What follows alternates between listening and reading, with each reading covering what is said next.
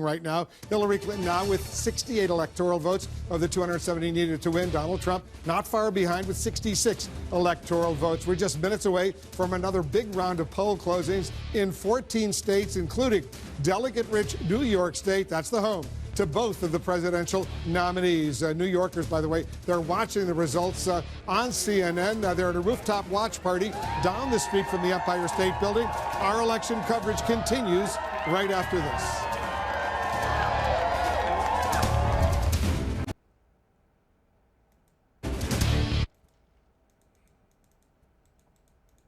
Yeah, I saw that Rubio won a Senate seat. I don't understand. I don't understand how, but I don't know, dude. Maybe because Trump has been getting more popular? I'm not even sure. How does Rubio lose in the primaries but win a seat so hard? Like, it doesn't make sense. I don't understand.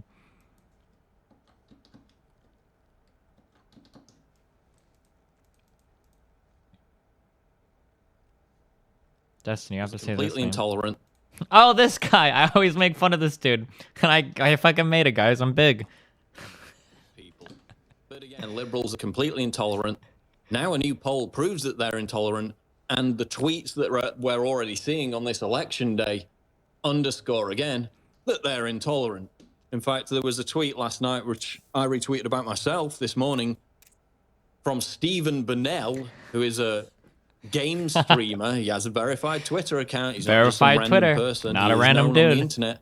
I'm known. Quote, are you going to kill yourself tomorrow when Trump loses? Another tolerant liberal. I love it, dude. What a meme. Now we just need to get Alex Jones to mention us, and then we'll be good to go, guys.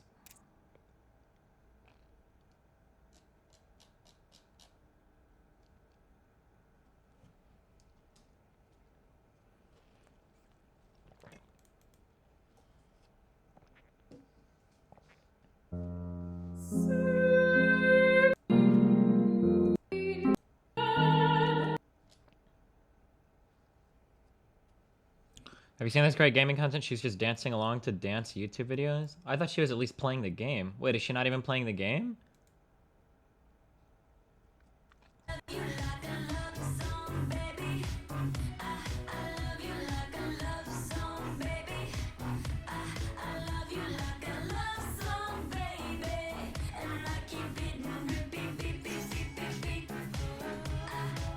Wait, how do you know she's did she say she's watching YouTube? Oh, I thought she was playing the game. Wait, what the fuck? What's the point?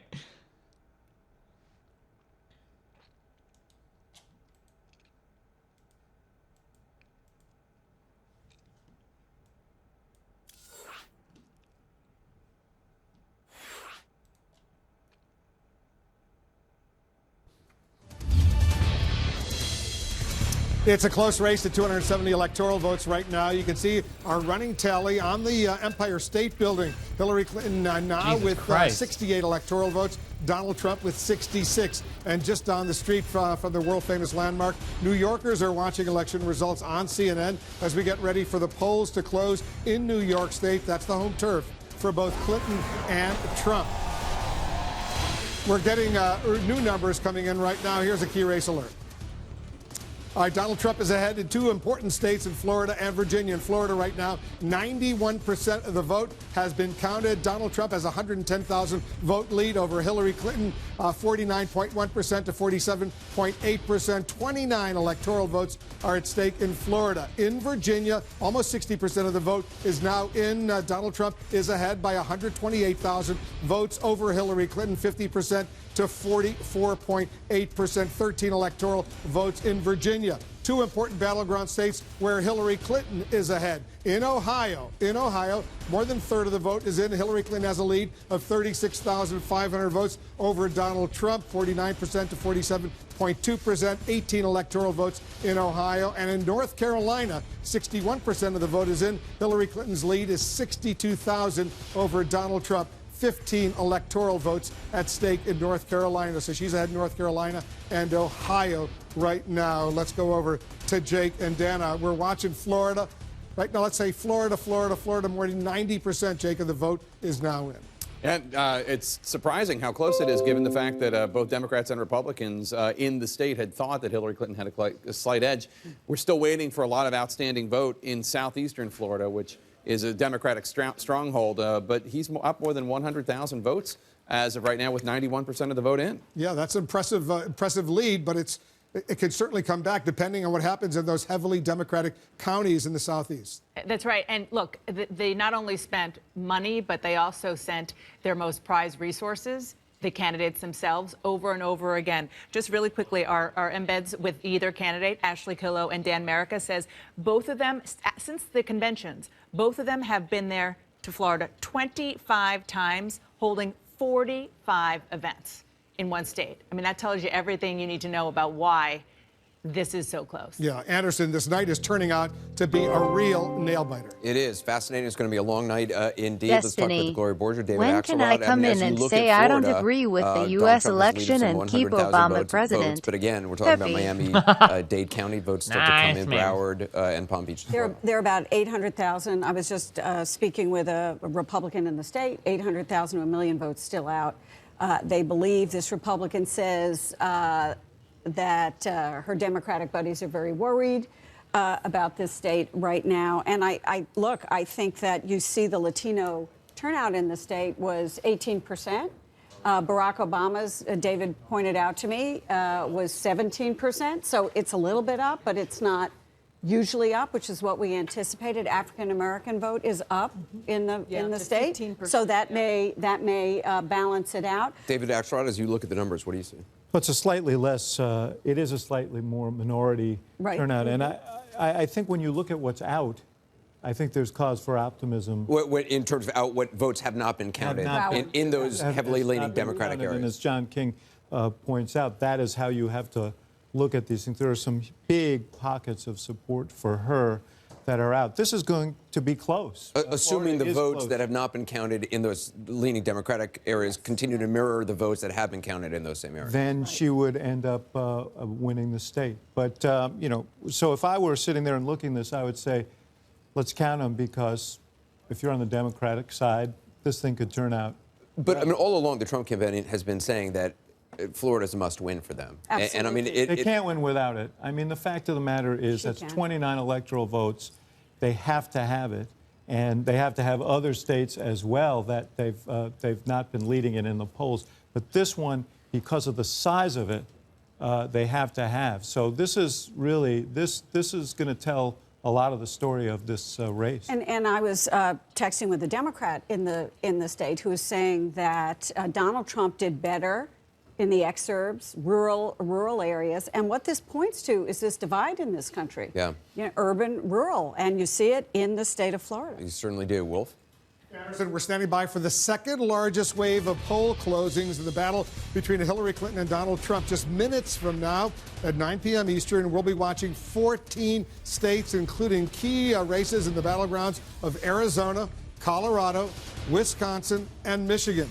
The last polls are also closing in Kansas, Louisiana, Minnesota, Nebraska, New Mexico, New York, North Dakota, South Dakota, Texas, and Wyoming.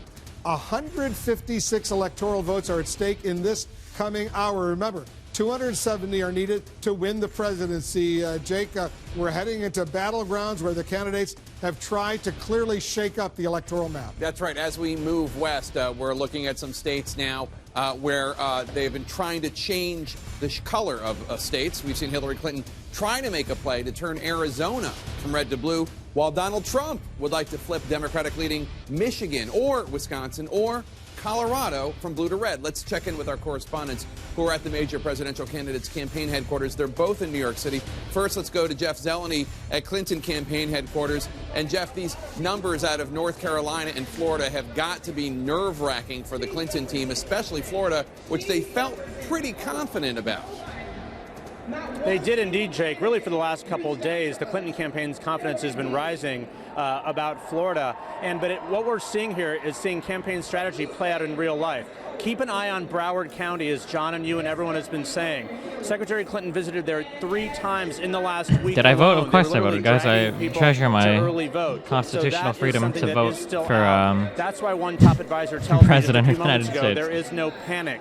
because of Broward County. But I can tell you, Jake, much closer than they thought. They're also watching Pennsylvania very carefully, but one advisor tells me we're flying almost blind there. This is old school, no early voting. They're frankly not sure what's happening in Philadelphia as much, but first things first. And first for the Clinton campaign is watching Broward County and watching South Florida.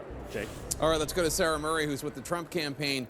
Just a few blocks away. Who did I vote for? I voted for all the Democrats. The Trump campaign, while, Are you proud of me? Who knows what's going to Where's happen, your sticker? I didn't see them handing out any they're stickers really turning whatsoever. some of these I never states, saw any. into very competitive battlegrounds. They do feel very good about that, Jake, and particularly when you look at Florida and how tight the race is there. They're pleased to see that, but this is not a campaign that's out there popping champagne or rejoicing about the numbers they're seeing. They expected Florida to be very tight and very nerve-wracking, and they are very aware of the fact that if they cannot pull out a victory in Florida, then basically Donald Trump's chances of reaching 270 pretty much evaporate. And so that's why when I was checking in with one Trump staffer about how they're feeling so far about Florida, this person just told me simply scared. All right, Sarah Murray at Trump campaign headquarters. Let's go to Wolf Blitzer right now. It's a lot closer, Dana, than so many people thought in these key battleground states. This is going to take a while. It is going to be a long night. Look, I mean, it is a divided country, and at least as far as the votes are showing us as they're coming in now, that is playing out. I mean, there's no question about it, and especially and incredibly so in the purple state of Florida. Let's walk over to John King and take a closer look at Florida right now. John, some of those Democratic leading counties in the southeastern part of Florida, there's still a lot of votes outstanding. Still a lot of votes outstanding. The question is, are there enough votes outstanding? So you go through them as you look. And you look at Palm Beach County, it's been stuck at 53% of the vote counted for quite some time, 57 I like that. to 40. So reasonable to assume there are a lot more votes here for Secretary Clinton if the margin holds up. It doesn't always. Could be some more Republican-leaning precincts out there. We don't know exactly what's out there, but if you watch as it's built, it's been pretty consistent. The question is, what's left? Jeff Zeleny was just talking about this. We're only up to 13% in Broward County. Secretary Clinton has targeted this quite a bit. She's at 70-30 almost right there. Let's just go back and look at it comparative in time, 67-32. So at the moment, she's running a little stronger than President Obama was 4 years ago. Can you turn CNN up? You should be able to hear it. I'm going to turn this up too loud. I don't want to get busted by the Twitch cops. We come down to Miami-Dade, which is the biggest. There's not C-SPAN coverage of the election, is there? And this one's almost counted, 91%. But again, that 9%, when you're talking about, look at the numbers of votes here, that 9%, a decent amount of votes. So we've got some more counting to do here. And the other thing you start looking for, Wolf, is where are the Republican votes still out? So you're looking DeSoto County, 100%. A lot of these smaller counties, the rural counties where Donald Trump runs it up, still Polk County, we have nothing. So there's some potential gain for Donald Trump here. But you're starting to go through these. If you come out to the coast, here's a place, Volusia County. This is Daytona area. This is a place where Donald Trump outperformed Mitt Romney. You look 54, 55 there to 50. So there are some places where Trump is outperforming Romney, and this is a decent vote total, just shy of 40,000 votes there. He's running up the votes here. He's done very well along the northeastern coast of Florida, Donald Trump has. But again, you find a county, you see a big gap, but it's at 100% when you're trying to make up votes. You move up here, a big gap, but it's at 100%. So you pull back out where the Democratic votes are, counted here in Orange County, mostly counted here. One of the interesting areas, this is very, very close, and it's going to be very close to the end. If Donald Trump ekes out a victory, he may have his performance right here in the Tampa-St. Pete area. Why do I say that? Let me pull it out and look at it. Let's take the lines away so it's not confusing. Hillsborough County, 51-45. You go back in time, President Obama won it a little bit bigger. You move over here to Pinellas County, you see that's the president's margin 4 years ago, 5 points. Donald Trump is leading here right now. It's a vote-rich area on the western part of the state, a swing area that goes back and forth in close races. Trump is outperforming Romney in that particular part of the state. So that's what's keeping him more competitive, keeping him in the lead right now. If he ekes out a narrow victory, he'll have his performance up here to think about it. And again, we're going to just come back down here and keep checking. Still at 53%. A lot of votes here still to come in. And so far, they've been going Clinton's way. This is the one now up to 16%. We'll check her lead in just a second as this vote comes in, but you want to watch as we start going from 13 to 16 to 20 to 30. Does it stay 69-30? Does it stay in that margin? If it stays in that margin, she's going to make up a lot of Broward County, where Fort Lauderdale is, 9.3% of the whole population of the state. And so as you move up, if you're looking at that big of a population center, as you move up through the count, Miami-Dade's still stuck at 93, but this is the big one we're waiting on. I mean, there'll be some adjustments in the margins, but when we get more of this, when we get from 16 to 30 to 40, we'll see if this holds up, and we'll see that we'll get a better sense of the turnout. We'll see how much of the math. But if you look at just imagine at 16%, You're talking about, 260, 280,000 votes right there. If that continues, there are still votes to be had. But we've got some counting to do. I'm just looking at other places as we go through this. 76% here, Clinton with a big lead, so maybe some more votes for her there. Most of these other places. Let's do Virginia for a moment. Quickly with Virginia. Let's pull back out to the map. Again, these are states where the early votes are being counted. Project will win. Kansas with its 6 electoral votes, Nebraska with its 5 electoral votes, and Wyoming with its 3 electoral votes. Donald Trump wins those 3. Donald Trump wins some more states, 3 more. He will carry North Dakota with its 3 electoral votes and South Dakota with its 3 electoral votes. Donald Trump carries those states as well. Donald Trump carries some more states. Let's take a look at the states where it's too early to call right now. These are the states where the polls have closed, but we're not able to make any projections. Arizona, Colorado, Louisiana, Michigan, Minnesota, New Mexico, Texas, and Wisconsin. No projections yet. Here's the electoral map as it stands right now. Hillary Clinton has 97 electoral votes. Donald Trump has 84 electoral votes. Remember, 270. That's the magic number you need to be elected president of the United States. You see the map over there. The blue states are the states that Hillary Clinton has won. The red states are the states that Donald Trump has won. All those yellow states are states where the polls have closed, but we're not yet able to make a projection. By the way, Nebraska, we are projecting that Donald Trump will win 3 of the 5 electoral votes in Nebraska. Nebraska, one of 2 states with me where they distribute electoral votes according to congressional districts. Let's go over to Jake. This is a big win for Hillary Clinton in New York because Donald Trump, that's his home state.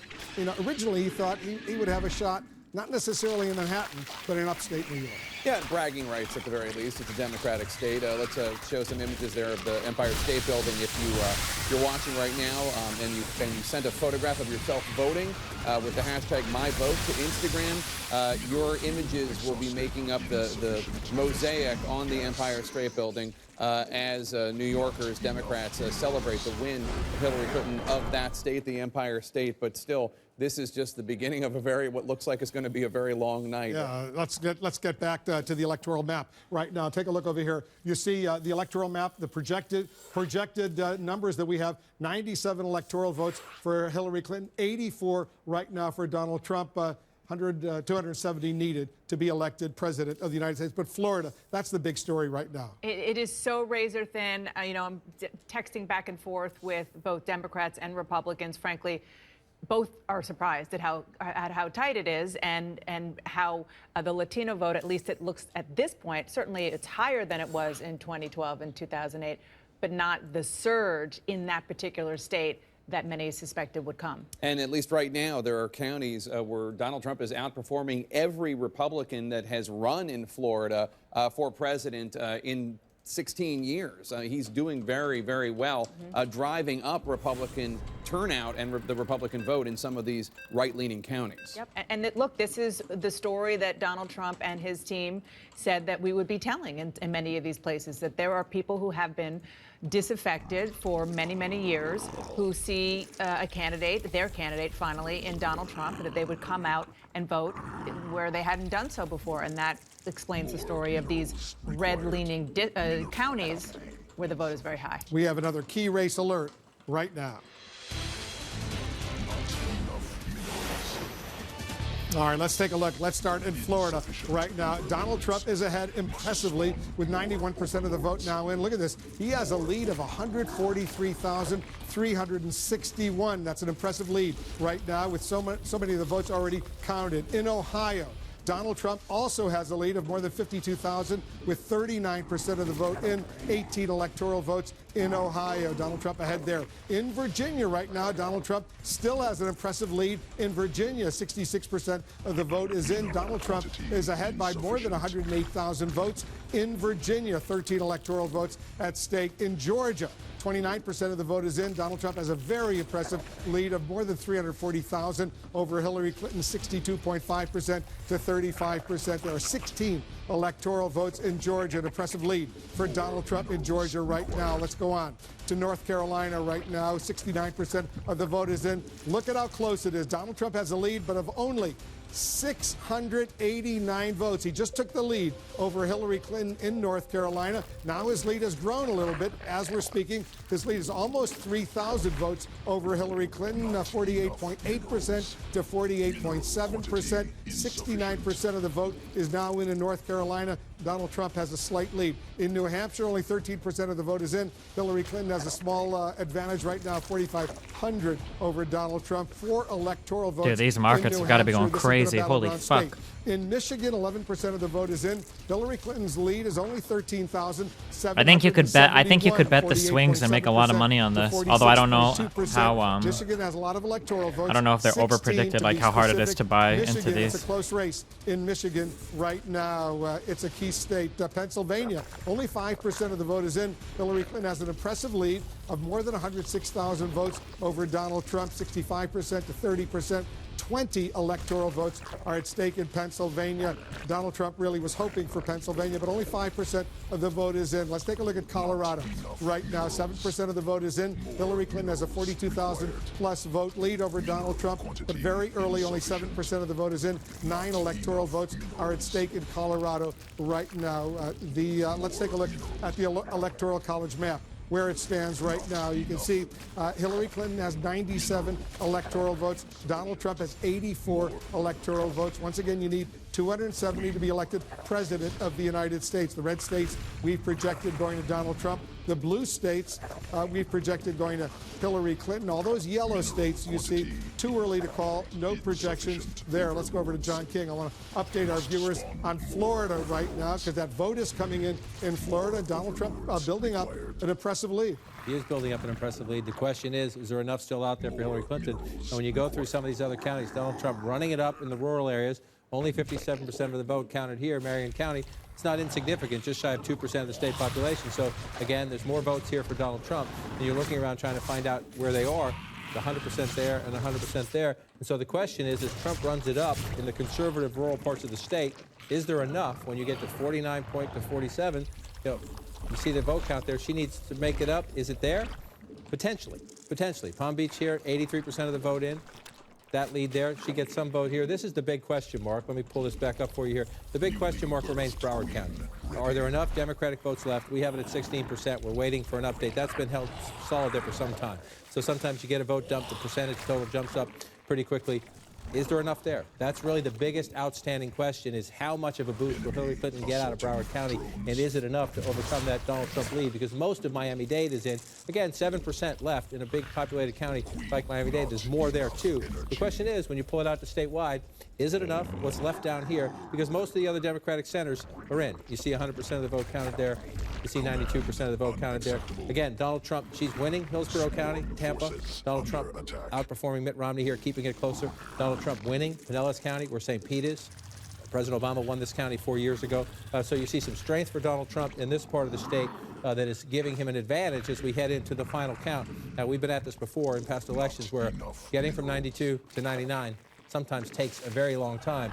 So we'll see if the votes are still out here. One other thing, Wolf, since last time you were here, Ohio was before blue. Before we go back to Florida for a second, because I know we have a feature where there's still outstanding votes remaining. We see 92% of the vote is in.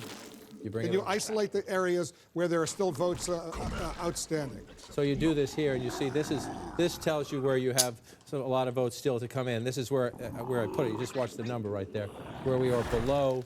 So let's say we're below 75% of the vote counted, right? You leave that right there. So you see the areas where you're still waiting, right? So obviously this is the biggest vote center, but everywhere else we're waiting. Because he's ahead right now by about 130,000 votes, 142,000 exactly right now. Are there enough votes outstanding that could, for Hillary Clinton to overcome that Donald Trump advantage? So let's look at it two ways, just based on this. These are places where you're under 75%. So these are Republican places here. You bring it out here, 57% of the vote counted again. It's 1.8% of the state population, but that's to be gained for Donald Trump. It's not as big as we're about to go, but again, that's a lot of votes there still for Donald Trump if he keeps those margins. No guarantee, but these places have a vote history, and these are Republican places. This is tiny, pretty small, but again, you're only at 50% here, right? So imagine that if 9,000, just shy of 9,000 votes there, if the other 50% comes in the same way, it adds roughly ballpark 9,000 more votes. So there's your advantage for Donald Trump. The only place for the Democrats, a big Democratic area that's under 75. I'm going to move the dial. No, it just went up to almost half. Just up to almost half here. And so the question is, because it's up to almost half, let me just pull this back and come all the way over. And let's just come back out and see what that did. It didn't narrow. We're almost up to almost half, and it narrowed it somewhat. So the question is, as we go through this, are there enough votes there that we're almost at half? You see the lead now? It's pulling away. Is there enough there for Hillary Clinton in what's left in Broward and in Miami-Dade to pull it off? If you start to look at it right now, you get more and more skeptical as you move from 93. The question is, as we move that up to 95 and beyond. If you're in the Trump campaign, you're very happy with this right now. And again, you're looking at your performance in some of these, in the rock rural places, the rock conservative places, Donald Trump has performed well. And in some of these swing areas here, he's overperformed. Even where he's losing, he's overperformed Mitt Romney, again, particularly in the Tampa area, which matters because it's a population center. Look at the vote count there. Hillary Clinton has a bigger lead here. She's got, that's another 8, 10, 20,000 votes, depending on what the size of that lead is. That's significant in keeping the margins down there. Florida, we're going to try to get from 93 to 98 to 99. But if you're in the Trump campaign, it's 29 electoral votes you have to have. At the moment, if you're in the Trump war room, you're reasonably optimistic, but you're waiting to see, again, up to 48% here. We're up to 83% here. So this is where the clock starts to tick against Hillary Clinton. Now that you're up to 83% in Palm Beach County, so there's not that many more votes to come in. What comes in is coming in her favor by a lopsided margin, but then you say, okay, we're up to 83%, boom. She's getting closer. The question is, do you get close enough with what's still left? So we'll count to the last vote in Florida. The point I was trying to make before is that earlier on, remember, as you look at this map, live results feeding in, Hillary Clinton is unlikely to win Nebraska. It's just the votes coming in early on. The same with these other, some of the Illinois perhaps, but Missouri, we don't think so. But Ohio was Democratic last time Wolf was here. It has moved to Republican now, 51 to 44. And the reason, last time I talked to Wolf, I said there's a lot of votes to be counted. In all of these rural areas here, they are now filling in for Donald Trump. So Ohio is shifting Republican as well at the moment, Wolf. All right, John, we have some projections right now. All right, we projected it. Donald Trump will carry a huge prize. Texas, with all of its 38 electoral votes, a big win for Donald Trump in the state of Texas. Democrats had hope, but it's not going to happen for them this time. CC donated $5, says, well, right to bear arms. Honestly, I think I might talk to Stephen about your odd rhetoric. This chat is definitely an integral part to his stream, and you are sullied it by telling him and many others to kill themselves. You've got some major problems, says CC, with a donation of $5. CC donated $5 again and said, and I worry that they are never going to be solved if you loiter here. Wow, good job. More minerals required. Where 270 are needed to win the White House. So let's go back over to John King. John, he's taken the lead in the Electoral College count, which is significant right now. There's still plenty of other states out there. I was just doing some experimenting while you were over there, just trying to do some math. As you look at this map right now, as you look at the map fill in, and I want to again caution our viewers that I'm sorry for those who've been with us all night. I'm being repetitive, but these are live results feeding in. These are not states that we have called in many cases. You see Nebraska, you see New Mexico, you see Missouri, for example. We haven't called those states, so they're blue at the moment. It's very early results. But as you look at the map right now, if you're Donald Trump, you're leading in Florida. You're leading in Virginia. We've got some votes to be counted there in the D.C. suburbs. But you just pulled ahead in Ohio, Michigan, and Wisconsin.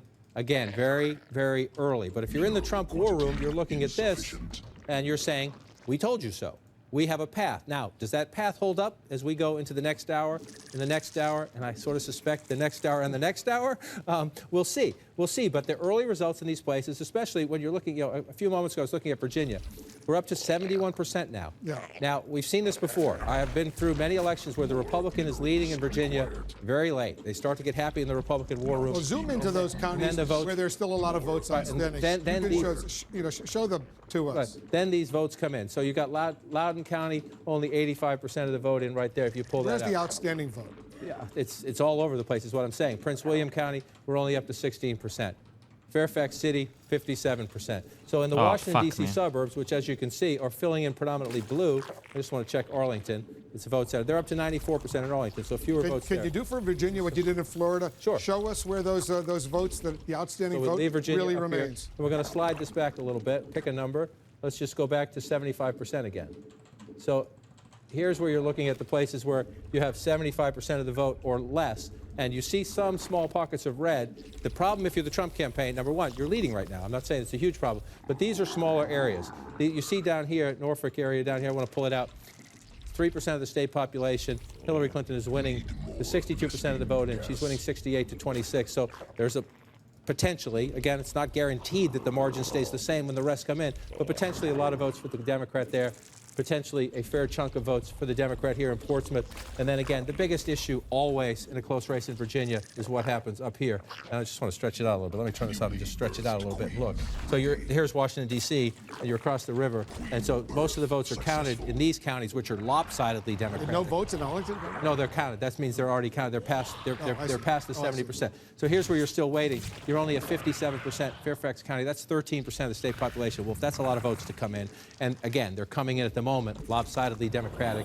They're coming in here closer. Prince William County, Donald Trump has made a run at this. And again, if Donald Trump ekes out a victory in Virginia, you're going to look at this county compared to 4 years ago. Coming home. Tell the world I'm coming meme-gasm. Beginning to get into the exurbs, Donald Trump performed very well. I want to pull this back over just so we get the whole statewide perspective. And you look, the map is filling in as you would expect it to, except for the fact that Donald Trump is running more competitive in some areas, but we're still waiting.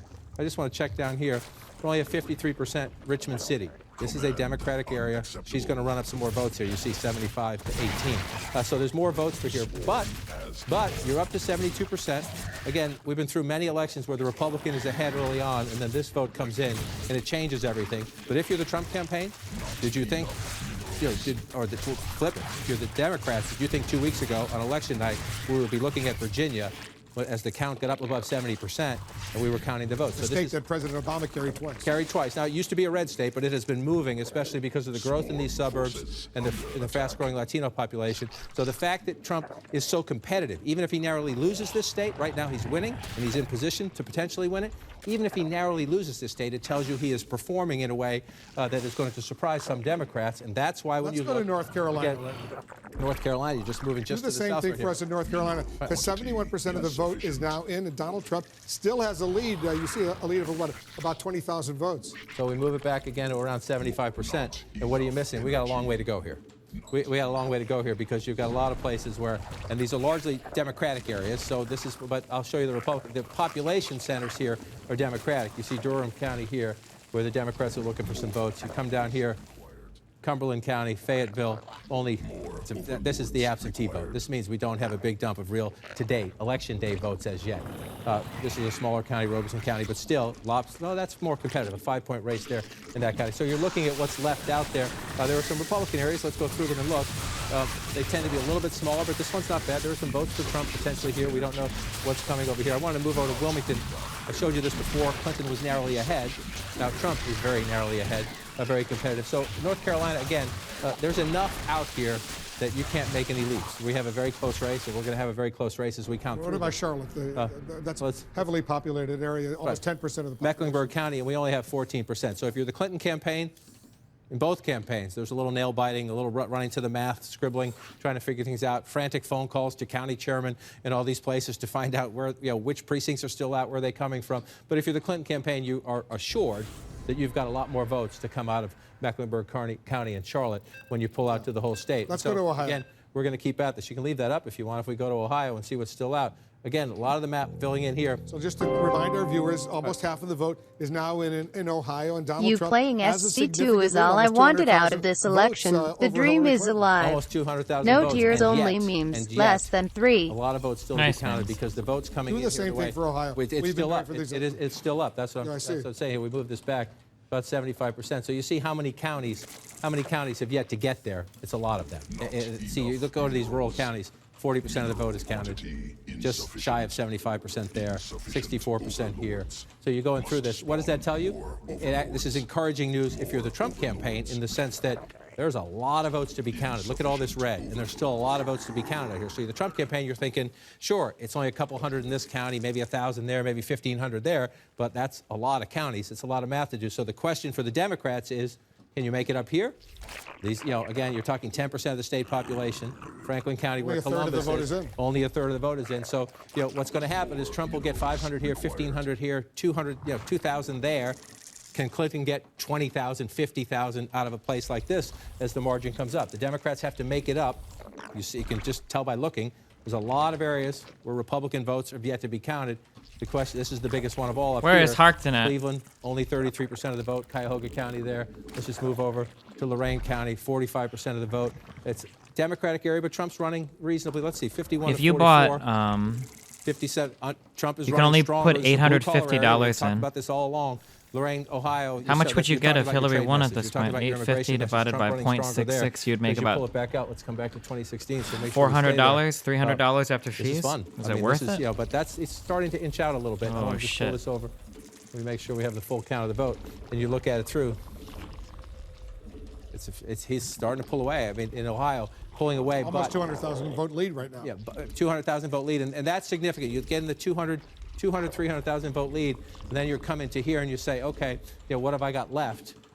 She might have 100,000 there, maybe a little bit more, but you have 200,000. That's the math you're doing now in these war rooms when you're going to call all your people and say, in this Democratic area, what's still missing? How much am I going to get? Athens is relatively small, so there's some there for Clinton.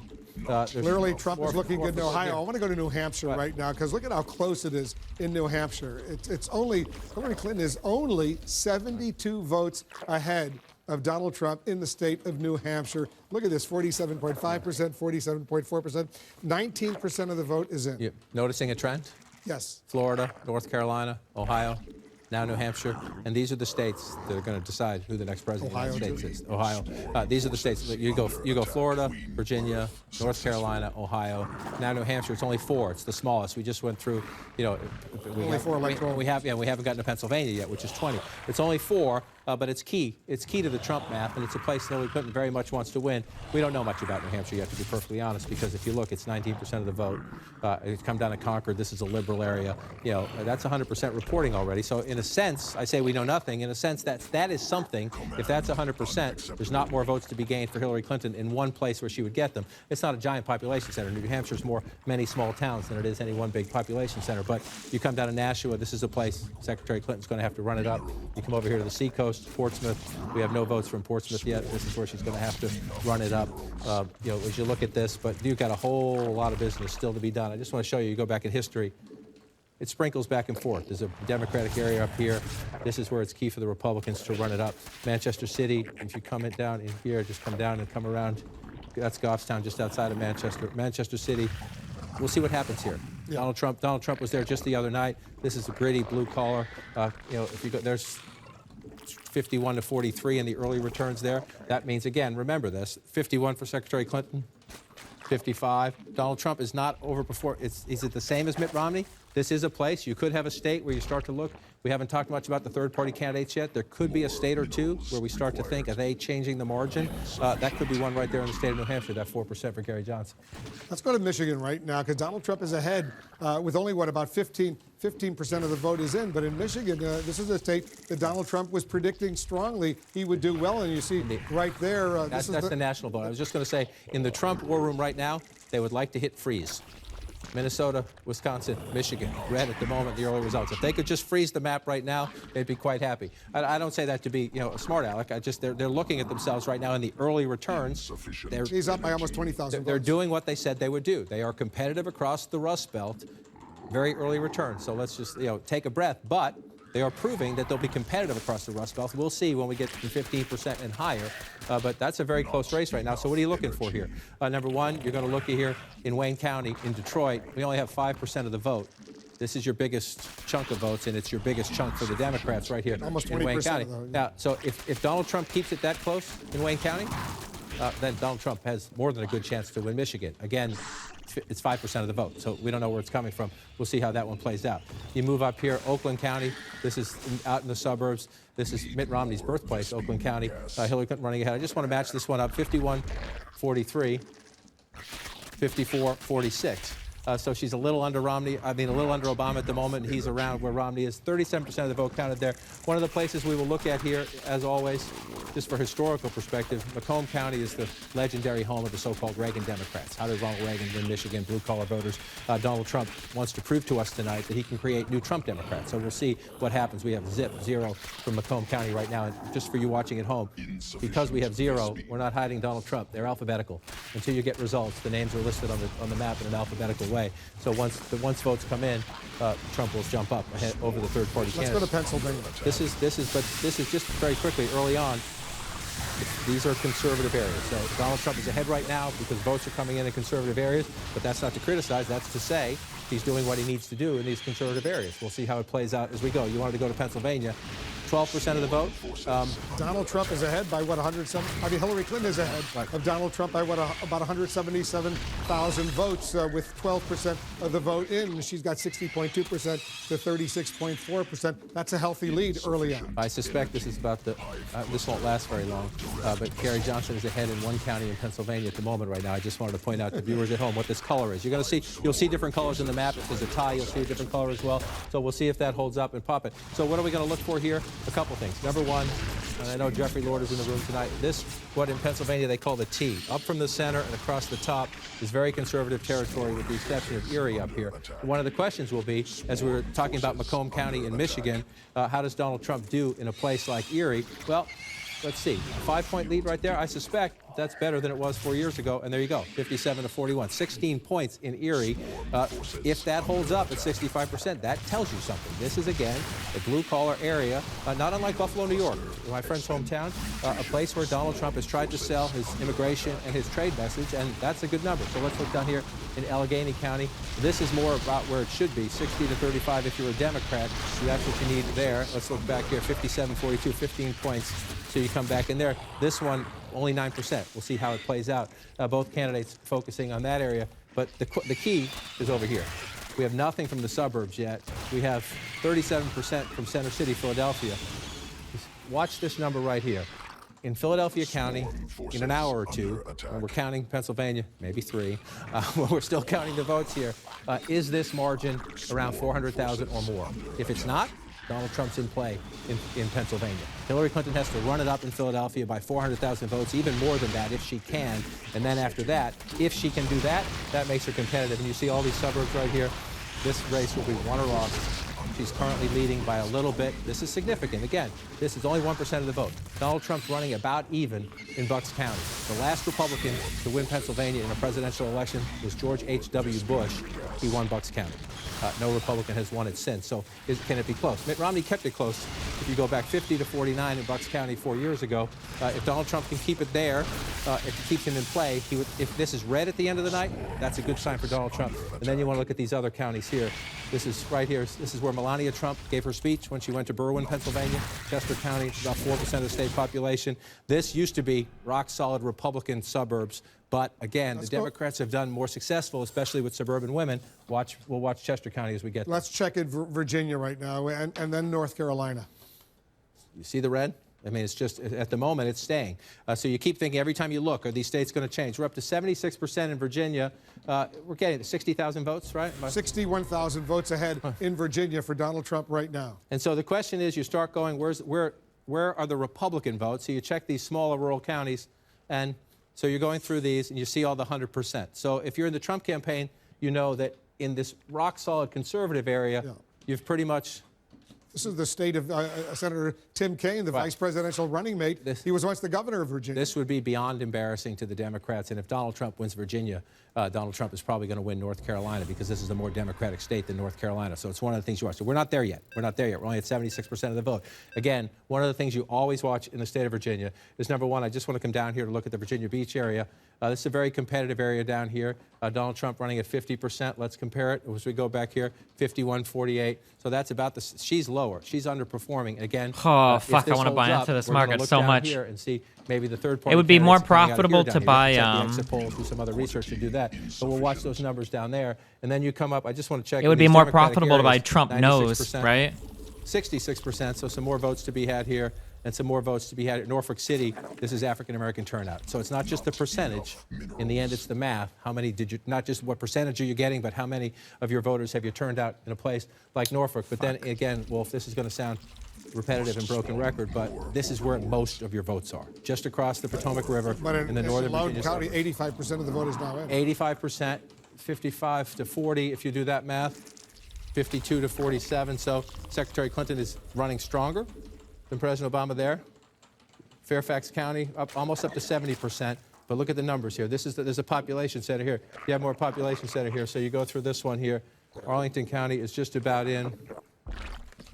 Alexandria City is all in. Those are big Democratic votes there. And so you're looking around here, you're trying to hunt, you come down here. Prince William County, we're only at 26%. Is that right? Yeah, Prince William County only at 26%. Hillary Clinton there. I just want to compare that to 4 years ago again. She's underperforming at the moment. She is underperforming Wolf here. So Virginia is very close. There's still a lot of votes to be counted in Northern Virginia. That's the difference. Hillary Clinton has closed the gap somewhat, but got a little ways to go still, Wolf. Now let's do a key race alert right now. All right, let's start out with Florida right now. 94% of the vote is in. You see Donald Trump maintains an impressive lead of 141,000 votes over Hillary Clinton, 29 electoral votes at stake. Trump is ahead impressively in Ohio. Trump is also ahead. More than half of the vote is in. Donald Trump has a 235,000 vote lead over Hillary Clinton. Very impressive lead in Ohio right now, 18 electoral votes. In Virginia, Trump is ahead there. He's got a lead of 42,000 plus in Virginia. 77% of the vote is in. Donald Trump is ahead in Virginia. He is also ahead significantly in Georgia, 384,000 votes ahead of Hillary Clinton. 41% of the vote is in. 16 electoral votes in Georgia right now, another state where Donald Trump leads. There are more states, more numbers coming in. 76% of the vote is in North Carolina, and Trump has a 56,000 vote lead over Hillary Clinton, 49.5% to 47.9%. He is ahead in North Carolina right now. 15 electoral votes there. In Michigan, 17% of the vote is in. Look at this. Donald Trump is ahead in Michigan right now as well, 28,000 plus votes over Hillary Clinton, 49% to 45, almost 46% for Hillary Clinton. 16 important electoral votes in Michigan right now. In New Hampshire, 22% of the vote is now in. Trump is ahead in New Hampshire as well. 1,700 vote lead. Now it's just gone down to 900 vote lead. Look at how close it is. 47.7% to 47.2%. A quarter of the vote almost is in New Hampshire. In Wisconsin, 12% of the vote is in. Hillary Clinton has a 25,000 vote lead over Donald Trump. 10 electoral votes in Wisconsin, but this is very early. Only 12% of the vote in Wisconsin is in right now. We've got more. Colorado, 42% of the vote is in. Hillary Clinton has a 55,000 plus vote lead over Donald Trump. 42%, once again, of the vote is in. 9 electoral votes in the state of Colorado. And in Pennsylvania, Hillary Clinton right now has an impressive 154,000 vote lead over Donald Trump. 17% of the vote is now in. Look at this, 56% for Hillary Clinton, almost 41% for Donald Trump. Pennsylvania has 20 electoral votes, but only 17% of the vote is now in. Let's take a look at the electoral map, see where things stand right now. According to our projections, Donald Trump is ahead. He has 128 electoral votes. Hillary Clinton has 97 electoral votes. Remember, 270. That's the number you need to be elected president of the United States. Donald Trump has the red states. Hillary Clinton has the blue states. All those yellow states, we cannot make a projection too early to call. Let's go to let's check in with some of the campaign headquarters right now. Jim Acosta is joining us. Jim, you're over at Trump headquarters. Breonna Keeler is at Clinton headquarters. Jim, what is the mood over there? There are some happy campers over here at Trump campaign headquarters, Wolf. It is very clear every time the returns are flashed on the screens here from the state of Florida, this place erupts into cheers, and it's been happening in just the last several minutes when they've been flashing returns from Ohio and Virginia, these other battlegrounds that Donald Trump must win. And Kellyanne Conway, the Trump campaign manager, sent out an email that sort of captures the mood in their war room. She says there's a buzz in the war room that can be felt across the nation. A win is imminent, and America will once again be great again. A lot of campaign spin in that, but obviously reflects where they are right now. We were hearing a lot of pessimism and some people sounding very glum inside this campaign, inside this operation earlier today. That mood has done a 180, Wolf. They are feeling much more optimistic tonight. They were even cheering when they were showing the returns for Marco Rubio, a past Trump campaign foe from the primary days. And so I would say, Wolf, that this place does not sound like a losing campaign at this point. They are, I won't say jubilant, but every time they flash Florida on the screen, it goes wild here. Yeah, Wolf. New York City over the New York Hilton. Jim, let's go to Breonna Keeler. She's only a mile and a half away or so over at the Javits Center. That's the Clinton headquarters. What's the mood over there, Breonna? Well, I will tell you, Wolf, that there are a number of anxious faces that I'm looking at here in the crowd. When we were listening to some of the projections come in at 9 p.m., Hillary Clinton winning some of the states that she was expected to, a lot of cheering. But as we're watching now, some of these very close states, there are a lot of people who are glued to the projections. They've been switching in and out of the big screen between an outside program going on where we just saw Senator Chuck Schumer speaking. He could be the Senate Majority Leader if Democrats are to take over the Senate. But going back now to watching projections, this is what the crowd is anxious to be looking for as they see Florida, they see the vote count very tight. Now, meanwhile, Secretary Clinton is about a mile and a half from here. She's at the Peninsula Hotel. She is obviously watching these returns as well. She's with her family. She's with her husband and her daughter and her son-in-law, as well as her grandkids, and a number of close aides and longtime confidants. She has been working on her speech, both speeches, I should say, and she has aides who are sort of working in some of the fixes she's been doing. But again, a lot of curiosity here about how the night is going to unfold and which of those speeches she's going to be giving, Wolf. A lot of uncertainty right now. All right, guys, we'll get back to you soon. Let's go over to Jake and Dana. Look at the map right now. Take a look over here. You see Clinton with 97 electoral votes, Trump with 128. You need 270 to win the White House. And you see what's going on. Trump is doing remarkably well. We have said from the beginning that for Donald Trump to win, he would need to run the table. And right now we are seeing that there is a path, a very clear path for Donald Trump. He is very competitive in all the key states, including Virginia, which could possibly be, there could be the crack in the blue wall, the firewall that Hillary Clinton had. We're seeing very tight races in the Midwest. The numbers are still coming in. A very nail-biters, not just in North Carolina, but Florida. It seems entirely possible that Donald Trump could end up having a very strong night, even the night that he's been dreaming of. We have a picture, I think, of Donald Trump with his running mate, Mike Pence, watching the returns coming in. This is a much stronger night than a lot of Republican officials thought was going to happen. We still don't know what's going to happen, and obviously the key states that we really need, that Hillary Clinton really needs to maintain. Let's just put this on the board. We need to make Hillary Clinton needs to keep Pennsylvania, and she needs to keep New Hampshire. She needs to keep Michigan, and she needs to keep Virginia. Those four are the ones for all the Hillary Clinton supporters out there wondering, oh my God, we're going to lose Ohio. Oh my God, we're going to lose Florida. Those four are the path. That's the firewall. Pennsylvania, Virginia, New Hampshire, and Michigan. But if there is a crack in any of those four states, this is going to be a night where the Jacob Javits Center is the wrong place for Hillary Clinton to be. Those four states are states that President Obama carried twice. That's right. And look, of all those four states, Virginia is the biggest surprise for, really mostly for Democrats. I will say that Republicans outside of the Trump campaign told the Trump campaign long ago, forget it, Virginia's gone, even before Tim Kaine became. Take a look at this. Take a look at this, Dana. You see these four states right there, and you see the states that Jake just circled: Virginia, Pennsylvania, New Hampshire. Let's start with Virginia. Donald Trump is ahead there by 20,000 plus votes in Virginia. In Pennsylvania, Hillary Clinton is ahead, 221,506 votes. In Pennsylvania, Hillary Clinton just changed to 227,000 votes. Look at how close it is in New Hampshire.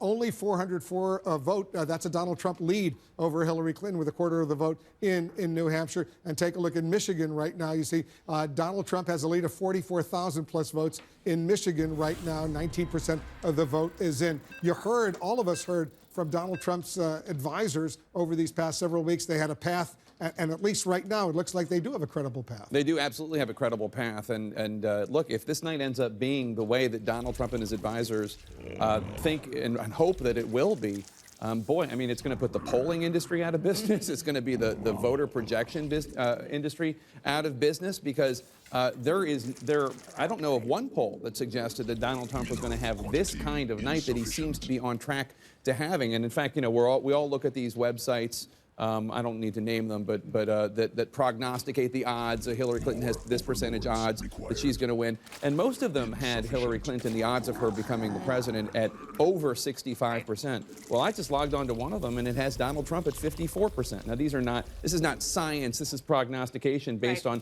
data coming in and polls and the like. But really, we're seeing, first of all, this is not the repudiation of Donald Trump and Trumpism that I think a lot of Republicans in Washington, D.C. and Democrats hoped. But beyond that, we're seeing, as you say, Wolf, a credible path for Donald Trump to the White House. I'm not saying it's going to happen, but it certainly could. And Jim was talking about the feeling inside the Trump victory party, which, of course, they always call it before we get the results. It's not just there. It's the photo of Donald Trump and Mike Pence watching the returns with the people who have been working on their campaign in the war room is one thing. And then the people who are closest to Donald Trump are watching in a room right now, and they said that the mood has changed completely. Dana, we have two more projections right now. All right, CNN now projects that Hillary Clinton will carry the state of Connecticut with its 7 electoral votes. Hillary Clinton wins in Connecticut. CNN also projects Donald Trump will win Louisiana with its 8 electoral votes. Another win for Donald Trump in Louisiana. Let's take a look at the Electoral College map, see where it stands with these latest 2 projections. You can see right now Donald Trump's still ahead. He has 136 electoral votes to Hillary Clinton's 104 electoral votes. Remember, 270, that's what's needed to be elected president of the United States. The red states we projected going to Donald Trump. The blue states we projected going to Hillary Clinton. Let's go over to John King to watch what's going on. John, you're studying this at the Magic Wall so closely right now. Just going through, and you're trying to look. Let's just start down here in Florida. I was just emailing back and forth with a key Democrat and Republicans who know this state very well. The Republican is not a fan of Donald Trump. Trust me. Who thinks that Donald Trump has enough to hold on here. That doesn't mean he will, but we're up to 95% here now. And so every time we do this, we go back to the bank of what's left out there. And there's still some votes left in these Democratic areas, but 94%. First, let's just go back and do the statewide math. You see right there, 49, go ahead. I was going to say, I want to get back to Florida in a moment, but let me take a quick break. We're counting down to another round of poll closings right now at the top of the hour. We're going to get results from 3 more battleground states that will help decide this presidential election. We're talking about Nevada, Utah, and Iowa. In Miami Beach, people are watching CNN. They're following the close race unfolding in Florida, very close. That crucial battleground state still too early to call. More votes coming in right after this quick break.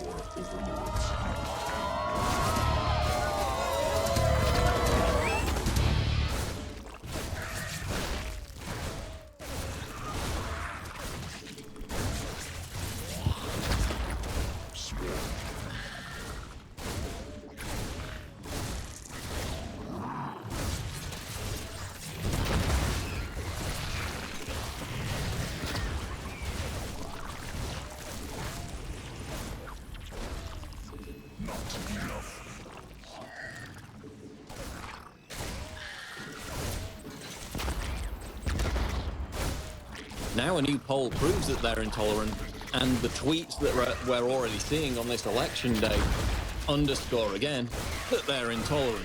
In fact, there was a tweet last night which I retweeted about myself this morning from Stephen Burnell, who is a game streamer. He has a verified Twitter account. He's not just some random Is there a direct person link known to on the internet. CNN stream or not? Are you going to kill yourself tomorrow when Trump...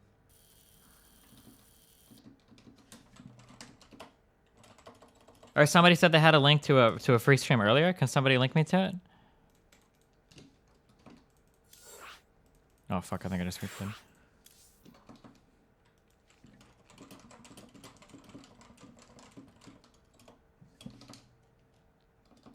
Oh, 6. CNN has an actual link. All right, thanks.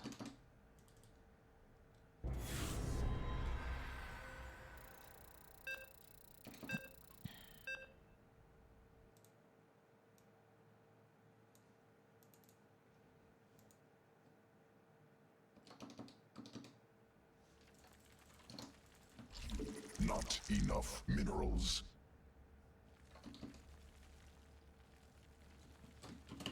Election night 2016. Clinton. Trump. Only one team has both sides covered. Watch Election Night in America on CNN. Insufficient overlords. More overlords required. Insufficient overlords. CNN. Right now, we have a major projection in the battle for the United States Congress. CNN can now project that Republicans will keep control of the House of Representatives. The House Speaker Paul Ryan's fight to maintain the Republican majority paying off, dashing the Democrats' slim hopes of retaking the chamber. This is an important win for Republicans as we await the outcome of the fight for the U.S. Senate and the presidential race. Jake and Dana, we fully expected the Republicans would win. We're still going to get the number, but they will be the majority, and that is significant. Yeah, it was not a surprise at all. We knew that the Republicans were going to likely keep control of the House. Even when Democrats were having a great period at the beginning of October, it seemed unlikely that the House was going to be able to go from Republican to Democratic. Dana, you've been watching this so closely. That's right, and we should tell our viewers that what this means for us is not that we've called every House race. Obviously, that would be impossible at this time of the night. It means that we, looking at the numbers, see that there's no path for the Democrats to get the 30 seats needed to retake control. Now let's get back to the race for the White House. Right now, we have another key race alert. All right, take a look at this. We'll start with Florida. 95% of the vote is in, and Donald Trump has an impressive almost 112,000 vote lead over Hillary Clinton, 49% to 47.8%, 29 electoral votes in Florida. In Ohio, 61% of the vote is in, and Donald Trump there has a very impressive almost 354,000 vote lead over Hillary Clinton, 18 electoral votes in Ohio. In Virginia, Donald Trump is leading there, but very, very narrowly, only 10,123 votes. 80% of the vote in Virginia is in, 13 electoral votes there. In Georgia, almost half of the vote is in there. Donald Trump once again has a very impressive lead of more than 365,000 votes, 16 electoral votes at stake in Georgia right now. Let's take a look at more results coming in, starting with North Carolina. 78% of the vote is in. Trump maintains a lead, a significant lead, 85,000 votes over Hillary Clinton with 15 electoral votes at stake in North Carolina. In Michigan, 20% of the vote is in. Trump is ahead there as well by more than 41,000 votes. Trump is ahead over Hillary Clinton, 16 electoral votes in Michigan. In New Hampshire, very close there, almost a third of the vote is in. Donald Trump maintains a lead of more than 1,800 votes over Hillary Clinton. It's very close, 47.8% to 47%. Almost a third of the vote is in. 4 electoral votes in New Hampshire. In Wisconsin, 21% of the vote is in. And there in Wisconsin, Trump is leading there as well. 43,000 plus votes over Hillary Clinton, 10 electoral votes at stake in Wisconsin. Trump is ahead right now with 21% of the vote is in Wisconsin. In Colorado, more than half of the vote is in. Hillary Clinton is ahead in Colorado. She has more than 88,000 vote lead over Donald Trump, 9 electoral votes in Colorado. And in Pennsylvania, a quarter of the vote is in. Hillary Clinton has a significant lead there of 276,000 plus votes over Donald Trump. It's 269,000 right now, 20 electoral votes in Pennsylvania. Let's take a look at the Electoral College map to see the all-important Electoral College map. Trump is ahead. He has 136 electoral votes compared to Hillary Clinton's 104. 270 are needed to win the White House. Let's go over to John King over at the Magic Wall. He's taking a look. Donald Trump is doing remarkably well, John, in so many of these states that President Obama carried twice. And so we'll get to the results in a minute, but first the question people are asking at home, does he have a path now? With what we are seeing, does he have a path? And remember, this is where we started the night. We had Secretary Clinton at 268 to start the night. All she needed to do was win one more state if, and it's a big if at this hour, she held all the blues. So let's just go through this where we are right now. Okay? Donald Trump we had at 204. Well, Donald Trump is leading right now in Florida. Let's see if he can hold on to Florida. That's 29. Donald Trump is leading right now in North Carolina. Let's see if he can hold that. Look where that gets Donald Trump. Let's assume we're not out west yet. This may come down. We could come down to Arizona and Nevada in this race, but let's just say Donald Trump wins Arizona, where he was leading in the late polls. That gets him to 259, Wolf.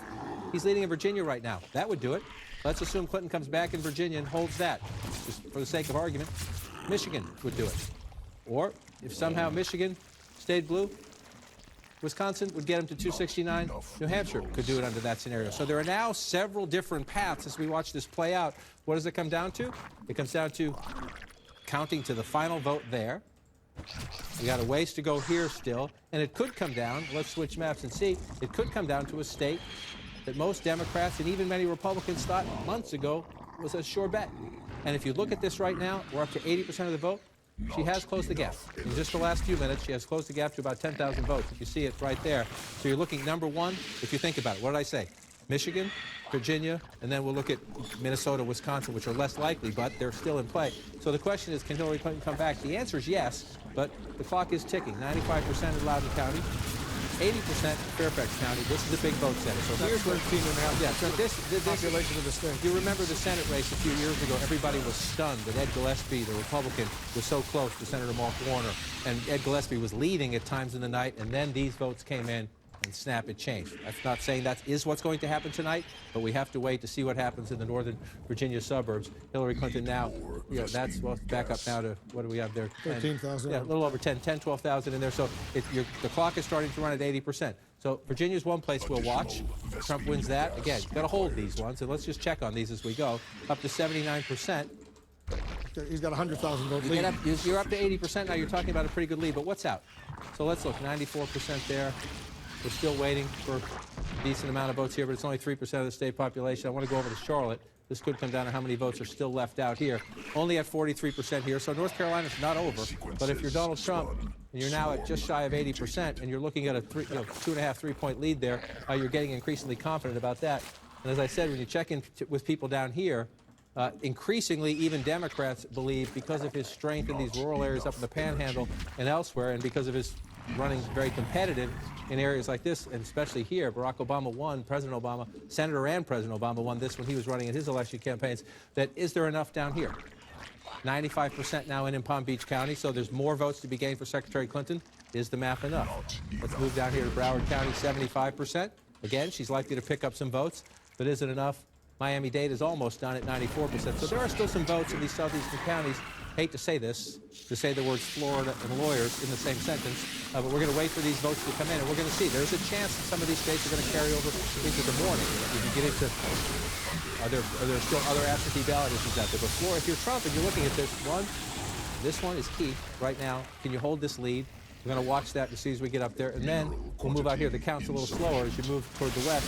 We're only up to 21% in Michigan. But again, you're starting to build a healthy lead. Some people look at that and say, wow, the other way to look at it is what we have so far. What about the Democratic areas like Detroit? Right. Most of what we have so far is from the rural areas. So it's not surprising in the sense that once you look at where the votes are from, that doesn't surprise you. The question is what's happening in places like this.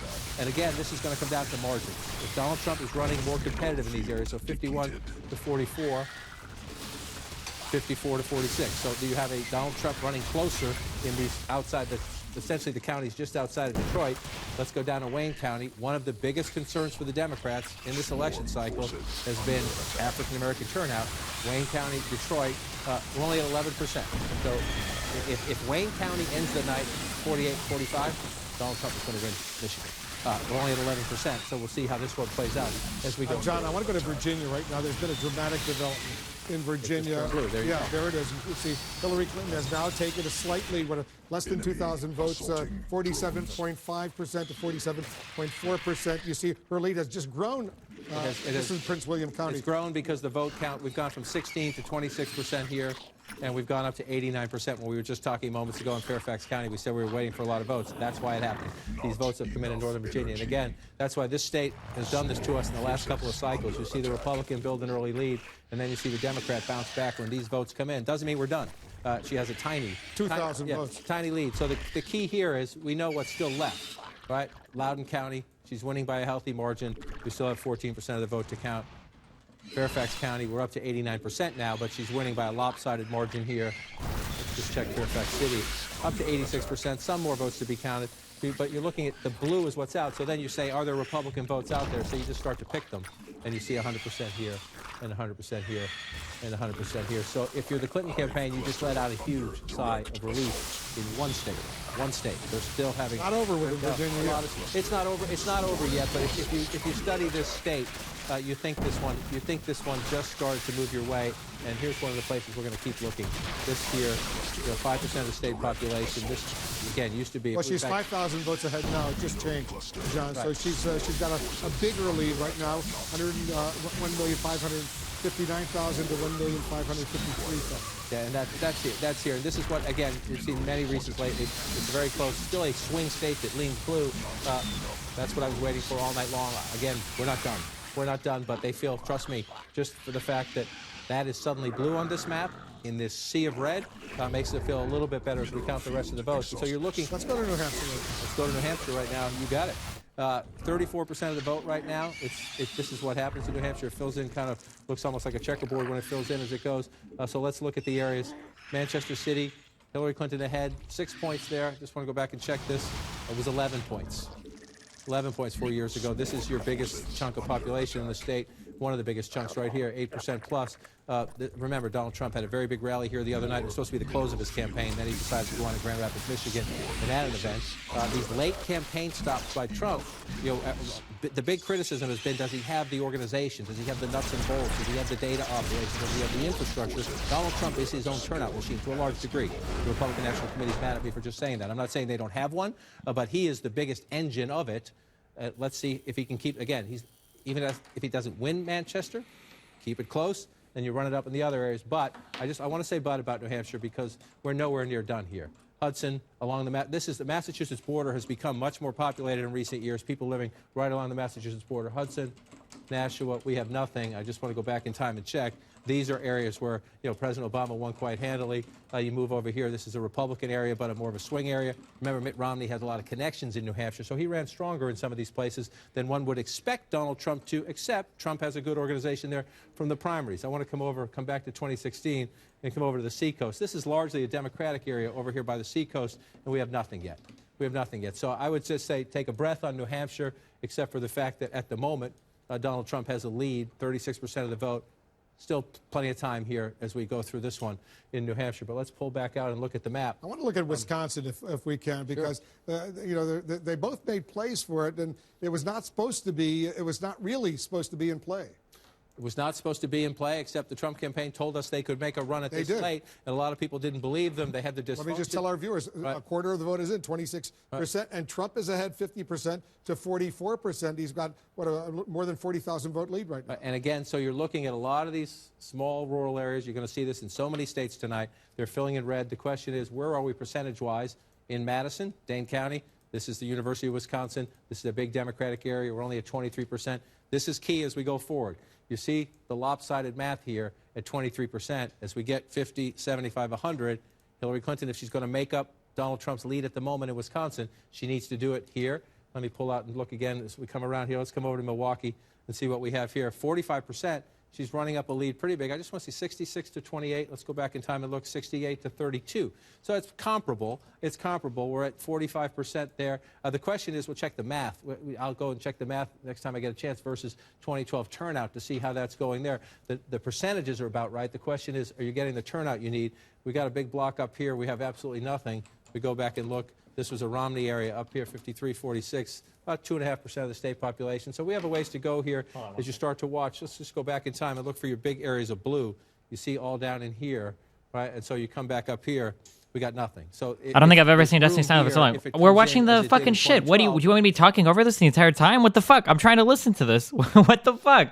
Point lead in the state of Wisconsin, and you're at 27% of the vote. You start to think that late strategy pulled off. And let's just, since we're in the neighborhood, come over here and see where we are in Michigan. 23%. The idea for comparison is to look where the red is, go back in time. All this is in here is traditionally blue. So you've got some red down here that's traditionally blue, and we're at 47%. in places like that. Not huge population centers, but it matters if you're in a very close race. If you turn some of these small areas, that's how you make the difference. I just want to come back over here again and look. Oakland County. By the way, we're getting close to the top of the hour. We might be able to make some more projections, but go ahead. Great. Macomb County, again, this is one of my bellwether counties to look at. It's part of the auto industry. It's General Dynamics. This is where Michael Dukakis took the ride in the tank. It's where Ronald Reagan created the so-called legendary Reagan Democrats. If Donald Trump wins Macomb County, that puts him in good standing to be competitive throughout the state of Virginia. And I'm told to go out and check in on Colorado. 53% of the vote. Colorado vote by mail. They count the vote, and it's competitive out here as well. Again, she's ahead, a little short of 5 points there, or just above 5 points there, excuse me. But Colorado, 53% of the vote in. Clinton leading there. This race in Colorado will be decided here. Arapahoe County here in the Denver suburbs, and then you come over this way. Jefferson County in the Denver suburbs. I just want to go back and check the historical comparison, 51-50. So running about right there, 53 over here, running a little behind. But this will be decided in the Denver suburbs. Again, we've talked about this potentially as the year of the Latino. They are key in these counties here. I just want to get into Denver proper. You see she's running it up in Denver. So of all that, there's a lot of angst at the Clinton campaign headquarters. Colorado, one of the states at the moment, Wolf, that looks like it's filling in the way the Democrats expected it to. But across the Rust Belt, a lot of anxiety in Brooklyn at the moment. We're only seconds away from the top of the hour. 4 states are closing. Right now, we're going to be able to make a projection. Missed your stream last night. Grats on Diamond 4. Be yourself. Well, thanks, buddy. CNN projects Donald Trump will carry the state of Montana and its 3 electoral votes. Another important win for Donald Trump in Montana. He gets those 3 electoral votes. Every electoral vote will count tonight. Let's get a key race alert right now. Too close to call in several states where the polls have now closed. In Iowa, with its 6 electoral votes, too early to call, no projection there. In Nevada, 6 electoral votes, too early to call, no projection there. Similarly, in Utah, too early to call there, 6 electoral votes. Evan McMullen, a Utah native, a third-party candidate, a conservative. He's making a push in Utah right now. Too early to call there. Let's update the all-important Electoral College map. Where it stands right now, you can see Donald Trump maintains his lead. He has 139 electoral votes compared to Hillary Clinton's 104 electoral votes. 270 needed to be elected president of the United States. Let's get another key race alert right now. All right, here's where the votes stand. Let's start in Florida. 95% of the vote is in. Donald Trump still maintains an impressive 105,000 vote lead over Hillary Clinton. 5% of the vote outstanding, 29 electoral votes. Trump ahead in Florida. In North Carolina, 81% of the vote is in. Trump maintains an impressive 114,000 vote lead over Hillary Clinton. 15 electoral votes. Trump ahead in North Carolina. In Ohio, 67% of the vote is in. Donald Trump has a very impressive almost 400,000 vote lead over Hillary Clinton. 18 electoral votes at stake in Ohio. In Virginia, 83% of the vote is in. Hillary Clinton all of a sudden has taken a lead. 15,456 vote lead over Donald Trump. 83% of the vote is in. 13 electoral votes in Virginia. Hillary Clinton ahead there. Let's go to Georgia right now. In the state of Georgia, almost half of the vote is in. Donald Trump here too, he has a very impressive lead. 365,000 vote lead over Hillary Clinton. 16 important electoral votes at stake in Georgia right now. In Colorado, 53, more than half of the vote is in. Hillary Clinton has a lead of about 73,000 votes over Donald Trump. 9 electoral votes in the state of Colorado. In Michigan, a quarter of the vote is in. Trump is ahead there, still maintaining a lead of almost 50,000 votes over Hillary Clinton right now. 24% of the vote is in. 16 electoral votes at stake in Michigan. In New Hampshire, 41% of the vote is in. Trump is ahead there as well. 5,297 vote lead over Hillary Clinton. 4 electoral votes. Everyone is critically important in New Hampshire. Trump is ahead in New Hampshire right now. More votes coming in. Let's take a look at Wisconsin. 28% of the vote is in. Trump is ahead in Wisconsin right now by more than 50,000 votes. 10 electoral votes at stake in Wisconsin. In Pennsylvania, third of the vote is in. Hillary Clinton has an impressive lead, 250,000 vote lead over Donald Trump. 20 electoral votes in Pennsylvania. Votes just beginning to come in Arizona. Only 2% of the vote is in. Donald Trump has a lead of 6,600 votes over Hillary Clinton. 11 electoral votes in Arizona. Let's take a look and see nationwide where the popular vote stands right now. U.S. popular vote. Donald Trump has 48.9%. Hillary Clinton has 47%. He is ahead nationally by 1,153,000 votes nationwide. That's the popular vote. He's ahead by more than 1,100,000 over Hillary Clinton. In the all-important electoral vote count, Donald Trump, once again, he's ahead there with 139 electoral votes to Hillary Clinton's 104 electoral votes, 270. I got to remind you, that's the magic number needed to win the White House. Let's go back over to Jake. Jake, I know you've checked the markets right now. How are they reacting to all of this? So far, pretty good news for Donald Trump. It's great news for Donald Trump so far, and it's an unpredictable race. We're talking about this, how much this really upends so much of the prediction industry.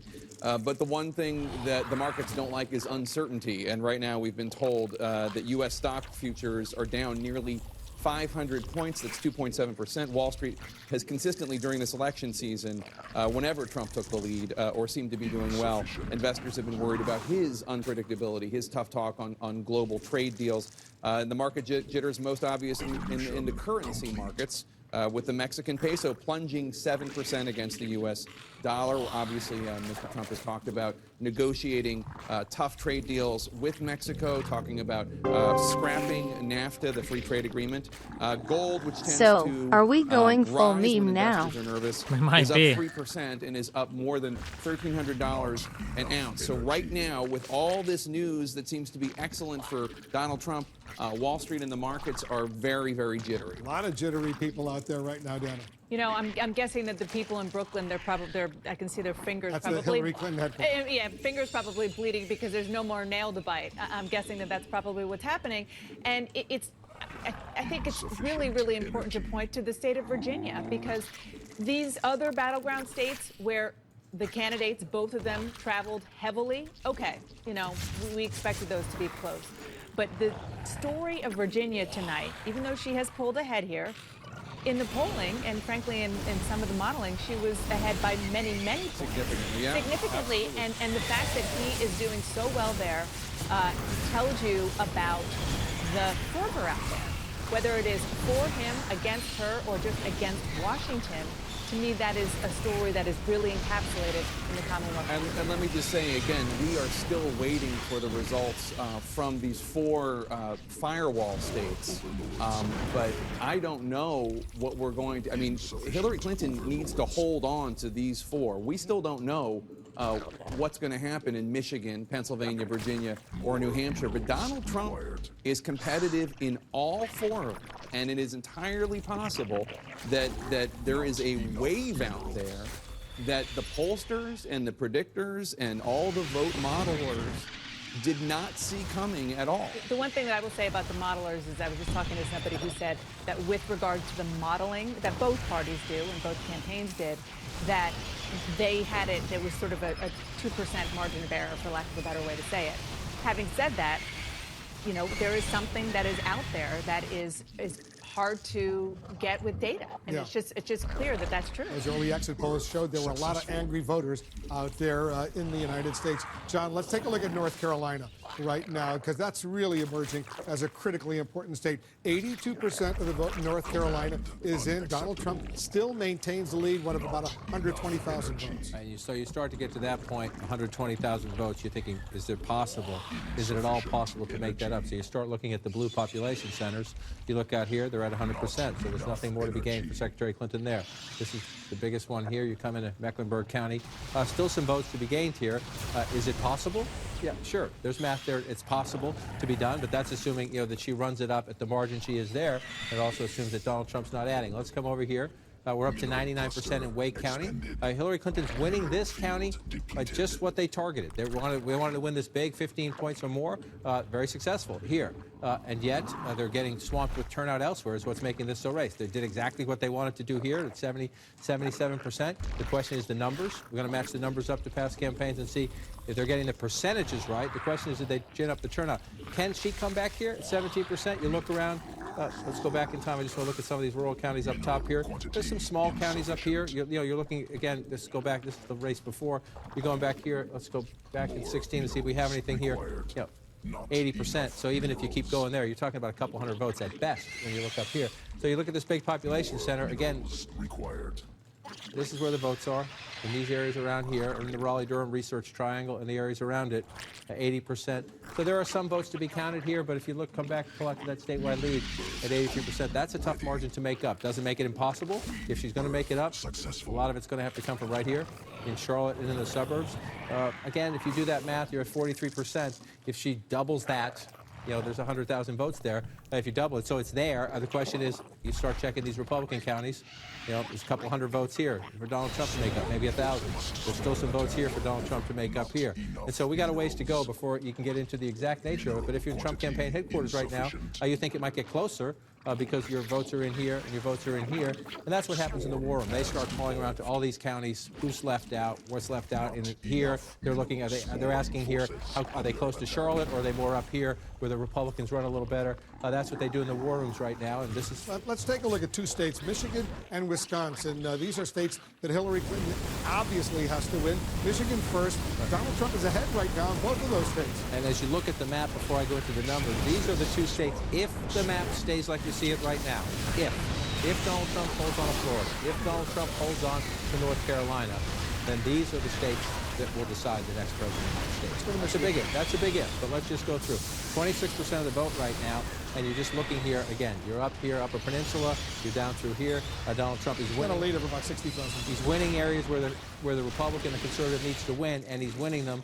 Just want to go back again. These are tiny places, so you think that's not a big deal. That does matter in a close race. 59%, 70%. So in these small rural counties, Donald Trump is running up numbers, and you think, oh, it's 200 votes, oh, it's 300 votes. Well, guess what? It's 200, 300, 1,000, 800. You start racking that up. That's what you need to offset the Democratic leads down in these places. You know, 63% of the vote in Oakland County, so more votes for Democrat and much more population, as you see. But let's go back in time and take a look. 51, 54. So she's underperforming President Obama a little bit here in the Detroit suburbs. Just want to come back to Wayne County. She's stretched out a little bit. The last time that was 2 or 4 points. She's now in a 10-point lead range there. Only 50%. This is the key. This is the key. This is the key, and this is why, you know, again, at Trump headquarters, they're looking at Michigan. They're thinking 16. That's a magical number to add to Trump's math if they can get those 16 electoral votes. But let's take some time. Let's wait. Wayne County is notoriously slow in reporting its votes. We've been up. We'll be here for a while. Let's just put it that way. We're 27% statewide, but she needs a big number out of Wayne County to make that up. Mathematically possible? Absolutely. But again, in the Clinton war room, trust me, they are frantically calling not only into Wayne County, but they're calling in down here too, as you get at 66, you know, only at 5%. Again, smaller county, less population, but if the margin stays like that, and it's early, so you're not sure the margin's going to hold like that, but if it stays like that, the math is still possible. In a very tense Clinton war room right now, they're looking at Michigan, and they're saying the math is possible. So let's go next door. We're at 33%. Wisconsin. This one's getting interesting in the sense that this is a Republican area usually up here. Let's come over to Eau Claire. He's 51,000 votes ahead in Wisconsin right now, a state that usually goes Democratic. And so here's a big area where President Obama ran it up 56-43, and we have absolutely nothing. So you start to look again are there votes out here for Hillary Clinton to make this up? Janesville, which is home to the House Speaker, at least at the moment, Paul Ryan, 51-42 or 52-43 if you want to round those up. Again, you go back in time, that's a problem. That's a problem. When you're in a state like this and you're underperforming, where the last Democrat who won it, that's an issue. So if you're underperforming here, the question is, are you overperforming anywhere else? Because Trump tends to be running well where he needs to do and very well in other places. Let's just look at a place like Oshkosh. 3% of the state population, Winnebago County, 51-42.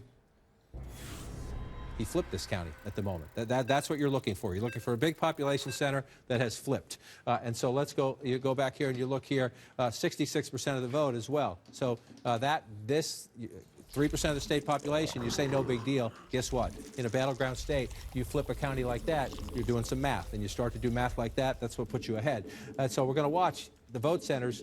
42 split, are you serious? Looking at Dane County, which is what are your thoughts on the election so far? I don't know, dude. It was always going to be close. I think even Nate Silver said that. I'm pretty sure even I said a couple days ago that it's been within like 1 to 3 points, even with a Clinton lead. That you've got more of that coming, and that margin stays like that, and you get more heavy vote as you come through. And again, you start looking through. This is another This is it here. This is it. But she's, again, running up the percentages. We're only at 45%. Still a lot of votes left to be counted here. You presume most of them are going to go to Hillary Clinton. Just clicked up to 82%. So let's see what that did. We just jumped from 82% in Milwaukee County. So now we pull back out. It got her closer. It got her closer. She's now 48 to 47. So those votes come in. You see what happens. The big votes, big votes come in the Democratic area. It brings the votes up here. Let's just check back at Dane County, still at 32%. So as you watch these counties start making big jumps, it is possible. It is possible to come back. But I can tell you right now, in the Clinton war room and in the Trump war room, this is where the urgent phone calls are going, into Michigan, into Wisconsin, because at the moment, again, let's just check one more second right here. North Carolina is holding. Florida is holding. Looks like Virginia is trending Clinton's way, Wolf. We're going to look across the Rust Belt here. Michigan, Wisconsin, some vote counting to do. John, stand by. We have two more projections right now. CNN now projects that Hillary Clinton will win the state of New Mexico with its 5 electoral votes. Hillary Clinton wins New Mexico. CNN also now projects that Donald Trump will win Missouri with its 10 electoral votes. Another important win for Donald Trump in Missouri. Let's take a look at the Electoral College map right now, where it stands, the all-important map, I should say. Donald Trump is still ahead. He has 149 electoral votes to Hillary Clinton's 109 electoral votes, 270 needed to win the White House. You see the blue states, Hillary Clinton states, the red states, Donald Trump states, all those yellow states. Too early to call. We have not been able to make a projection in those yellow states. Let's go back to John. Over at the Magic Wall. John, you're looking at the national vote right now, and Donald Trump is ahead, by 2 points? Looking at the national vote, we still got some ways to go, and we're still early in the count in a lot of these states out here. So just want to go back to this again for people at home who are thinking, is this possible? Is this possible? This is where we have it right now. Actually, we moved a couple of other states since you did that. This is the as we count map. I want to just go back to where we had this coming. Let's do New Mexico and Missouri first. Sure, you bet. Let's switch. We'll get there. Just highlight those. Okay. So let's come out to New Mexico. Let's take a peek. Hillary Clinton running up 50 to 40 essentially at the moment. These are your major population centers. You're going to come here first.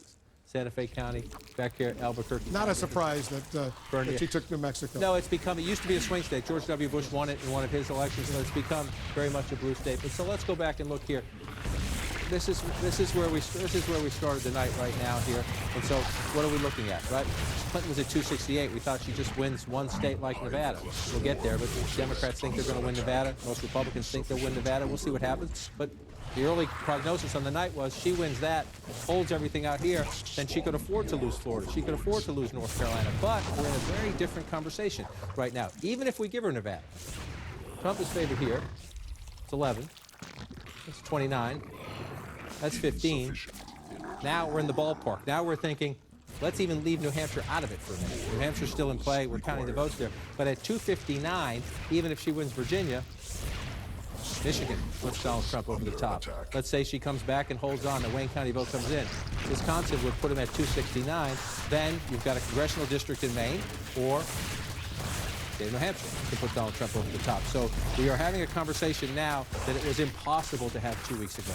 It was just improbable. You were not having a reality-based conversation trying to do this map a couple of weeks ago. The polling told you that was a fool's errand. It is not a fool's errand tonight as we watch these results. Does that mean this is going to happen? No, we don't know that. We're going to be counting votes for a long time.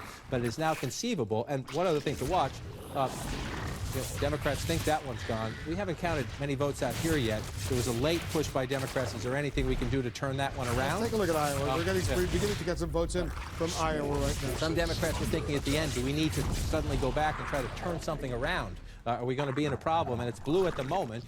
But we're only at 13% of the vote, and the votes that are in Iowa City and Des Moines, those are big Democratic areas. So she's up 59, 60 to 35, up to 13% right now.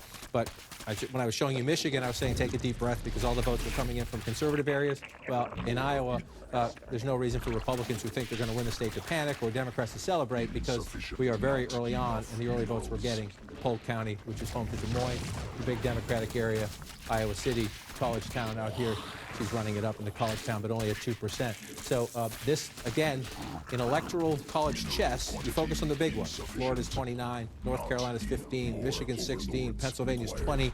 Every now and then, the little guys come into play. And we may be counting the votes in Iowa, and we may be watching the votes in New Hampshire deep into the night because we have a different race tonight than we thought we had even just days ago. All right, let's go to the big the key battleground states. Let's start at Florida. Let's come on down here. We're up to 95%, and it's close, but you get to the point, what are we at, 140, a little shy of that, 130 something? Donald Trump is ahead by about 140,000 votes. So you come down there and you think, are they there? Well, Palm Beach County is up to 97%. So there are more votes here. There aren't that many more votes here, but it could be some. You're almost done. If it's, whatever it is, you're adding up 10 to 20. 98% now in Broward County, which essentially tells you at the Clinton campaign war room, there's not much here. You might get some, and again, the size of this gap, if that 2% comes in, it's a decent chunk of votes in a major population center, but it's not enough. So you need a little, somewhere you need a lot, and we're up to 99% here. So there are no more big, giant, empty baskets. Almost all of those three counties, heavily Democratic, they are almost all in. They're almost all in, and so now you're going through, again, now you're calling, I hate to say this, but now is when you're calling in, is there anything outstanding? This is at 100%. You come in there. Let's come up here, other places, tiny, much more small counties, but they're at 100%. So the issue now at the Clinton campaign headquarters when it comes to Florida, number one, what's left in any of these small counties, and if the math continues this way, is there anything? You're nowhere near automatic recount land. Let's go back to Michigan and Wisconsin. See what's happening right now. First of all, in Michigan, 49 to 48. 50, if you want to round that up to 45, 50 to 45 if you round that up. Again, so you're looking, just go back in time. There's not much of a surprise up here. Marquette, we'll see where the vote comes in. Let's go back and check. Let's see where we are right now. 50 to 43. 56. See, you're seeing, just as I was showing you in Wisconsin, you find every now and then you find that one big county, moderate-sized county. It's not huge, but in a close race, you flip a county like that from past races, you're talking about a chunk of votes that matter. Now let's come down here. This race is going to be decided down here. Oakland County, she's leading, but again, if the final third comes in at that, you're going to make up some votes, but not a lot, and this is what we're waiting for. We're only at 16% in Wayne County, and this has to be not only the margin. If it's this close, 51 to 43, let's just go back in time and look at that. There's no way. If that stays that close, we're waiting for inner city Detroit. If inner city Detroit comes in and blows that away, but if you look at this 73 to 26, if Donald Trump at the end of the night is getting over 40% of the vote in Wayne County, well then that's a tough night for Democrats in the state of Michigan. So we got to wait. We're only at 16%. Those votes could be coming from out here, down here, more Republican areas. But this is a question of, one, she better turn that percentage around big time if she wants to win Michigan, and number two, where are the votes? That's not a lot of votes. That's not a lot of votes right now. We're only at 16%. But that's a warning sign. I just hope to just show you that again because it's a stunner if you look at it. 51% for Hillary Clinton in Wayne County. Tells you everything you need to know about Michigan at the moment. Emphasis on at the moment. Donald Trump always said he would get those so-called Reagan Democrats, that working-class blue-collar voter. Right, and so this is fascinating, and I'd love we'll pour through the Michigan exit polls as we do. Once that gets higher, again, Bitcoin is making a comeback tonight after the stock market crashes tomorrow. Buy your dreams, boys. I know Dana was sharing some of this reporting the other day as well. Democrats out here have been calling the Clinton campaign for months, not just weeks, but for months, saying you need to tend to the garden. You think you have this one for granted. You're just taking this for granted, thinking you're going to win it. You better get out here. And the Clinton campaign late did get out there, but there's one of the. If this keeps going this way, one of the criticisms after will be that they took the so-called blue wall, which is these states they've won since 1992, 240 last 6 presidential elections, 242 electoral votes. They include Wisconsin, they include Michigan. They include Pennsylvania, which looks good for Clinton at the moment. If these stay like this, she's going to have an anti-trade message, like Bernie Sanders' anti-trade message seems to have resonated in Michigan. Let's go to Wisconsin. Make a key point. Before I do that, I just want to do one thing. Could you just make a key point? I know the experts on the other side of the room, and they're right. Primary wounds very rarely carry over to the general election. So you can lose a state in the primary, or Hillary Clinton won a lot of southern states in the primaries that she's not winning tonight. But Democratic primary, these are Bernie Sanders states. Both of them. And so as we go through this tonight, to your point, I did that because of your point about the trade message. Yeah, all right. You want to go Wisconsin? Stand by. Let's do Wisconsin in a moment. Got to take a quick break. This presidential race turning out to be a real nail-biter. We're following close contests in multiple battlegrounds right now, including Michigan and Wisconsin. 2 states surprisingly very much in play right now. More results right after this quick break.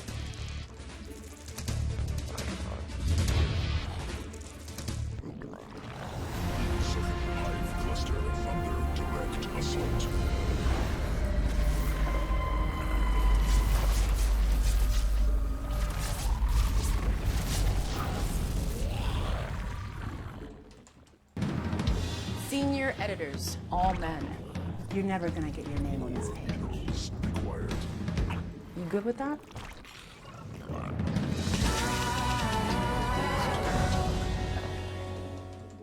More overlords required. Not enough minerals. More minerals required. Mineral quantity insufficient. Not enough minerals. Evolution complete. More minerals required. Mineral quantity insufficient. Not enough minerals.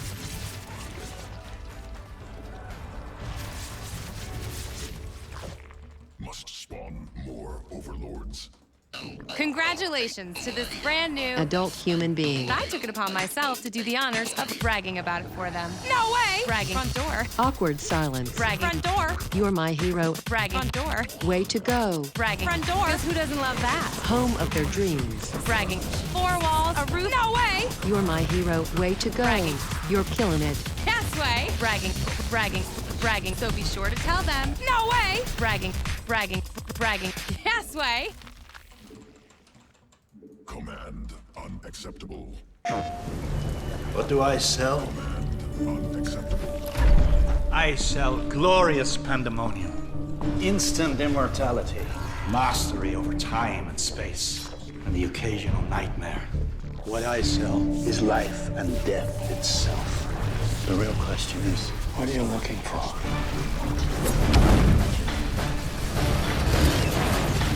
You won't believe what's in store. PlayStation.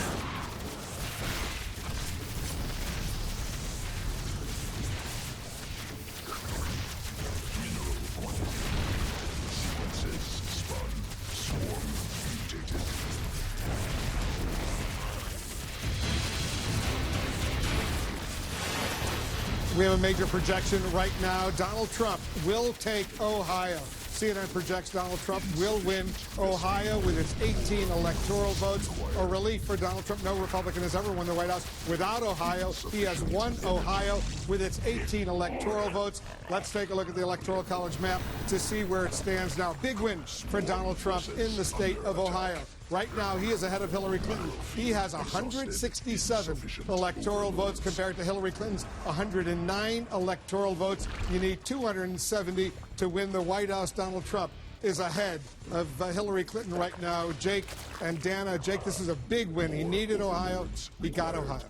Iowa and Ohio always looked like the first states of the Obama states that Donald Trump would be able to pick off. But I didn't know, based on polling and based on how Democrats talked about Ohio, how Hillary Clinton campaigned there. Remember, it was just a few nights ago she was there with Beyonce and Jay-Z campaigning.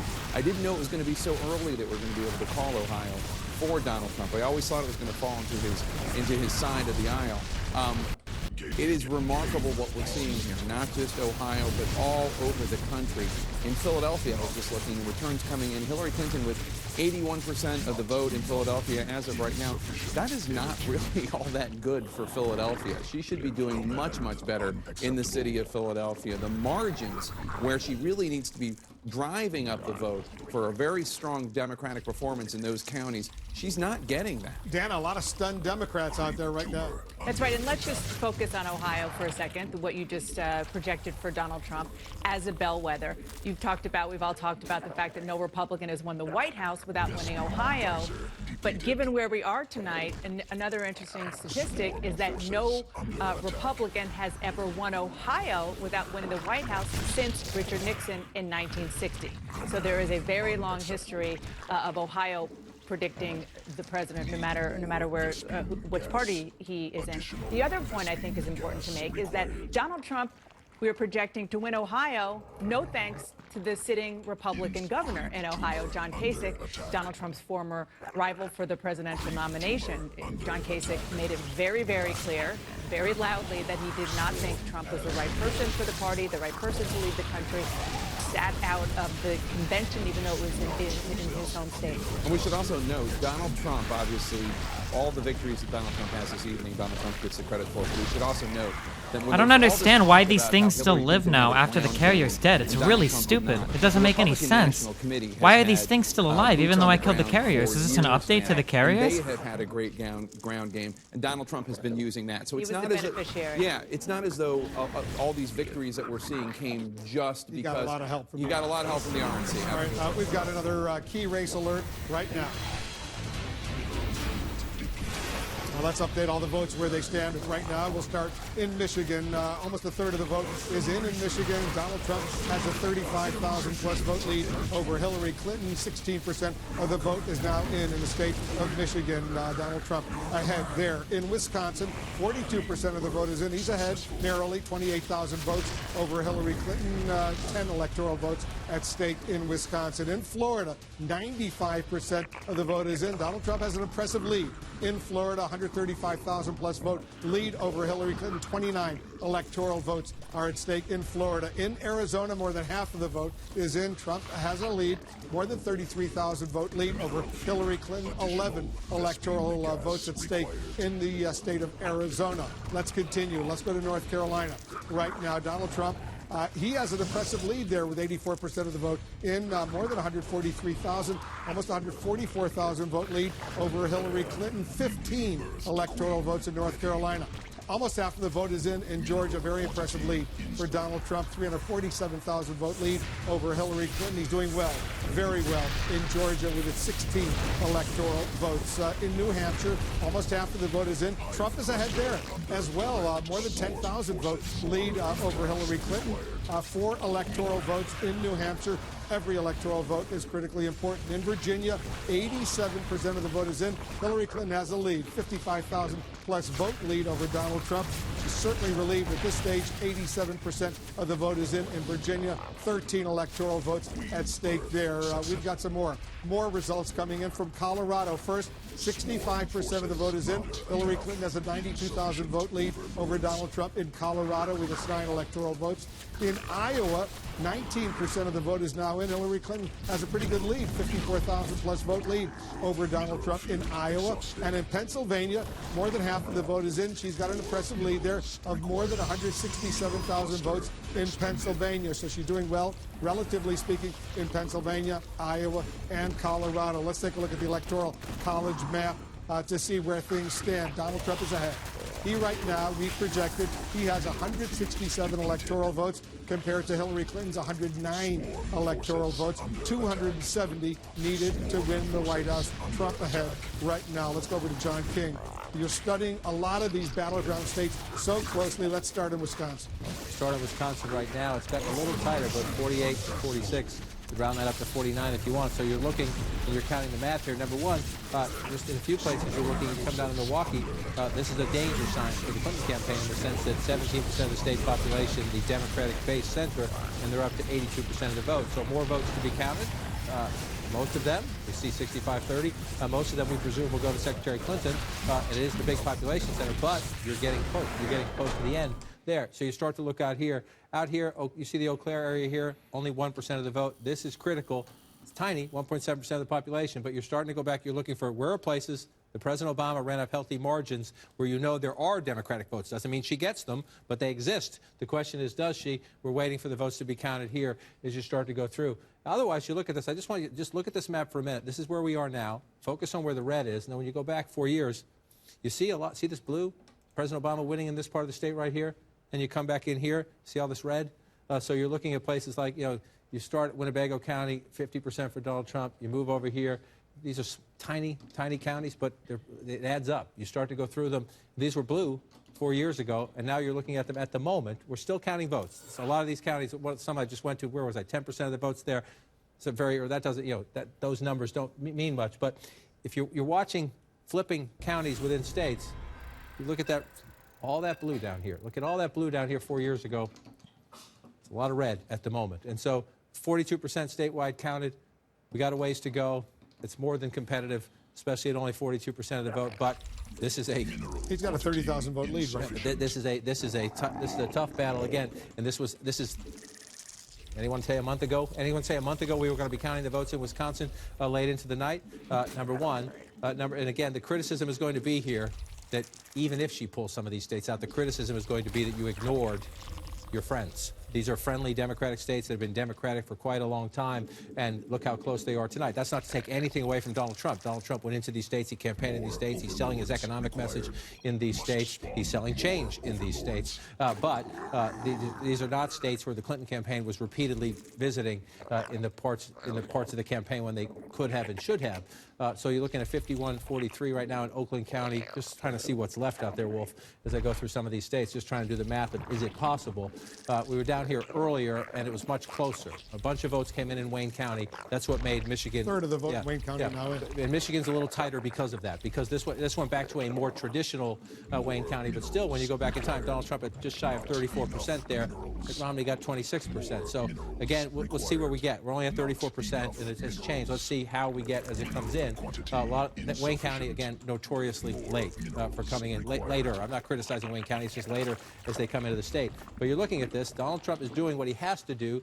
Again, compared to 4 years ago. See all that red up here in the Upper Peninsula, up here in the northern part of what they call the mitten, if you will. See, put the map, the hand up there.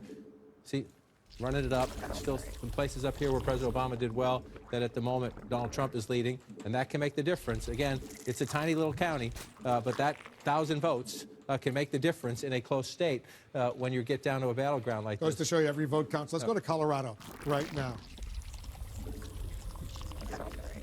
Colorado is close. 65% of the vote is in. Hillary Clinton is ahead by, what, about 89,000 votes. About 89,000 votes. And so you're looking at what are we missing. And so, again, most of this state is won here. Unless this is very close, then the smaller counties fill it in. So let's just check around here. Adams County, 9% of the state population. These Denver suburbs are critically important to how this state has shifted from reliably Republican to swing state to what many Democrats had hoped would be leaning blue. 50% of the vote there. Just want to go back and check. 57% for President Obama. This is a pattern we're seeing now in a lot of places where Donald Trump is running more competitive. You move down here to Arapahoe County. Vibrant Tea Party here. It's a Democratic county, but there is a vibrant Tea Party as well. It's a tug-of-war county. It's swing county. Hillary Clinton at 53%. That's more in line with the Obama performance. I just want to Wolf come over here. She's doing fine in Denver City. You have to check the math, the numbers of the turnout. Jefferson County, this is one of your classic swing counties in the United States. She's running at 50% there.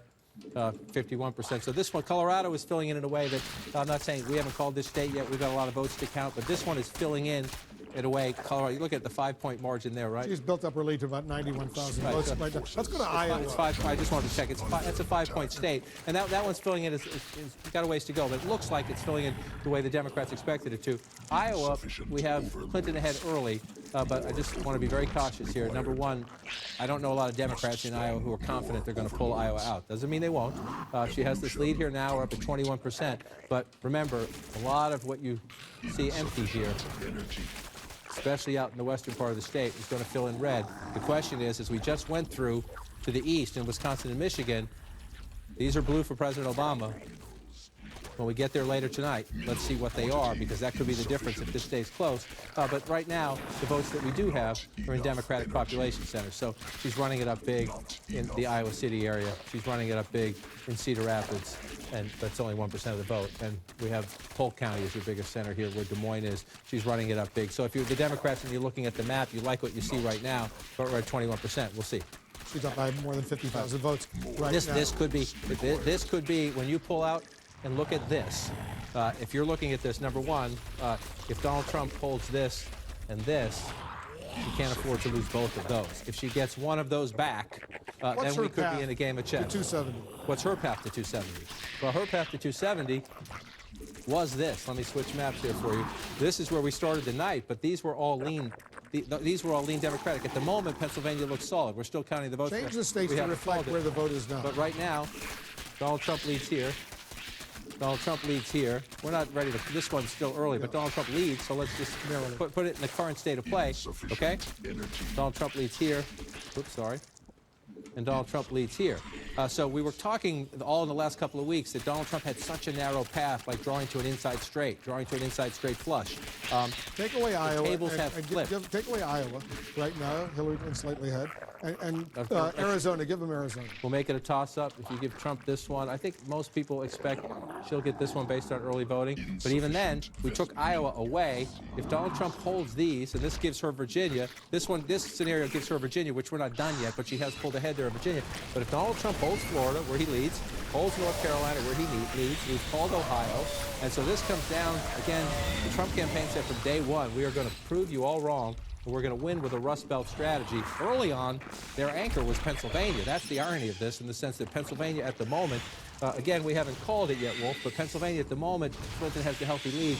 Michigan and Wisconsin are the flashing red alerts right now. John, we have another major projection right now. And CNN can project that Virginia, the Commonwealth of Virginia, will go to Hillary Clinton. 13 electoral votes in Virginia. An important win for Hillary Clinton in the state of Virginia, a state that President Barack Obama carried twice. She is ahead in Virginia. She will carry Virginia. Let's take a look at where the Electoral College map stands right now with her win in Virginia. Donald Trump is still ahead. He has 167 electoral votes compared to Hillary Clinton's 122 electoral votes, 270 needed to win the White House. You see the red states, states that have gone for Donald Trump, the blue states that have gone for Hillary Clinton, the yellow states. No projection, too early to call. We have another key race alert right now. As John King said, it comes down to Michigan and Wisconsin. Let's take a look at Michigan first. 37% of the vote is in. Donald Trump still maintains a lead of almost 74,000 votes over Hillary Clinton, 49.5% to 45.5%, 16 electoral votes at stake in Michigan. In Wisconsin, almost half of the vote is in. Donald Trump is ahead there as well. He's ahead by almost 27,000 votes over Hillary Clinton, 48.3% to 46.5%, 10 electoral votes. 10 electoral votes in Wisconsin at stake. Let's go over to Jake. Jake, this is a moment that the markets are watching very closely right now, because few people thought Donald Trump would be doing as well at this stage as he's doing. The markets don't like instability, and they also are unsure of what Donald Trump is going to do when it comes to trade. And we mentioned earlier that the Dow futures were down 500. Now they're down more than 600. But we should really just take a moment here and look at this. Pollsters predicted that Hillary Clinton was going to have not just a victory, but that she was going to win an electoral landslide. Not only is that not happening, it is entirely possible that Donald Trump is truly redrawing the map the way that he said he was going to. He was going to redraw the map from Wisconsin and Michigan to Ohio and Iowa, and we're winning over those white working class voters that feel the Democratic Party and Republican elites in Washington have ignored them for too long. Right now, he seems on his way to actually doing that. And in a word, it was Donald Trump versus almost all the experts. And as of right now, it looks like Donald Trump was right. Yeah, he's doing something amazing right now. As he himself said, he said, don't believe all those polls. That's right. And let's just talk about the Midwest, upper Midwest, Michigan and Wisconsin. People initially thought when Donald Trump went into Michigan that it was a fool's errand because it was such a safely blue state. Then the numbers started to shrink. I started to hear, I'm sure you did too, from Democrats. There you go. Look at Michigan right now. He's up, Donald Trump is up by 57,420 votes, with just 38% of the vote in. But still, this is a blue state. This is the state that the Clinton campaign should have had in the bank a long time ago. And this is the other thing that is really stunning to Democrats. Wisconsin, I think we can put that up there as well. Wisconsin is a state that has not gone Republican in decades. They didn't spend a lot of time there. Donald Trump did do some trips there, canceled one that he was supposed to do last week, but he did certainly more than Republicans thought that he should have. People thought he was, frankly, bananas to go to Wisconsin as much as he did. Clearly, he wasn't. They knew that there was something possible to take there. He also has been traveling with the Republican National Committee chair, a Wisconsin native who also knows the state. But these are part of the Democrats' reliably blue states. And Donald Trump, as you said so well, is re-scrambling the map clearly with disaffected voters who are so done with Washington, and people likely, we'll see when we get the exit polls, who really haven't been out for any candidate, much less a Republican, in years. We've talked about this for the whole year. Donald Trump having one core message, which is Washington is not working for you. It's a cesspool. It's not protecting your jobs. It's not protecting you from terrorists. It's not protecting you when it comes to illegal immigration. It's not keeping the border safe. Now, there's a whole bunch of other stuff that's been wrapped around that core message. But apparently, to millions and millions of Americans, that message was more important than all the other stuff wrapped around it, even when that other stuff was perceived to be very offensive to millions of other He Americans. clearly has energized a lot of voters out there that may not have necessarily have voted, but he got to them and he energized them. John, you're taking a much closer look at Michigan. Let's take a look at Michigan right now. Taking a closer look at it and emailing people in both campaigns and people I know in these states who aren't affiliated, at least directly, not on the payloads in any of these campaigns. The Democrats wanted to support Clinton. Most of the Republicans are backing Trump, although some of them are actually pretty agnostic about Trump when you think about it. So can she come back in Michigan is the question, right? We're at 38%, 49 to 46. You're looking at 20 plus 40, so about 60,000 votes, just shy of 60,000 votes. There, if you're looking, can she come back in Michigan? The answer is yes, she can. Not that she will. The answer is yes, she can. You look at all this red and you think that's nuts. How is that possible? I just want to show you a couple things. Number one, you come down here, 3% of the state population. We're at 63% of the vote, so there's more votes to come here. This is the smaller basket of potential Democratic votes, but there are some votes here. The Clinton War Room says they're confident the rest of this is overwhelmingly Democratic. We'll see if they're right. You come down here.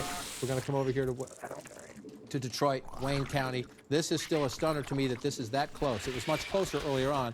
You're looking at 61 to 35 there. You go back here, 73-26. That's where this has to end up for Hillary Clinton to win the state of Michigan. Can it? What the Clinton War Room says, and I just checked with a labor activist I know out here just to be sure that we're not getting spun too much, and he said he generally agrees that most of this vote is from the outer parts of Wayne County. You're in the more suburban parts out of way, and that we have not gotten the large pocket of votes that we will get from Detroit. So everyone says that's the case. If that's the case, there's a lot of math to be done when these votes come in, if they turned out. If, it's a big if. So when you start doing the math, is it possible? We're only at 40% of the state vote, 39% statewide, and she is down. She just pulled a little bit closer there. Is that what? About 60,000 votes. 60,000 votes. So are there 60,000 votes in Detroit alone? Are there 60,000 votes in Detroit alone? Of course there are. And so we have a ways to go. It is stunning that we're having this conversation based on how we thought this campaign was going to go. And it could be equally stunning if you're sitting in the Trump campaign or the Clinton campaign headquarters. You're looking at these two long, deep blue states, red right now. It is possible they could both turn as we count the votes. Remember what happened in Virginia. Donald Trump led it all night long. He led, and then the Democratic areas came in and it flipped. Is that possible in these states? Yes, it is. Guess what? That will decide the presidency, whether that happens or not. Because if you look at the way this map is filling in right now, yes, Florida's very close, but Trump's lead is pretty healthy. You go down here and look at it. In Florida, the way 130,000. Right, the way we've gotten used to Florida, the closest state in 2012, 50-49. Never mind. When you're looking at 2 points, or that's a little less than 2 points, I guess. But that's normal for Florida, and most people on the ground here, they're checking everywhere, trust me. They're checking everywhere, but even Republicans who don't like Trump in Florida think he's got this one. We'll see how it goes as we go forward. Let's check on North Carolina. That's a 3+ point lead there, 4-point lead, 4-point lead. We're at 90%, so you're starting to look, where are these votes? That's not good news for the Clinton campaign. When you look at North Carolina, 100% is in here. 77% here, but it's a much smaller piece of the population. But there are some Democratic votes still out there. Let's come over here. There are Democratic votes out here. If they're in here, the central city part, where you're predominantly, I mean, she's winning this by a lopsided margin anyway. There are parts of this county where she's probably winning at 70% plus. If they're out there, is it possible? So that's a lot of math to make up. If you look at the margin so far, help us fuck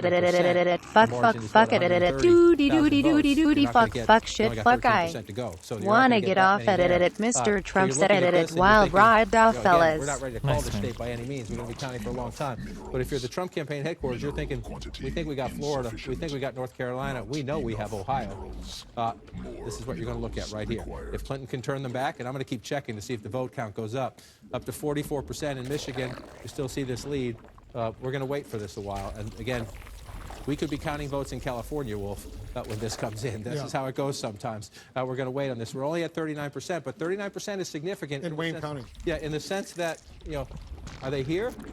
If they're in here, 18% of the state. 18% of the state. That's what I'm saying. So if the votes that we have are from here out here, it's less Democratic. I don't want to call it Republican. It's less Democratic. But you see this here. So we're going to wait on this. And again, the Clinton campaign says they're not panicking. Trust me, they're concerned. They say they're not panicking because they're told that's where the votes are. I checked in with a labor activist who says they're generally right, although he's a little skeptical. There are enough of them. We'll see how that plays out. I just want to peek at this, and then I want to go up. Wolf will come back to me in a second. We got to go to you for projection. We have another major projection right now. CNN can now project that the state of Colorado will go to Hillary Clinton with its 9 electoral votes. Hillary Clinton wins Colorado. She's ahead in the popular vote right now. You see 67% of the vote in. She's winning by more than 86,000 votes. 9 electoral votes in Colorado. Another important win for Hillary Clinton. She needs all of these wins right now. Let's take a look at the electoral college map. Donald Trump has 167 electoral votes compared to Hillary Clinton's 131 electoral votes. Remember, you need 270 to win the White House. I keep saying that, but that's the magic number, 270. Another important win for Hillary Clinton in Colorado. Let's go back to John and talk about New Hampshire right now. More than half of the vote, John, in New Hampshire is now in. 54% of the vote in. You see Donald Trump with this lead, 3-point lead, just switched up 54. We're still at 3, just a little slight change in the math there. So what's that, 11,000 votes right in that ballpark there? So Trump is in the lead. He's got a lead there. Are there any encouraging signs outstanding for Hillary Clinton in New Hampshire? I wouldn't call anything encouraging for Hillary Clinton at the moment, to be honest with you, my friend. But yes, are there places when you look at New Hampshire that tells you this was a Republican county 4 years ago, but this is where I meant to tap Nashua City. Nashua City is just shy of 7% of the population. This is a Democratic area if she wins it. We've seen Donald Trump flipping some areas tonight. This, if you go back in time, Member Obamacare? Yeah, I member. Member gay marriage? Yeah, I member. So if you look at what the member margin is voting right now, rights? there are Yeah, enough I votes member. even just right Sweat here Steiny. if she performs. That's been the question, and we've gone state by state to see is she performing in these Democratic areas. That's one of them. I want to come over here to the seacoast. Sorry, I touched Maine. When you get right out here to the edge, you stretch it out a little bit and make it easier for me. Portsmouth, another area here, just shy of 2% of the state population. An overwhelmingly Democratic area. We have no votes counted here yet. So let me just keep it on 2016 so I don't make a mistake. And so you come back. Are there places? Yes. Our friend Mr. Tapper can tell us about Hanover, New Hampshire. There's a famous university there. Just 1% of the state population, overwhelmingly Democratic area. So we've got a lot of counting to do still in the state of New Hampshire. But at 50, we're at 54% of the count. It's a 3-point race right now. The challenge is quite simple. In these Democratic areas, Portsmouth, Nashua, smaller population up in Hanover. I just want to see what's happening here. She's at 6 points now. We're at 92% in Manchester. So this is 8% of the state population here. 50% for Secretary Clinton. This is an issue we're seeing consistently. Donald Trump's appeal to blue-collar voters in gritty Manchester, New Hampshire, 55-44, 11 points for the president 4 years ago, 6 points for Secretary Clinton right now. That's what gets you the title race. You move into the traditionally Democratic areas. If you go back to 2008, remember we thought Obama was going to win the New Hampshire primary? This is where she pulled it out, right here in Manchester. At the last minute, her team, her organization pulled it out in Manchester. They know this state very well, and they're not doing what they need to do in Manchester City right now. There's still room for her to come back, don't get me wrong. A 3-point race. There's a lot of Democratic areas. Just look at what's left on the map. If you see it, it's kind of scattershot. It's hard to follow. It kind of looks like a tablecloth in a diner, if you will. But you see a lot of blue. See all this blue down here? This is 2012. You see all the blue down here in the corner. We don't have those votes yet. So she might still be able to overcome that 12,000 vote or so disadvantage she has.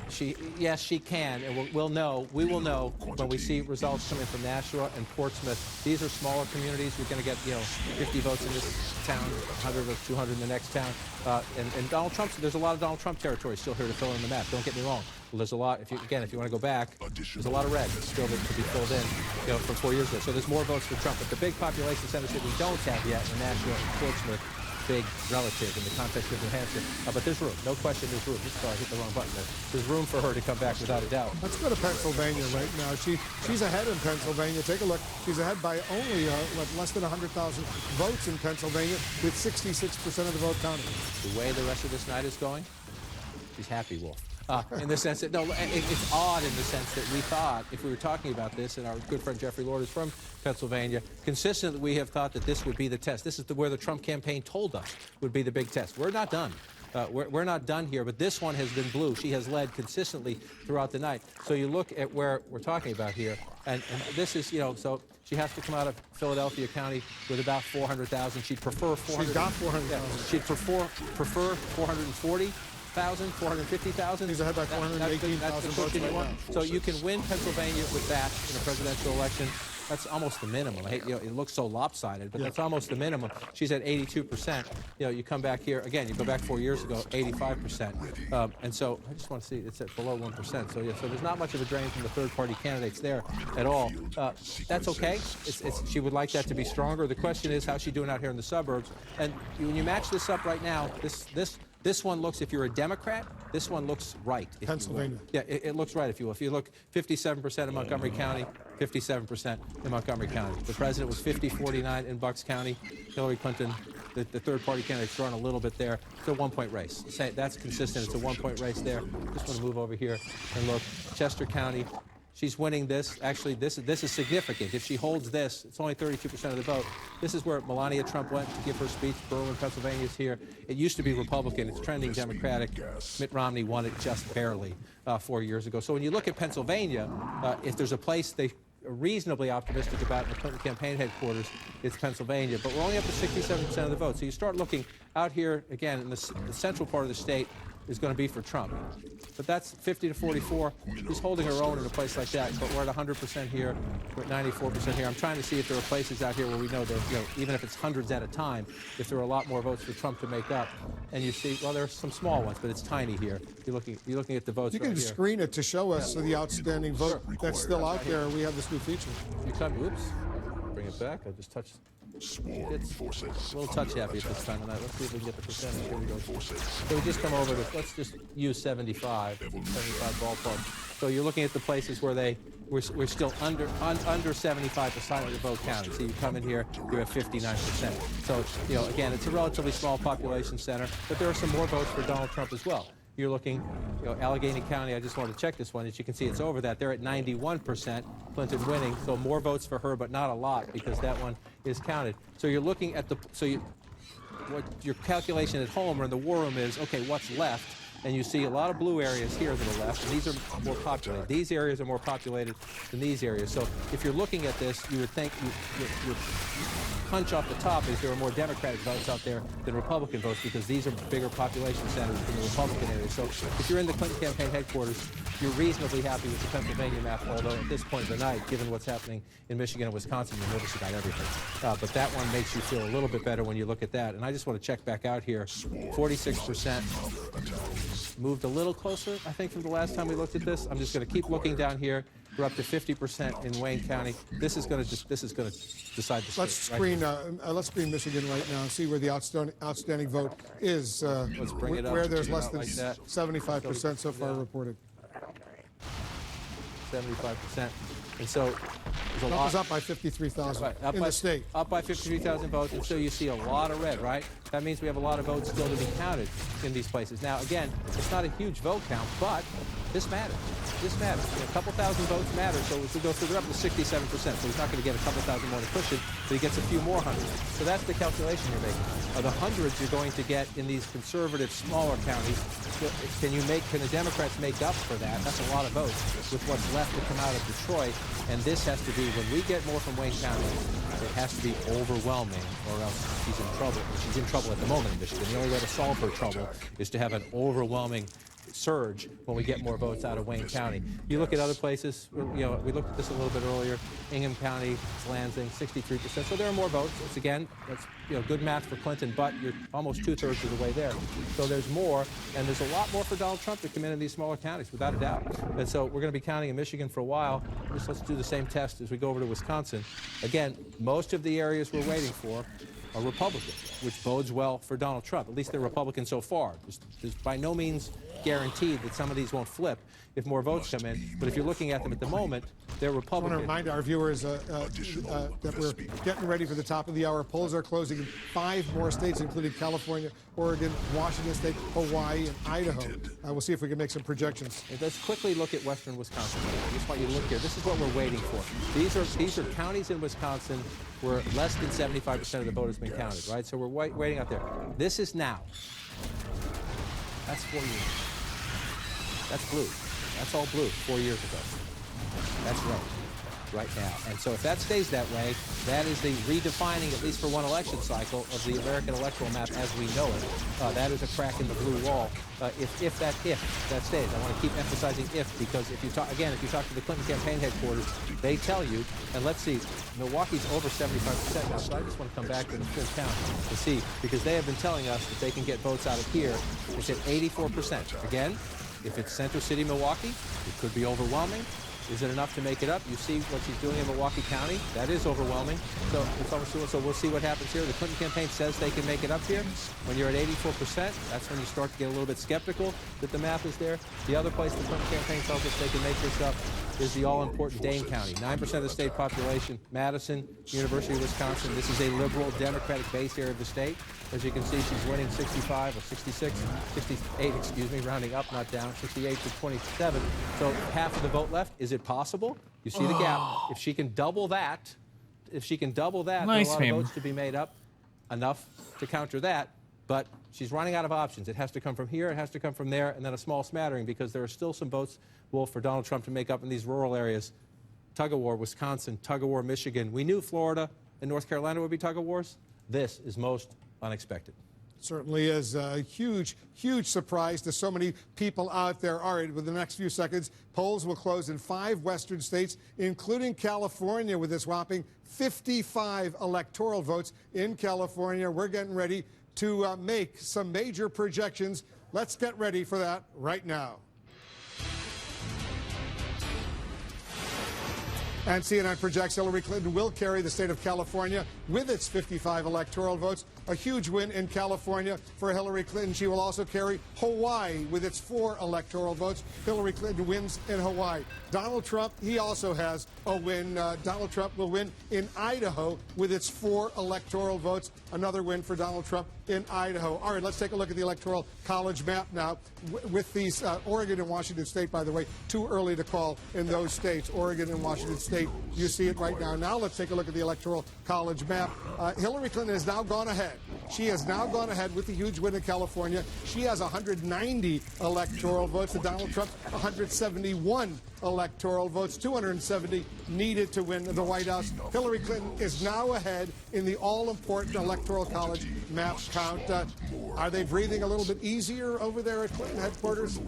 I don't think so, to be completely honest, because at some point in this night, as we watch the returns come in from states such as Wisconsin and Michigan, the Clinton headquarters was very confident that they had. That was their firewall. Remember, Wisconsin wasn't even part of the conversation. It was Michigan, it was Pennsylvania and Virginia and New Hampshire. When these returns come in, you see, okay, they have Virginia, but Pennsylvania's still up in the air. New Hampshire seems to be leaning towards Trump, and Michigan seems to be leaning towards Trump. No, I don't think so at all. You know, we've been talking now for 6 months about what is Donald Trump's path to the presidency. At some point, we're going to approach the period where it's a question of, does she have a path to the presidency? If she can't win Pennsylvania, New Hampshire, and Michigan, much less Wisconsin, Brooklyn, we have a problem. Yeah, she's got to win those states down. Well, on that note, I'm just looking at a note from a Clinton aide saying that they are breathing a slight sigh of relief because of Colorado and Virginia. They do have to hold the upper Midwest, Wisconsin and Michigan, which, as you said, who knew, particularly Wisconsin, it was going to be this tight. The Republicans didn't even think they were going to win Wisconsin a few days ago. As I said, Donald Trump had been going there, much to the chagrin of others. And one more thing I just want to say, that as far as the Clinton path, win Pennsylvania and either New Hampshire or Nevada. One other thing, look at this picture. This is something that I think is quite poignant at this hour. 2 hours ago at 8:55 p.m. Eastern, the Clinton team tweeted this out. It says, "This team has so much to be proud of. Whatever happens tonight, thank you for everything." And this picture of Hillary Clinton embracing this young girl, you know, if she pulls this out, this is a picture that says, "I did it for you." If she doesn't, it's a picture that says, "I'm so sorry I tried." And it's so poignant that they sent this out 2 hours ago, and it can be read two very different ways. One of the things we saw in the exit polls was that women were not voting for Hillary Clinton in the numbers that polls suggested they would. She was not getting the gender gap that so many anticipated. Vote for my game Stylus City on Steam Greenlight. Bonus meme, I'm expensing this donation, Peppy. Right now, you see marketing, the world dog. markets in Tokyo, Shanghai, Hong Kong are down. And the last I saw, it was more than 600 points. The Dow futures were down. Again, because of the instability of the American election. Everyone thought, based on pollsters and prognosticators, that they knew how this was going to end up. And B, because of Donald Trump himself, who is a wild card and has been talking tough on trade. There's a reason why Wall Street supported Hillary Clinton much more strongly than they supported Donald Trump. And we're going to see he's talking about renegotiating trade deals with China, with Mexico. You can shift Q multiple larva and jets. Right Yeah, Maybe you already know that, though, smiley face. Excited to see you streaming a little StarCraft. Not so fast. Right now, let's get another key race alert right now. All right now it's all about Michigan and Wisconsin. Right now, let's update you in Michigan first. Almost half of the vote is now in. Donald Trump still has a lead, 30,451. Donald Trump's lead in Michigan right now, 30,400 plus, 48.1% to 46.8% for Hillary Clinton. 16 electoral votes, very important electoral states votes at stake in Michigan. In Wisconsin, 58% of the vote is in. Trump has a lead there, almost 60,000 vote lead over Hillary Clinton, 49.1% to 45.7%. 10 electoral votes at stake in Wisconsin. Both of these campaigns desperately anxious to win both of these states. So, John, who would have thought that at this late hour we'd be talking about Wisconsin and Michigan? Now, looking at Wayne County again, this is where Detroit is. You see Secretary Clinton's lead here. That's Are you ready for the God Emperor of mankind to ascend to his throne? From Look at the numbers to make sure I get them exactly right. Mitt Romney, Barack Obama race 4 years ago, Wolf. Just want to make sure I get these numbers right because Democrats are saying, can we pull this one out tonight? It was 381,000. So we got 40% still to count. 667. That was the margin. This is, we're going to talk about this in Philadelphia when we go back to Pennsylvania. Democrats need to run it up. 381,000. Now, we've got 40% of the precincts still to count. So we got a lot of votes that still come in, and they could come in from inner city Detroit, and maybe we'll get there. But 381,000 plus, she's way short where we are right now. So the question is, can she get here? Can she get here as we get there, as we pull this back out? We're up to 49% of the vote now, and 48, 46. Is it doable? Is the math doable? Yes. Other Democratic areas, we're still looking for votes here. We'll see a long way to go.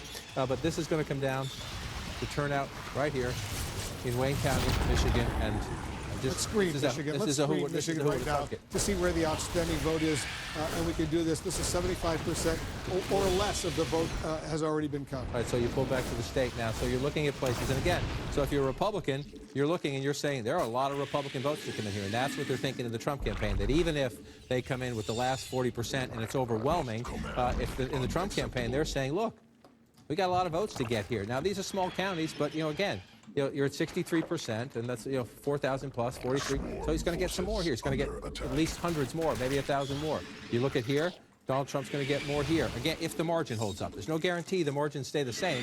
We don't know the precincts that are out. But if you notice a pattern through these counties, Donald Trump's getting 50 plus, and some of them he's getting 55.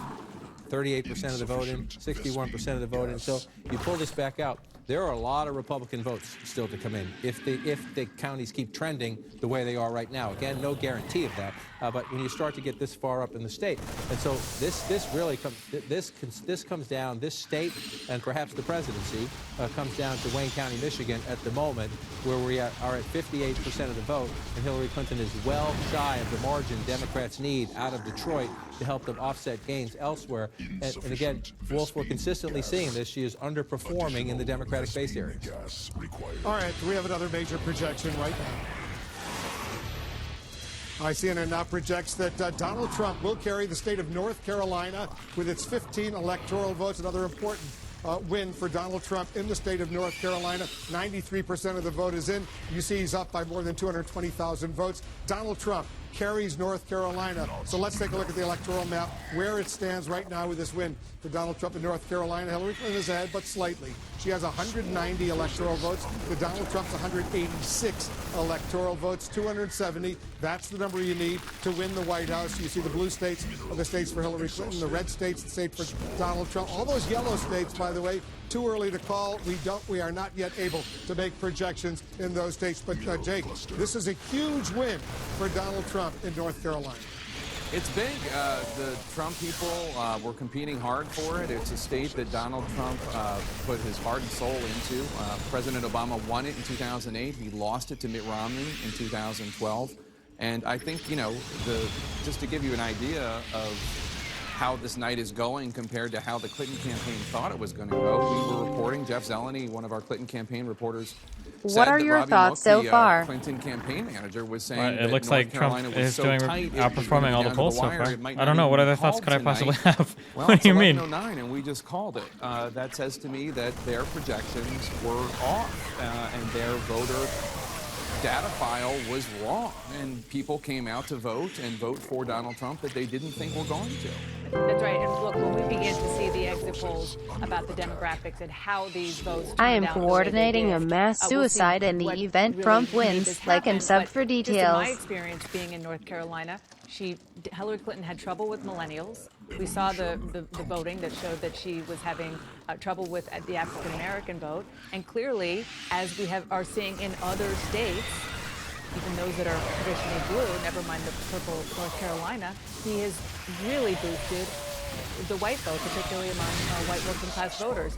North Carolina, as you said, went for, it's really a swing state. Went for President Obama in 2008, for Mitt Romney in 2012. Donald Trump is keeping it red. One thing that we're going to also need to look at as we all come and analyze the night, or you know, after it passes, is the effect of the third-party candidates. Gary Johnson, the Libertarian, Jill Stein, the Green Party candidate, Evan McMullin, the Independent candidate. What role did they play? What role, like what votes would have gone to Trump or Clinton, but instead went to them? That was always one of the wild cards that pollsters were talking about, that there were so many undecided voters and third-party voters that made this race unpredictable. Turns out that might have had a bigger effect than we thought, in addition to the Trump effect. Let's go over to John King. John, let's get back to Michigan and Wisconsin. These two states potentially could make the difference who's going to be the next president of the United States. And at the moment, they're leaning in favor of Donald Trump. We got some more votes to count. 60% in Wisconsin, 49 to 46. You start to look at that lead. That's a 3-point lead. That's a healthy lead in a battleground state. The question is what's left. And it's get a little bit redundant this time of the night because we're waiting for this to come in. And so we're waiting. And so here's, you know, this is what the Clinton war room tells you. Exhausted. You know, they say they're concerned, not panicked, because they think there are a lot more votes here. But we're up to 60% of the vote here. Yes, she's winning Dane County, overwhelmingly so. The question is, can you keep that margin when the other 40% comes in? And actually, they probably need to lift it up a little bit to pull that math off. Where else are you looking for Democratic votes? You want to come down here to Rock County, 3% of the state population, but you're up to 94. Again, a place that she's winning not by as much as she is Dane County, but you're looking in the Democratic areas. And so this, as we talked about Wayne County, Michigan, we're going to talk about Milwaukee County, Wisconsin, but it's at 87%, Wolf. And so, you know, we don't know what's out. We'll have our people call and see which precincts are out, what could possibly be left. But even if you get a big boost in the final votes here, you're starting to look at a situation where there are still, as we go through some of these rural areas, where Donald Trump is winning and winning healthy. I know they're small, but again, if you're winning by that margin and you only got 61% of the vote, well, then you're guaranteed you're going to add a couple hundred or 1,000 to your count. You move over here, you're going to add a couple hundred or thousand to your count. And so if you're going through these and you're looking at it, you're looking at Donald Trump and you're saying we keep focusing on, are there enough votes left for Hillary Clinton? Well, in Wisconsin, there are a lot of votes left to be counted. Again, we're only at 60%, and a lot of those votes are in Republican areas. And I'm going to do this all night just to show you what is happening to the map. Because, this is number 8 for me in a presidential race, and you look at a state like this that has just been lock-solid blue. Nobody thinks the Republicans always say we're going to go there. Even Mitt Romney with his running mate, Paul Ryan, from Wisconsin, couldn't win it 4 years ago, right? But look at all this blue. Just look at all the blue, and that's 4 years ago. And look at all that red. That's small-town America, that's blue-collar America, and right now Donald Trump is winning. I want to come back because you can see this even here. We haven't called Pennsylvania. It's relatively close. There are people in the Trump war room who think they can still pull out Pennsylvania. Let me show you why. Number one, we're up to 94% in Philadelphia. What the fuck is this now, map? Again, we still have to Have count I played on this map that before? could I've jump never quite seen this map substantially. before. But she needed 430, 450,000 is what they would like. Even though she's at, 420 there? That's 420,000 votes right there. That's a pretty healthy lead out of Philadelphia. But Donald Trump is keeping it I hope Katz figures out a way to get back over the wall. Erie County, blue-collar Erie County, right? Look at that. Now, that's supposed to be, if you're a Democrat, that's supposed to be blue. I want to show you something else. This is Scranton, Pennsylvania, Joe Biden's hometown, Lackawanna County. President Obama got 63% with Joe Biden on the ticket. The scrappy kid from Scranton, right? 63%? Mineral quantity 50%. insufficient. Donald Trump's getting... And 100% of the vote is in. 100% of the vote is in, and Donald Trump is getting 47% in this part of the state. Give props to the guy across the room, Jeffrey Lord. He talked about this. He thought that the margins in these places would be smaller than normal. And you start coming into these areas and looking, 51%, Lehigh County, 51 to 44. Go back 4 years ago. 53, that's not quite as bad as you look through there, but even... Let's screen Pennsylvania right now, even where the outstanding vote remains. Even that point or two in those blue-collar counties, she hasn't, because of this, because the rest of this state is so Republican... First, my Raspberry Pi delivery doesn't arrive, Nathan Russell. So let's go back then my let's just take this CPU back. cooler dies, Nathan Russell. Then my skateboard delivery doesn't arrive, Nathan Russell. Then my RuneScape account gets hijacked. Good night, Destiny. A lot of them are Republican. Now we're still looking at this. There's some votes here. Wait, what is going on? Where is the guy's base at? Is this not a two-player map? 90%, you'll get more votes because it's the big city. But again, these smaller places, you're not going to come in with a ton of votes. I'm so fucking confused. What? Shouldn't his base be right here? 2,000 vote cushion there, so it's reasonable to assume, if the margins continue, that the Trump campaign, they're sitting in their war room saying, we're going to pull in a lot more votes here, and we don't think her cushion in Philadelphia, and we don't think he her margin in lifted to the like goal. Oh, this right here, maybe. There's logic to that. We'll see. We still have to count the votes, but as we focus on where are my units going? Is it all rocked off? Michigan and Wisconsin. Let's keep an eye on Pennsylvania as the late votes come in. This is Michigan on what's left, and again, most of the... Why do they keep running back? Oh my fucking God! Is coming in Republican. He's ahead by 58,000 votes with 52% of the vote. 58,000 votes.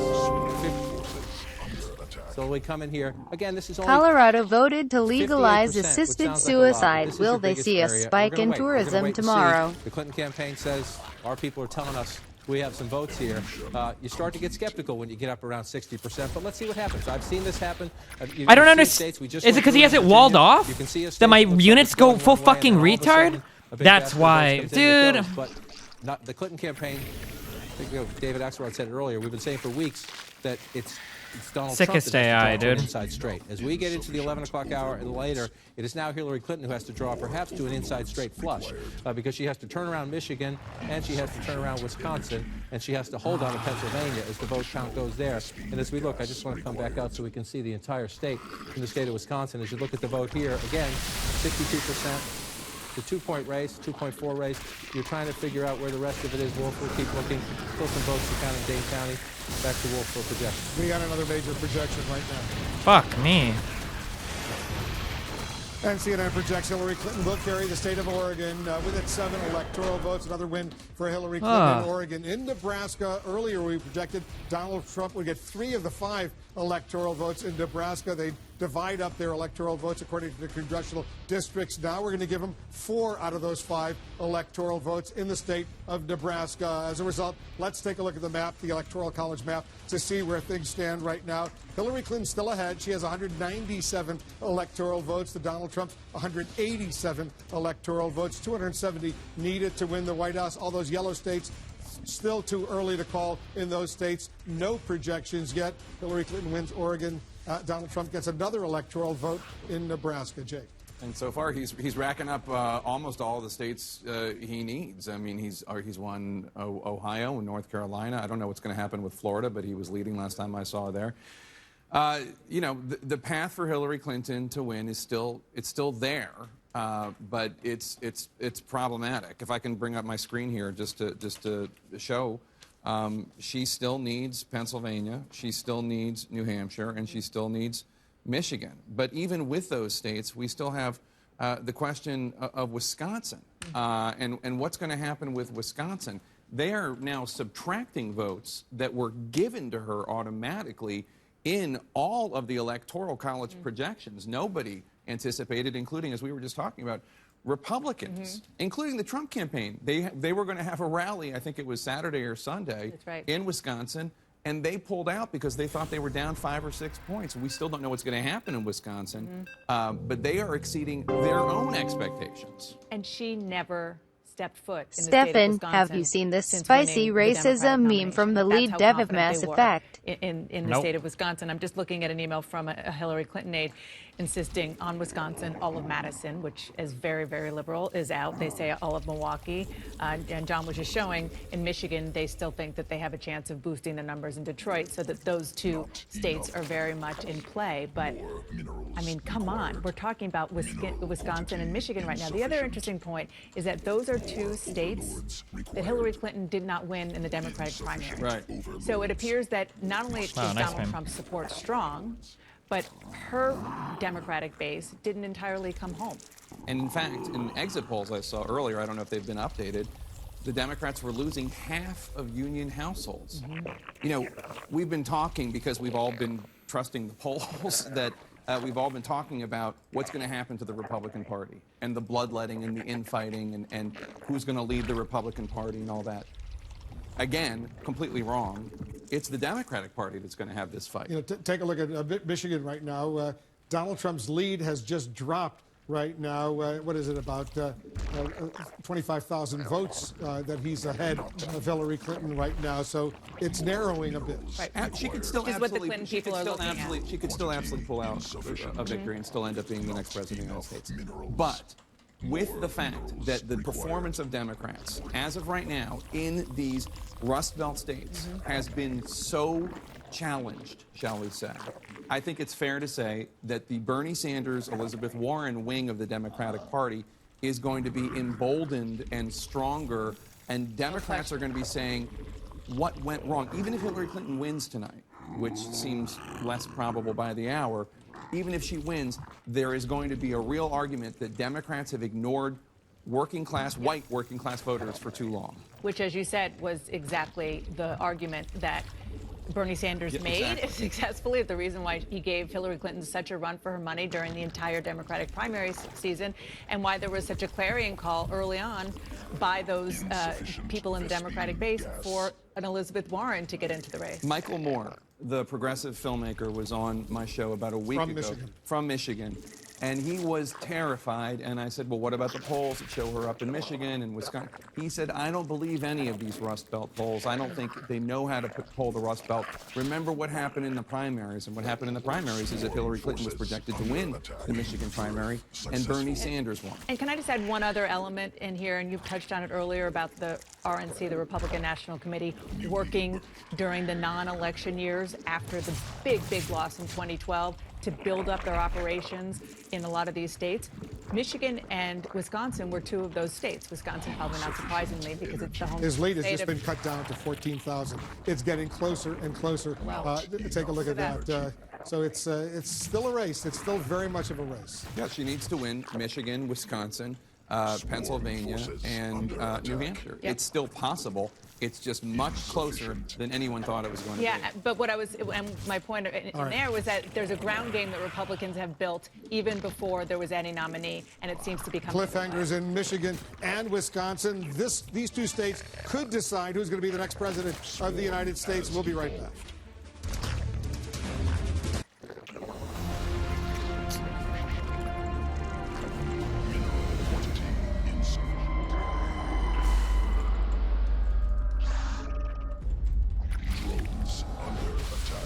Oh my god, I don't know all the bullshit about the map.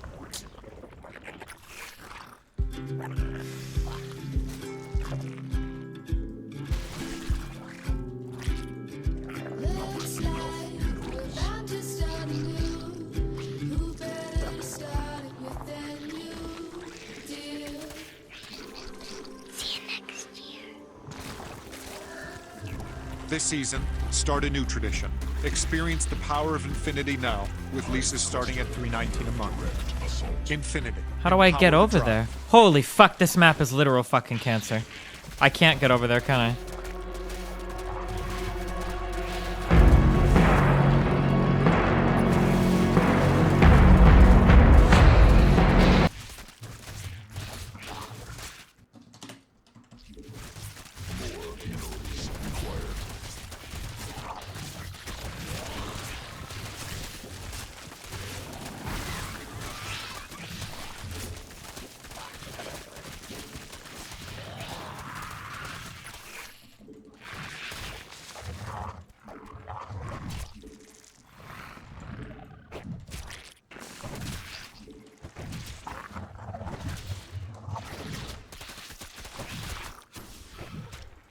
Does that one-shot drones? I think it does.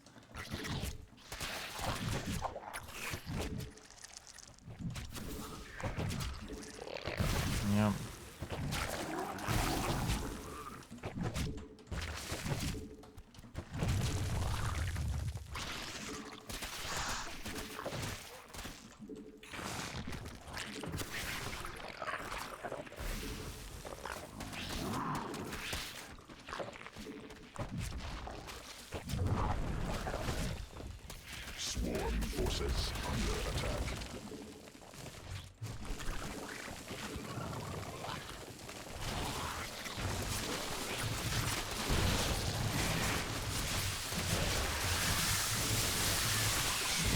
Forces under attack. What's the name of this map? I don't think I ever want to play this map. Dasan Station. Okay, no, never.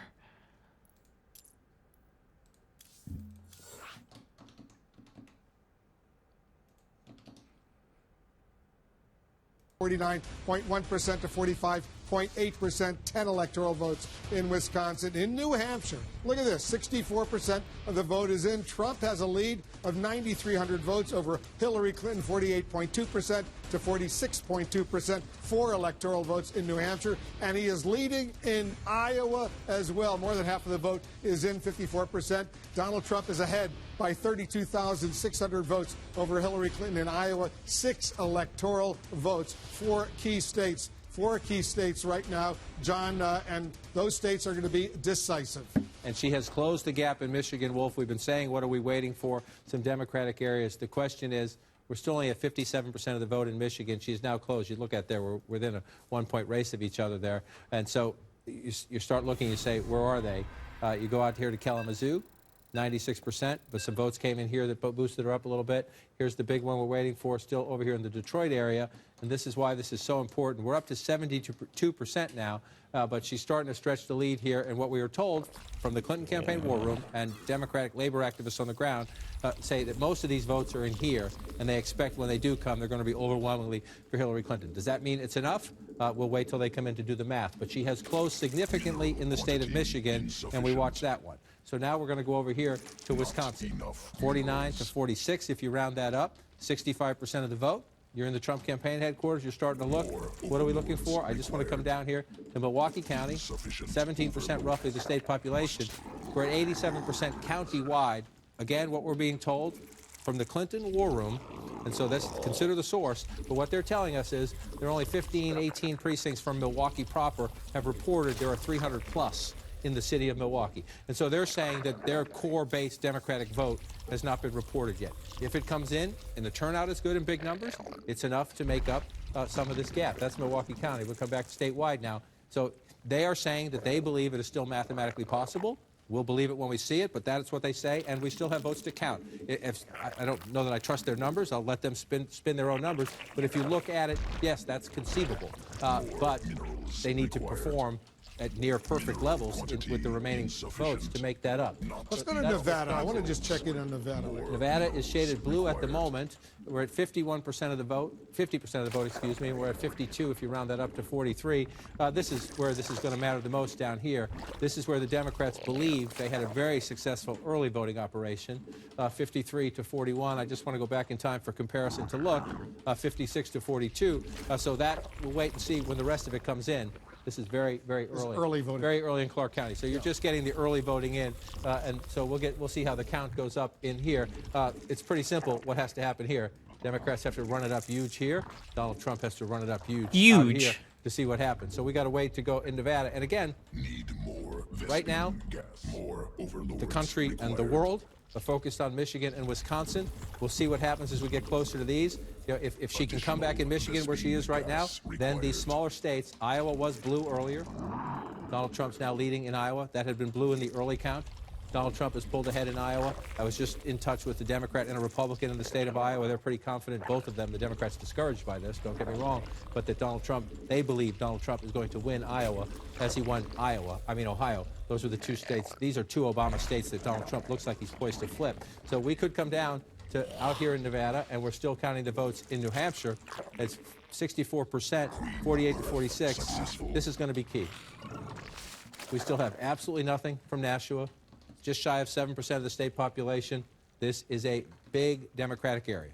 If is Secretary Clinton performs at or near where President Obama did, because we've seen so many examples tonight of places where she has not, and places where there are considerable Democrats. Let's go to Pennsylvania right now. Just want to check one more quickly over here, out along the coast here. We have nothing. This is a Democratic area of New Hampshire, and we still have nothing. Closer to Boston. Right, and yes, closer to Boston, a liberal tradition out there. And so as you watch this right now in Trump War Room, you're happy with what you see, but we're not done in New Hampshire yet. Where to?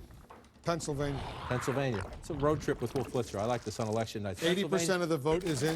Hillary Clinton has a lead, 48.9% to Donald Trump's 47.6%. 73,000 vote lead for Hillary Clinton in Pennsylvania with 81% of the vote counted. It has closed of late. It has closed of late. There was a little time earlier tonight. I go back and forth in the map, pulled out national. There was a time where it flipped red and then went back blue within a matter of seconds as some votes get adjusted through the system. So what are you looking at here in Pennsylvania? Number one, again, here, we're up to 96% now, and she's up in that area. I told you you want to get 430, 440, 450. But that's critical. That's the figure that they needed. You got to be over 400,000 for the Democrat. You'd prefer to be closer to 450,000. So that's quote unquote the right number if you're a Democrat.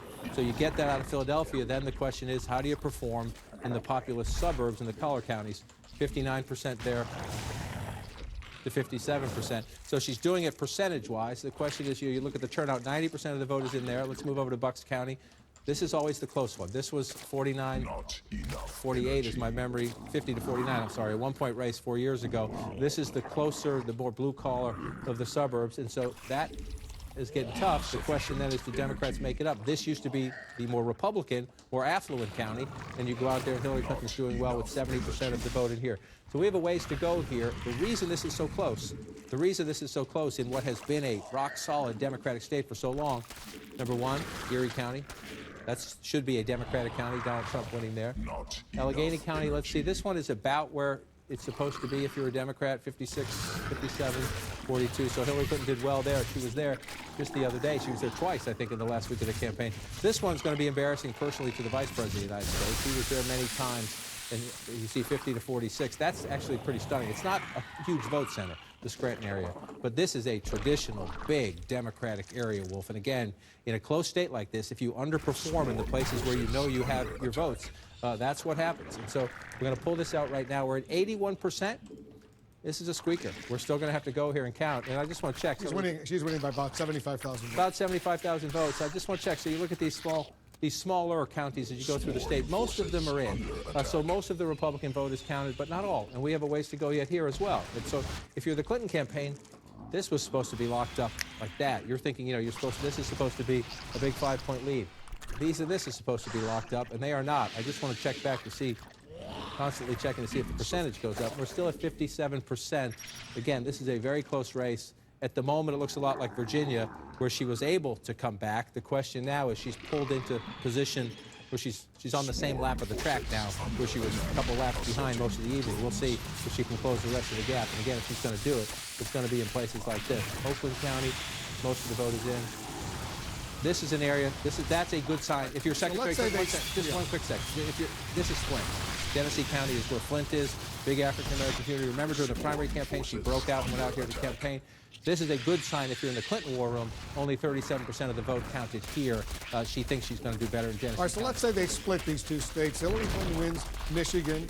Donald Trump wins Wisconsin. What's their respective road to 270? Well, here's the map where we started the night, right? And so let's see, you just said you want her winning Michigan. Let me make that blue again. And you think Donald Trump wins Wisconsin. For the sake of argument, what happens there? It takes her down from where she started the night, number one. Give her North Carolina, too. Yeah, North Carolina. Donald Trump. That one has to go to Trump. Give him North Carolina. Yeah, he gets North Carolina. He gets Florida. Then we're a tie with these states that we're still looking at. The expectation is that Donald Trump will win here and that she will win here. We're not there yet, but doesn't that look sweet? 260, yeah, exactly. 269 and 264. Give her New Hampshire. How we do in New Hampshire? Yeah, give her New Hampshire. Now we're missing 2 votes. Yeah. We're missing the congressional district in Nebraska. 1 vote there. And the congressional district in Maine, the 2nd congressional district in Maine. The one up here, we were thinking, leans Donald Trump. We'll count the votes as they come in. The one in Nebraska, I haven't seen the latest projections on that one. But this is not the race that I think most people thought we were going to have tonight. It's not the race we have at the moment, but it is a perfectly reasonable calculation that as we brew a little bit more coffee past the midnight hour and the 1 o'clock hour, the 2 o'clock hour, this is a remarkably competitive race. So let's go back and let's take a look at some of these states. Just the fun part about this, counting the live votes, is while you're having a conversation about one thing, often you get a change in the map. So let's look up here. 68% now in the state of Wisconsin. We're leading right there. So we'll keep counting them, Wolf, in Wisconsin, Michigan, and New Hampshire, as we have, shall we say, a cliffhanger, to say the least. All right, we have another major projection right now. Take a look at this. And CNN projects Donald Trump will carry the state of Florida. With its 29 electoral votes, Donald Trump wins Florida. A huge win for Donald Trump. That's his second home in Florida. Donald Trump will carry those 29 electoral votes. He's ahead right now with 98% of the vote in by more than 131,000 votes. A big win for Donald Trump in Florida. He predicted he would win Florida. He has won Florida. Let's take a look at the Electoral College map right now. You see Donald Trump has taken the lead. He has 216 electoral votes compared to Hillary Clinton's 197 electoral votes, 270 needed to win the White House. But it's a big, big win for Donald Trump in Florida. Jake and Dan, a lot of people didn't think that Donald Trump would be able to do it. He did it in Florida. He did. A huge prize, 29 electoral votes, where his second home is at Mar-a-Lago. Let us also just point out, when you were doing the math with John just a second ago, you were very close to having a 269 to 269 tie. That is entirely possible. It is not crazy at all, and we could go do it, but you already almost did it. There were a 269 tie. It goes to the new House of Representatives. And the other thing, as you point out, is that there are those 2 states that give out electoral votes according to congressional districts. And if Donald Trump picks up that one in Maine, Maine's 2nd congressional district, then that's 270. And so all those trips to Maine that he took, that he made, actually may end up being crucial. And we should point out, this is not over for Hillary Clinton or for Donald Trump. This is, as John said, this is a cliffhanger. We really have no idea what's going to happen here. I haven't seen a race this close since Al Gore and George W. Bush in 2000. It really could theoretically come down to one state or even one congressional district. Speaking of 2000, I think we should take a moment and talk about Florida. because, as you said, it was something that Donald Trump said he was going to win, said he needed to win. It looks like he obviously projected that he has won it. And it just shows that there are big questions as to who this electorate is, because looking at the early vote, part of the reason why Democrats were so bullish about Florida and part of the reason why Republicans were so pessimistic was because of what they thought was a big surge in the Latino vote. So at the end of the day, we'll see what that Latino vote was, particularly newly bigger Puerto Rican areas in the I-4 corridor. And if that surge really happened, and if it did, which way did they vote? Yeah. And I mean, I think it's fair to say that this all these states are much closer than anybody anticipated. Let's take a look at the vote in Michigan right now, because Michigan and Wisconsin, these two states are shaping up as critical. Right now, 59% of the vote is in Michigan, and Donald Trump still maintains a lead of almost 30,000 votes over Hillary Clinton. He got 48%. She has 47%. Still, 40% of the vote outstanding. 16 electoral votes at stake in Michigan. And let's take a look at Wisconsin right now. These are the two states that could be decisive. 70% of the vote is in. Trump still maintains a lead of almost 69,000 votes over Hillary Clinton, 49% to 45.8%. Another 10 electoral votes in Wisconsin. Let's go over to John King. John, Wisconsin and Michigan. Let's talk about the best Hillary Clinton can do right now, because in the Electoral College we're talking about. In the Electoral College, you want to do the best she can do. Let's just check the results real quick. 59%, 1-point race right there. And again, we're waiting. This is all going to come down to what's left here in Wayne County. There are some other votes to come in, but this is the biggest outstanding vote total right there. We're going to watch that. Let's just check over here real quick. Up to 70% right now.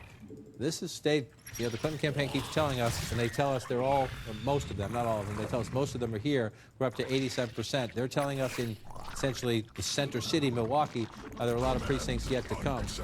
We'll see that math when it comes in, but we're at 87% in the county. So when that math comes in, it has to be overwhelming to make up that. That's a big lead. So you want to do this through from an Electoral College perspective. Let's come up here. And again, this is, let me refresh this map just so we get it right. This is where we started the night with projected Hillary Clinton at 268, but Donald Trump has won Florida. Donald Trump has won North Carolina.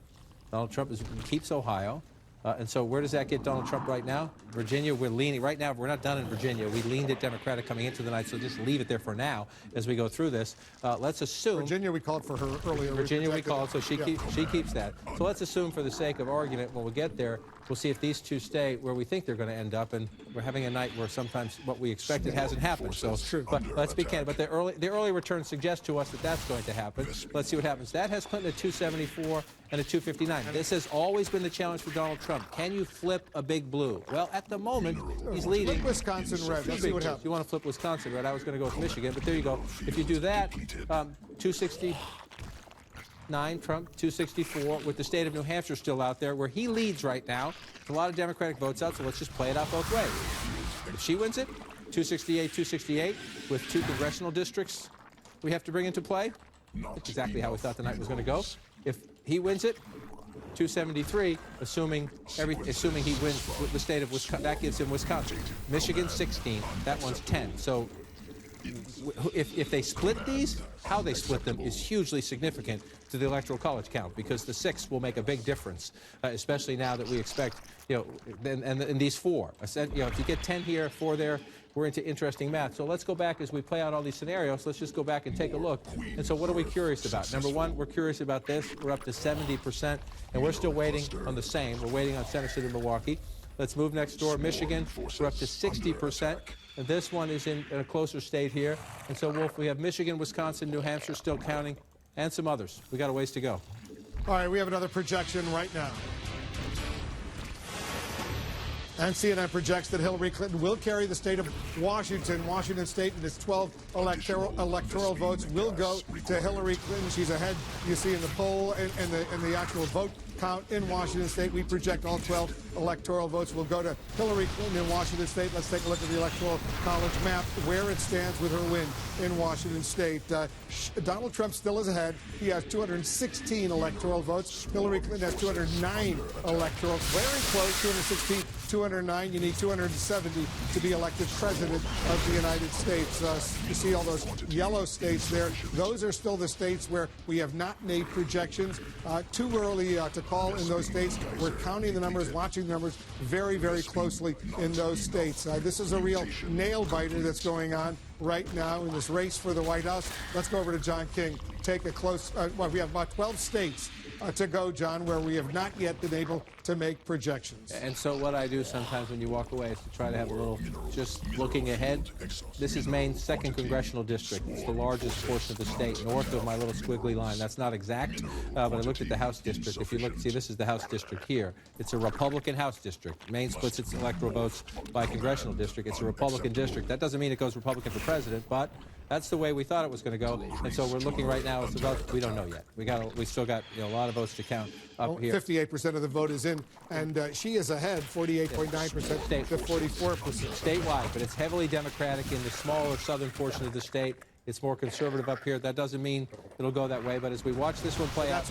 That's one electoral vote that's at stake in Maine, where they divide up their electoral votes according to congressional districts. Nebraska, there's one a congressional district that's still up in the air in Omaha, Nebraska right now. Correct, and so this is where, these are usually the quirks of the night, where you're saying somebody gets one, you're having a debate about it, somebody get one more, somebody get one less. Now, they may not be quirks tonight, they may be absolutely essential. This is the Nebraska congressional district. It's essentially these two counties, Omaha, which is Democratic, which she's leading right now, and then just to the south in Sarpy County, where he's leading right now. And this is, so we'll have to do the math, and we have people out on our decision desk who are drawing. I drew a general line around the congressional district. We have people on our decision desk who are honing in on this very closely. If you just do the rough math of her leading here by, that's shy of 9,000 votes there. He's leading here by more than that. So if you're looking at it right now, ballpark, it looks like he's a little ahead in this district, but we're not there yet. So that's our decision desk people will be going deep into that, but this is where we are in this race. This race is now surprisingly tight, incredibly tight, where we could be looking at these congressional districts in the states that divvy up their electoral votes that way. We'll get to that. We're doing a little advanced work on that now. We'll get to that depending on what happens here. To clear this so the squiggly lines don't distract people. I'm going to start with the smaller one first. We're up to 66% now in New Hampshire. Donald Trump's lead has been holding steady, but that's not a huge lead. What do we got? 12,000 votes there. A little shy of 12,000 votes there. And again, if you've been with us all night, Rye, right along the ocean, it's beautiful if you've never been to that part of New Hampshire. Portsmouth, this is a bigger area here. It's a big Democratic area. Just to remind you, President Obama ran it up really big here. And so there are, if she gets them, and that's become a recurring theme, that's a Democratic area. I want to come over here. We also have nothing out of Nashua City, which is 6.6, close to 7% of the state population. What did President Obama carry by? This is another big area for President Obama, 56% of the vote. So when you look at the statewide vote total in New Hampshire, let's come back to 2016, there are places where there is more than enough room. We did get some Hanover. Hanover came in 100% of the vote. You see a place like that where she's getting 85% of the vote. President Obama got 75% of the vote. So if she performed how she had to perform up there. If she does that in these outstanding Democratic areas, now we still have a lot of small towns. You see, there's a lot of small towns. Let's just go, but a lot of them are blue.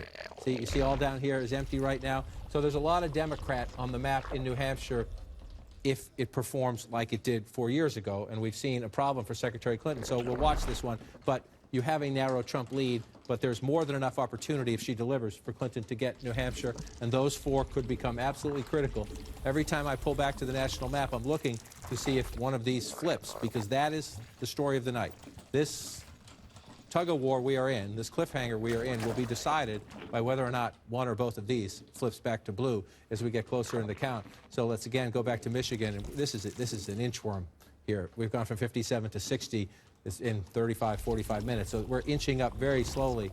That's still a substantial lead. 30,000 votes. Still a substantial lead. So I'm going to go through from the smaller to the larger Democratic area. We're up to 96% here, so there's not much. There may be some votes there for Secretary Clinton to make up, but not a lot. Let's come over here. We still have some votes here. Again, not the most populous area, but there are some Democratic votes there. And then the biggest deciding factor will be here in Wayne County, where, again, we're up to 77% precincts reporting. What we are told by the Clinton campaign is that they believe what's yet to report is the heart of the Democratic base, the African-American base, the inner city, center city of Detroit. That's what they're telling us. We'll see when the votes come in. And we've been waiting a long time, and this is not atypical. Wayne County, we've been through this many nights, you and I, Wolf, and the rest of us. Wayne County is always, in Michigan, it's always late, if not last. And so you look up here again, the rest of the suburbs are starting to come in, 87%. In the Trump campaign, they're going to be very happy with this if it sticks, but we're up to nearly 40% of the vote in Macomb County. This is an area, 54-41. Again, when you go back in time, President Obama is very good. Okay, and this is in the history books. It's where the birthplace of the Reagan Democrat. This has been studied. Back in the 80s, this is where all the political scientists, all the pollsters deeply studied this area for the union voters who became Democrats. Who became Republicans, who defied their own union and party leadership, who told them to vote a Democrat and supported Ronald Reagan. Will there be Trump Democrats after this election? That'll be one of the conversations that we have. We're going to have that conversation anyway, because the map is changing. Even if these states flip back, they are remarkably competitive, and we're learning an important lesson tonight as we continue to watch this. So 60% in Michigan, still a narrow Trump lead. 72% now in Wisconsin, and a narrow Trump lead. Two Rust Belt So this is how liberty dies, with thunderous DANKMEMES. To make right now, an important projection. And CNN now projects that Donald Trump will carry the state of Georgia with its 16 electoral votes. 84% of the vote is in. You see Donald Trump has a lead of more than 228,000 votes. Donald Trump wins Georgia. Donald Trump carries that important state. So let's take a look at where the electoral Destiny breaking down like he thought that Donald would.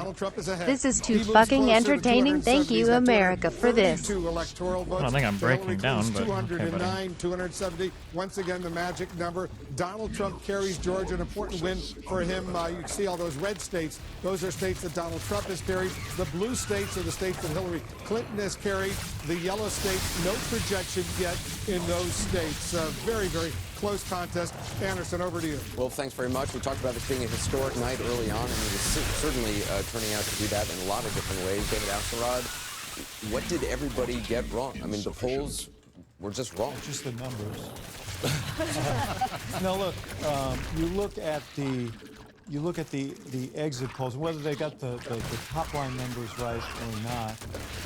What is clear is there was a hunger for change among a lot of Americans, and those who felt strongly about, those who were angered and disenchanted with government, overwhelmingly were supporting Donald Trump, notwithstanding the fact that 2/3 of them said that they didn't think that he had the temperament or the qualifications for it.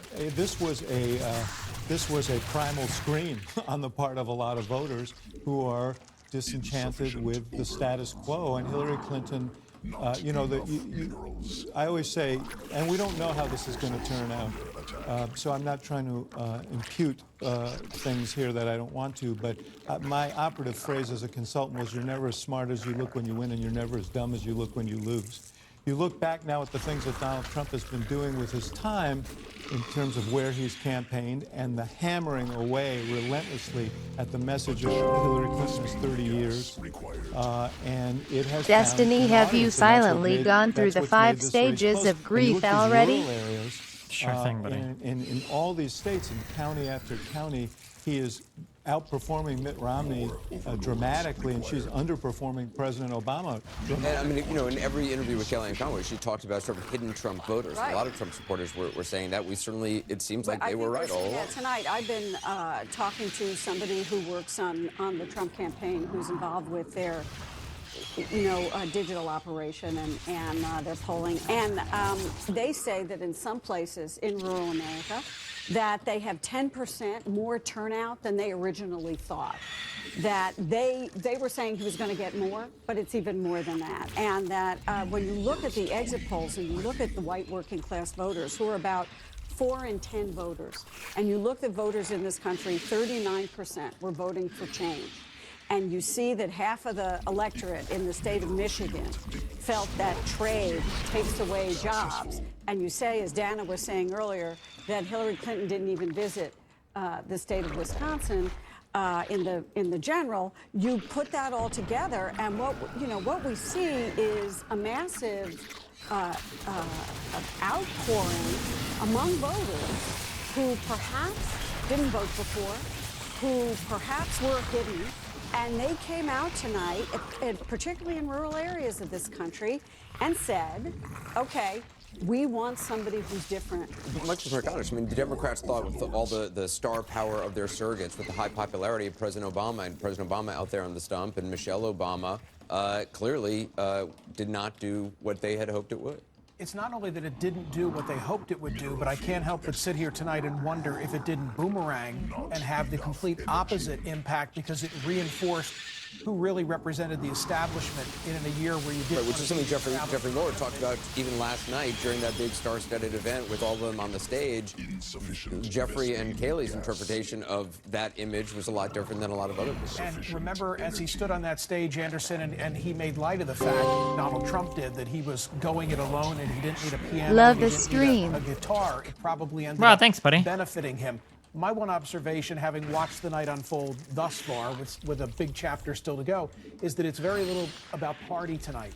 It's much more about class. It's much more about income. It's much more about what separates us beyond our party affiliation. I think David's onto something when he talks about the rural versus urban and suburban divide. Well, it also seemed like the Democrats were counting on, they had the unions, but it seems like maybe they had a lot of union leaders, but a lot of rank and file were going for Donald Trump. And those, union folks, even, in states like Michigan, we don't know what's going to happen there. A lot of those folks, those were Bernie Sanders supporters, and it looks like maybe those supporters went with Trump, and that the Clinton folks were maybe over-relying on getting the band back together again, the Obama coalition.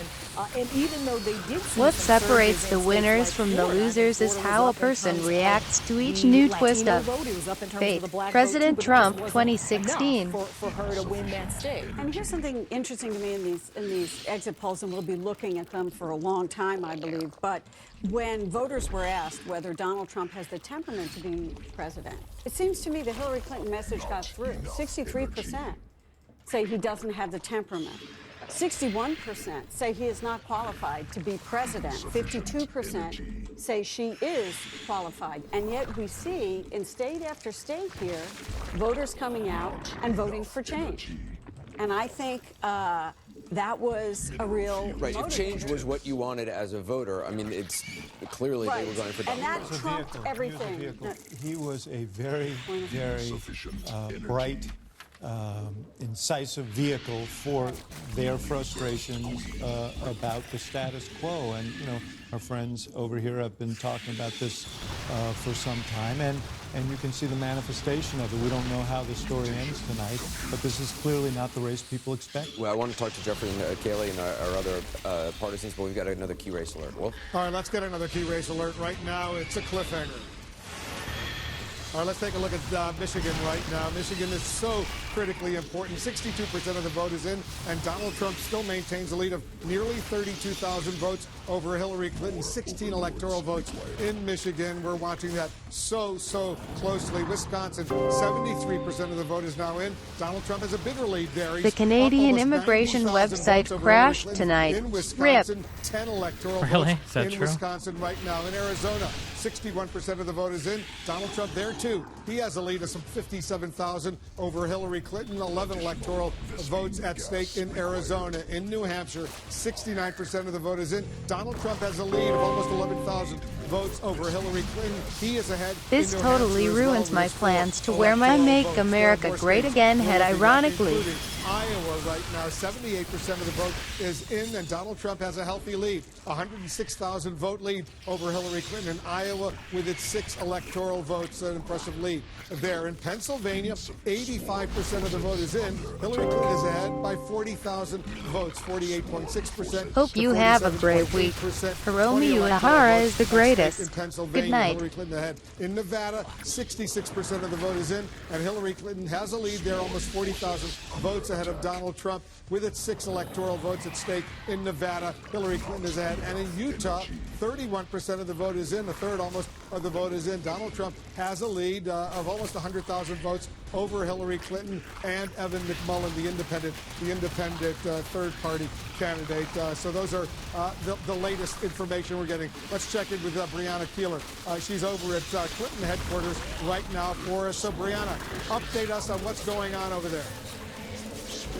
Wolf, the scene here is so different than it was a few hours ago when people were happy and relaxed. I have been looking around the room at people who are stone-faced. Some of them have been crying. We have seen people leaving the venue, including some who have been sitting on the risers behind the podium where Hillary Clinton is supposed to speak. There are people who are just in shock. I've seen mouths open as folks here in the audience are watching the results come in. Many of them Trump is gonna send me back to the homeland for good.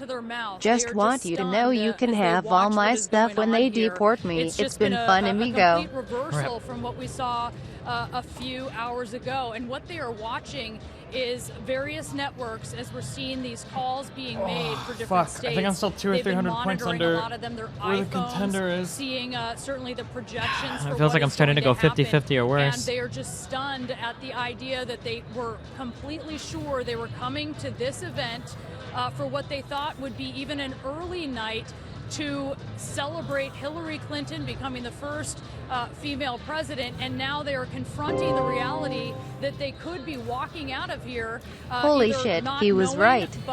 Citizenship and Immigration Canada is loading at the speed of dial-up.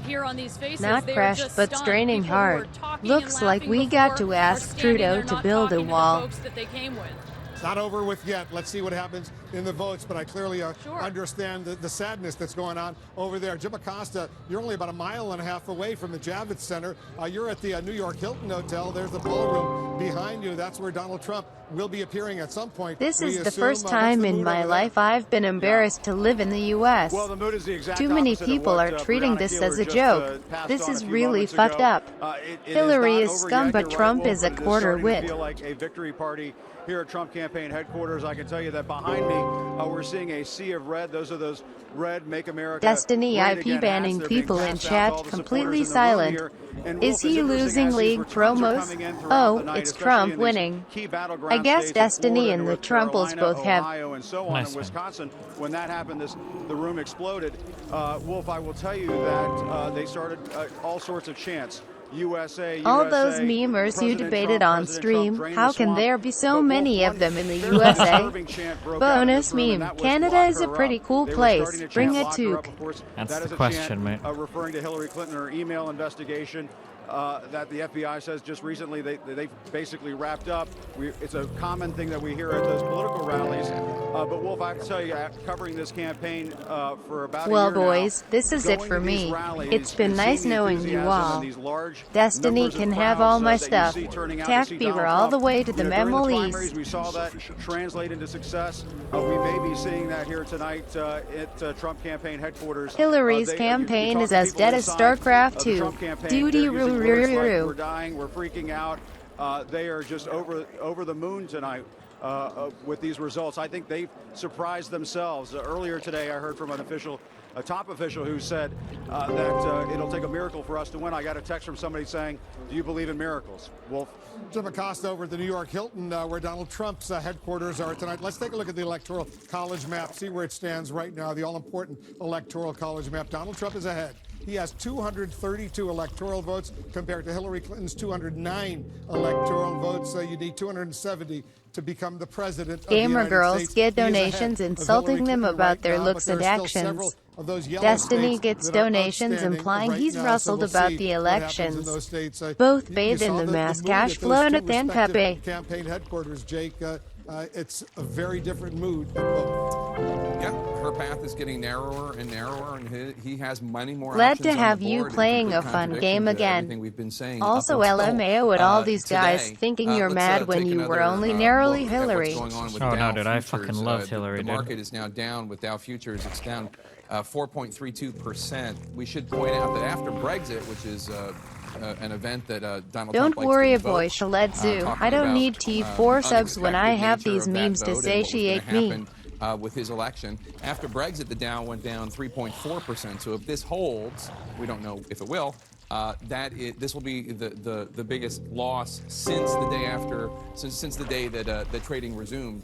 We need to build a wall. 9/11. So this is a day that the markets are not particularly enjoying, unsure about the future of the U.S., unsure about the trade deals and the economy of the U.S. That's when the people of the UK voted to leave the European Union. It was a stunning surprise to so many pollsters and others. Dana, it's still not over with yet. Let's not You say streaming it's over. has made my night. Neither of these candidates has it, and we're watching Wisconsin and Michigan, a bunch of other states, very closely. Very, very closely. I bet the guy is screaming in his ear that they can't call it yet because working for everybody will turn the months, TV even off. over a year for Hillary Clinton, though more and more pessimistic as they see the results coming in from Wisconsin. For Trump example. likes Russians, the other right? thing that I'm I'm hearing from good. Democrats, and I'm sure that there's going to be, no matter how this works out in the end, the fact that it is so tight right now, a lot of finger pointing back at the FBI director for the October surprise, saying that that the investigation was sort of kind of reopened into the email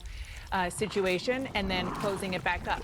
However, it's hard to imagine that this kind of almost wave was because of the FBI director. I mean, there's something way This is more too harem for me. deep and clear going on in this country, and probably the whole idea that Hillary Clinton was potentially in trouble played into that, and it helped that. But I think it's a lot more than what Democrats are But saying. there's no doubt that there's a deep anger. Who won Our early tonight's exit presidential polls showed that election. there's a deep anger The in this Voyager country right probe now at the speeding political away from Earth at establishment. So when 38,000 Donald Trump miles keeps per saying, hour. "Drain the swamp," he was really, Jake, reaching out to a whole bunch of people, including a lot of people probably who hadn't voted before. A lot of anger at Washington, D.C., a lot of anger at institutions, and that was a big part of Donald Trump's campaign. I think it's also worth pointing out that white working-class voters are the single biggest demographic in the United States. Bragging on Twitter about your while many 150K a policymakers, year in income. Washington, D.C., We must go higher. have turned a blind I never eye brag to about these like how much money I make. I individuals, usually especially only when it bring comes it to up when people their tell me that I'm economic like a issues as loser opposed to or like I don't have a real social job. issues That's usually the that only they- time. that I never they like go built around up. like flaunting my money. I think that's a real douchebag it move to makes do. sense It's usually that only when people somebody like who call goes into question right like after white working class voters Trump in a is way secretly that I a haven't wee seen, fucking uo bonus me presidential muo. nominee do in a long time would have some success. It's one of the reasons why a lot of Democrats argued Bernie Sanders would have been a better nominee because he did appeal to many people in that demographic and was the same kind of outsider that Donald Trump was on that issue of trade and on the issue of Washington being broken. He stunned the world by getting the Republican presidential nomination, and now look what's going I on hope right the now. American John King, dollar let's take a crashes closer so look the and see what's Canadian going on. dollar We're do can following be these worth two something. battleground states. All of a sudden, Wisconsin and Michigan, the two battleground states that potentially could determine the next president. They keep going the way they're going. That Sanders-Warren primary may start tomorrow. Let's look at these states as we go through them. Wisconsin, again, this is not the way this was mapped out. Trump is ahead by 85,000 votes. 85,000 votes. You're up to 77% of the vote counted. The question Now it's is, 89,000 votes. can she make it up? And so here's what we're told. I want to start down here in Milwaukee County. Here's what we are told. We are told it is now 12:04 here in the east, almost 12:05. We're told at the bottom of the hour we will have results, the rest of the results in Milwaukee County. We're told there are 11 wards that we haven't seen yet, plus 60,000 absentees. So 60,000. Love the You said the stream. lead was close to Sorry if 90,000. you mad, but So time is to there MAGA. potentially a large swath of Yeah, I don't Democrat think that's votes gonna in happen under Milwaukee Trump, County? but We're thanks, told to buddy. expect them around the bottom of the hour. Yes. And so you hold out the math, and you're going to be hyper-cautious here for a good reason. And so you say, okay, maybe. And then this is what the Clinton campaign is telling us. We're going to get a lot more out of here. And they have reason to say they're going to get a lot more out of here because they're winning lopsided. The whole University of Wisconsin. Right, 25% of the vote to go. So if they're correct and they're about to get a very large, substantial amount of votes out of Milwaukee, 30 minutes or so, there's more votes here for them. That's why you wait and you see. However, that's fine. We'll see what that math comes in. But you start going through some of these other places. That one's 100. But you start clicking through. That's 90. 94 over here. Come down here, 71. There are still a lot of counties that Donald Trump is running up the score pretty impressively that have votes out. They're not population centers like that. Just look at what my 10 Canadian pesos gets you in the United States.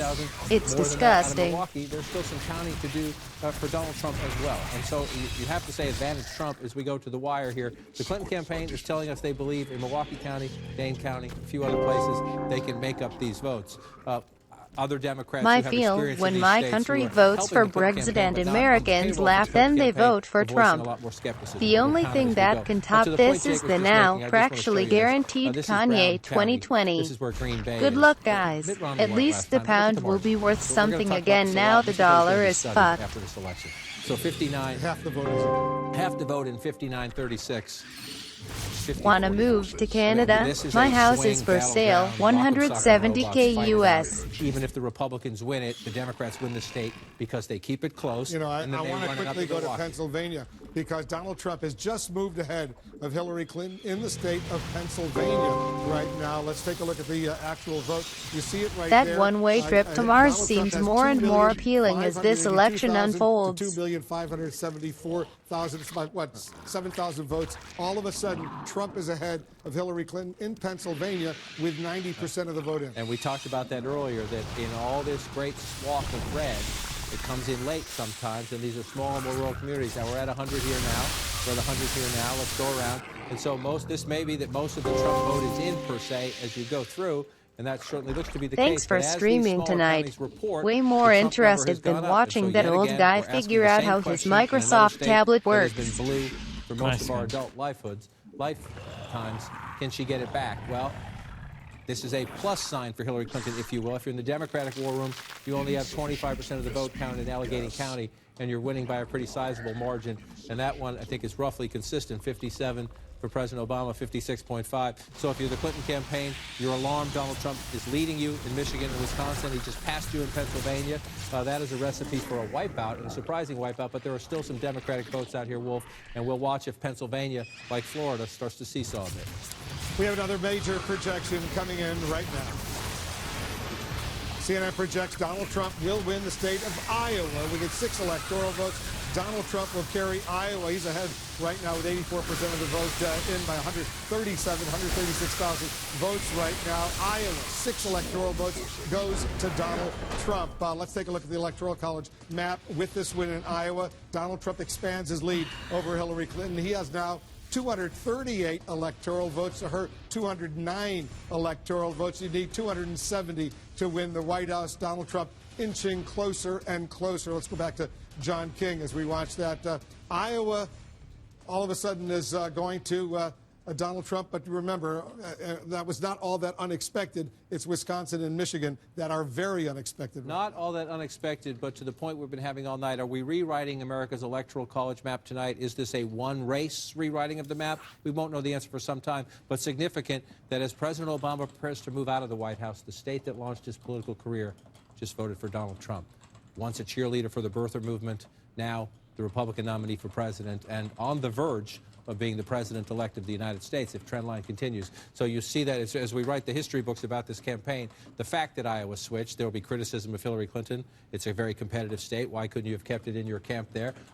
This is one of the things we will go through. But let's go back to where we were just a minute ago, because Pennsylvania now has joined Wisconsin and Michigan on the watch list for Democrats, on the emergency room list for Democrats. You see that. Can you lead explain right the 270 there. number? You have to get again, 270 electoral votes in order to win the election. The electoral votes more or less are distributed based on how people in your states vote. So if the majority of the population in a state votes for you, then you get the electoral votes from that state. For Hillary Clinton. This was blowout territory, right? Now you could say that's because Joe Biden was on the ballot, right? So then you go next door here, Luzerne County. It's a small county. It's not, it's not a huge population center. 58, 59% there for Donald Trump. The president won this with 52%. You're finding these counties all across the country, even in states Clinton is winning. We find them in Virginia. My GF voted for Hillary because Trump is sexist and racist. Right now, so I argued that his racism and sexism wouldn't change any actual policies. Look in here. Look What do you think about voting based on SJW topics and views? When you call sexism and racism SJW topics, I feel like your naivety is like very painful. I don't really know how to respond. I feel very sorry for you. Or maybe not, I guess. I don't know. President Obama. Here you go, in a lot of these Destiny, places that you would because I like associate to with give blue you the collar, money, white Zuo, working and class to you voters. We're not memers done in here. We chat. come back to 2016. Remember, We're not whoever done. wins, And so there's still a America chance for loses Clinton to to come back feels. here. But the fact, again, Pennsylvania, one of the solid states in that blue wall, the states Democrats have won in every presidential election since 1992, 242 electoral votes. This Can is one of them. electorates vote against the state's popular vote? This is Yeah, one that's of called them. a faithless Donald Trump elector, leads but at it's the pretty moment. rare. I don't think it's ever This like is one of determined in, them. an Donald election Trump because leads it's at the something like moment. that. And so the Democrats are having a conversation. The Democrats have been celebrating for years, since all during the Obama presidency. What decides how many their electoral ability votes to the win state these has? Sun I Belt think states, it's to change decided by states like population, Nevada, to change or it might states be like decided by Colorado, like to change states like House of Virginia. Representative They've been seats or something, or celebrating that for 8 congressional years. districts, which is decided by Well, population. They're having headaches I tonight. think. And take a look at this, John. The national vote, Donald Trump is ahead nationally by more than 1 million votes. He's got 48.3% to Hillary Clinton's 47.2%. So he's getting more votes nationally right now than Hillary Clinton is. And I just want to check to see what the count is out here, because this is the key for Clinton in trying to come back in the popular vote now, the big...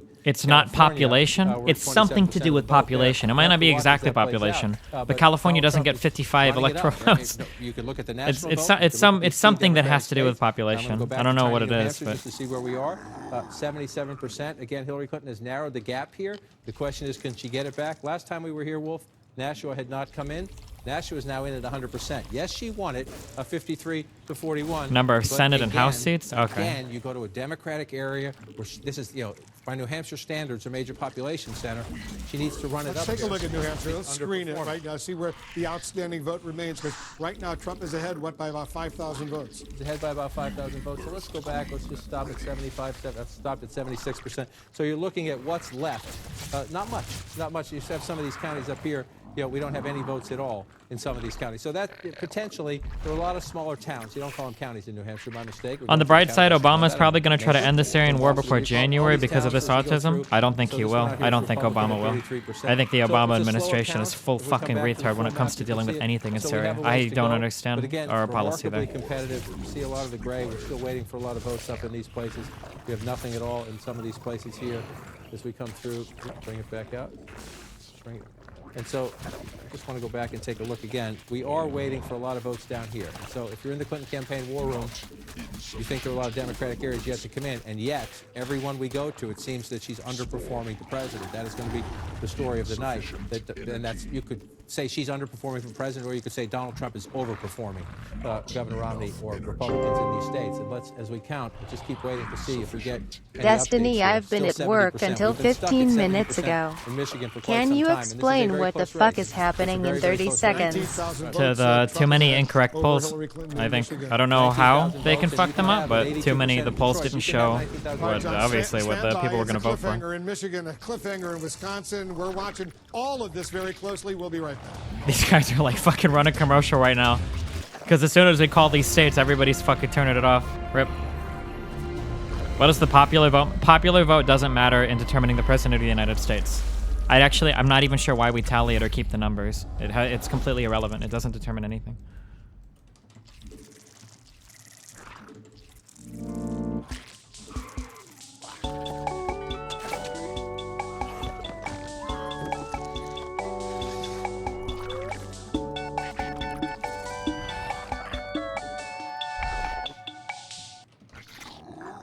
Will the economy crash under Trump? I don't think so. The president himself can't unilaterally, destroy our economy. He just doesn't have the power to do it. Futures might be down or whatever because people get emotional, but I have a really hard time believing there will be a dramatically negative impact on the U.S. economy. I mean, I could be wrong. They'll probably be bad tomorrow. I should sell my Twitter shares tomorrow and buy S&P 500 ETFs. Because I doubt any change will be long-lasting. I feel like it's an emotional thing right now.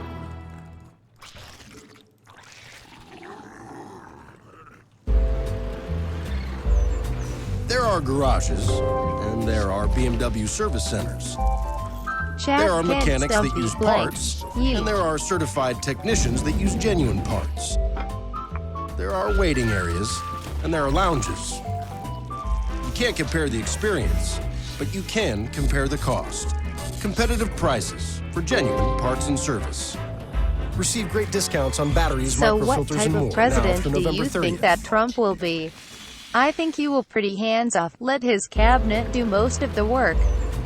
There I are don't know, it's hard garages, to say. and there are BMW service centers. There are mechanics that use parts. The economy is and going to there are crash no matter what. certified Trump knows it. technicians That's that why use he's covered his genuine ass. parts. No, that's not true. You have no idea what There you're are talking waiting about. The areas, economy is going to and crash there no are matter what. lounges. Why would you make the comment in chat Can't when you have compare no the idea what you're experience, talking about? but What are you your can indicators that compare you're the pointing cost. to that lead to an inevitable Competitive crash of the prices economy? for I'm genuine curious. parts and service. Save up to $120 when you purchase Bridgestone or Pirelli tires now through November 30th. At Kyocera, we see your company differently. Fuck, this guy's going mech, dude. We I see think your I'm fucked. documents, how they're accessed, secured, and how well your workflow is flowing. Schedule your assessment at KyoceraDocumentSolutions.com. Quantity insufficient. He will have the Senate and Congress to help him with that? I don't think so. I don't think a Republican Congress will destroy the economy either, because they're all bought and paid for by corporate lobbyists and whatnot. They're not going to vote against the interests of the people that put him in office. Well, let's update you with a key race alert right now. Let's start off in Michigan. Michigan, 70% of the vote is in. Donald Trump maintains his lead. He's got a lead of 23,000 plus votes over Hillary Clinton. 16 electoral votes at stake in Michigan. Nice. In Wisconsin, 78% of the vote is in. He's got a better lead there. 92,000 vote lead over Hillary Clinton. 10 electoral votes in the state of Wisconsin. In Arizona, Trump has the lead. 63% of the vote is in. He's up by 50, almost 59,000. There he's gone over 59,000. Look how much the pound dropped after Brexit. Yeah, but that's different. Brexit implies a lot more disaster than just the head of state, at least for the United States. 77% of the vote is now in, and Donald Trump maintains Brexit implies policy, whereas President of the United States maybe not so much. The worst thing about Trump is going to be social issues, unfortunately. Like could be in the form of Supreme Court justices. Let's take a look at some of the other states right now. Utah. Trump is ahead. A third of the vote is now in. He's ahead by more than 100,000 votes over Hillary Clinton and the third-party conservative Evan McMullin. Trump is looking, he's looking pretty good with a third of the vote in the state of Utah. In Pennsylvania, 92% of the vote is in. Look at how close it is. 48.2% to 48.2%. Hillary Clinton is down, though. Donald Trump is ahead by 2,800 votes. More than 5 million votes have been cast. He is ahead by 2,857 votes. In Nevada right now, Hillary Clinton is ahead with 71% of the vote. Do you think markets are going to have a huge loss tomorrow? Probably. But I don't think, I think it's mostly emotional. At stake in Nevada. In Minnesota right now, Hillary Clinton has a pretty impressive lead of more than 116,000 votes over Donald Trump. 72% of the vote is in. She is ahead, looking comfortably in Minnesota. 10 electoral votes there.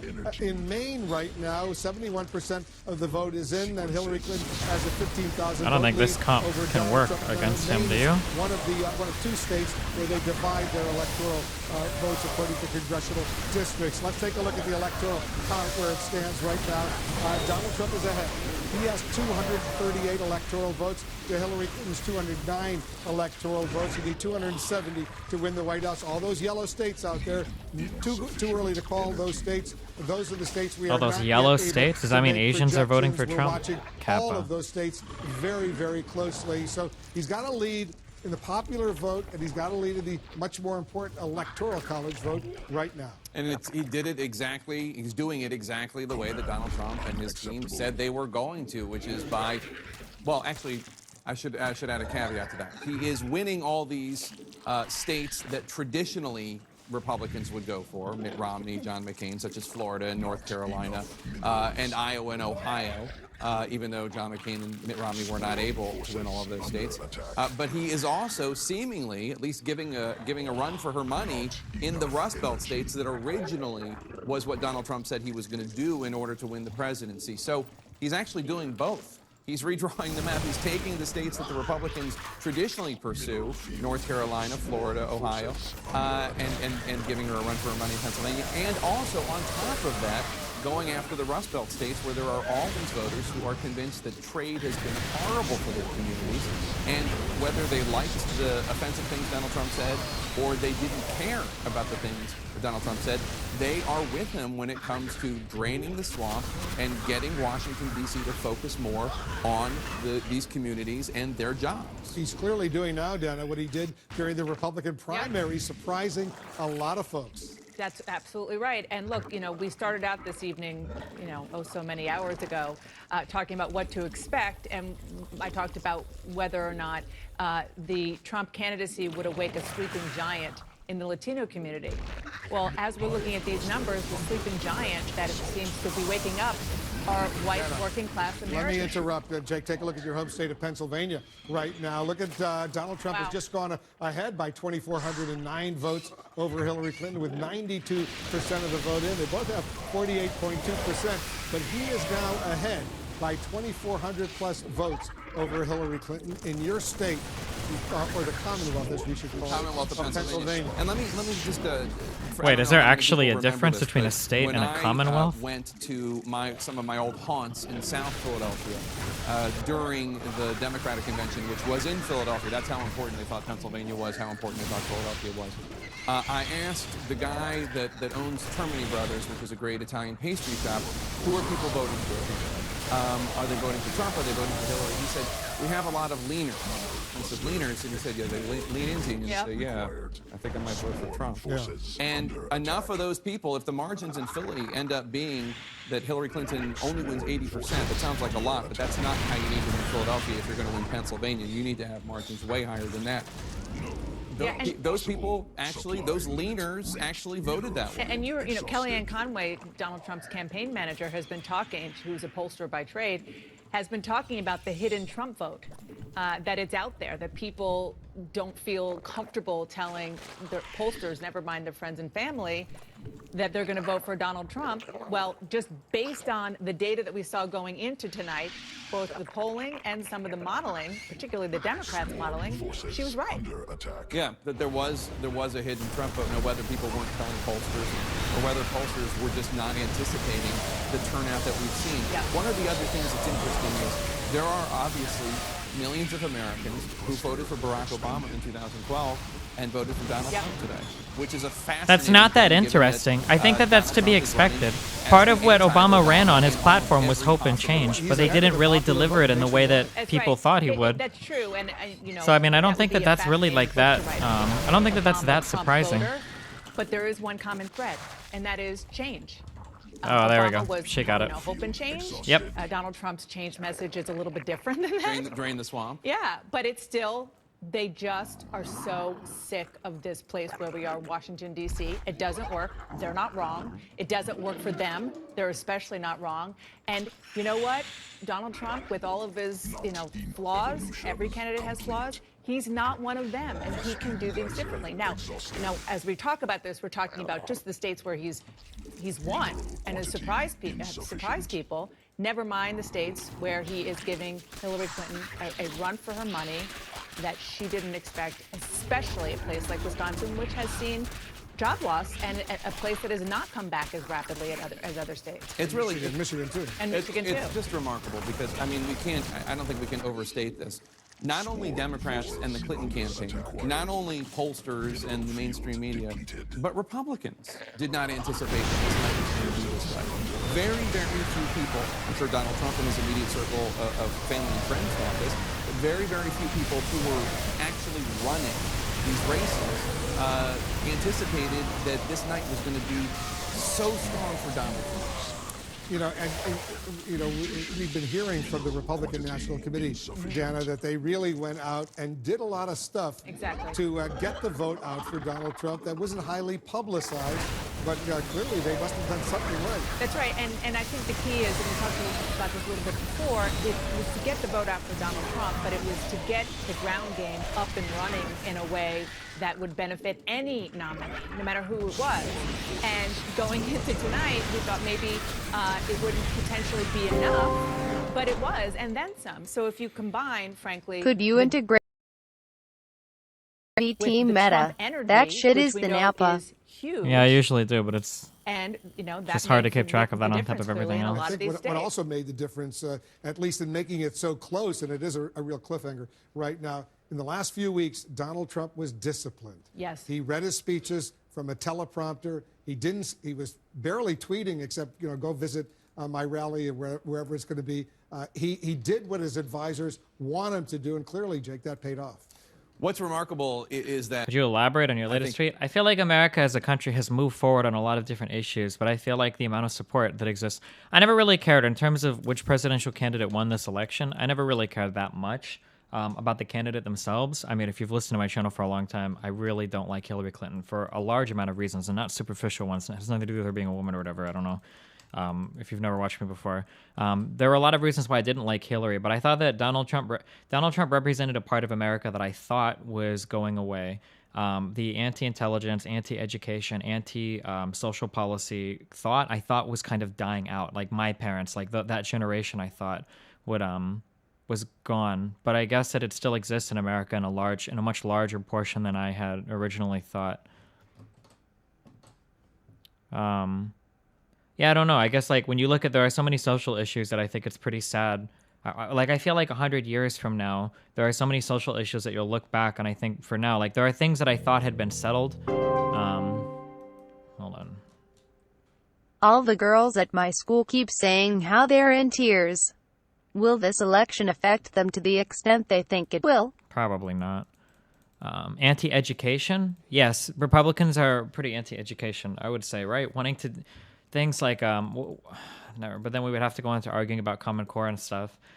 Being against Common Core, Republicans are typically the ones against intermingling school districts, intermingling integration into schools. Republicans tend to be more favorable in teaching crazy religious doctrine in classrooms like evolution, being against things like climate change because it doesn't suit their narrative of free market, pro-business, no government interaction. I think in general, it's pretty easy to point to. And then even Republicans, if you listen to popular Republicans on the radio, like Rush Limbaugh, Sean Hannity, Glenn Beck, a lot of these guys will point to colleges and say, like, these are liberal academia fostering grounds, fostering liberal minds and whatnot. Republicans, at least over the past like 10 to 20 years, have seemed to be pretty anti-intelligence, anti-education. But I guess the most important thing that the president can do, the reason why I was pulling for Hillary more than Trump, the most important thing the president could do is have influence over Supreme Court justices. So the fact that we might see justices that want to roll back things like gay marriage or roll back things like Roe versus Wade, like that would be unfathomable to me, that I could live in a country now that would have like abortion illegal. Like that would be insane to me. Crazy religious dogma like evolution. Yeah, things like creationism or intelligent design, these are positions only held by insane religious people that have no regard for the scientific process, right? I don't think anything there is controversial. Like, that's pretty obvious. Oh, yeah. You're talking about, like, the abolishment of the Department of Education and whatnot. Yeah, even Rubio said that. Can you provide evidence for Republicans being anti-edu? I mean, well, what issues do you want to talk about? When we talk about pushing creationism in the classrooms or getting rid of or pushing abstinence-only education, you're not thinking of Hillary Clinton pushing that, right? You're thinking of somebody like Sarah Palin pushing that, right? Who pushes for abstinence-only education? Who pushes for creationism or intelligent design in the classrooms? These are places that happen in the Deep South, very red states, right? Like, who talks about abolishing or destroying the Department of Education, right? These are all Republican ideas, right?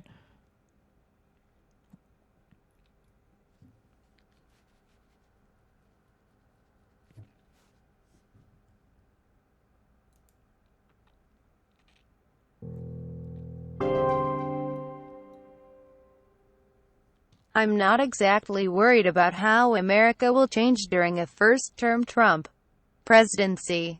I'm more worried that the phase of voting and the methods for doing it are changed. The next election is going to be a real shit show of memory and lies. Destiny, I was just commenting on phrasing like evolution. Oh, sorry. I mean, I thought that was kind of obvious what I was talking about. Destiny has way too much trust in the government. I mean, the government has oversight, but corporations don't really have oversight. So, I mean, I have inherently a little bit more trust in the government to do an honest job than a corporation, sure. Why do you care so much about religion? Because I think a lot of religious people have very poisonous and toxic thoughts that need to be eradicated from society, especially when it comes to things like social policy. When you talk about like doing weed is illegal or immoral, I'm sorry, when you talk about morals and ethics, things like marijuana is unethical or abstinence-only education is the only ethical way to teach our children, or creationism in the classroom is the only ethical way to teach our children, or insane punishment and retribution, the death penalty for crimes. These are all thoughts that are primarily pushed by religious people, evangelicals in the United States, right? So I mean, as we've gone on over time, I think religion in the United States has tended to recede. It hasn't as much in it hasn't as much as it has in Europe, but these are all how do I fucking history of religion in the United States. America's changing religious landscape.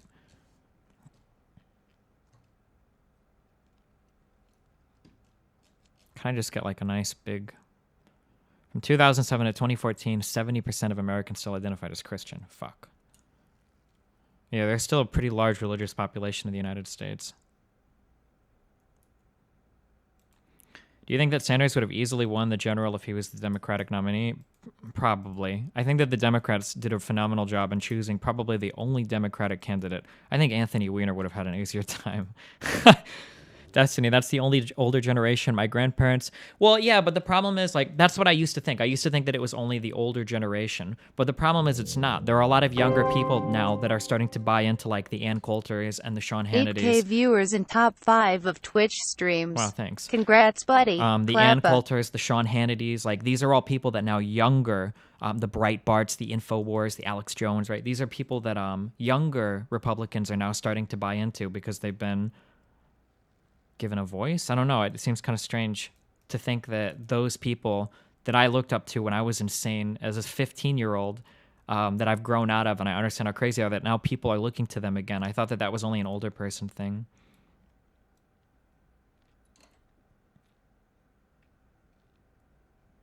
I don't know how much the FBI had an impact on Hillary's unfavorability. It feels like the general trend of both of all the presidential election stuff, whether it's the nomination processes or the presidential election processes, it seems like the trend has been underestimating the dissatisfaction with the establishment, right? My own lack of confidence puts me in a position where I have to place Tic Tacs on the floor so I can go outside. What?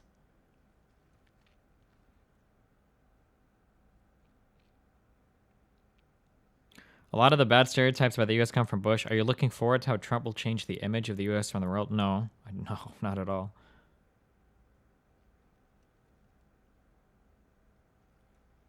You have religious people in the United States who are very anti-abortion and wish to reverse Roe v. Wade, but support the death penalty for punishment of our criminals. Yeah, most of the Republican viewpoints are very, very, very far away from any kind of logic or reason. Usually, it's all emotional and ethical and moral and religious doctrine. So that's why, for instance, you'll get Republicans who say things like, "You can never abort a child. Abortion is wrong. You cannot abort a child. You must deliver the child." But then, as soon as the child is born, no welfare for single moms. Eradicate all welfare. Get rid of WIC. Fuck these people who are relying on the government, right? So it's like, well, fuck, that seems like kind of a double standard, you know? Yeah, I don't know.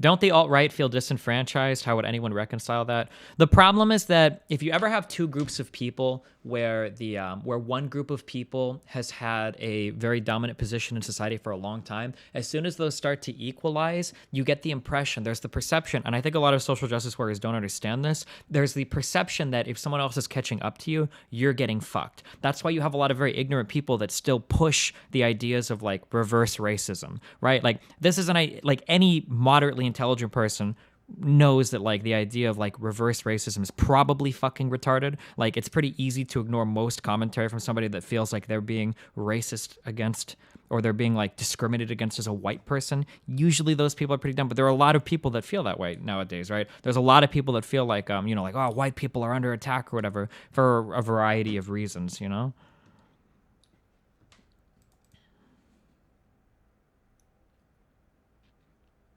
What's your view on how this election will affect the U.S. global relationship with the rest of the world? I don't know, dude. It's really hard to say. I don't know. I'm not sure. It's hard to say. It's hard to say whether or not Trump's foreign policy in Syria could be any worse than it is now. So I'm not sure.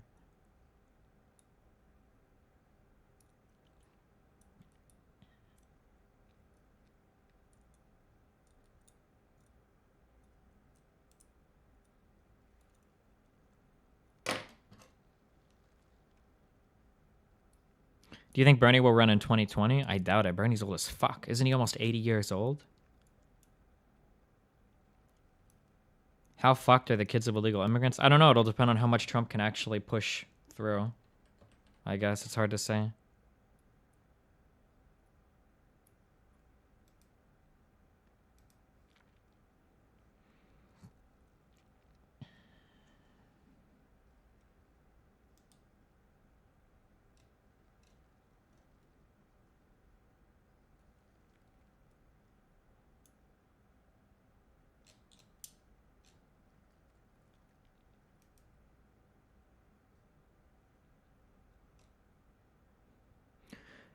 Did you want to see war in Syria for the sake of a pipeline?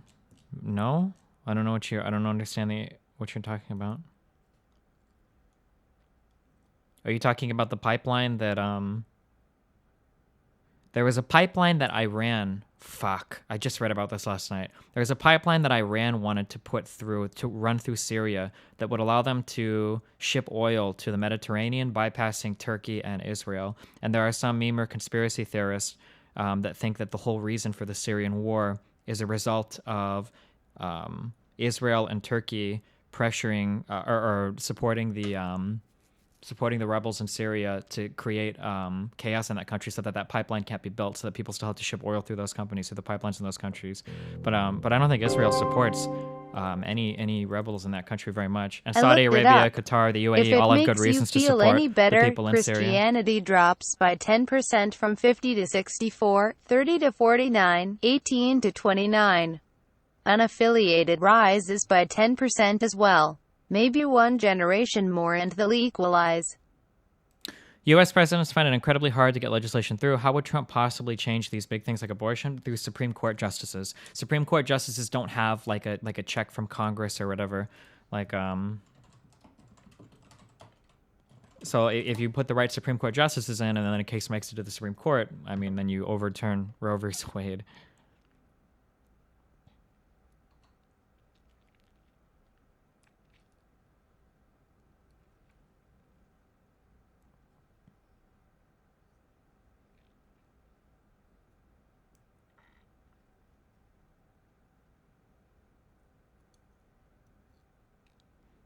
Index futures are trading 500 points below. I seriously don't see there being a massive economic crash. I'll probably sell all of my shares in Twitter tomorrow, and I think that I'll just dump everything into the S&P 500. I have a hard time believing that the market is actually fucked. I don't believe it. Howdy Destiny, what do you think of all the people calling Trump the next Hitler and saying that Trump came to power in the exact same way Hitler did? I mean, you could argue that he uses similar forms of demagoguery, but I don't think that they were exactly the same circumstances. I don't know. Usually comparisons to Hitler don't serve either side well.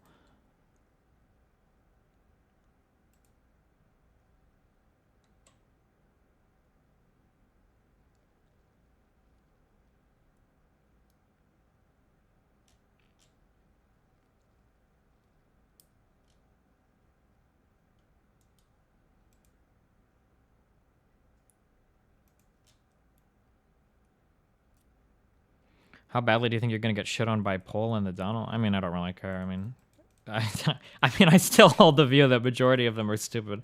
I guess I just underestimated their numbers, but rip.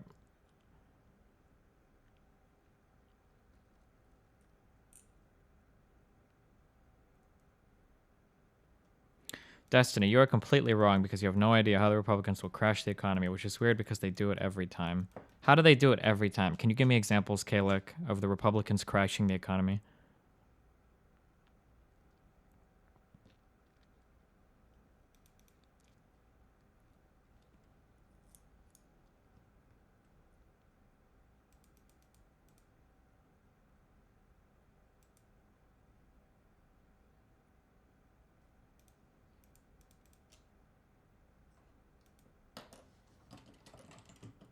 What do you use to invest? My account's on Vanguard.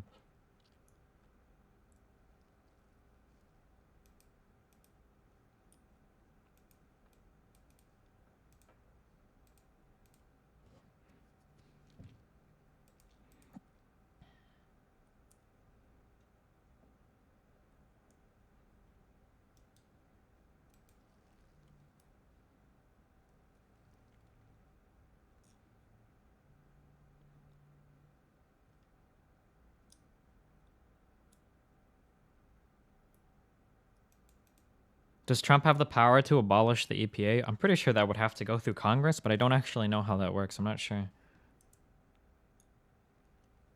Bush ruined the economy? How did Bush ruin the economy?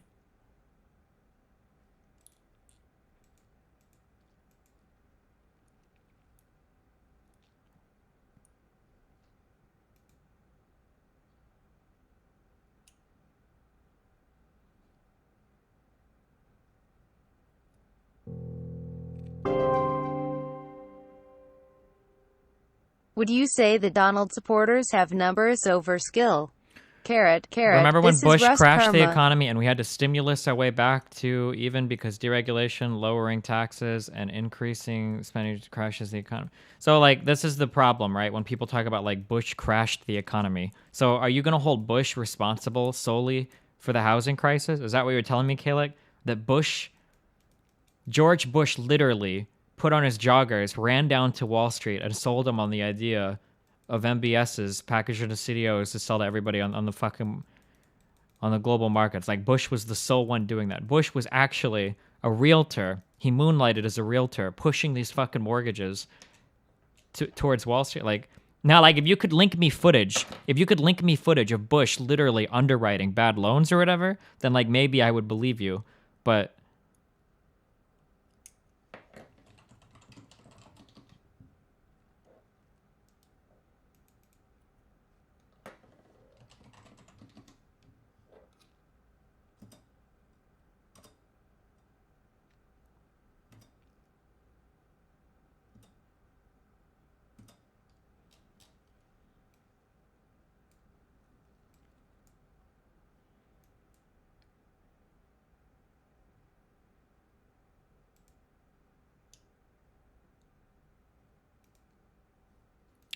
where's Apple's at? What was the name of the thing before Dodd-Frank? The thing that kept the legislation that kept banks from being able to certain banks that did certain things from being able to invest into the market. What was the name of the I can't remember it, dude. The thing that, like, Dodd-Frank was supposed to replace. Glass-Steagall. Who was Glass-Steagall repealed under again? I don't actually remember. 1 second.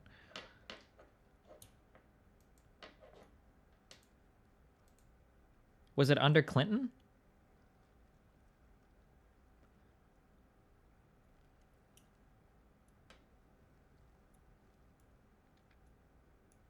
Okay, so Glass-Steagall was repealed in 1999 under Clinton.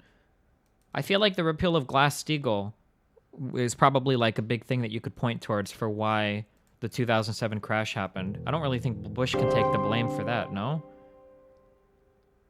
In more positive news, the pound is recovering against the dollar. Nice, Does that mean two shit ideas create one positive outcome?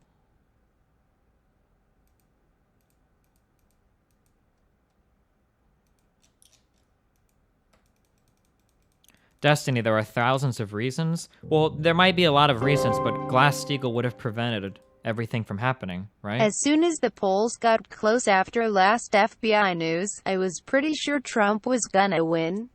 Brexit. Nice, man.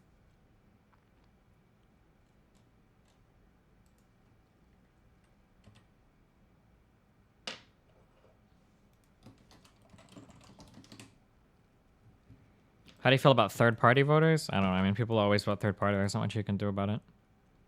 Do you think Trump will follow through and prosecute Hillary? Probably not. I don't even know if Trump has the power to do that.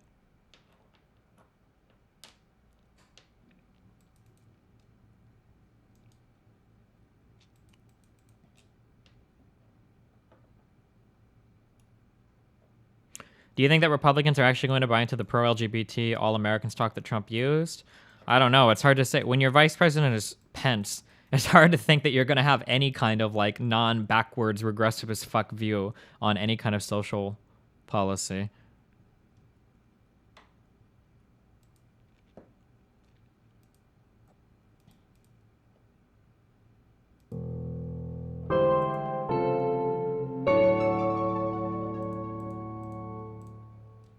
Doo-dee-doo-dee-doo.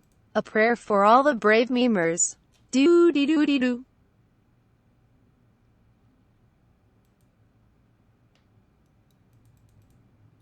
Where does Hillary go from here? I don't know. Hopefully to commit fucking suicide. Jesus Christ. If you had the option, would you choose a new political system, something other than democracy? Probably not a new political system, but I think that different types of voting could be better. I think the first past the post is cancerous as fuck.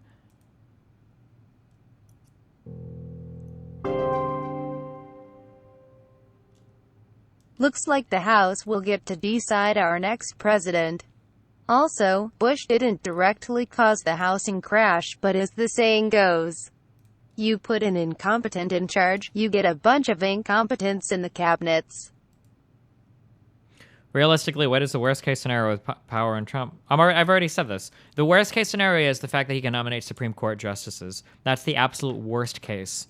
Or not worst case, but that's like the worst thing that can happen, or will happen, I guess, is the Supreme Court justices that Trump would nominate.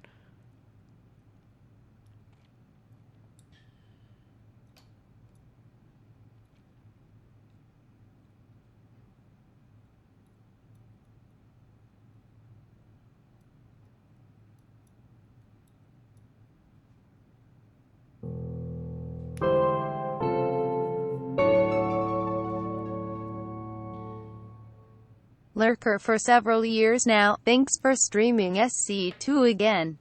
Have some hot chocolate monies. Good luck on getting to Grandmasters with all races. Bonus meme. Trump, Trump, Trumped.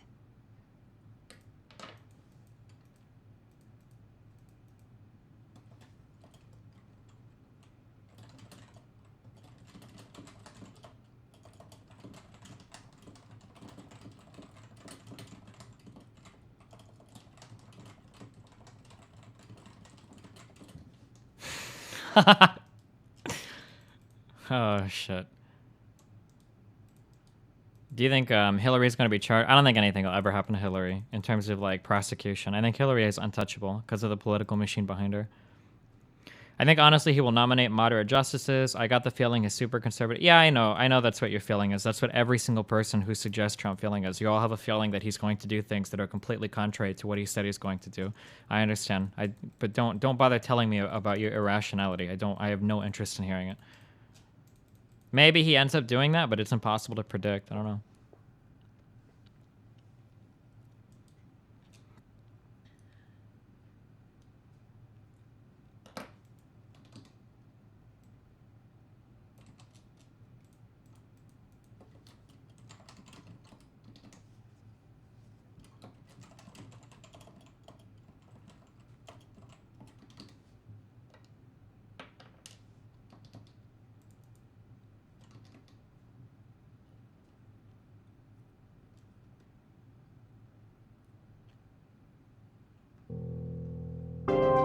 Destiny backpedaling hard as fuck? I don't think I've backpedaled on anything I've said about the selection. Can we okay. listen to you, Dazia, while we Brexit from this memory? No bonus meme. Only ye.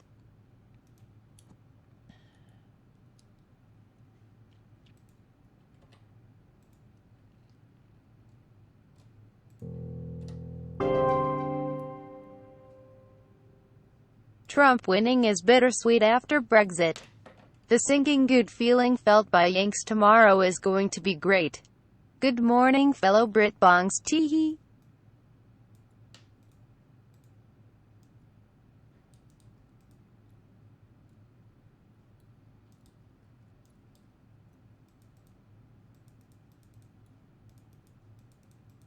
Have you backpedaled about how much the polls mean? No, the problem with the polls, God, holy fuck, this is so annoying to explain.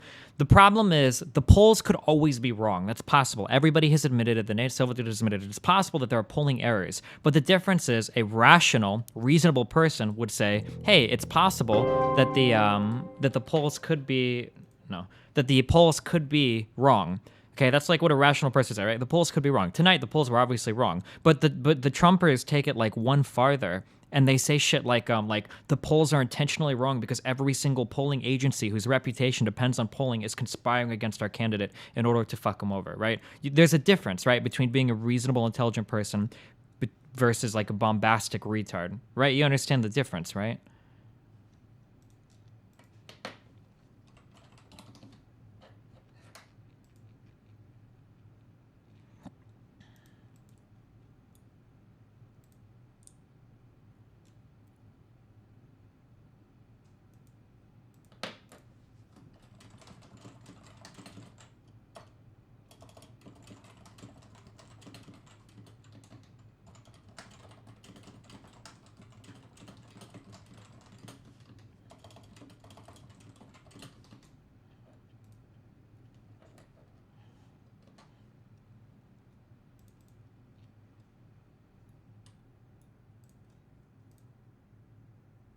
Is Hillary going to wither away after this election?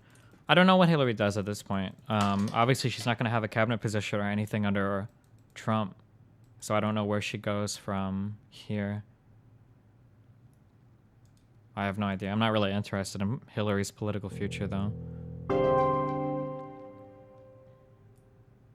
Genuine question. Trump said he would nominate someone close to Scalia, so why would any of the laws be repealed if they already had the chance to be under Scalia?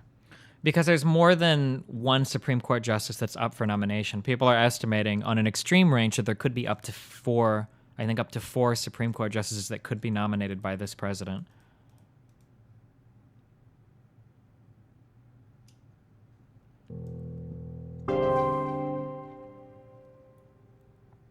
Could be worse. My country's government is getting a no-confidence vote today.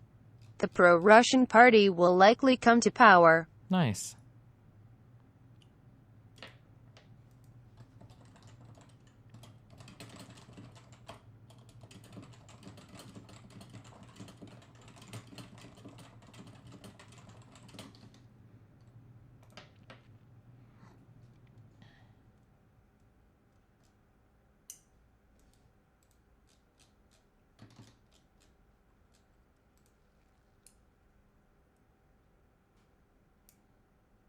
Oh my god, this chick on Twitter. Can't the Senate block nominations? Yeah, but that's not the... But that you can't do that. You can't do that. The Republicans were absolutely in the wrong for blocking Obama's nomination, and the Democrats would be in the wrong for blocking Trump's nominations. The American public has voted, and Trump is the president. You can't block his nominations. That would be an affront to the American people, right? And it would be disrespectful of our process and our system.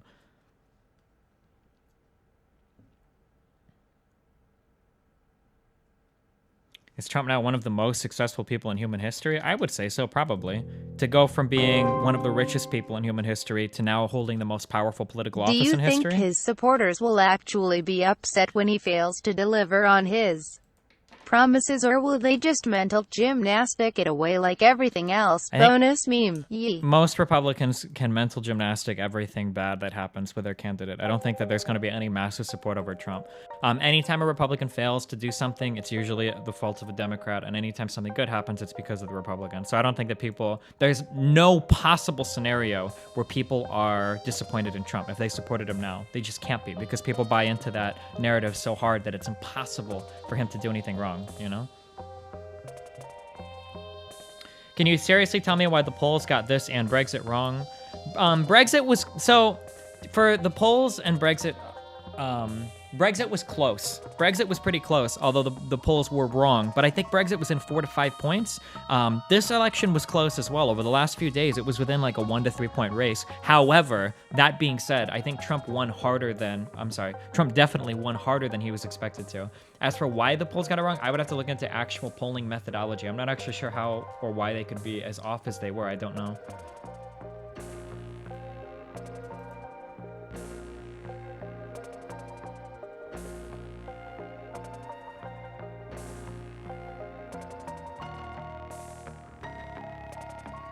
Why did the GOP decide to not even hold a hearing on Obama's candidate instead of just not approving it? Demagoguery, because the Republicans wanted to show everybody how badass they were. Again, the Republicans typically don't operate in any kind of rational realm. Like, usually it's all very emotional. Remember when the Republicans were threatening to default on the American debt, which would have had catastrophic,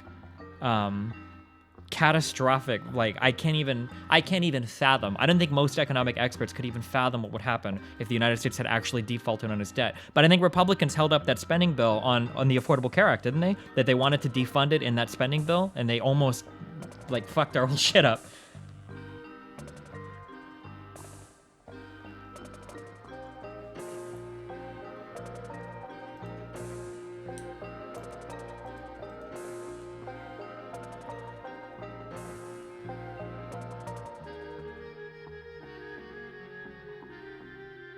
It's possible that a lot of people voted today that weren't considered likely voters as well. Sure.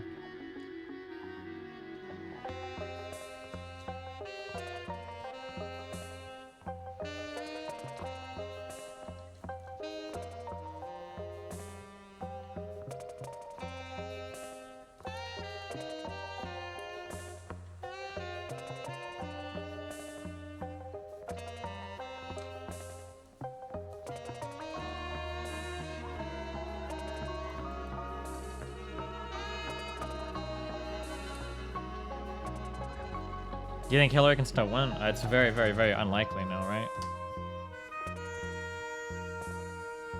Like you, Destiny? Hey, I voted today. Although I don't think it made any fucking difference. I don't think it delegitimizes or legitimizes anything I said, but...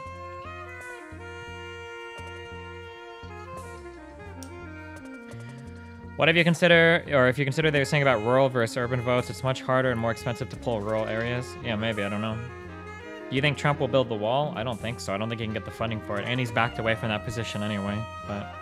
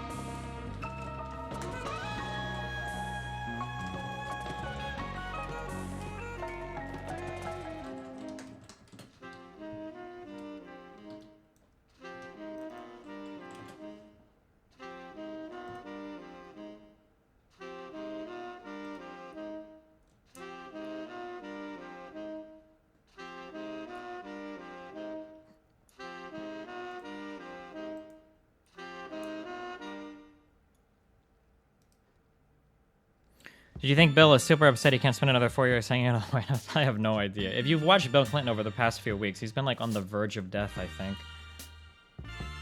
I don't know. He seems like he's doing really bad, no? What's going to happen with all the global warming awareness progress? Well, global warming is a myth made up by China to fuck with us, I guess, so it doesn't really matter.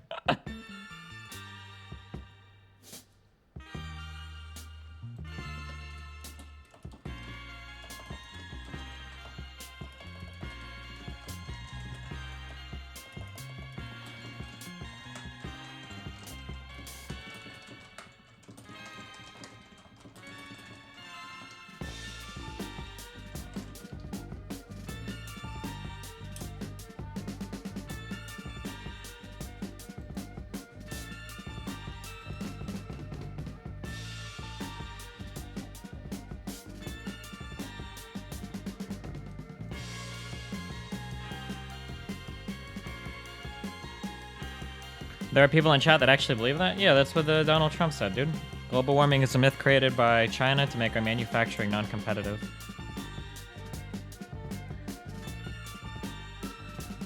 My wife goes to UCLA for PhD in clinical psych. All of her cohorts were blaming straight white males. I mean, the white vote came out pretty hard for the Trumpster.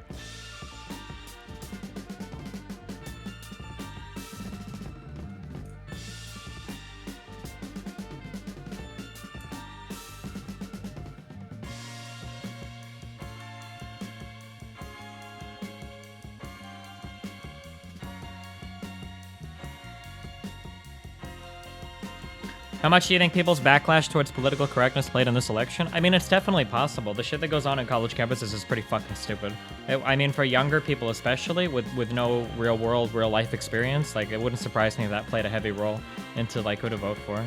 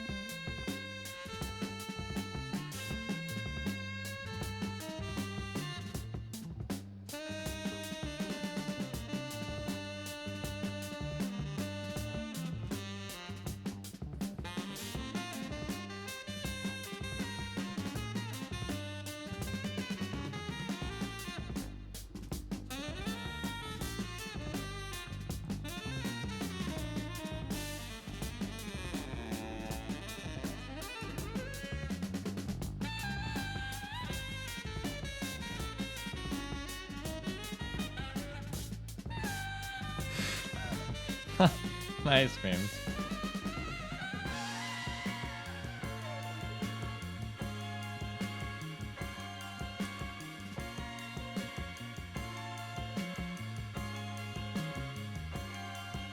Do you think he's serious about denying global warming? Trump? Oh no, of course not. Anytime Trump has said anything stupid, he's just joking and not being serious, guys. Right? That's how the right wants to play it, I guess. If that's what you think, dude. I mean, that's fine. I don't know. I like a little bit of integrity, but I guess some people don't care about it at all.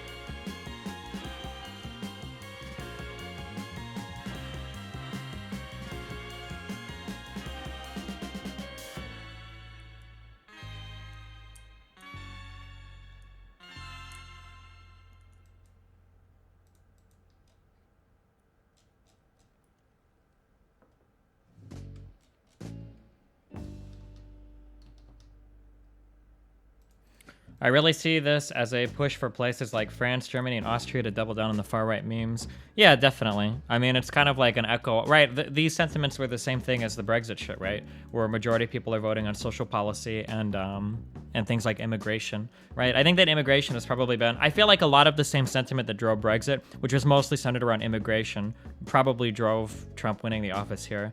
I mean, in some ways, like, I think that in some ways it's kind of retribution. Like, I mean, the Democrats definitely earned this. Obama fucked up Syria so fucking hard. And Iraq. Obama fucked Syria and Iraq so hard. So in a way, it's kind of their fault. Do you have an opinion on strategic voting versus third-party voters? That is the thinking. That people who vote third-party are actually voting for the majority candidate in a first. Sure, past effectively. The post system. Effectively, they do, sure. Voted for neither of these cucks. Feels Goodman. Still sleeping like a third-party babe. Teehee.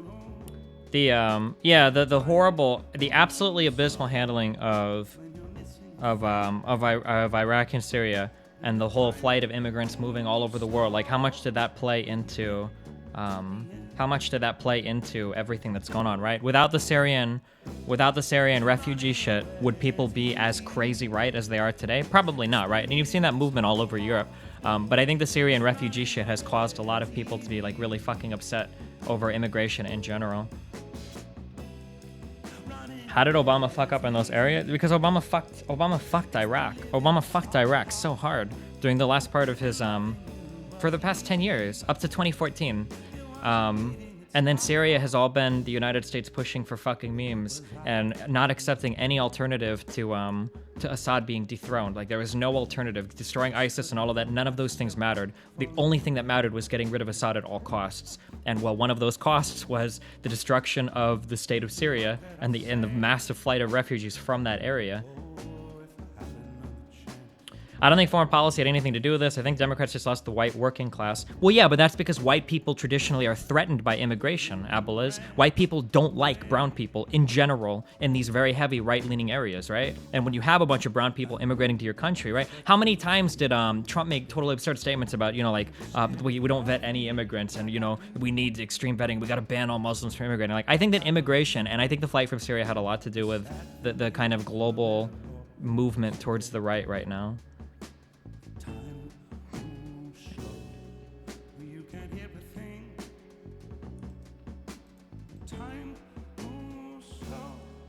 Do you think Obama could have beaten Trump if he ran for a third term? Maybe, because both candidates were so unpopular. Well, I mean, not realistically, right? That would be a massive...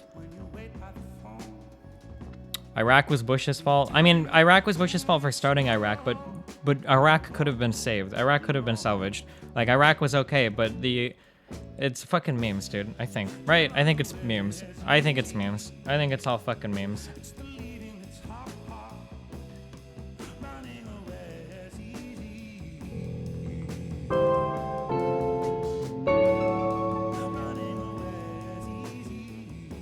Heyo Destiny, yesterday was my birthday, so here's my monies for all the joy and enlightenment you give my life. Great to see you start crafting again. Bonus meme, you can't leave. Wow, thanks, buddy.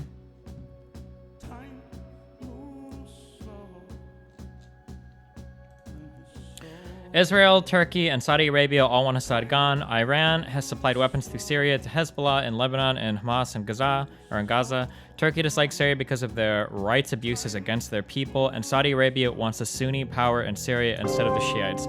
I don't think that Turkey gives a fuck about Syria's abusive rights Destiny, against their it's people. time to chill out Come and on, play let's that be real, Fallen dog. London game, No. Sunless Sea. That you're advertising. It is super chill and will take your mind off the election. It's a super comfy Lovecraft-esque story about sailing your ship inside a hollow earth. Wow, nice man.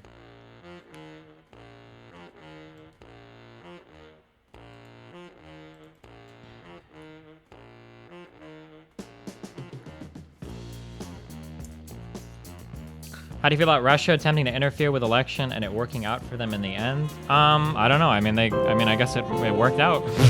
They got their way, dude. If I can't have a candidate win that I wanted, you can't win top donator.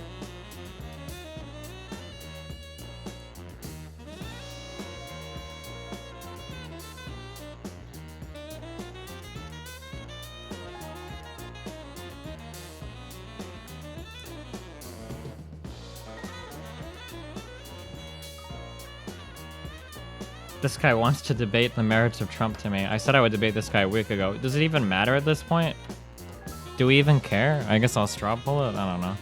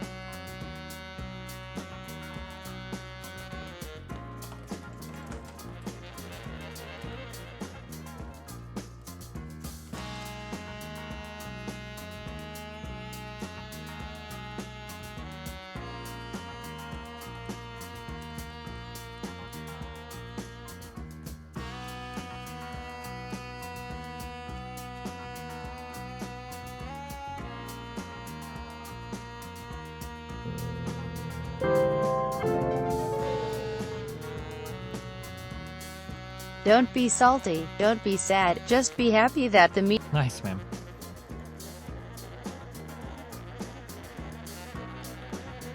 Fuck the poll, it's worthless and you know it. The poll doesn't matter. Nah, I think Sarkhan dodged me. I don't know why. He said he was sick, and then he never responded back to me. I don't think he wants to do it. I don't know why.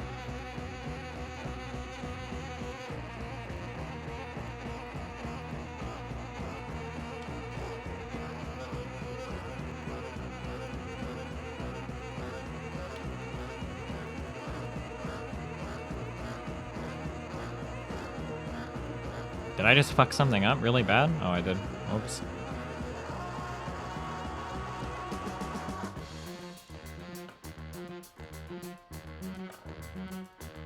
Is there actually a politics section on Twitch?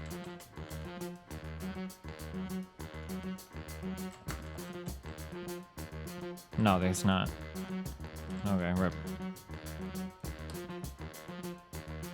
Will this election be Brexit 2.0 with people regretting their decision the day after? I don't believe that people regretted their decision of Brexit the day after. I think that was a big online meme. I don't think that actually happened. Oh, shit. Good thing I didn't actually bet anything on. Fuck. I thought about it, dude.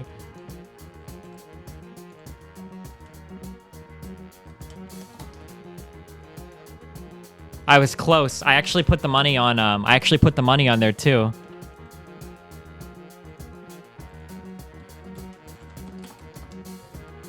I had 850 on there. I was ready to throw it down. Whew! Whew! Whew, lads!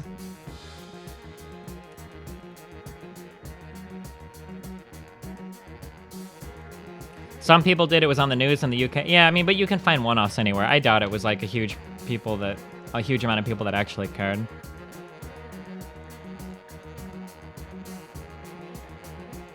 We all know why Israel and Saudi Arabia are against Assad and Syria. Why is Turkey against Assad? Does Turkey want to become a regional power? It seems like Turkey just likes to piss off everybody. I don't know why. I always call him Erdogan or whatever. It's just a big fucking cockbag. He's a religious extremist. He's crazy as fuck. He's yeah, I don't know. I think that recently Turkey has moved into Syria. Another thing that Turkey doesn't like is Turkey really fucking hates the Kurdish people. And the Kurdish people in Turkey really fucking hate Turkey. Erdogan? I want to call him Aragorn so much. Erdogan? I'm just going to call him Aragorn. But you see, Turkey just recently moved into Syria for the sole purpose of keeping the Kurdish people in Syria from combining with the Kurdish people in Turkey. Like, Turkey, and yeah, I don't know. Turkey's just like a giant fucking meme. I don't know. They have no problem letting terrorists through their country. Like, even China knows it. China's starting to send people to Syria now for training because China's getting pissed off that Turkey will take all of these what were they called? Yankee Doodle, the Yufi. There's a name for the Islamic extremist fighters in Western China that will flee from the area, and then they go to Turkey. They get Turkish passports, and then Turkey like buses them over to Syria to go and fight on behalf of ISIS in Syria. Like, yeah, I don't know, dude. Turkey's just Turkey's, I don't know, pretty extreme. Destiny, it's rumored that Turkey supplies arms to ISIS players. I think that's pretty much confirmed. Turkey was responsible for a lot of the rerouting that the United States did. When the United States used to ship, arms through Benghazi to ultimately through Turkey, Turkey would reroute a lot of that shit to like more extremist fighters. I think initially they did it to the Al-Nusra Front, and then they started to do it to ISIS, but yeah, I don't know. Turkey just has a habit of like pissing everybody off. A lot of the arms shipments that the United States was doing to the moderates in Syria ended up getting co-opted by Turkey. But Washington didn't really care. I don't understand why. I really don't understand Obama's foreign policy in regards to Syria. I have no idea why. Like, it's totally fucking cucked. I'm not sure. Ufer, I think is how it's pronounced. What people are saying. This UGH bullshit or whatever.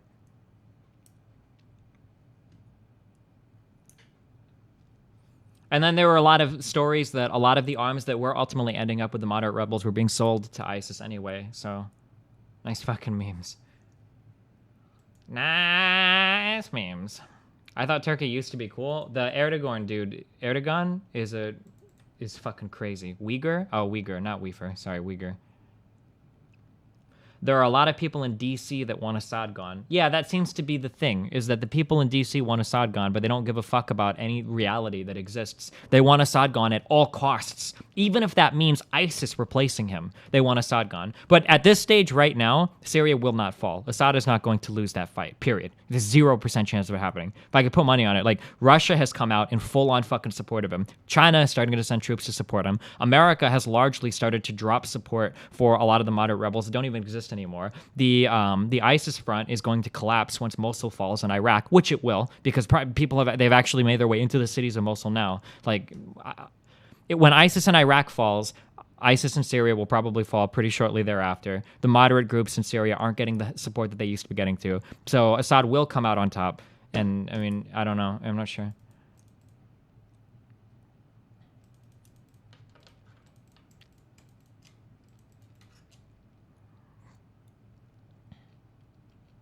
What do you think of the U.S. helping Saudi Arabia bomb the rebels in Yemen? That's not surprising because the last leader that was in Yemen was backed by, the last guy in Yemen was a Sunni leader who was backed by the United States and Saudi Arabia. So when he got exiled from office, I guess not exiled, but when he got kicked out of office for exploiting the fuck out of the people there, it's not surprising that Saudi Arabia and the United States are trying to bomb any Shia opposition there to get another Sunni leader, and because that's what we do, right?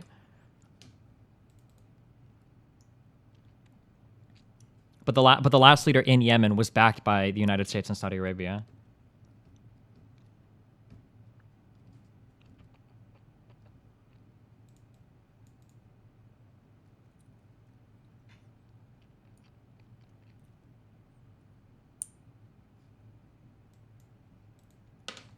Oh, I tried to add this guy and it didn't show up.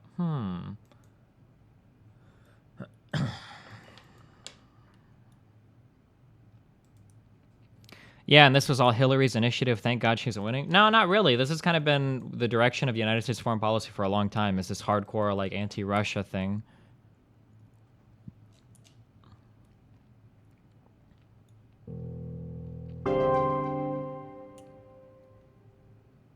Hey Destiny, what's it like knowing that? Nice, man.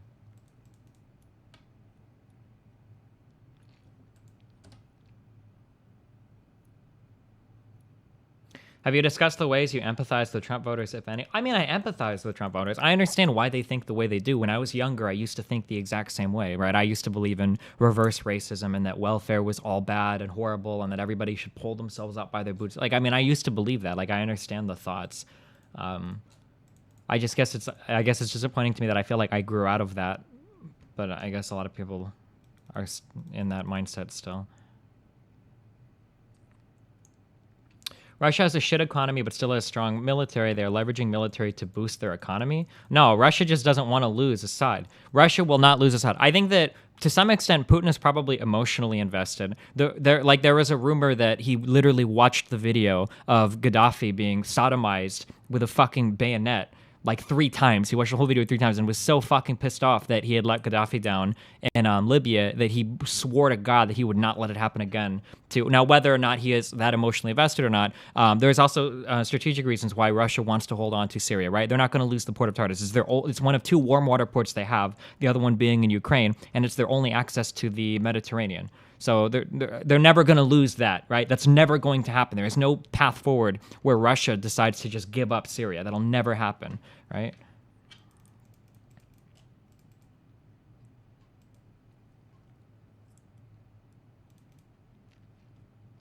When did Gaddafi get sodomized? Have you not seen the videos?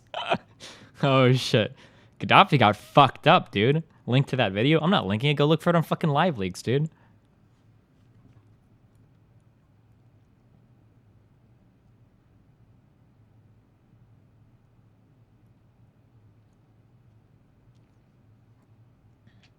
Why does Russia love Assad again? Because Assad loves Russia. It's influence in the area. Assad represents the, Shia interests. Iran represents Shia interests. And Russia is friends with both of them. And Assad, I mean, Russia has a big naval base in Tartus. And they have access to that warm water port. And they have the ability to ship things under there. Like, I mean, well, of course, it's...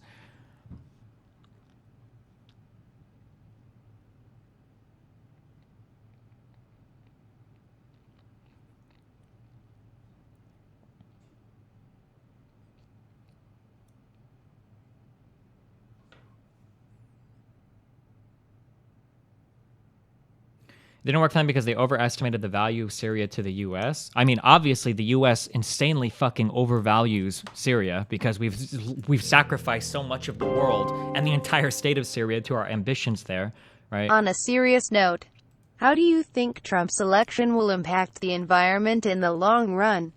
I feel like people are completely overlooking this. A climate change denying president would be absolutely disastrous for the global environmental movement. I have no idea, dude. I'm not sure, mate.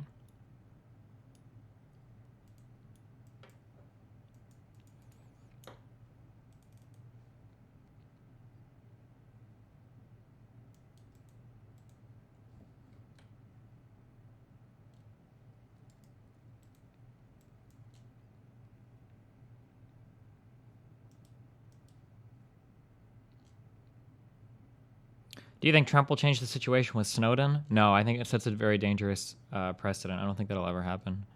That Snowden would ever be allowed back. I think Snowden understands that.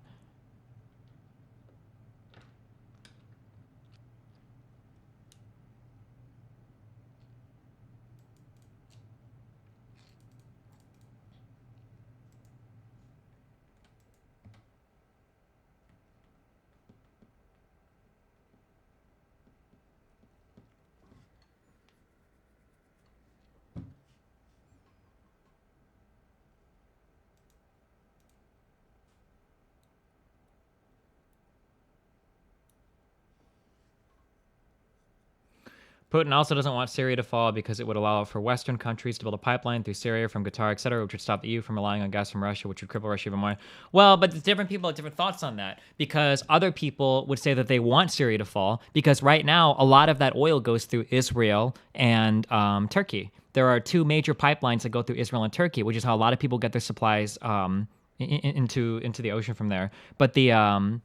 But the construction of a pipeline that would run from Qatar up north to Iran and then through Pakistan, avoiding Afghanistan, over to China, and then over west towards Syria and into the Mediterranean would completely bypass Turkey and Israel. So there are some memer people that would say that Israel and Turkey are supporting unrest in Syria because it disrupts the ability of that pipeline to be constructed, right? I mean, there's so many different interests in the area, but now whether or not that's like a big motivating factor for the destabilization of Syria, I mean, is up for debate, but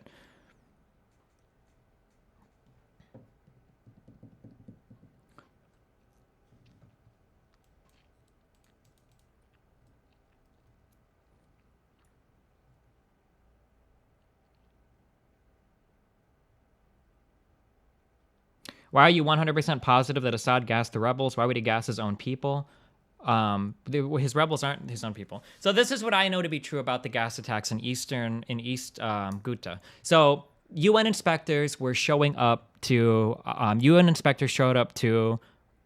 Syria to investigate a prior chemical weapon attack that had ended up killing, I think, like 30 people. It was like 10 civilians and 27 soldiers or something. I think something like that, right? Of Assad soldiers, right? And this rocket fell some like hundreds of meters from government-controlled territory. So Assad called in the UN investigators and said, "Yo, come look at this shit. This is fucked up." While the UN investigators were in the country, there was a massive chemical weapon attack in East Ghouta on rebel-controlled area. And when I say massive, I mean like hundreds of kilograms from multiple rockets of sarin were fired onto these people. The UN obviously caught wind of this as they were already in the country. The UN decided that they wanted to go investigate when there was a ceasefire agreement between the rebels and the government. Firstly, when the UN inspectors were trying to drive into East Ghouta to do their investigation, they came under sniper fire in Western Ghouta and had to pull back. And then in the meantime, Assad was shelling the fuck out of the area to bury evidence. I don't know. Even though a ceasefire had been agreed upon, when finally the UN investigators had gotten over there to figure out what had happened, they had found out that the chemical weapon attack, like the chemical weapons themselves, 100% came from Assad's stockpiles, right? There was no debate about it. The purity of the sarin gas used there was of a greater purity than even the gas that Iraq had used, right? It had to have come from Syria's chemical weapon stockpile. And the trajectory of the rockets all showed that these had been fired from government-controlled areas. So, I mean, I guess some people could market the story that if you believe that the rebels had done it, then that means that the rebels had taken over a chemical weapons compound undetected by Assad's army, and then from multiple places decided to fire rockets onto their own people that killed, like 1,300 people, depending on your estimate, 2,000 or 300 or whatever, I guess, fired chemical weapons on their own people from government-controlled area, weren't caught, weren't stopped, weren't reported to have been seen, and then snuck an elite military solid snake fucking sniper into Western Ghouta to shoot back the UN investigators to make it look like Assad was trying to cover his ass. There's like a really unbelievable fuck. People are saying my mic is fucking up. Is my mic fucking up? You'd have to believe like an unbelievable series of events to think that it was the rebels that actually gassed themselves. I don't think it didn't seem very believable to me.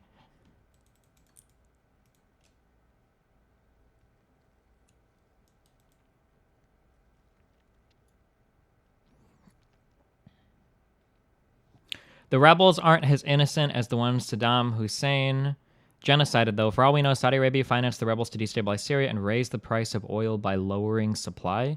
Saudi Arabia is lowering the price of oil, not raising the price of oil. Saudi Arabia has no interest in raising the price of oil. Right now, Saudi Arabia is trying to keep it low.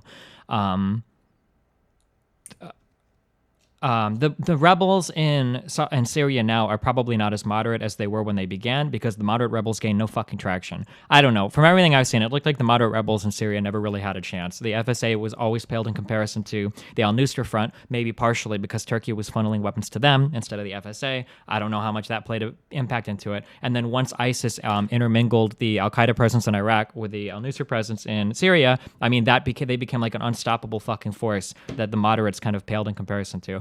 Also, it doesn't help that the moderate rebels, there's like 50 different fucking groups that fight over there, and some of them are extremist as fuck, and some of them aren't as extreme. Like, if you ever saw the videos of that one 12-year-old kid getting his fucking throat cut in the back of the truck, that was part of the moderate groups that we supported, a group that had kind of joined and unjoined and joined and unjoined that had become more extreme over time, right? Like,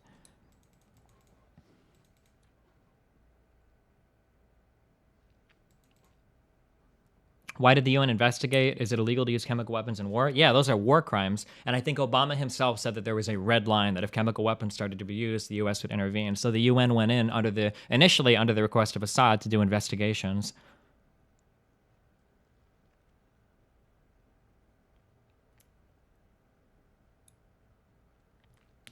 Dude, Saudi Arabia is cutting production to raise the price of oil. Their oil play failed. U.S. shale oil production is too much now. What are you talking about? U.S. shale oil production got fucked completely. There are a lot of fracking companies in the United States that are literally going out of business and having massive layoffs because the price of gas came down way too much because Saudi Arabia flooded the fucking market with oil. Saudi Arabia is running out of money to do it. They're probably going to begin cutting production over the next couple of years because they can't afford to continue what they were doing. But I don't think that their play failed. They were just kind of staving off the inevitable, probably.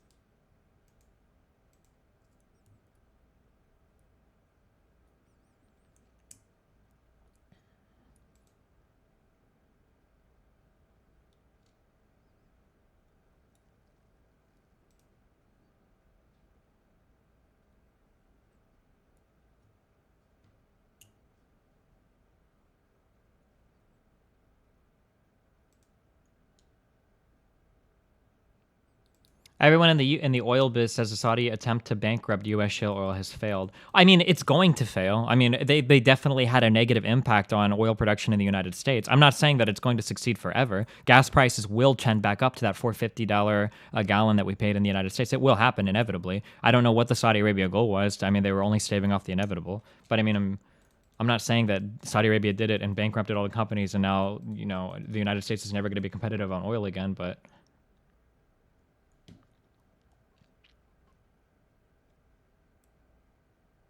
If Obama said that a red line is crossed, that Assad will investigate, why would you think it's so crazy the rebels set up a fake massacre to get sympathy from the rest of the world? The rebels didn't need to get sympathy from the rest of the world. The rebels already had the support pretty tacitly of so many different countries, dude. There are so many different countries that were invested in the defeat of Assad. Qatar sent a fuck ton of money. Private citizens in Qatar sent money to Sunni extremists in Syria. Saudi Arabia has always been sending money to Sunni extremists in Syria and Iraq.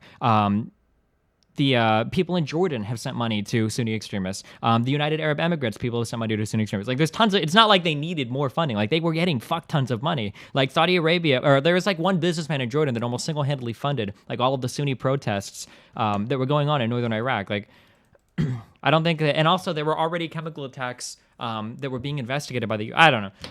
I mean, go look at it yourself. I'm not sure. If you don't agree with me, I mean, there are documentaries and shit that you can watch in terms of how those chemical weapon attacks happened. If you believe that the rebels did it themselves, I don't know. I find it hard to believe after looking at everything. Here, I have this bookmark, I guess. This is part of the Human Rights Watch. I guess they went in and they had weapons experts and whatnot. One, the missile systems that were launched were also Grad missile systems, which so the rebels would have had to capture the missile systems as well as the chemical weapons. These weren't just Scud missiles. These were actually like Grad. In the report, they were able to look at the rockets on the ground and establish the trajectory, the direction from which the rockets came. But when Human Rights Watch took those trajectories and mapped them out, we were able to establish that they were fired from government-controlled areas. It pointed another finger of responsibility. I mean, and this is just a 3-minute thing. Like, there's tons of different stuff that you can go and read about this or whatever. But I find it really hard to believe that the rebel forces were able to simultaneously do the largest takeover of chemical weapons ever, and then from simultaneous government-controlled areas launch weapons into themselves. Like, I don't know, but people in Jordan send money to extremists. What a load of shit. There was like one business. Come on, dude. Okay, let's find it. Businessman, Jordan, fun, Sunni. All right, we'll see if I can find it.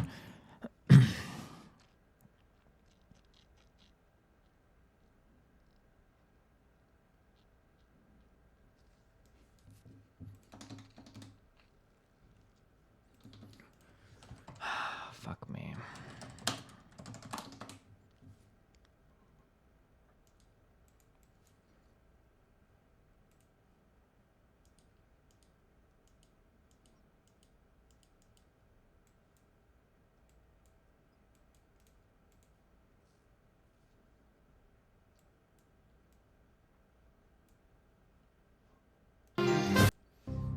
In Syria, it was basically weapons help the tough raid.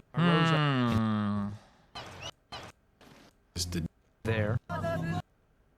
I think he was funding the protest in Hajiwa, right? Is that right? Hajiwa or Hajari? Fuck. Rocks. You're gonna make me go through this fucking hour-long bullshit to find this fucking dude. President the Black donate group relied on donations from wealthy Sunnis in the region. The Saudis, the Kuwaitis, the Emiratis, all of the Gulf Donation the Black had able those Destiny, can you watch Buy-In versus Dark and give us your commentary? Thanks, it'd be amazing. I know the people in chat would enjoy it. No, how can I commentate on any pro StarCraft, dude? They regards the result. Fuck yeah, Hadri, you can find it and link it to the dude in chat. I'm not gonna search through this entire thing right now.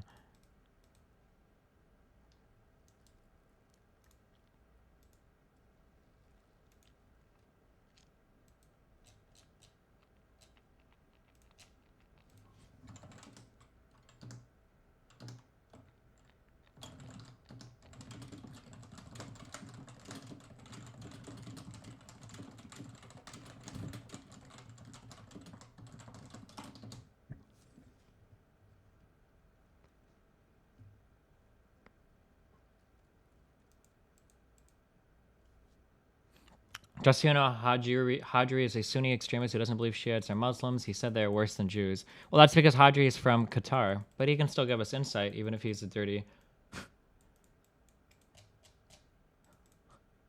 terrorist supporter.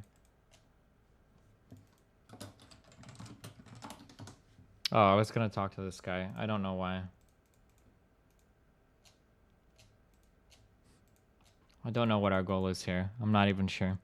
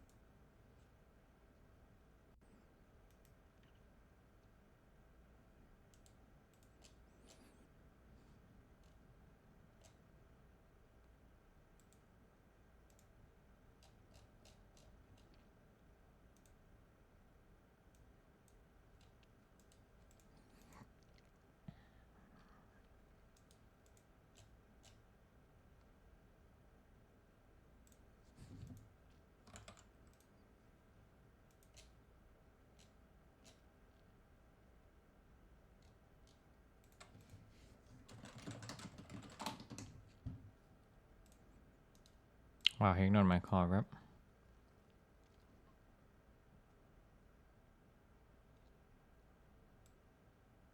Oh, he's on the phone right now.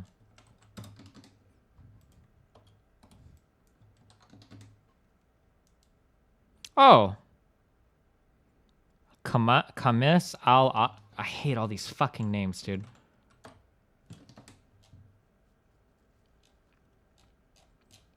This might have been the guy that I was thinking of. This is the guy that would like the millionaire that like was single-handedly funding all of the Sunni protests in northern Iraq, right? I think.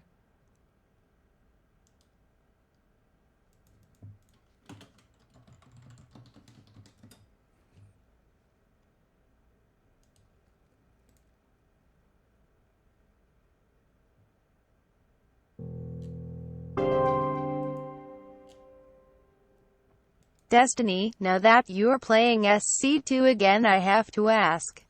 Have you talked to XJ9 since the 14-part YouTube VOD?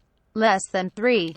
Why did Assad request the investigation if he didn't use chemical weapons? Or if he did use chemical weapons? Well, because the first one, people are saying he missed, that they fucked the attack up, or the wind was wrong, and the chemical gas flew over and killed his people. That's what we're saying. The first chemical weapon attack that happened did kill more government. I don't think it killed any rebel people. I think it killed government people. Yeah.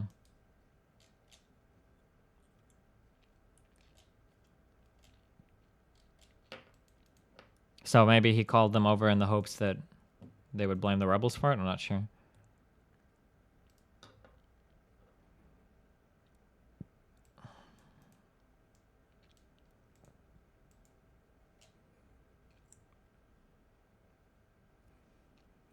The money I would pay for Destiny to ass blast Thorne on Trump. I don't think Thorne is capable of having a political debate. But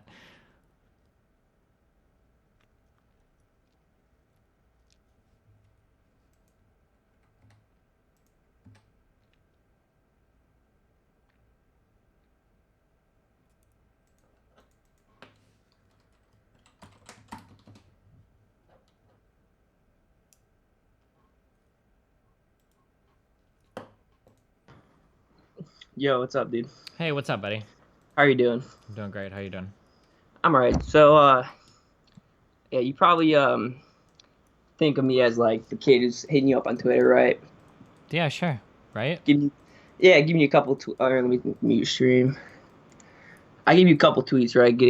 Trying to get your attention and stuff. And I remember watching a stream. I don't know how far back it was, but you debated the girl that got the DUI from smoking weed, right? Yeah.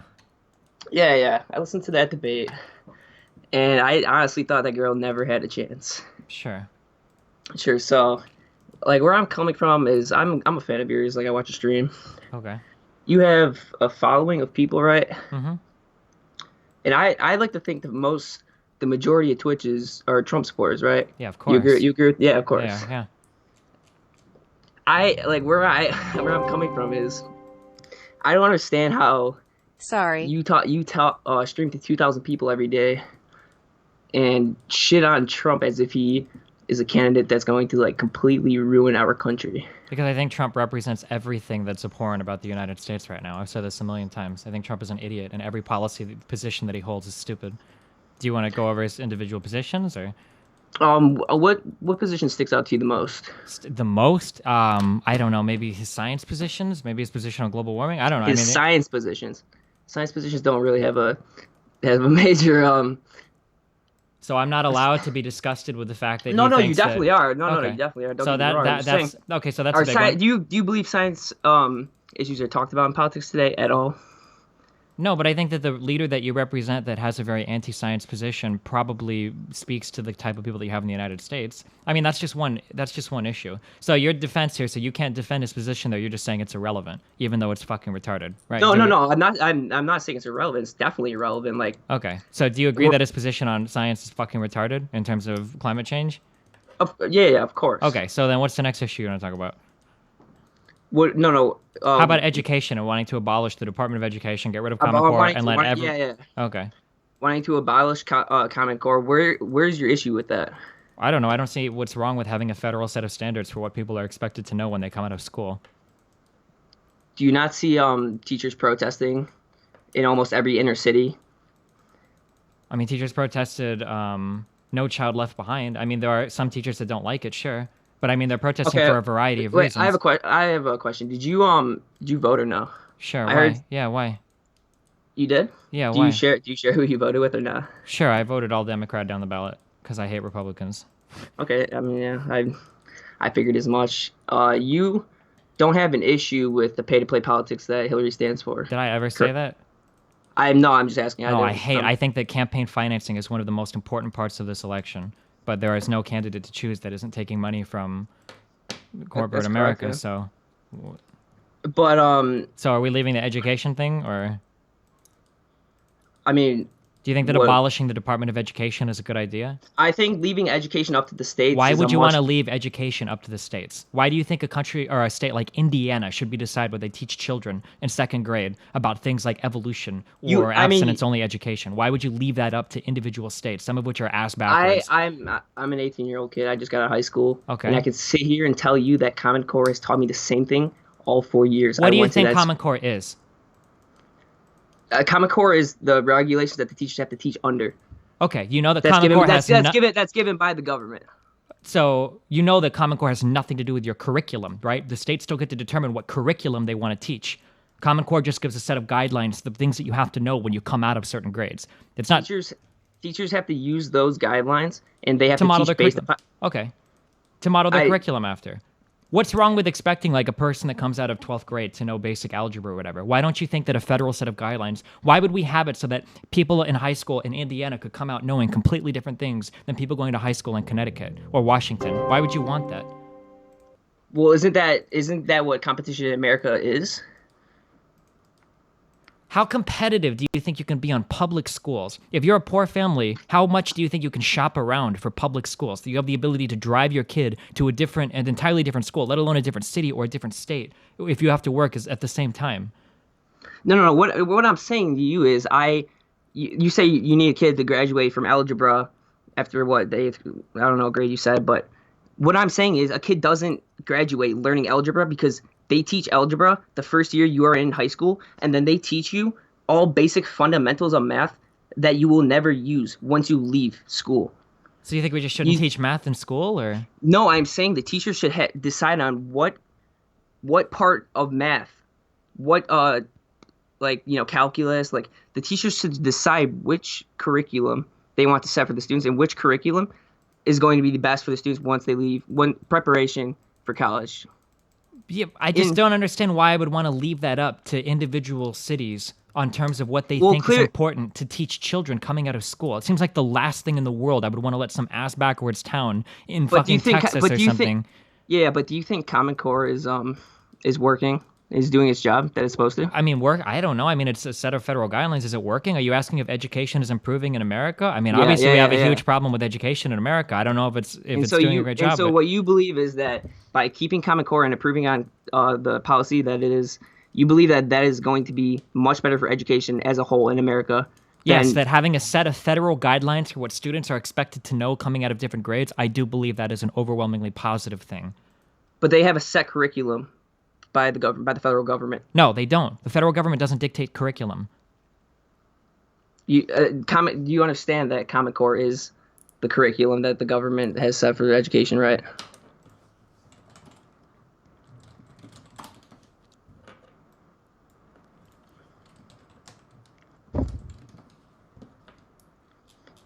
And so I take it education is your most important. No, it's not. You're wrong, though. Hold on. The Common Core State Standards Initiative is an educational initiative in the United States that details what K-12 students must know in English, language arts, and mathematics at the end of each grade. The initiative is sponsored by the National Governors Association, blah, blah, blah, blah, blah, and seeks to establish consistent educational standards across the states, as well as ensure that students graduating from high school are prepared to enter credit-bearing courses at 2- or 4-year college programs to enter the workforce. Common Core does not dictate curriculum. It's up to the states to decide how they want to teach the curriculum. You just have to be able. The students coming out of the grades just have to know. The states receive the curriculum. No, they don't. No, the states get to. Can you link me a story saying that Common Core dictates curriculum to states? Oh wait, we're taught that in school. I don't care. I don't care. Maybe that's because you're in school teachers. Okay, let's find it for me. Then it should be. No, the superintendent literally has come out and said that they have the curriculum. They cannot teach based off. They cannot teach anything that is not on the Common Core curriculum.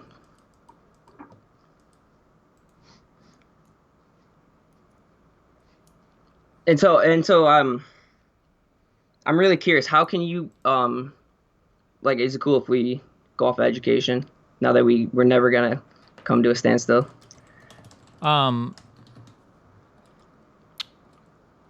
No, give me a minute.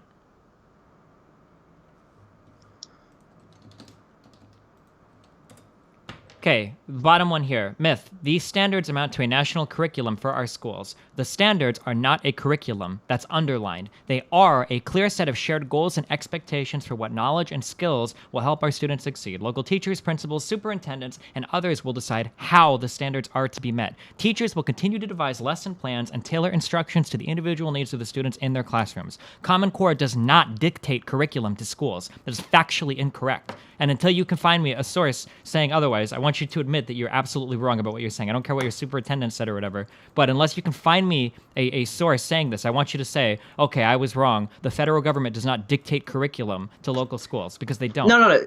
They have to. The teachers have to teach based on the guidelines that the federal government gives them. Correct? Yes, but not. They don't. The curriculum is not dictated to them. Much the same way that when you take an AP course, the AP institution or whatever doesn't tell schools, like, this is exactly how, this is your curriculum for teaching the class. Teacher can decide how they want to teach the course. Based on the guidelines. Sure. But it's still up to them for how to teach the course. Why do you think it would be a good idea? Okay, but they don't get to decide which course to teach. They get the course, and they have to teach based on the guidelines, right? So that the students can pass the test at the end of the year, sure. Okay, so my argument is that the courses that the Common Core is providing the schools aren't effective. They're providing courses that... No, they're not... Like what do you think curriculum is? What do you think curriculum means? Curriculum is the set of classes that we have to take. Okay, more specific. That's... What do you mean? Curriculum is like how a teacher prepares a lesson plan. Maybe he's got different methods or different ideas for how he wants to get a certain concept across the class. Maybe they have different ways to teach him. Okay, the Common Core does not dictate to the teachers, you have to teach this method for algebra on these days. No, we're not. Okay, that's not what Common Core does. Common Core is literally like, students coming out of 7th grade should be able to do a multiplication subtraction or this kind of basic algebra. Like, that's it. That's all it is. Okay, but... where I'm coming from, it's not the methods and the way they're teaching the courses, it's the courses that they are being provided to teach the students. Okay, so then you don't think it's important that algebra is taught in the United States? Of course. I mean, let's find Common Core standards and let's see which ones you think shouldn't be taught. Hold on, let's find it. Sure. Let's see. I can call you Steve, right? That's cool. Yeah. Awesome.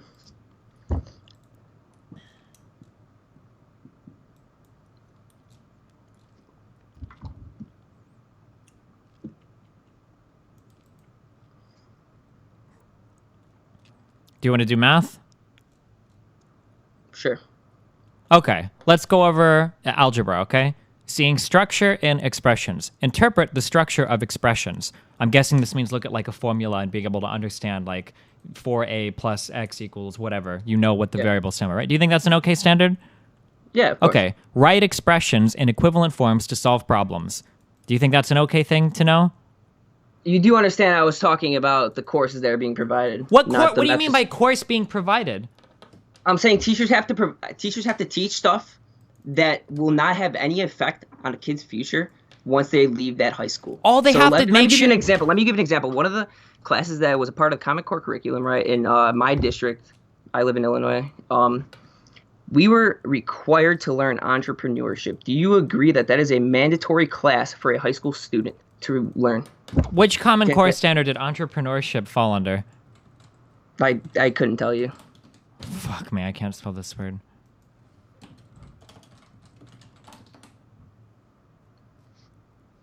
Oh, was this an economics class? Yeah, I'm sure it was.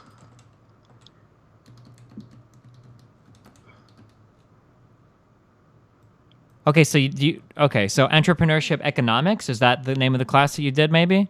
Just entrepreneurship. I believe it's economics though.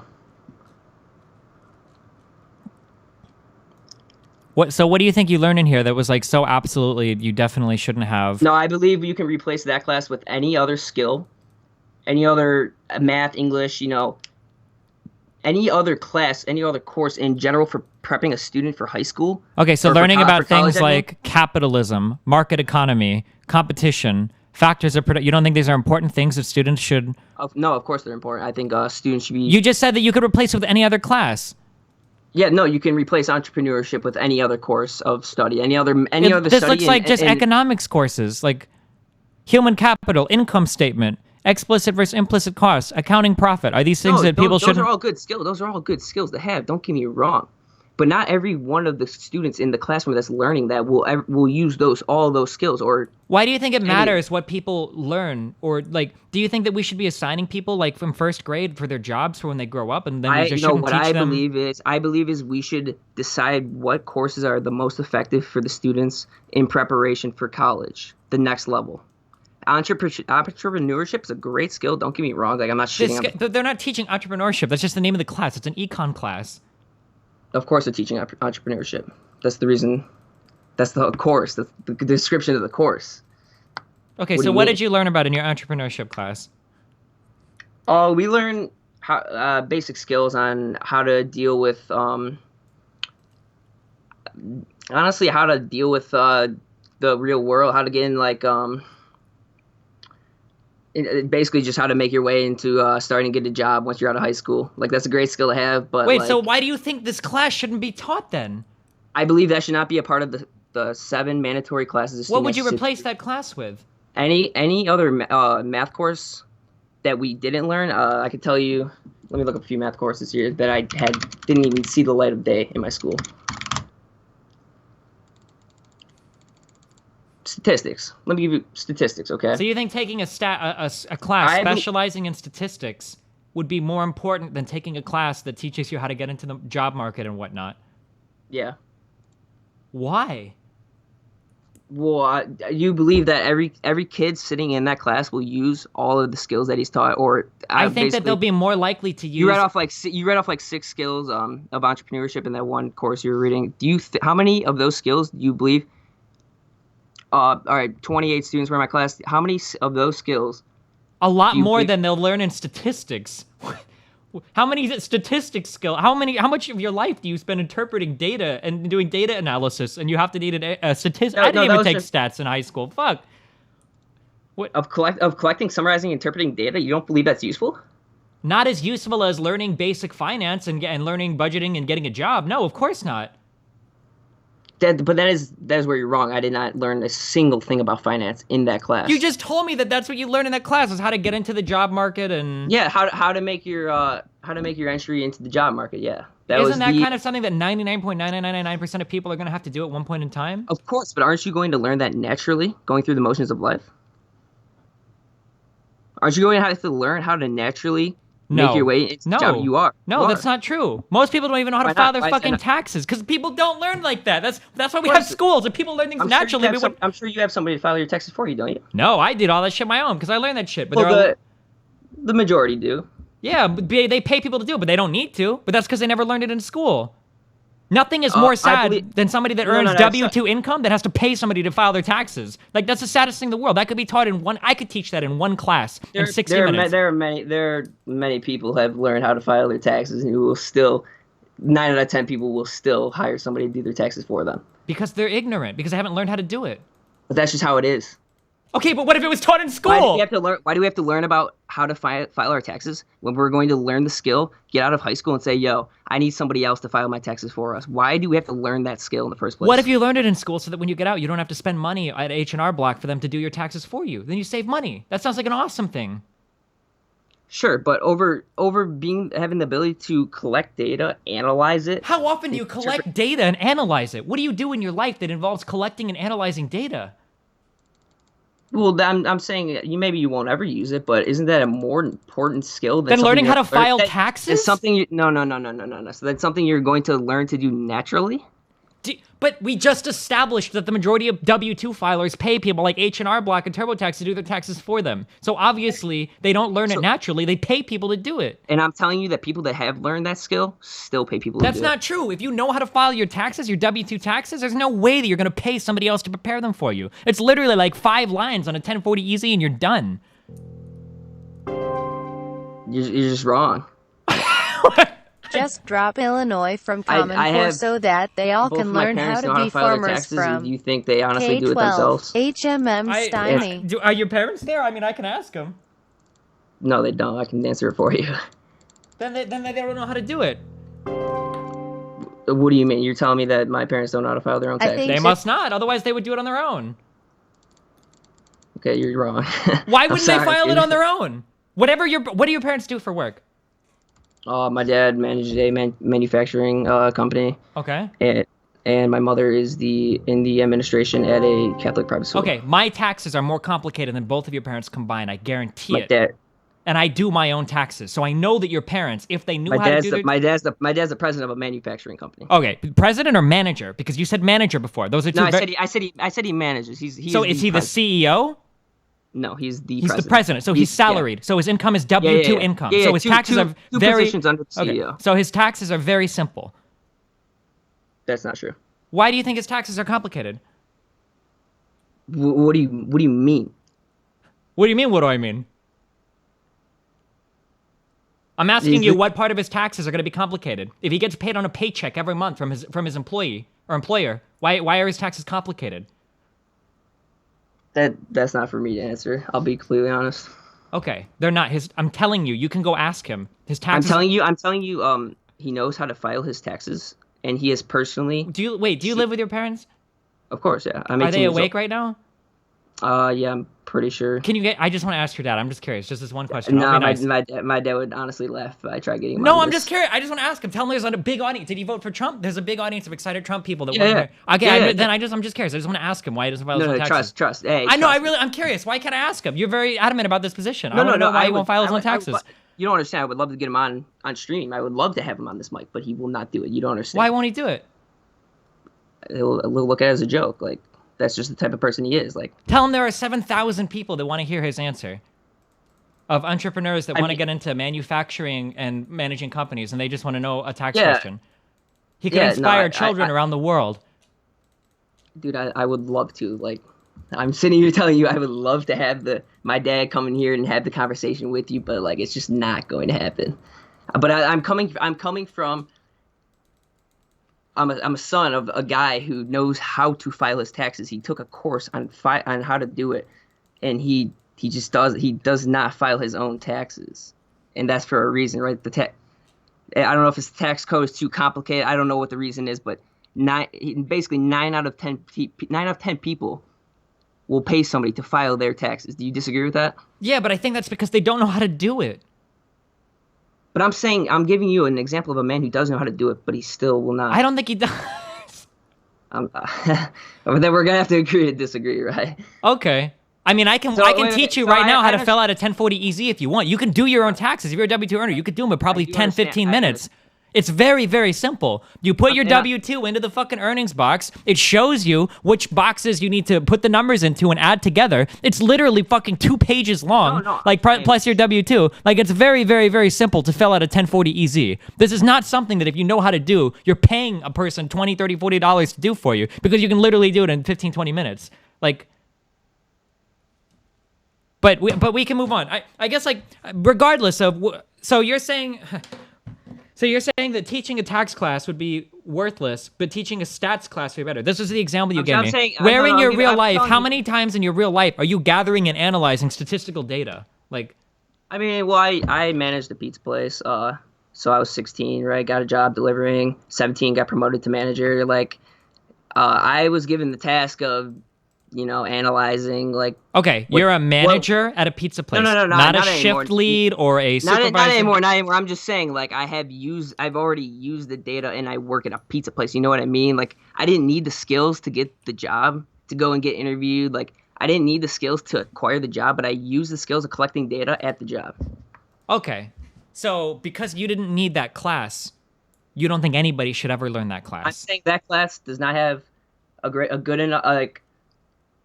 an important enough impact on the future of education in America to be, like, I voice crack, but anyway. I think that every single class in school should be geared towards learning how to use a computer so that when you come out of school, you can play games like I do and stream.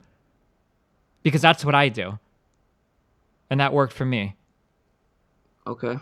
Do you think that sounds kind of short-sighted? Okay, but where you're wrong is, you're arguing that entrepreneurship is a more effective class than statistics is on education in America. That is your argument, right? Yes. You're just wrong. I don't understand how... At a high school level. The average person is never going to use stats in their normal life, but learning how to get a job and that kind of stuff. The average person is never going to use stats in their life? Yes. Well, I'm asking where you use stats, and you're one example. Yeah, I don't even believe you. As a fucking manager, you literally, the orders that you fill in come from the people above you. You go to the fucking, I was a supervisor at a restaurant, and I know how the orders work. You don't fucking analyze fucking stats. Whatever your point of sale system is, feeds in all the fucking numbers. People that are way above you are making the call at the end of the day versus how much shit should be ordered. Maybe your chefs are in charge of that. But as a supervisor, you're never like analyzing fucking stats to try to figure out what the order is. Like, I was friends with the supervisors. It was family owned. Okay. So, like, I was given the task to analyze the orders at the end of the night, each night. So you had supervisors working in your restaurant that were giving you, a 17-year-old, control over the order every week? Over the orders each day. I worked 7 days a week. Is that not believable? I can get proof of it if it's... Yeah, go get your dad. Give us proof of it. Dude, come on, man. If I can get my dad for you, like, he would be right here on the mic. I promise you that.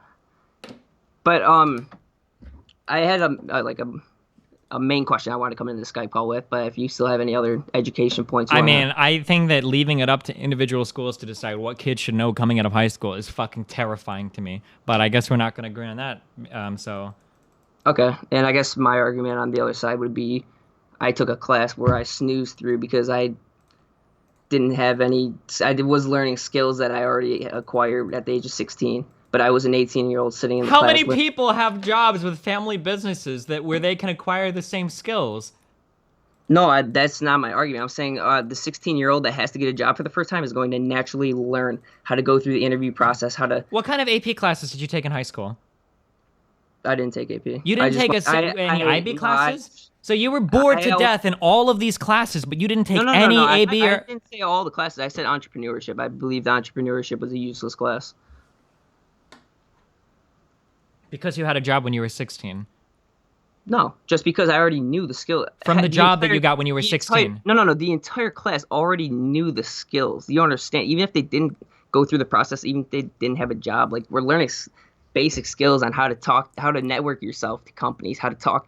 How do you learn that normally if you don't already have a job? How would you ever learn those things? How are you ever going to get a job if you don't learn the skills? Some people don't. Some people have a lot of trouble getting jobs. Some people have horrible resumes. Some people get shittier jobs than they should because they don't know. What would they have to do if they're going to end up attaining a job? They would have to naturally learn skills, correct? Sure. I'm right. Okay, so in order to drive a car to work every day, eventually you're going to have to drive a car, so why bother taking any driver's training? You're going to drive the car anyway, right? That line of logic doesn't follow. So because they're going to have to do something at some point, why wouldn't you want to give them the best possible position to work from right at the start, rather than have them fumbling through something for a long period in time? That doesn't make any sense. Okay, if you're given a car, can you naturally teach yourself how to drive it? Sure, yeah. Okay. So where did that argument make sense? Why would you want to give somebody a car without giving them driver's training first? The reason why you would train them first is because you want them to be driving from the very beginning as safely as possible. Same thing with applying for jobs. If somebody's going to go out and apply for jobs, you want to give them the best chance right off the bat. Why would you want them learning on the fly for something like that? No, you're completely right, but where I'm losing you is you're telling me that any other, like, it doesn't even have to be statistics, like any other basic course in math is not as effective as an entrepreneurship class, which statistics is not a basic course in math, though. I mean, you can teach basic statistics. It's pretty much, Okay, you can teach basic calculus. You can teach basic of any form of math. Sure. And do you believe that basic calculus is less effective than entrepreneurship class, where you're taught how to basically network yourself and No, the entrepreneurship class sounds really important to me. A class that teaches you about getting jobs. This is information that's relevant to 99% of Americans. And I sat through the class, and I will personally sit here and tell you that I came out, and the only thing that was taught is you have to be able to network yourself to multiple companies. You have to be able to properly file a resume. Like, these are all skills that you will naturally learn if you are going to end up applying to a job, a career. Dude, have you seen people that submit fucking horrible resumes the first time they submit one, that have spelling mistakes, that have stupid... So these people obviously haven't... So I'm sorry to interrupt you, but you're arguing that you should learn how to file a resume as a course in high school, rather than take another math, English, another basic study. You're arguing that entrepreneurship is the way you need to learn how to file a resume as a part of your daily curriculum? You have the opportunity to learn something that you have a 99.9% chance of using within the next year or two of your life. Have to naturally learn. You'll learn how to drive a car naturally. You can learn how to do anything naturally. But we're talking about going to school, where the purpose of going to school is to teach you stuff that you're going to use, not learning things naturally. Then I'm arguing we should be teaching more effective studies. Yes, but effective. How do you measure effectiveness? It's the amount of people that will use it. How many people are using stats in their life? Sure. The only example you gave me is because you are friends with supervisors at a family-owned business. How many people do you think are friends with supervisors at a family-owned business? How many times in your daily life do you have to use stats? I'm saying you being able to use stats and being able to analyze data, not even use stats, like being able to analyze data in general is a more effective skill than being able to than knowing how to file a resume, which you can learn outside of the classroom. You can learn stats outside of the classroom. Of course you can. So why wouldn't you teach the thing that's going to be more useful to more people? Because you have to you're going to naturally learn that. You're not going to naturally. Then why are there people in their 20s and 30s that still have resumes that are fucking god awful? Because there's several different scenarios. They don't care to learn how to properly file a resume. Like there are different scenarios, but I'm saying the ability to analyze data is more important than learning how to file a resume as a high school student. Okay, we'll agree to disagree and move on to the next thing. I don't think I've ever used like statistical data analysis in my life. You never analyzed data in your life? You never analyzed your stream, how you at what point of your stream you're getting the most viewers, at what time? Yeah, nothing that I needed a stats class for. But you've definitely analyzed data. But it's nothing that I needed a stats class for. And did you need a class to learn how to file a resume? Like a lot of people do, yeah.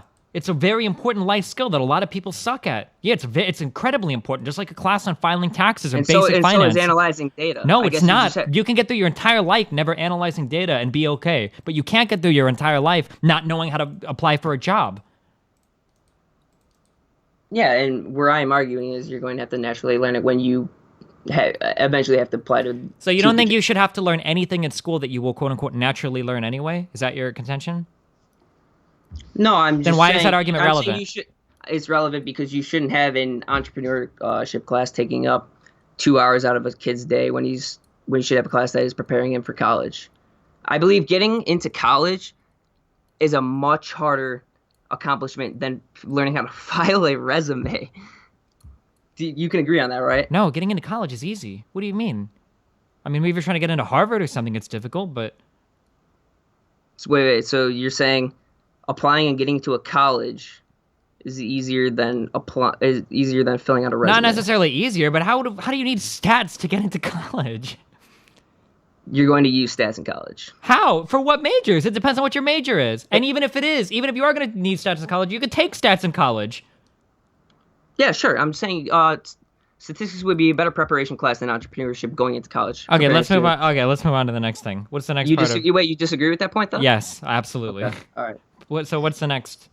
No, I guess the question that was that I had for you is where is your hatred towards, I guess I'm a Trump supporter. How do you despise Trump supporters? Somebody who's willingly coming out saying, I believe Trump will make America great again. For all the issues that we've been talking about, for his stance on education, for his stance on science, for his foreign political stances, for his stance on anything having to do with the economy.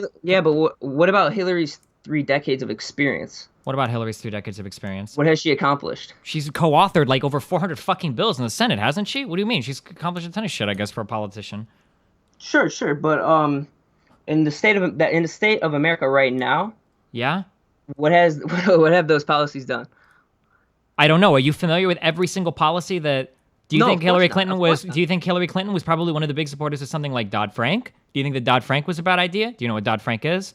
No, of course I don't think Dodd-Frank was bad. I'm wondering if you think Hillary's 3 decades of experience in politics is better than the change that Trump is promoting. Trump hasn't promoted any intelligent change. Can you tell me some intelligent change that Trump has promoted, and we can go from there.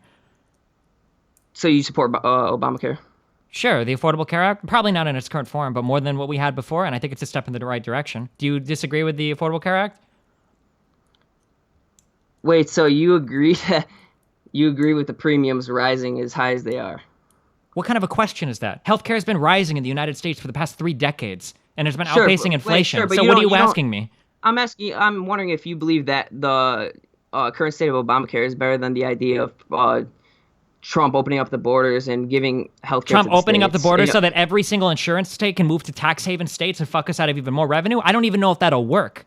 Leaving health insurance up to competitors. You believe Obamacare, universal healthcare, is a better idea? That's where you stand? Probably, sure. I think so. I don't know if opening up borders is a simple enough solution, and then all of a sudden people are going to magically start competing everywhere. Like, I feel like that betrays... Of course they will. Of course insurance companies will. Why didn't they before? What kept them from doing it before? What do you mean? What kept them from competing before? Let's say that you sell let's talk about our, because we're talking capitalism 101 now, okay? Capitalism 101. You see a guy selling blowjobs for $200 in the neighboring city, right? And you go, dude, I can get blowjobs for $100. I'm going to go set up shop over there, and I'm going to take all his business. What prevented health insurance companies from doing that before? I'm sorry, I didn't understand that entire point. If health insurance premiums are overpriced, then what's to keep a company from moving into a state and offering that at a lower price that the market can accept? Because what you're telling me is, what you're telling me in Econ 101 terms is that the inelastic demand for healthcare has driven the price above what the market would normally set it at. But the reason why it's so high is because there are artificial borders to competition, like state lines. So what I'm asking you is, if the price that people are paying for health insurance is artificially inflated, why hasn't another company moved in and sold health insurance at lower costs to take advantage of that market? That I couldn't answer that. Okay, but you had a very strong opinion on it 2 minutes ago that the ACA was a fucking disaster. So tell me which provisions of the ACA are you so against? Do you think that people with pre-existing conditions don't deserve health insurance? No. Where my stance kind of... Well, here, do you think that people with pre-existing conditions don't deserve... My only argument was that competition between health insurance companies would be a much... Okay, and my argument, if you go on the healthcare exchanges right now, there are multiple health insurance companies that are in each state. But the prices are still high. Also, I guess I don't follow. I don't understand why you think that, like, just removing the borders, what's going to keep the companies from colluding? What's going to keep the companies from artificially inflating prices like they have been for the past... They could. You're right. Like, they could pull some AT&T Time Warner shit. That's definitely possible. But that's a much better idea than having a universal healthcare that's at the moment going up. The premiums are going up, what, like 90% or some shit? I'm not sure what the exact number is. 18 to 24%. That's right now. Okay, I mean, healthcare has been rising every single year. If we kept it for another year, what do you think those premiums would go to? What percentage? I'm not sure. I can't tell the future. 25%? I don't know. Do you think so? What's your research to tell it? Maybe the market is just stabilizing right now. Maybe they had to take on a lot more insurance than they think. I believe the majority of experts were saying, I think it was a minimum of 60%, if that. Can you source that claim? If I Google healthcare projected premiums, can I find that? 17, yeah.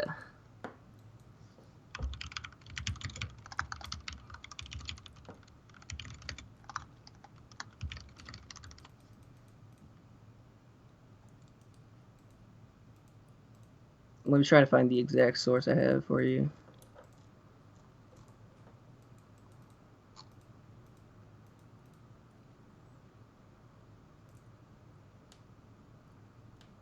I'm looking at a 256% change for 2017 in Alabama. I mean, obviously that's ridiculous and that's a standalone state, but... That's not for the whole state. That's probably for one type of plan. Can you link me what you're looking at?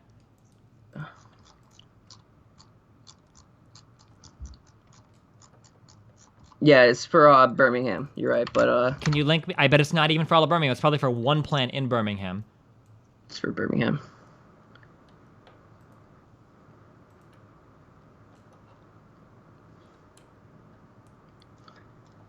The average here is it's coming out to like a little bit over 60 if you're looking at all these numbers from 2017, and some of them are ridiculous.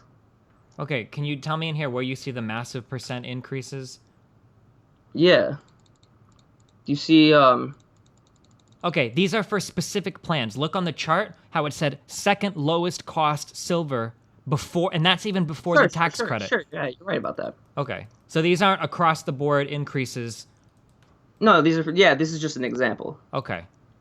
But you do see the percent change from 2016 to 2017. Yeah, it's going up, sure. But again, healthcare is going up in a ridiculous amount. Sure, but healthcare has been increasing over the past few decades for the United States. Like, okay, and would it be that high? And you believe it would be that high, and if not higher, if we allowed health insurance? No, it would be increasing at a slightly low. It would be increasing at a lower place or at a lower pace. But people with pre-existing conditions wouldn't have insurance, and the same standards that were set for insurance companies today wouldn't exist.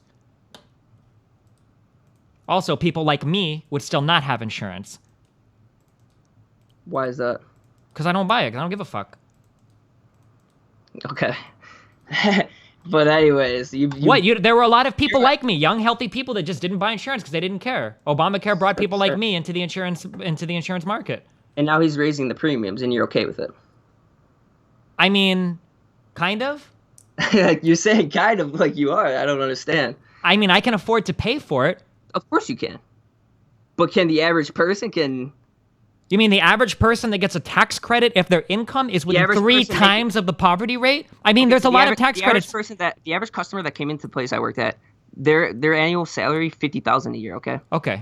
You believe that the average person is going to want to pay this over the tax plan or over the plan that Trump is promoting with competition and open borders? I mean, are you asking if the average person wants to pay a tax? No. I mean, of course, the average person doesn't want to fucking pay anything. But we're talking about healthcare, dog. The average person is okay with. I know. I'm asking you. No, because the average person is healthy, dude. I'm talking about like the guy that I knew growing up who worked at McDonald's and was going to work at McDonald's for the rest of his fucking life because he's got diabetes and he knows that if he quits the job, he's going to lose his insurance and he can never get insurance again. This guy got fucked on wages. This guy was making fucking $12 an hour as a fucking supervisor because he was never going to get a raise because they knew that he was never going to leave his job because he could never find insurance elsewhere. People with pre-existing conditions were fucking death sentenced in the United States. You were fucking medical bankruptcy was accounted for like what 65% of all bankruptcies filed in the United States. Do you think that's a successful path forward into the future when the majority of the people in our country are filing bankruptcies because of medical bills? Do you think that's a sane place to live in? Do you think that's a positive environment? Yeah, but the majority of the people I am talking about can't even afford these premiums that he's promoting for next year. Okay. They can afford it right now. That's what 20-25%. If you can't afford it, there are tax credits for these people. Maybe ask them to get an accountant. Maybe they didn't take the class in high school for filing taxes. But if it's within like 3 times of the poverty limit, it enables you to qualify for some sort of tax rebate for paying for health insurance.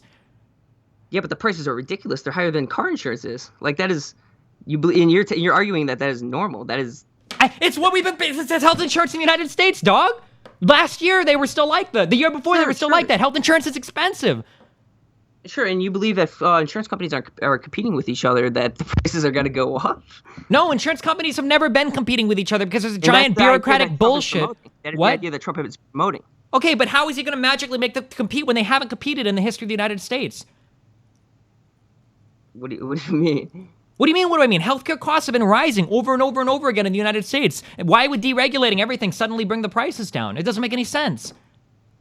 Well, I mean, if insurance companies are ending up competing with each other, like, they're not going to They were already competing with each other. Why are prices still high? They were already competing with each other. Listen. Everything about the healthcare market is anti-capitalism. The way that it works, it doesn't manifest itself in the way that the supply-demand graph and your textbook shows you. No. Listen, if you're sick and you get fucking sick and you're throwing up and you've got a fucking fever or some shit, are you gonna bring up fucking Google and look for the cheapest hospital around you? You're never shopping on price like that, okay? If your wife is fucking pregnant and has an early fucking delivery, are you gonna call around to find out which hospital is gonna offer you the most competitive rates? That's not how healthcare works. It is an incredibly inelastic demand. Are you gonna shop around on cancer treatments? If some cancer treatment gives you a 5% lower chance but is half the cost, is that really a decision that you want to be making? That healthcare doesn't work like the supply and demand Coca-Cola versus Pepsi graphs that you learn about in basic fucking econ. Healthcare is very fucking complicated. And then when you add on top of that there are layers and layers and layers of bureaucratic bloat, of administrative bloat in hospitals, because hospital administrators are some of the most well-paid people in the fucking hospital, right? When you add in all of these things and you see all of this money being lost in the system, it's not simply a matter of, well, if they can just compete with each other, all the prices will come down. It's very clearly much more complicated than that, right? It's not a matter of just, well, deregulate everything and let them compete. Is the people who are already sick are going to get fucked, but yeah, of course, with pre-existing conditions. But the rest of America should deal with the ridiculous price increases. I mean, that's kind of how it works. Yeah, you got to kind of foot the bill. That's what the whole point of taxes, dude. Yeah, is footing the bill for your fellow citizen, is helping the lowest and most fucked among us. That's why we pay taxes. Right, but I mean, a 90% increase is not how it works. Like that's actually an abnormal. That's a fucked number, a fucked increase for healthcare, for the healthcare in general. Like, then why does it cost so much? The health insurance companies are the one charging it. You think they're going to magically charge less if you get rid of state lines? No, but they're going to have to compete with the prices, are they not? Compete? Why weren't they competing before? They're going to have to compete with each other. Why weren't they competing before? I could not tell you. So why would getting rid of it make them compete now?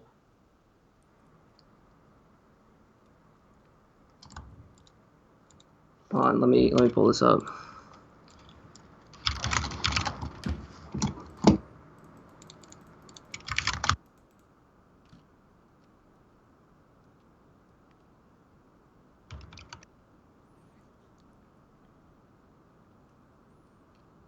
Do you think that healthcare was working fine before the Affordable Care Act in the United States?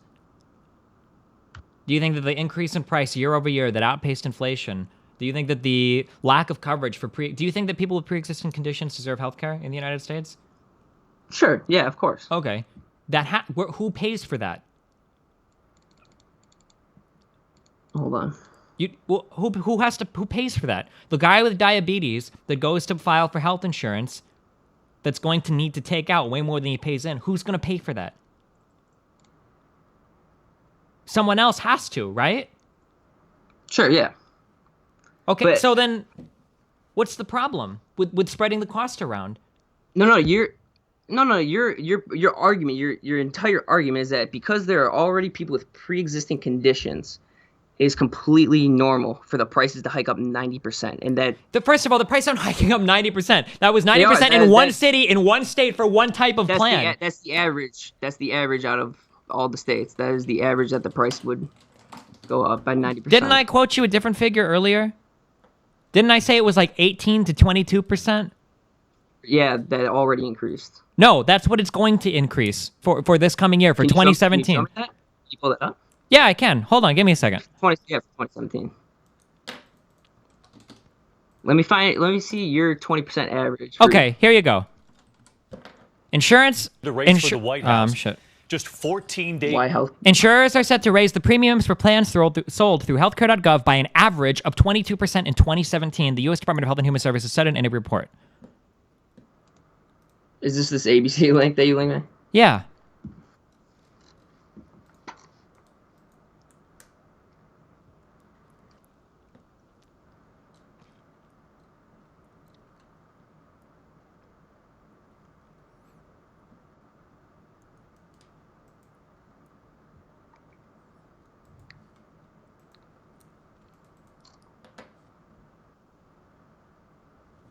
Can you show me the 90%? Yeah, sure. Let me find that.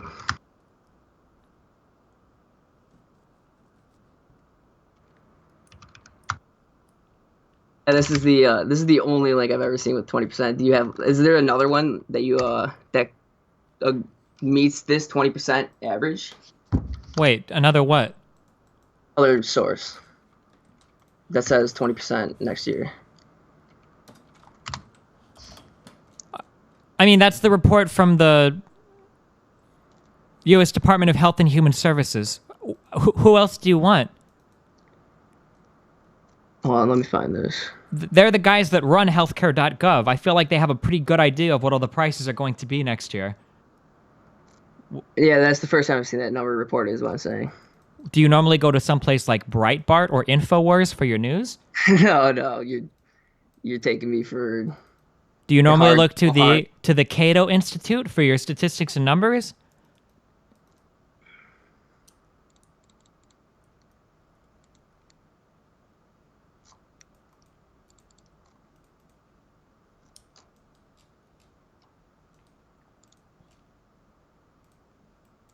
There you go.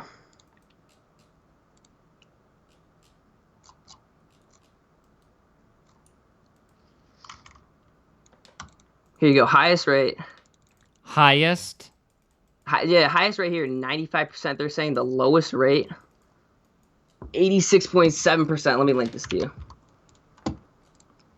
This is coming from anything other than ABC News.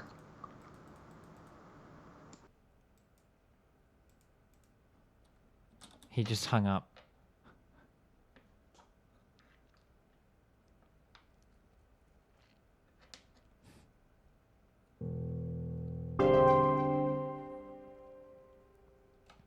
I can't wait until the next Rumble starts the next debate by saying that this kid is retarded and is a plant for Destiny to knock down, and that they're going to provide some real insight.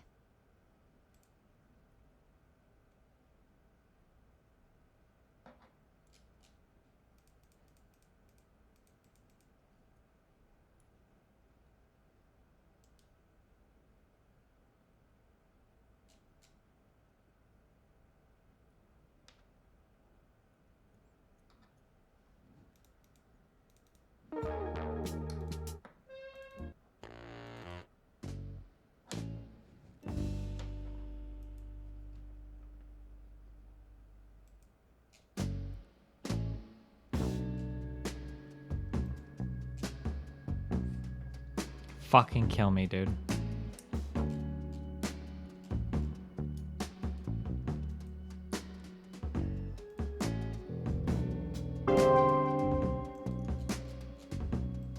People think most old people are delusional and ignorant. But most young people are just as delusional and ignorant. How do I know this? I was a young libertarian cuck once, that's why.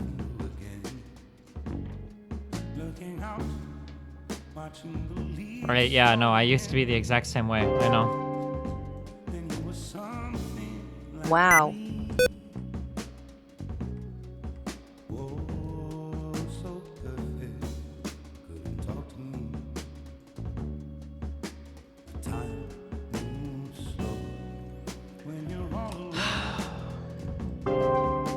I'll be right back, 1 sec.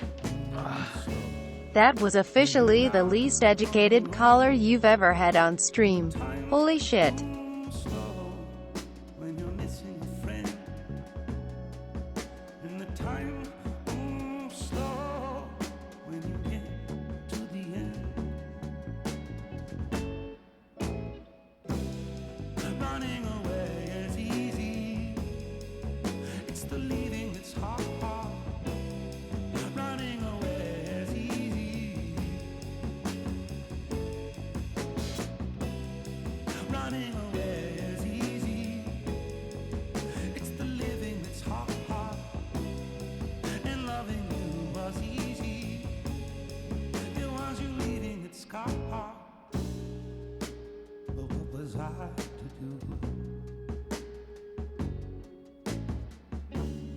Just couldn't help myself falling in love with you. What could I say?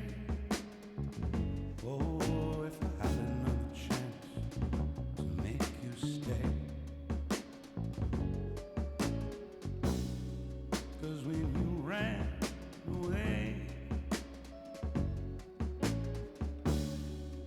I knew just what you were thinking that day. You just didn't love me like I do, like I love you. The sad thing is we're better off. Okay, well, I sent him a question mark and he didn't respond, so I think he ducked the fuck out. He tweeted at me and he said that he wanted to come on and talk, and he's wanted to for like a week, so I don't know. I mean, I didn't just like try to pull the random person. So I mean, I don't know.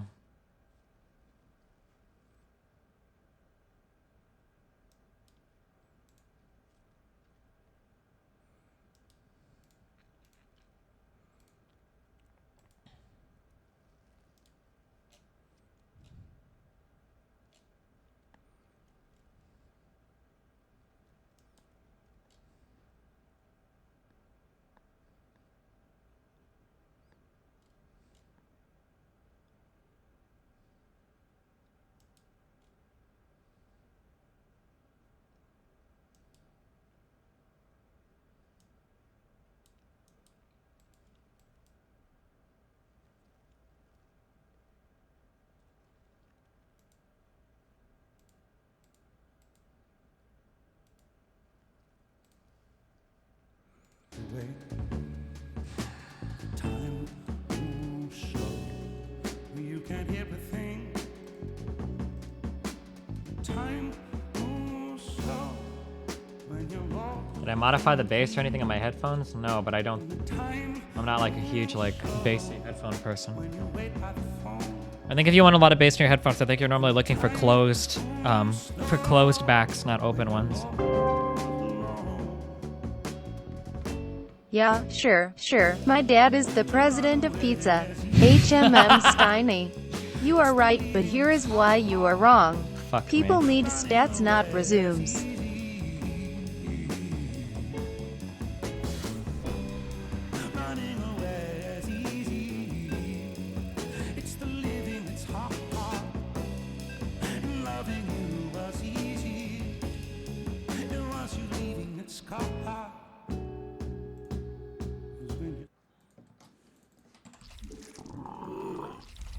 Mineral quantity insufficient.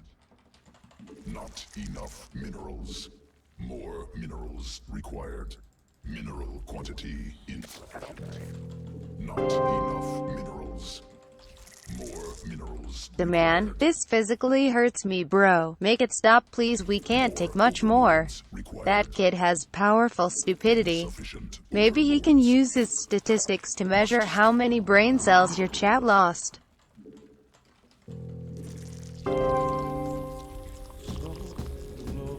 This type of kid is the most cancerous of all.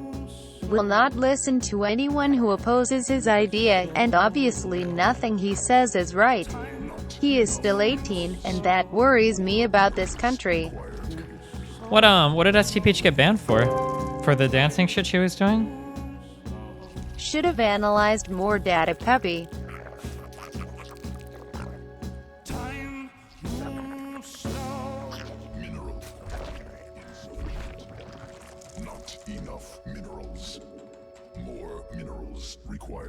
I hate the position that so many people have on welfare in the United States. I hate it when I listen to somebody talk about welfare in such a derogatory fucking manner, and it's obvious that the person has been fucking spoon-fed. Like, I think that mommy and daddy welfare is like just as real as welfare from the state, but people don't see it that way. I don't know why. An allegiance to your family, a pride of your, like your parents, or I don't know why, but mommy daddy welfare is a very fucking real thing, but people don't acknowledge it. That really bothers me.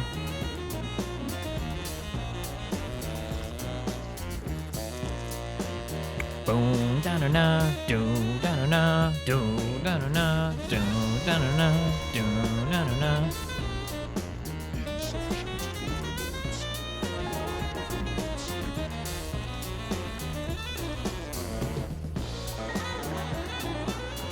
What is mommy daddy welfare? Mommy daddy welfare is when your parents pay for fucking everything until you're like 24 years old, but you still get on the internet and poll and shit, and you talk about how people are lazy and don't want to work for anything when mom and dad pay your fucking cell phone bill and your car insurance and everything while you're going to school until you're 23, 24, 25 years old because you waste too much time at college because you don't even know what the fuck you want to get a degree play in. StarCraft 2 while I'm at work and I wouldn't find out.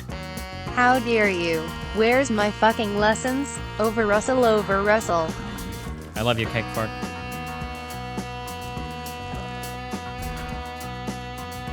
Boom, da-na-na, do, da-na-na, do, da-na-na.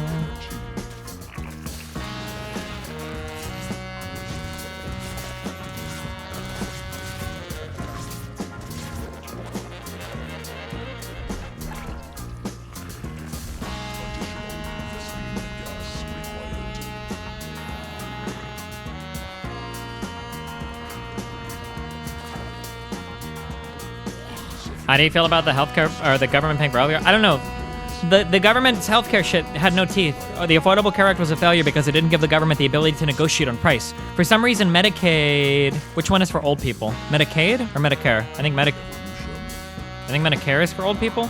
Whichever one is for old people still doesn't have the ability to negotiate prices with insurance companies. Like, it's actually banned. Like, they're not allowed to do it. Which I don't know. Like, even though we're subsidizing healthcare costs now, the costs are still high, right? We were supposed to bring the costs down. Hey, it's all good. It's better to know stats so you can analyze how much money you're not making because you can't get a job. Resumes aren't important at all. Cat the face, no space.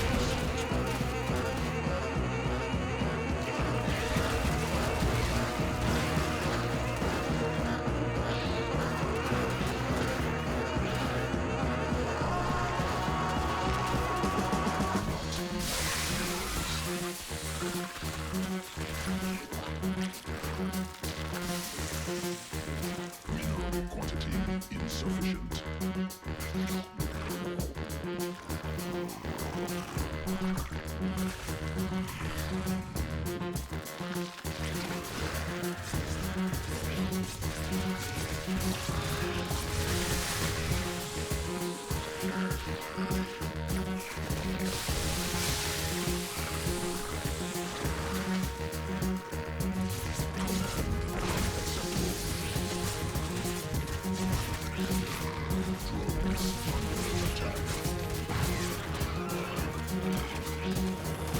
Nice fucking memes, dude.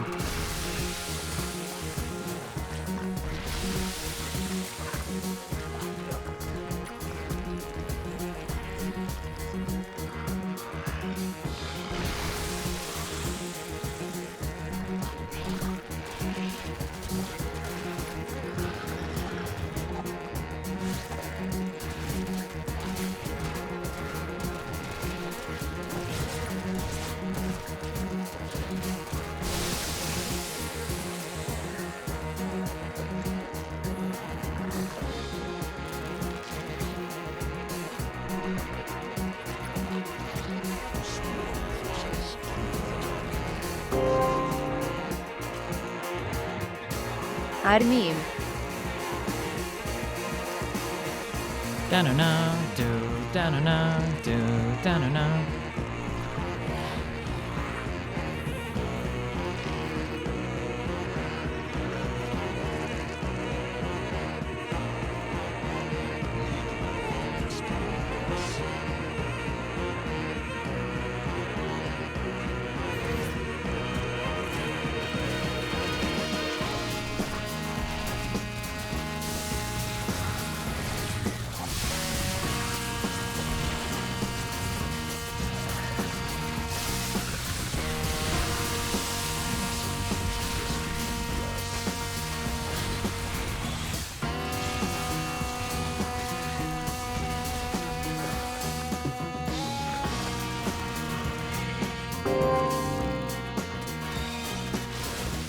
Don't listen to Cake Fork, no one likes him anyway. Give me lessons first, also tell Verbal to stop bullying people.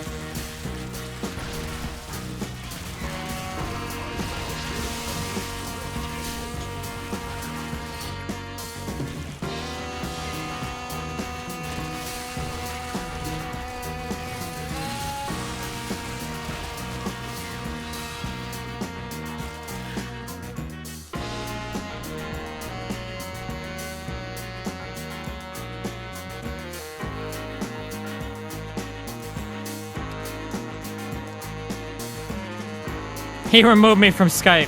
What a fucking cuck. Nice, man.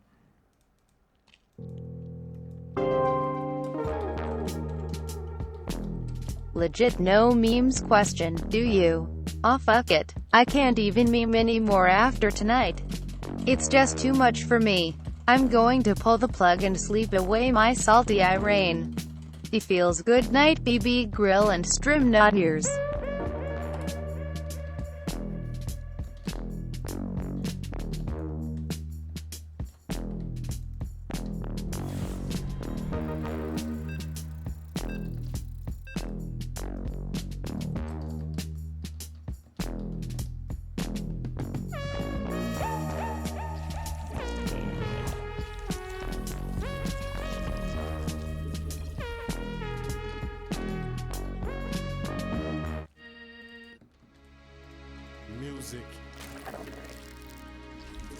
reality. Minerals required.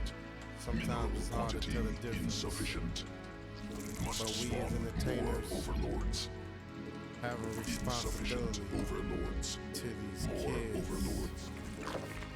Must spawn. If I were to die murdered in cold blood tomorrow, would you feel sorrow, show love, or would it matter? Could never be the leader or batter everything, shit for me to feed off. I'm seesaw battling, but there's way too much at stake for me to be fake. There's too much on my plate. I done came way too far in this game to turn and walk away and not say what I got to say. What the fuck you take me for? A joke? You smoking crack? Before I do that, I beg Mariah to take me back. I get up before I get down, run myself in the ground before I put some whack shit out. I'm trying to smack this one out the park. 5,000 mark. Y'all steady trying to drown the shark. Ain't gonna do nothing but piss me off. Lid to the can of whip ass, just twist me off. See me leap out, pull a piece out. Fuck shooting, I'm just trying to knock his teeth out.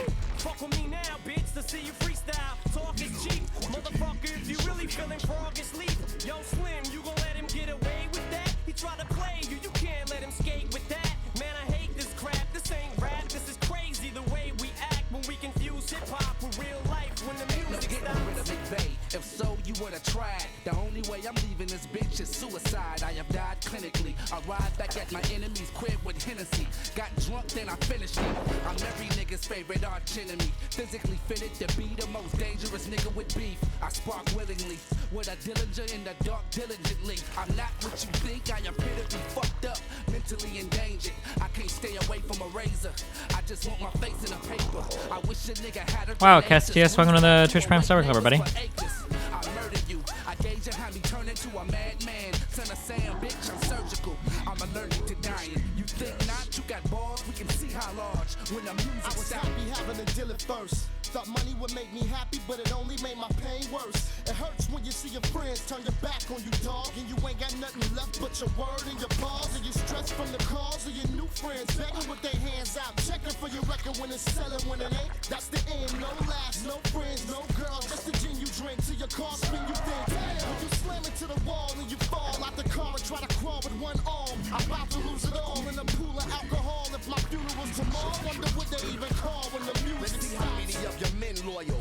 When I pull up looking for you with a pistol, sipping a can of Pennzoil. I'm revved up. Who said what when lead bust? Your head just explode with red stuff. I'm handcuffed, tossed in a paddy wagon, bragging about how you shot it like a coward. Bullets devoured you, showered you niggas. If I was you niggas, I'd run while given a chance. Understand, I can enhance the spirit of man. Death itself that can't hurt me. Just the thought of dying alone that really irks me. You ain't worthy to speak thoughts of cheap talk. Be smart and stop trying to walk how G's walk before we spark. Hug the floor while we playing tug of war with your life. Fuck a tour in the mic. I'd rather fuck a whore with a knife. Deliver that shit that coroners like. You might poppin' shit in broad daylight. Nigga, you a corner in nine. It stops. Instigators, turn pits and cages. Let loose and bit the neighbors, wrist the razors. Y'all don't want war, y'all want talk. In the dark, my dogs all bark like hoof. Wolf, nigga, I'm a wolf. Get your whole roof caved in like reindeer hoofs. Stomp the roof, shake the floor, times loose. The more y'all breach, the more rhyme moves. It's Hill Street, this is hardcore blues. Put a gun to rap, checking all our tones. Or make the news, bet you all y'all move. When the Uzi pop, you better drop when the music stop. Music has changed my life in so many ways. Brains confused, been fucked since the 5th grade. LL told me to rock the bells. NWA said fuck the police. Now I'm in jail. 93 was strictly R&B. Fucked up haircut, listen to Jodeci. Michael Jackson, who gon' tell me I ain't Mike? Ass cheeks painted white, fucking Priscilla tonight. Flying down Sunset, smoking crack. Transvestite in the front, Eddie Murphy in the back. MOP had me grimy and gritty. Maryland Mansion, I dyed my hair blue and grew some titties. Chris told me to throw them bowls. Now I'm in the hospital with a broken nose and a fractured elbow. Voices in my head. What the fuck? Is this guy rushing mutas too? Oh no, he's not.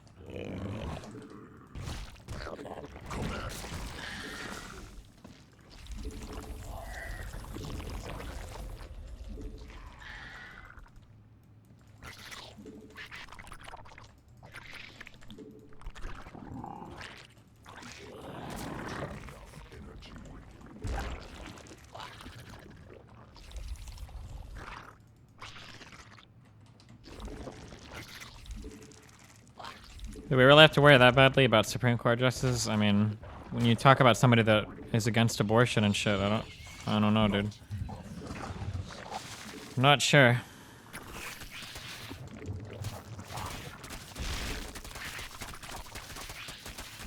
Insufficient Vespene gas.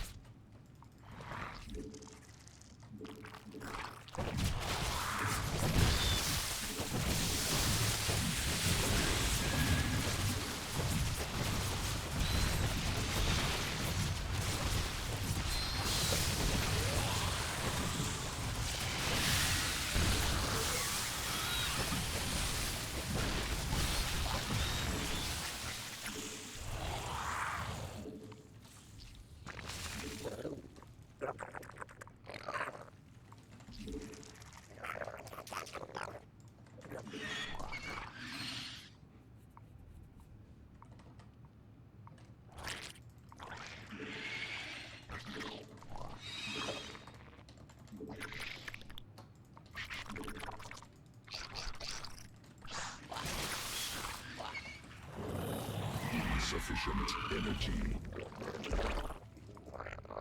Oh, what's up, buddy?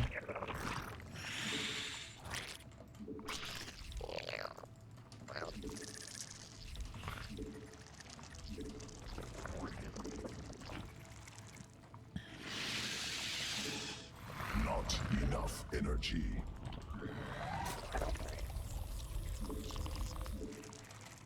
Mineral quantity insufficient.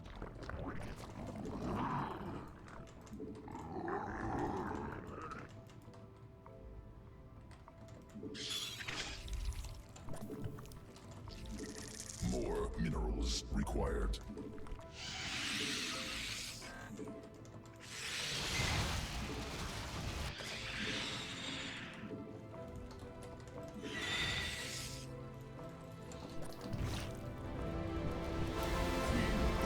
Successful.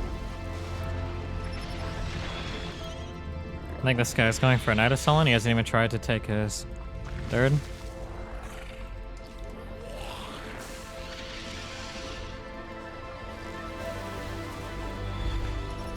Additional Vespene gas required.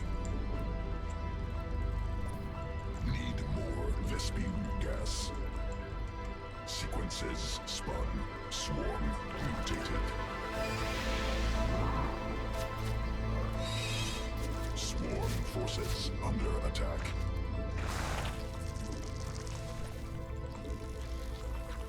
Is he really that many units?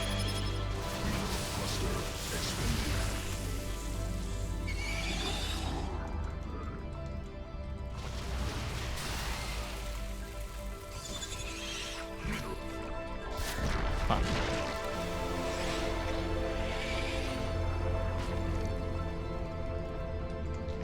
Insufficient Vespene gas.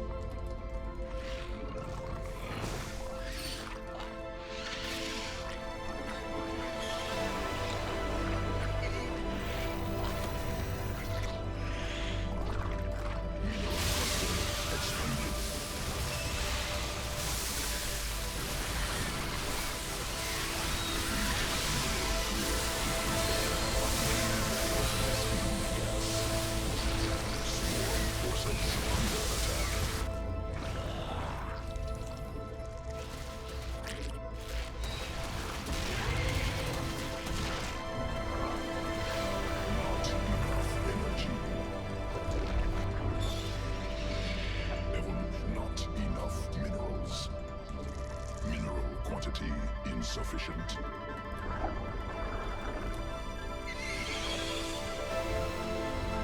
Additional Vespene gas required. More minerals required.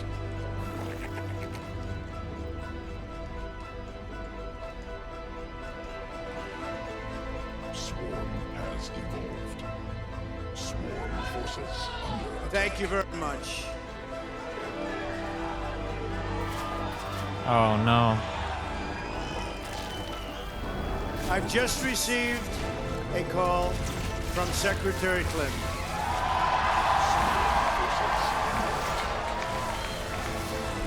She congratulated us, it's about us, on our victory. And I congratulated her and her family on a very, very hard-fought campaign. I mean, she fought very hard.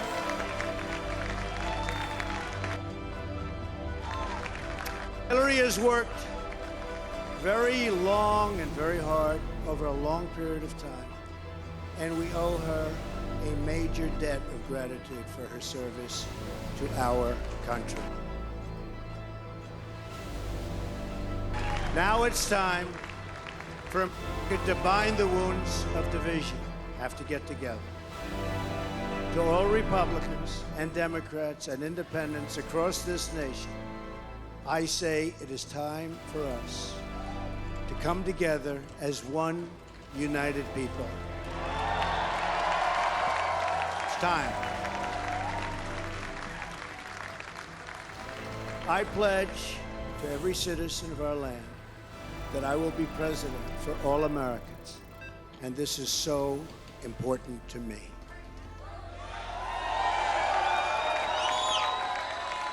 For those who have chosen not to support me in the past, of which there were a few people, I'm reaching out to you for your guidance and your help so that we can work together and unify our great country.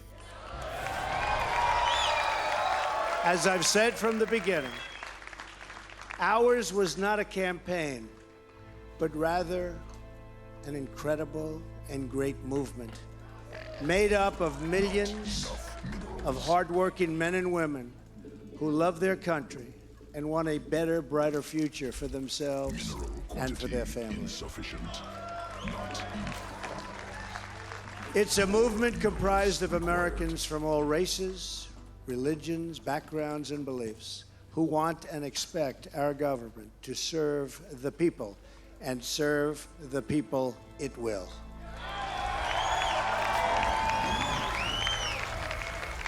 Working together, we will begin the urgent task of rebuilding our nation and renewing the American dream. I've spent my entire life in business looking at the untapped potential in projects and in people all over the world. That is now what I want to do for our country. Tremendous potential. I've gotten to know our country so well. Tremendous potential. It's going to be a beautiful thing. Every single American will have the opportunity to realize his or her fullest potential. The forgotten men and women of our country will be forgotten no longer.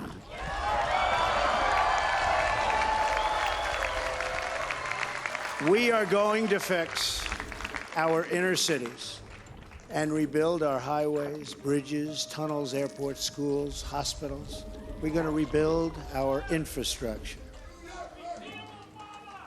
which will become, by the way, second to none. And we will put millions of our people to work at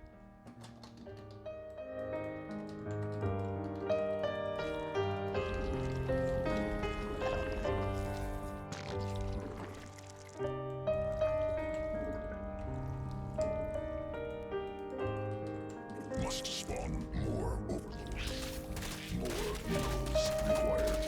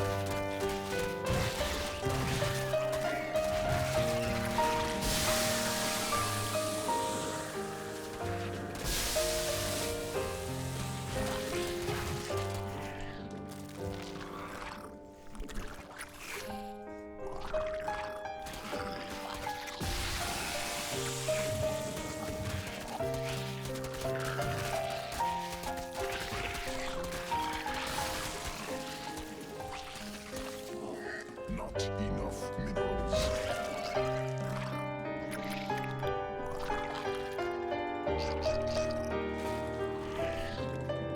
Mineral quantity insufficient.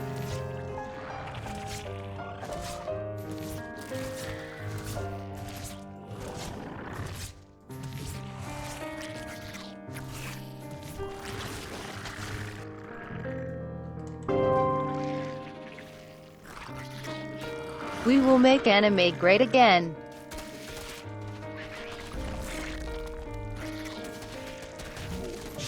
Forces under attack.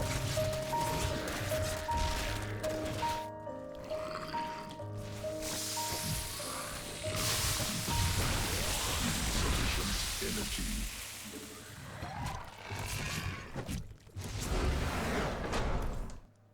Nice, man.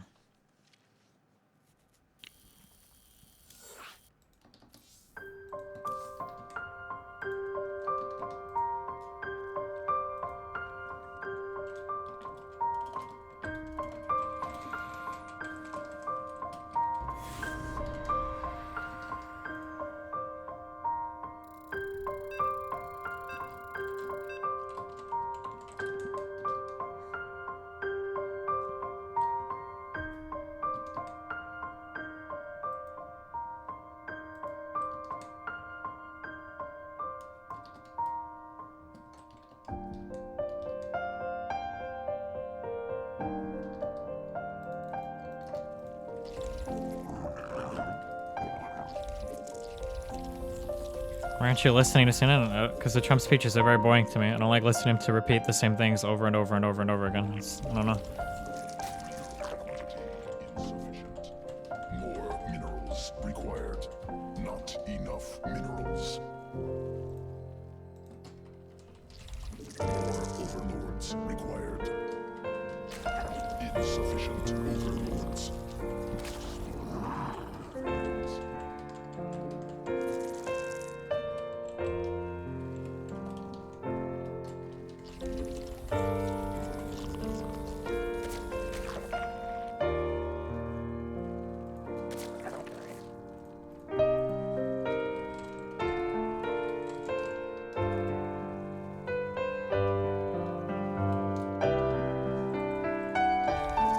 Fuck, man.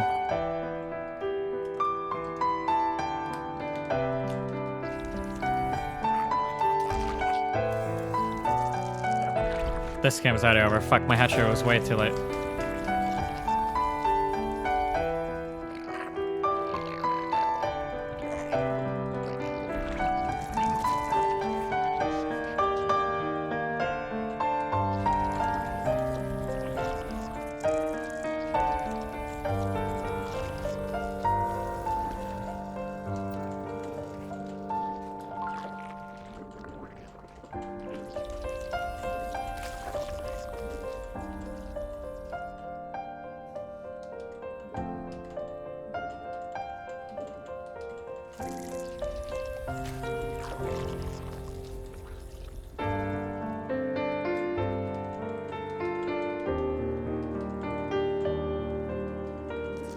Yeah, he's already done it before Lollipoppins.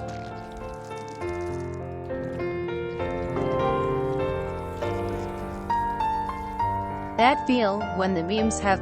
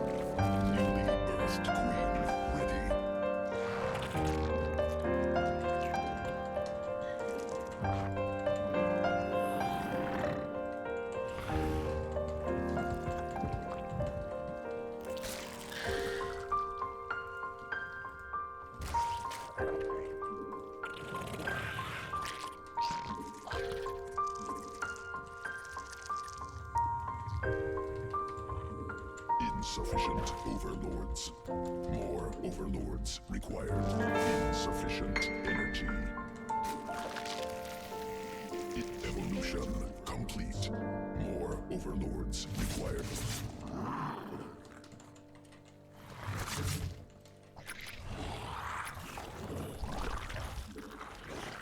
Not enough energy. Must spawn more overlords.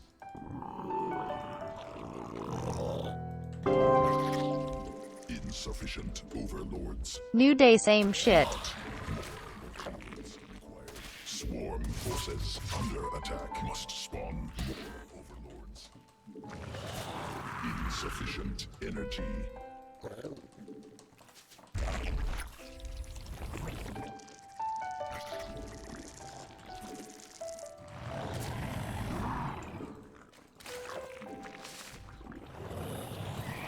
Swarm forces under attack.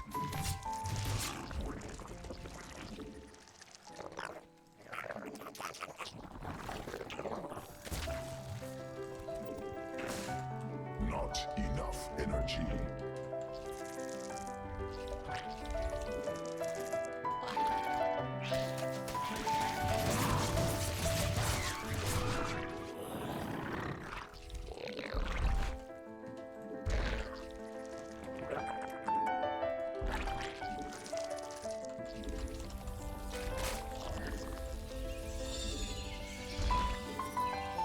Swarm forces under attack.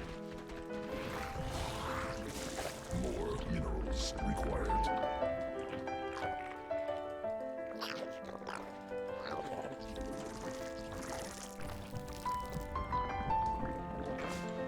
Not enough energy.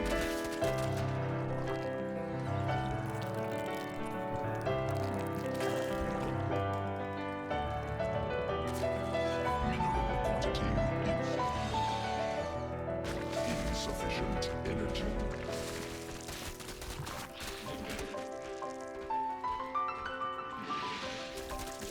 Not enough minerals.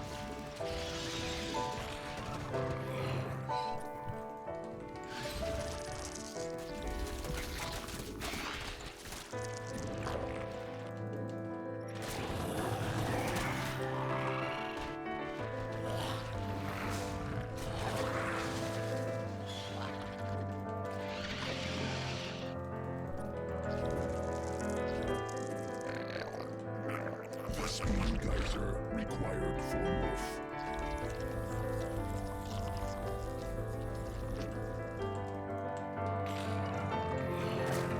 Insufficient energy.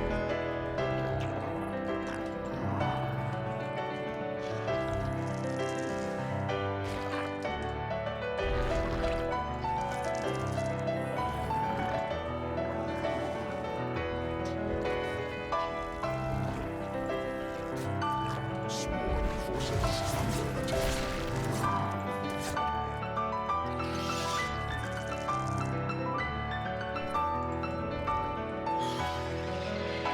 Hive cluster under successful assault.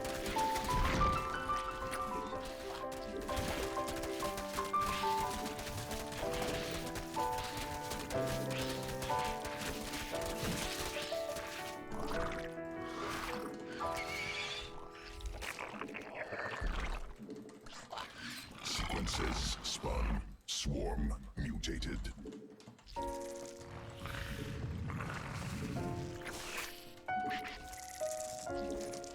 Swarm forces under attack. Couldn't I say? I feel like I shouldn't be building these. Required.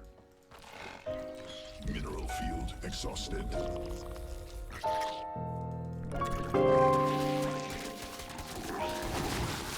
I would make a political joke, but it would end up being elected president. Nice, man. Field depleted. Not enough minerals.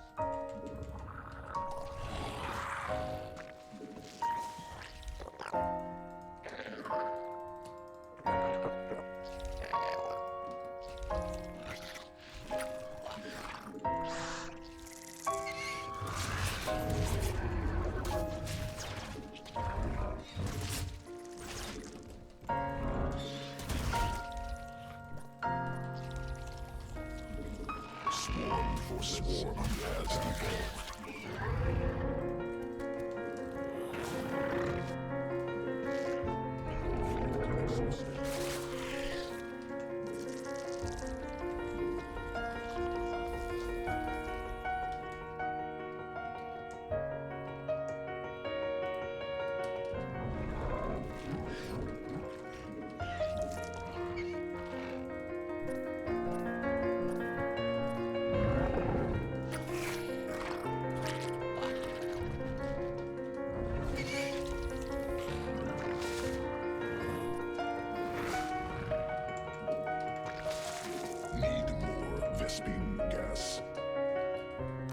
Fuck, I don't know which ones are my fucking things now.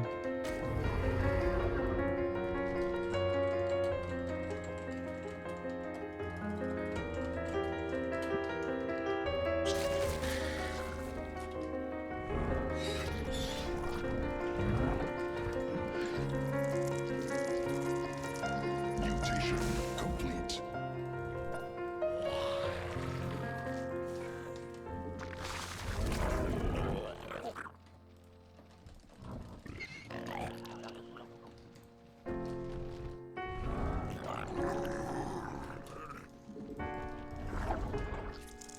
Mineral cluster expended. Swarm forces under attack.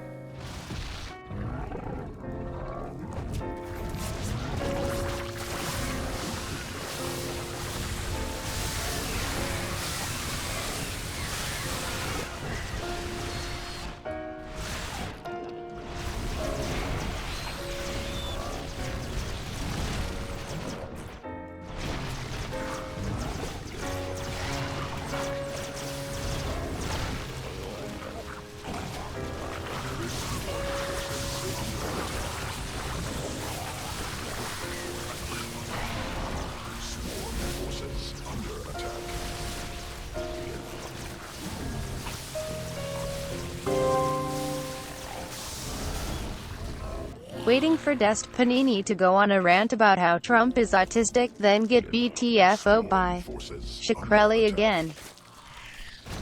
You realize that Shkreli agreed that Trump was an idiot, right? I mean, okay.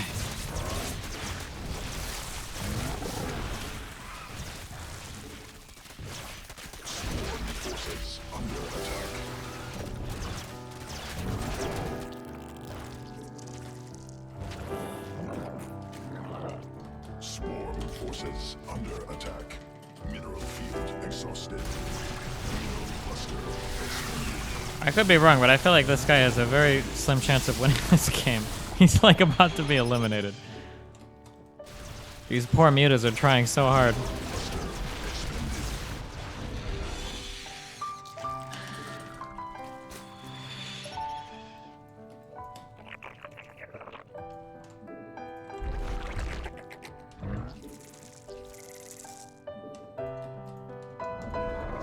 $37 kill Ultra. What a fucking beast, dude. Quantity insufficient. Field exhausted. Mineral field depleted. Swarm forces under attack. Sequences spot. Mineral field exhausted.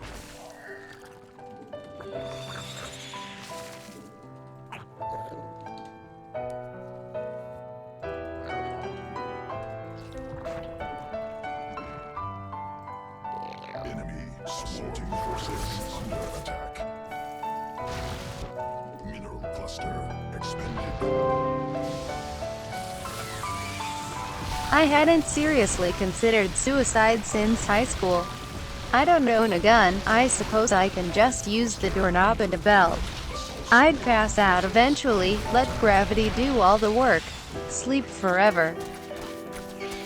Whoa, that sounds pretty depressing, bro. Don't do it.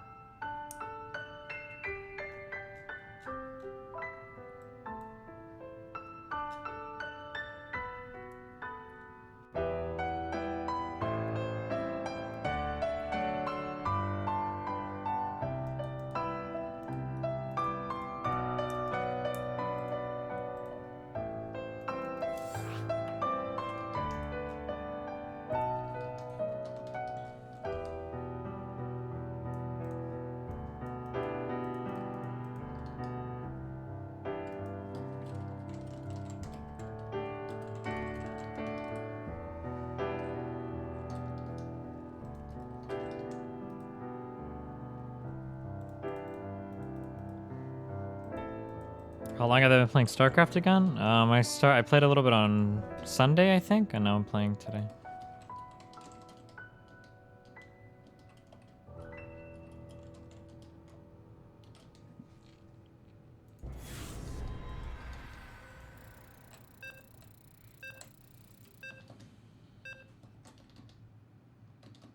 Why do I prefer to play Zerg over other races? I don't know, I just started with Zerg. I don't know if there's like a preference.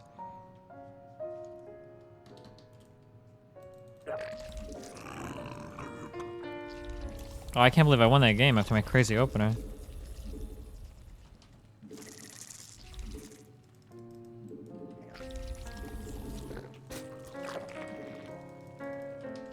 More minerals required. Not enough minerals. More overlords required.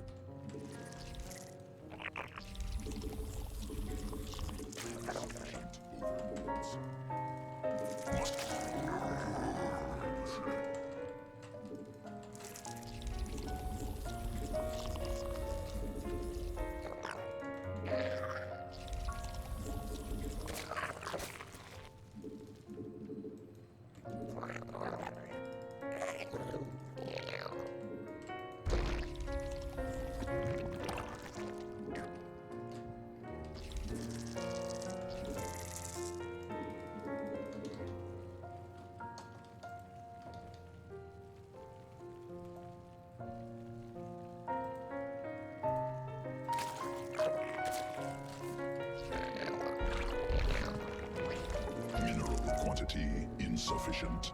Not enough minerals.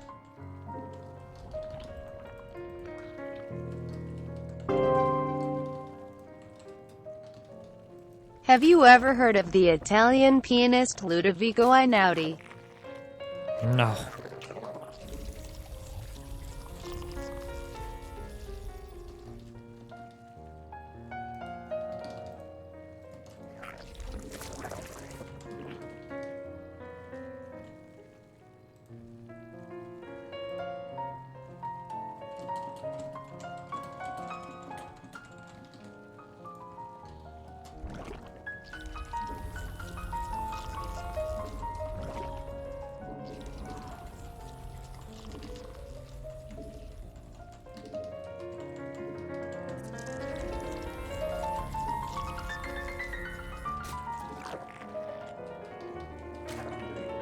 I think the 11th hour email scandal really caused Hillary to lose these tight states. I don't know. It's really hard to measure. I don't know. I don't know if I believe that, though.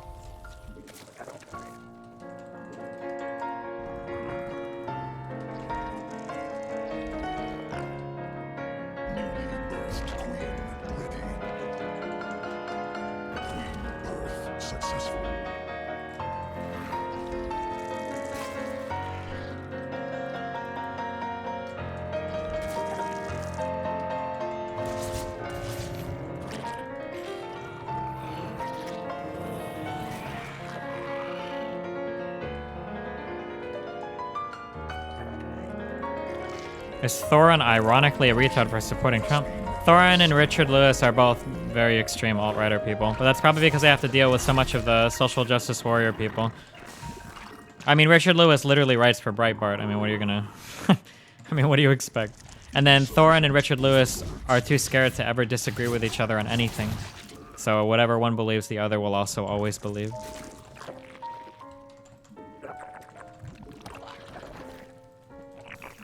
Not enough energy.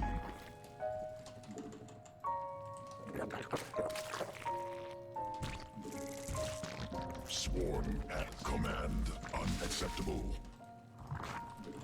Must spawn more overlords required.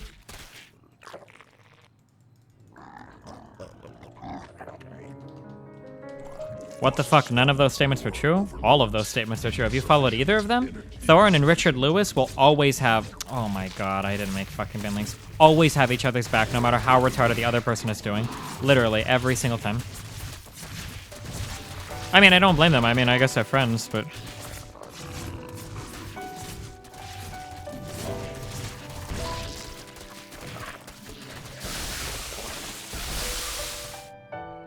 I thought Richard Lewis was with me on most things. Probably like 4 or 5 years ago, 3 to 4 years ago he was, but I mean, I've shifted pretty far left compared to where I used to be. Oh, Richard Lewis doesn't write for Breitbart anymore?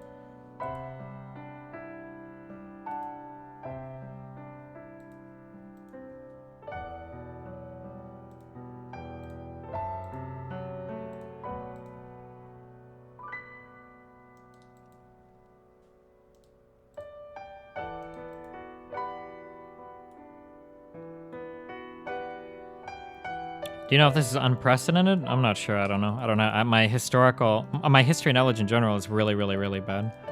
Now that it's officially over, are you surprised with the result? Not really. I mean, like I said, it's been close. Like I've constantly been saying, although for some reason people forget this, it's been very close over the past like few weeks, especially.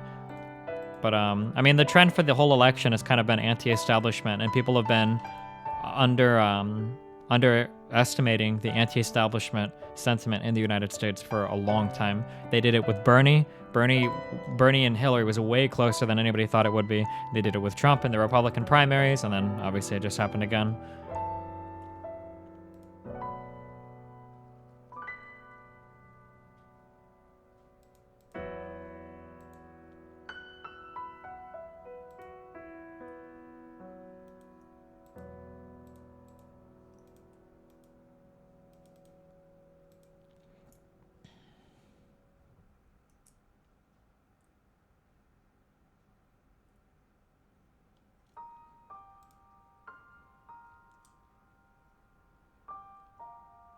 This guy is an attorney, and he said for a few days that he wanted to debate me, and now he called me a cuck, and I told him to DM me his Skype.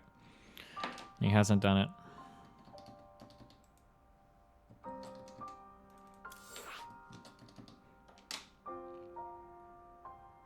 If that last bombshell about the emails, oh, I don't know how much that impacted things. I don't know, it's hard to say.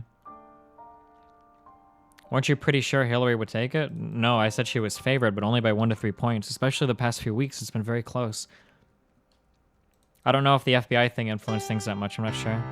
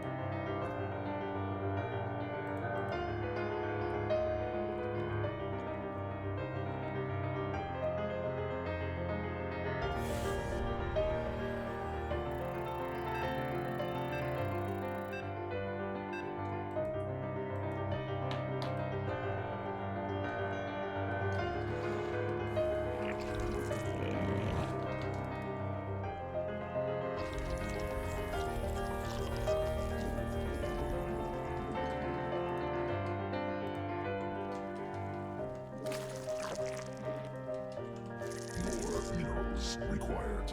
Not enough minerals. Insufficient overlords.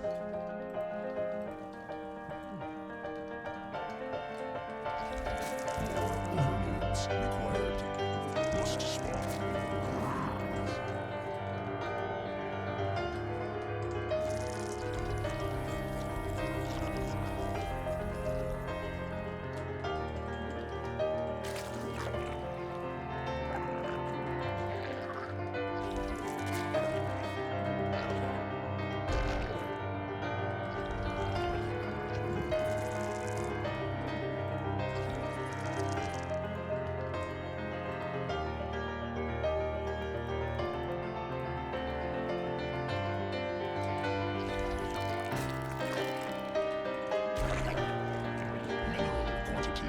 Insufficient.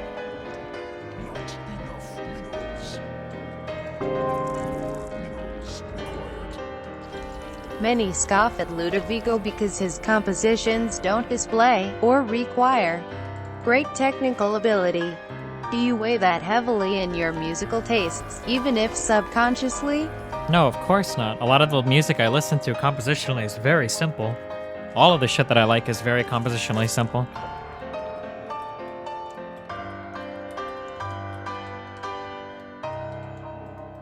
Well, not all of it, but a lot of it.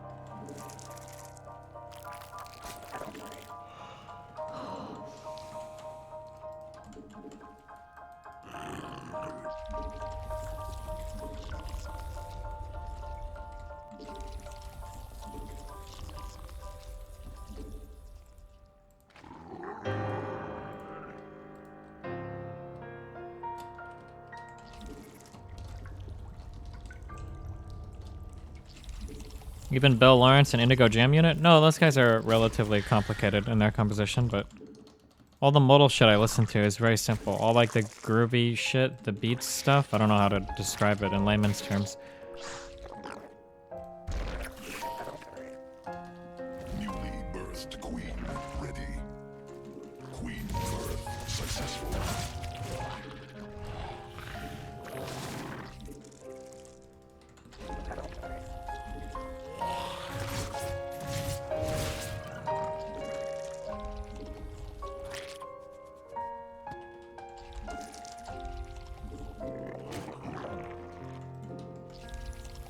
Additional Vespine.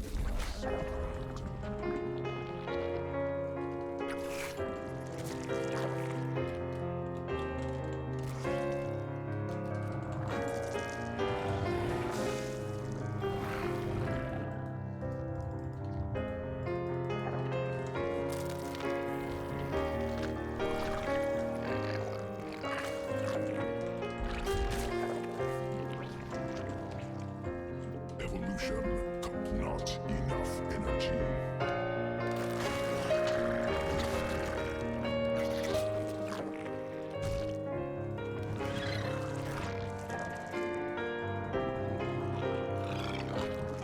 More overlords required.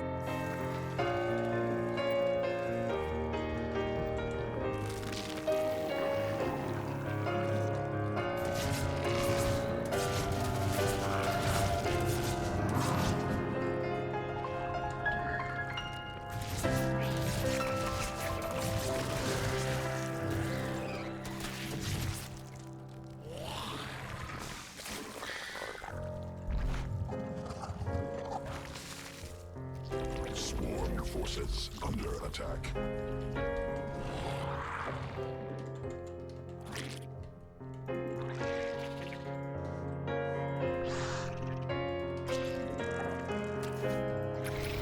Insufficient energy. Swarm forces under attack. Not enough energy.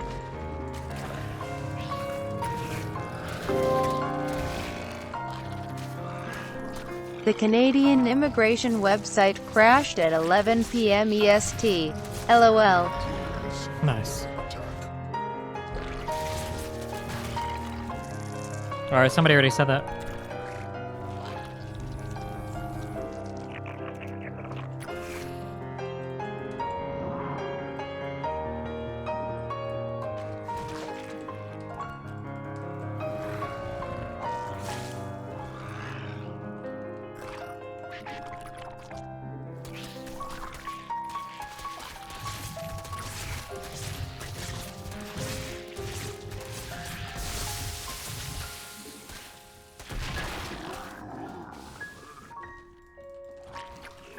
Insufficient energy.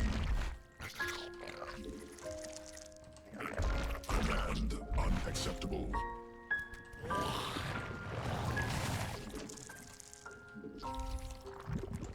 Swarm forces under attack.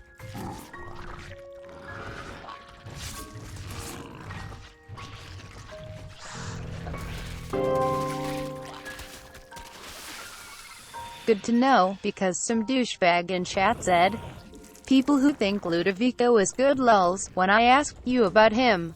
So yay. Fuck him. Yay you kid. Fuck you. Is this guy even... did this conversation actually happen in my chat? And I just didn't see this at all?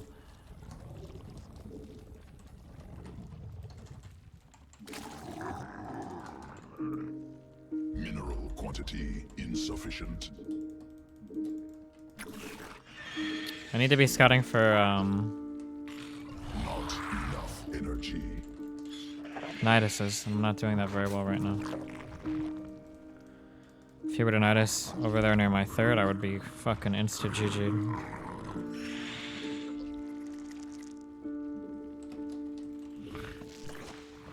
Newly birthed queen ready.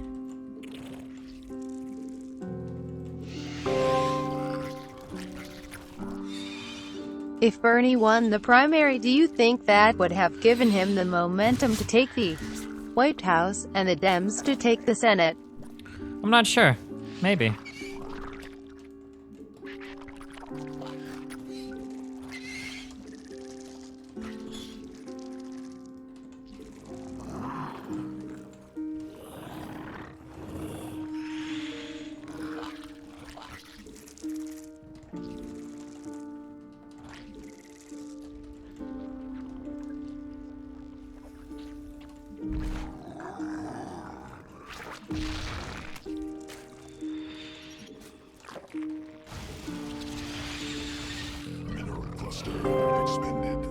Fuck. Got any Zenyatta tips?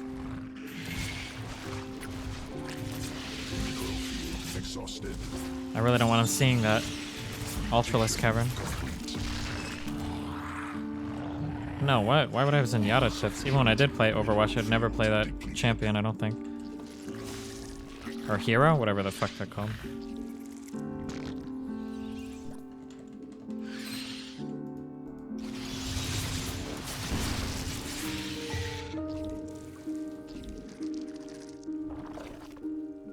Not enough minerals. Insufficient Vespine gas.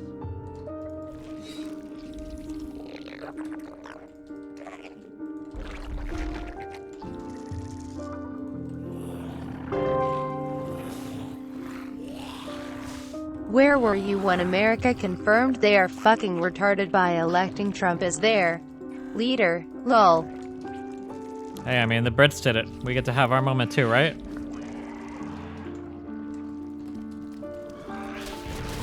Oh, good job, Banelings. Get that rock. Will we see the Dems focus more on the white vote in 18 and 20? I don't think they need to focus on the white vote. I think that any Democrat besides Hillary would have won it. I think that the Democrats and the Republicans both managed to put up the absolute worst candidate they could for the general, but I don't know, dude.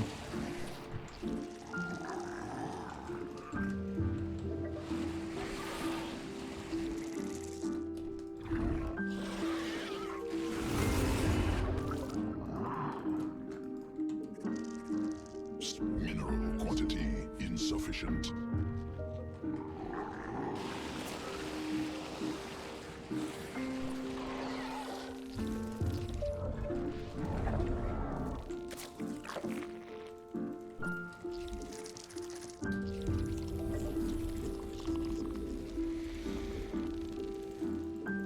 Republicans put up Carson or Cruz. Okay, like real candidates, not Carson or Cruz. But I know what you mean. I guess, yeah, it could have been worse, maybe.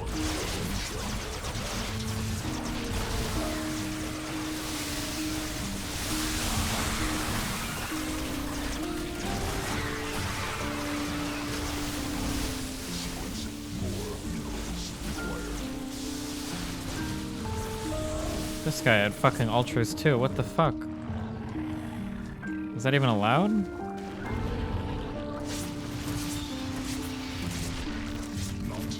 I think when you're doing ultra versus ultra, it's just the guy with the more ultras wins, right? So I just need to build an ultra army, I think. Sworn forces under attack.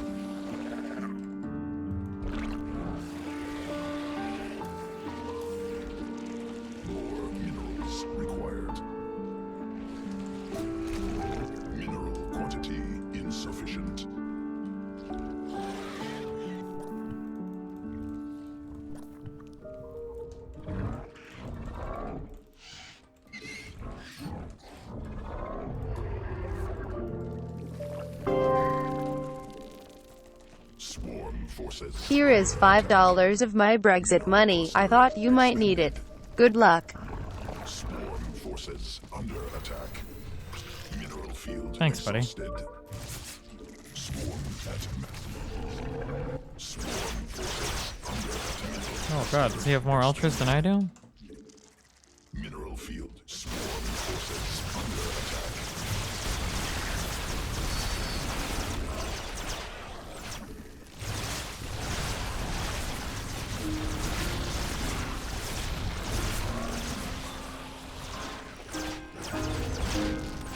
We did it, boys. We had more ultras.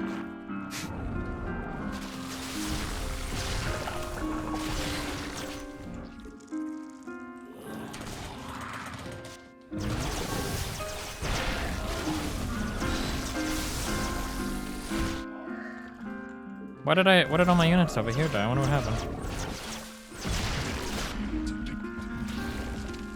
Oh, he has banelings.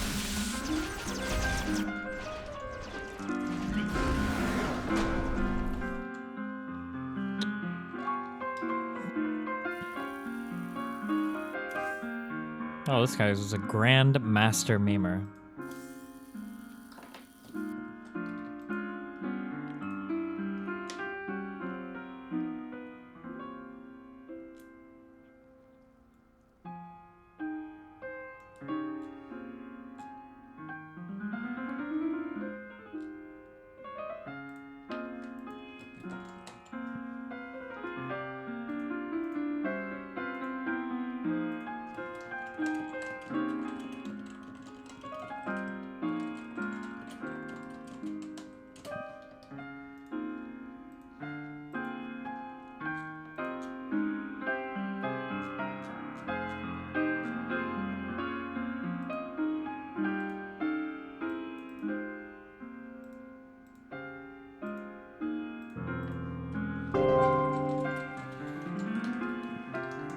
Do you think the DNC will try Bernie as a candidate next election?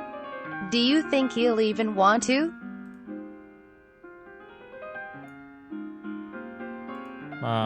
No, what? Bernie would be way too fucking old, wouldn't he? Isn't he already like 80 years old? Moofish, more like Huckfish Duckers. Wow, nice man.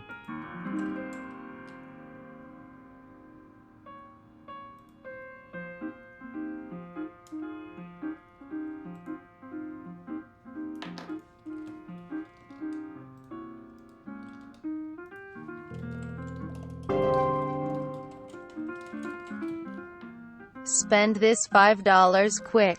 It'll only be worth $1 in 24 hours. Bonus meme, you boy.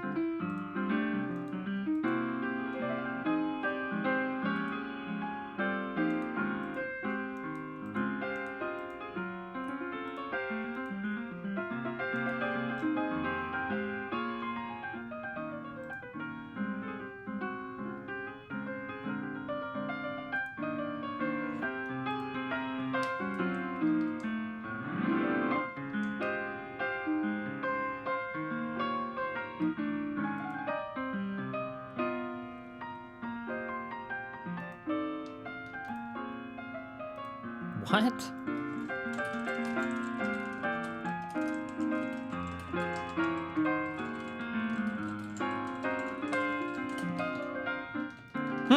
Do you think he'll actually do it?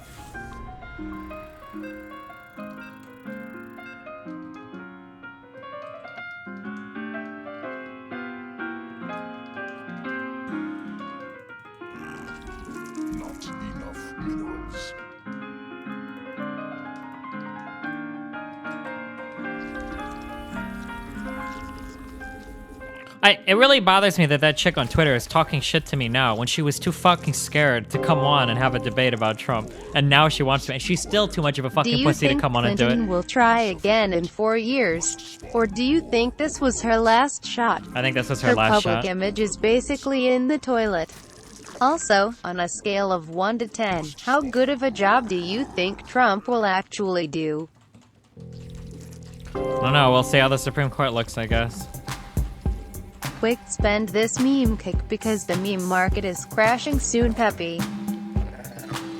Yeah, the imp is gay person? What the fuck is this shit? A long time ago, she was saying that she wanted to come on stream and debate about Trump, and then she pussied out, and now she decides to message me and talk shit on Twitter. I don't know why. In 2017, Trump becomes president and Hillary will host her own political reality TV show. Balance will be restored.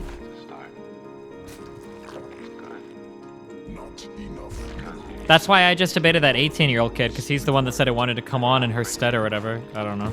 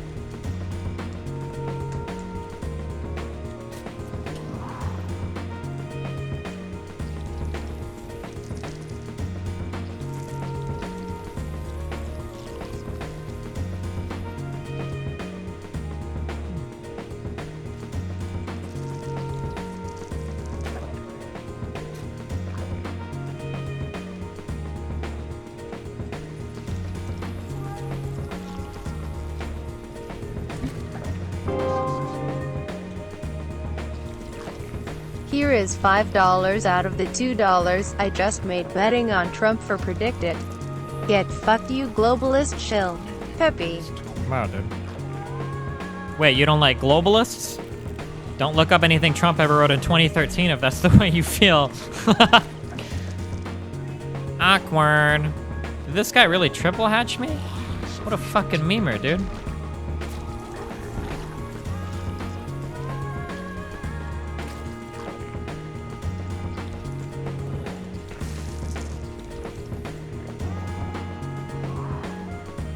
Tell Thorin to stop being a little cunt. I don't know why Thorin is another guy that will like only talk shit on Twitter, but he said, like, he stated that he never wants to have an actual conversation with me for whatever reasons, because he thinks that I don't know, because he's really scared, I think. I think that Thorin and I are really similar in a lot of ways, but the difference is, like, I'm okay with talking to somebody that I think could out-debate me or is more intelligent than me. Like, I'm fine, because I view it as a learning opportunity. Whereas I think Thorin's ego is really, really, really fragile.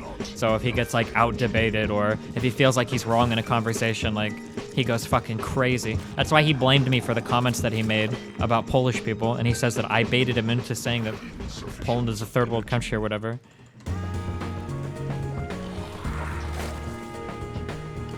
It's called being a coward. Well, I don't think there's anything necessarily wrong with that if you have a fragile ego. I mean, it's pretty cowardly for him to try to call me out on Twitter afterwards when he is too scared to have that conversation, but what are you gonna do?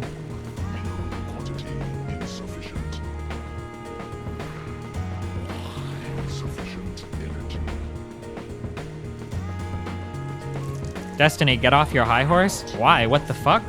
I will never call someone out over Twitter and not have a conversation with them ever. I've never done it in my entire life, and I never will do it. If anybody ever wants to have a conversation with me via voice, I'll always be up for that. I would never back down from something like that, because I would feel like a major cuck. What the fuck? Can't wait for the meme apocalypse. Already enjoyed the bands of Thorin and Richard Lewis Teehee.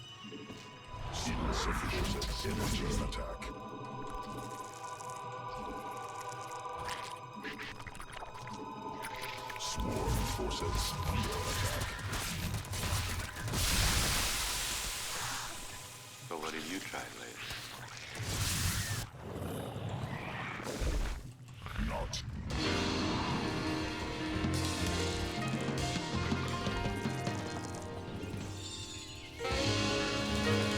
That doesn't match the way you insta-ban people from your chat. Dude, it's fucking chat. If you want to have a real conversation with me, it has to be over voice. You have to understand that. That you can't compare the way that I treat people in fucking chat who are spamming all caps at me and like random anti-whatever bullshit at me to how I would talk to somebody in a voice chat. If you think that I've been too mean or whatever, fucking go ahead and send me an email or DM me your Skype and we'll talk. But you're gonna, like... Well, you... Destiny, how can you say that, Destiny, when you banned that one guy from your Twitch chat because he was spamming Make America Great Again, you cuckfuck in your face, Destiny? Not very tolerant now, are you, liberal?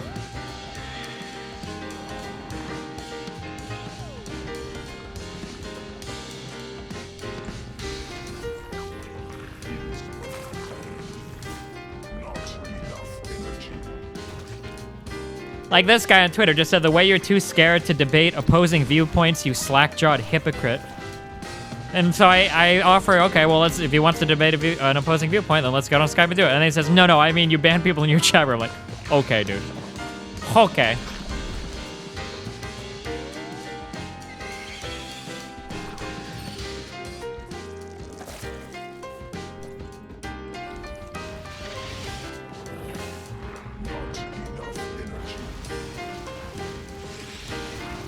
Remember that one time I had that super sick conversation where I was talking to that one dude in chat and we never actually got on voice and it was just me talking to a guy in my chat room? No way, that never happened.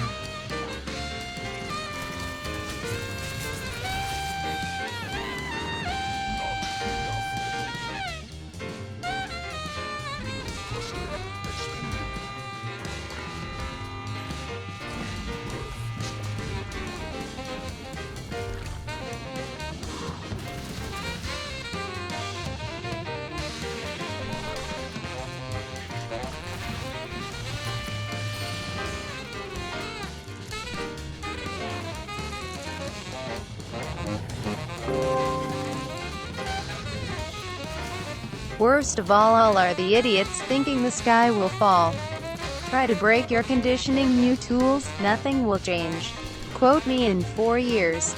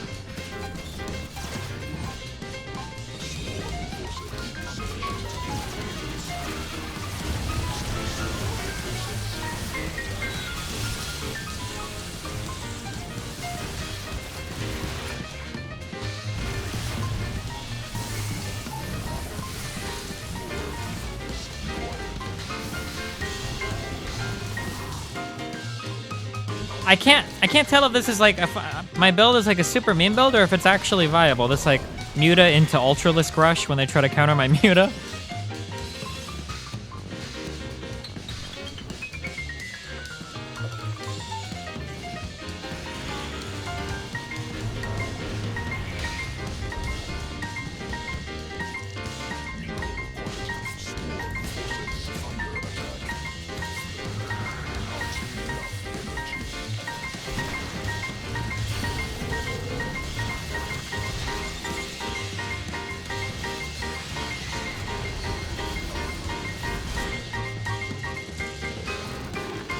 bum bum ba da da da da da.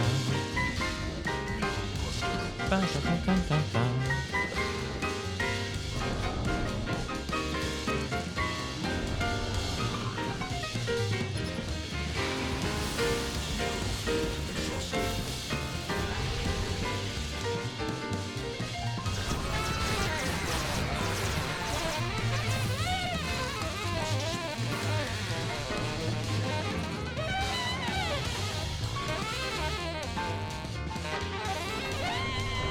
No, you probably just out macro them. Like, that's what you'd think, but like, this guy is somebody that's been GM for a while. Or at least I'm pretty sure it was Snake. I remember playing this guy a lot.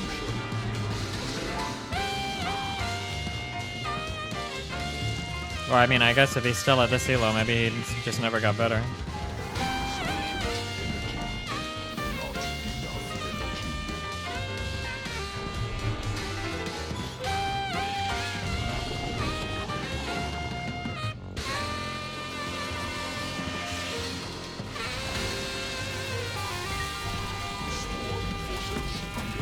Oh my god.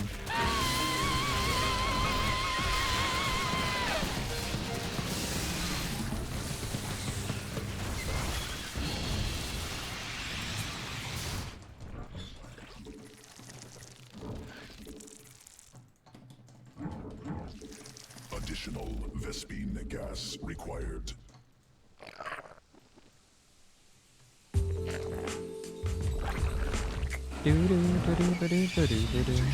Complete. Sequences spun. Swarm mutated.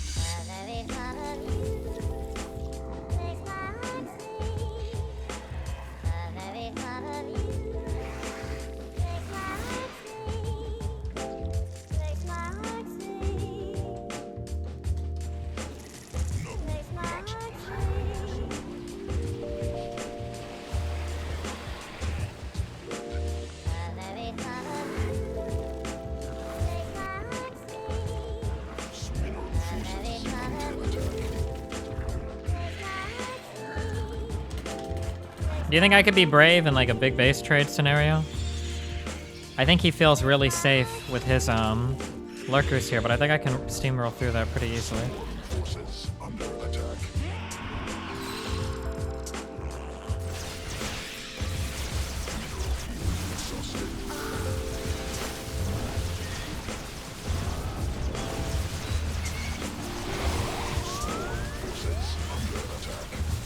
Oh my god, really?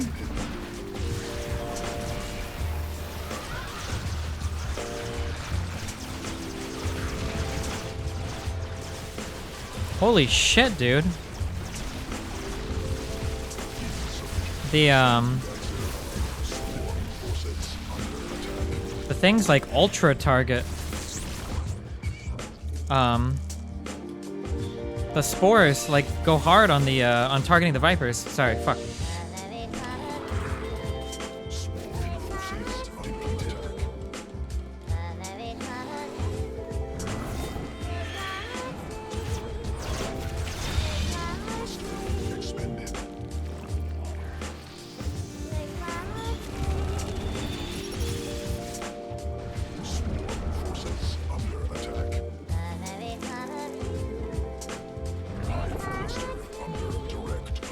Still have a lot of these guys, but they're very injured.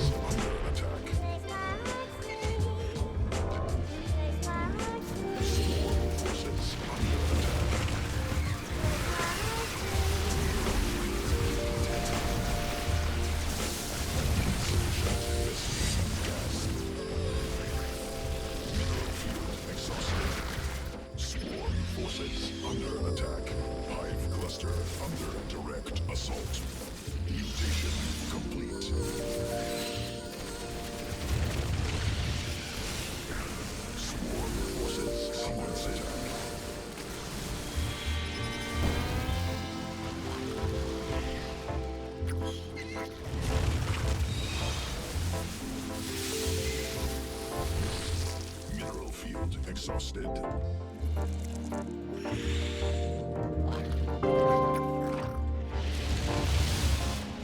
Can we have Stalker game soon? I'd like to see you fight bloodsuckers on the hardest difficulty. Sweat Steiny.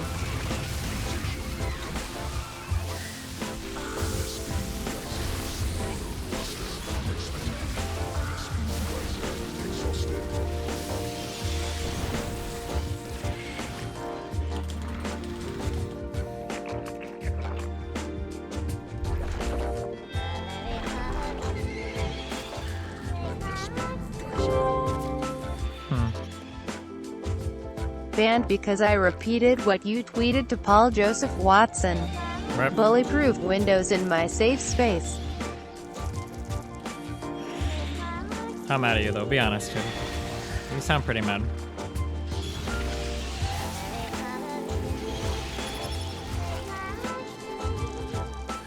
Not only are you mad as fuck, but you actually paid me $5 to tell me how mad you are. Whew, you gotta be like really fucking mad then, huh?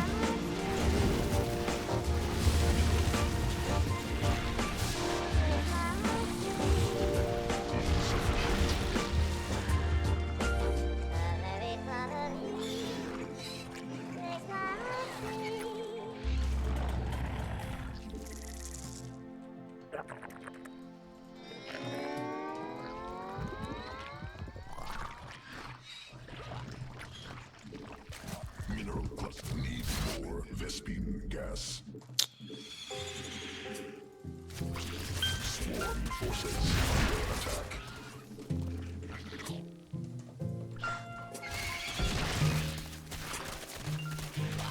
Swarm forces under attack. Additional forces under attack.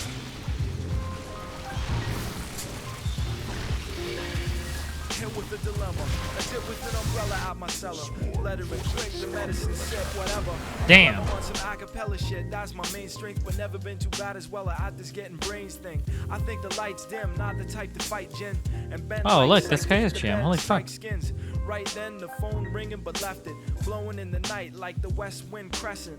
My preference is a heavy snare. Yes, instead of some soft shit, got a sweaty pair of breath mints. The stars be glowing. We spark weed, holding hands in a gold. 53, 51 puts you in contender.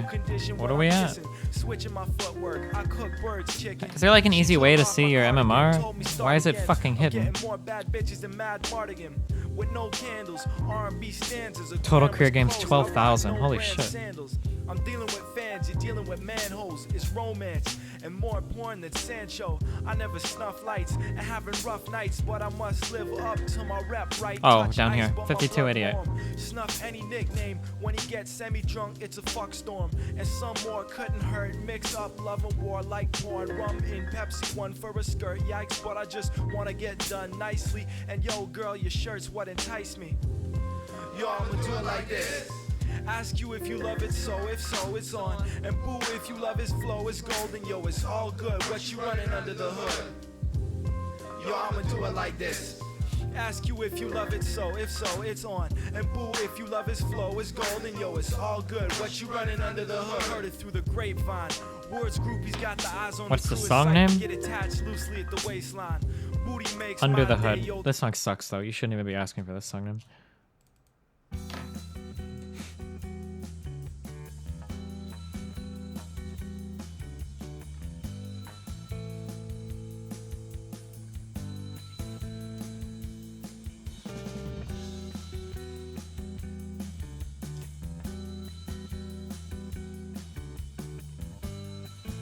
I was quite literally running searches in my chat for opposing political viewpoints to ban.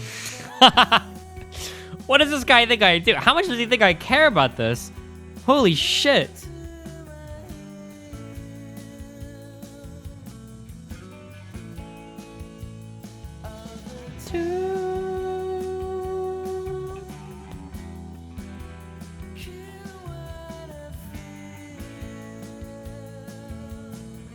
I'll talk with you about how you think the election outcome will affect the U.S.'s relationship with its allies.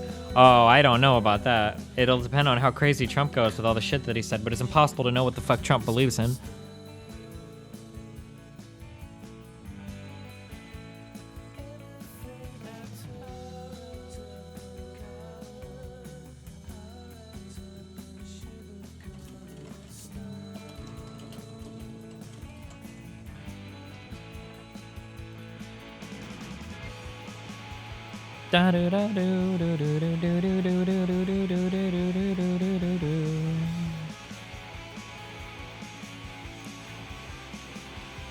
To be fair, you cared about this election quite a bit. About who won? Not really, no. I mean, I cared about what people would vote for, but I don't think anybody.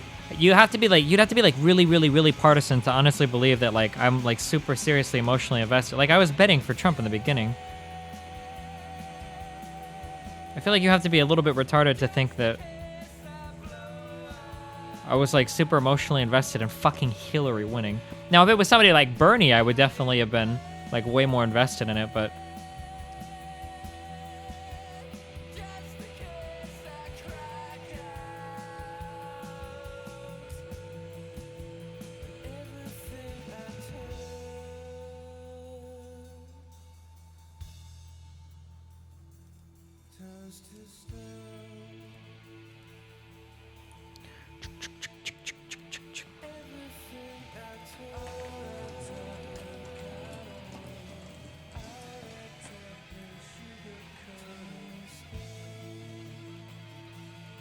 just look at your Twitter, you were invested in Trump losing. I mean, I wanted Trump to lose, but I'm not like super emotional either way or the other. Holy fuck. Are we being real right now? Do you think I would be like crying tears of joy if Hillary won?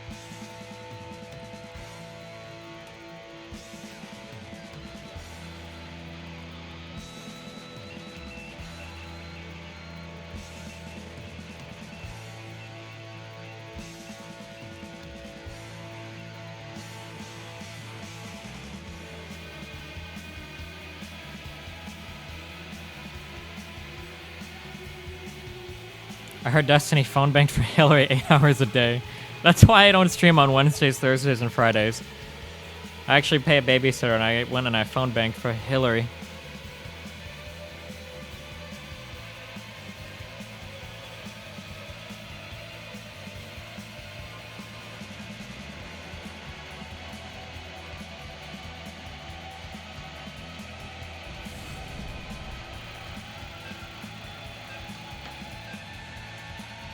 I think from outsiders, you look very emotionally invested on Twitter. Can you go find me something from my Twitter where I'm tweeting positive things about Hillary? Oh wait, that's your job. You are the job person there. You have to go and find things from my Twitter in the past 12 months. See how many tweets you can find of positive things I say about Hillary, okay?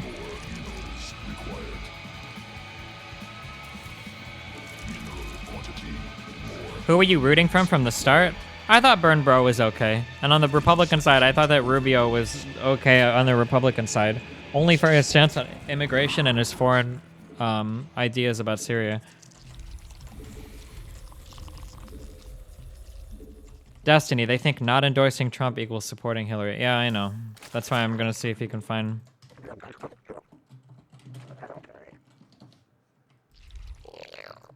More minerals required.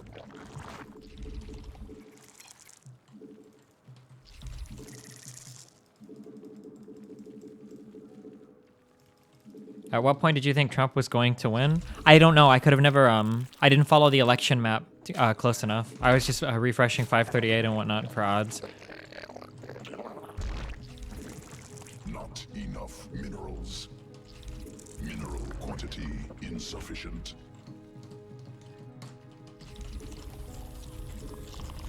Do I have a guess who'll be the front runner for the 2020? I don't know. I really don't want to be involved in politics as much as I am. I don't think anything good comes from it except for misery.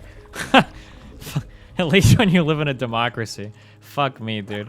I can't remember how many fucking retarded Trump people. We should have had like if I had like a real YouTube person to put together crazy compilations, we should have had like a year in review, and it should have been like highlights from every fucking Trumple I debated. Like when then the backdrop could be Trump winning the election. There was the Trumple girl. There are so many, dude. I can't even remember. There are so many fucking Trumples we debated. Fuck me.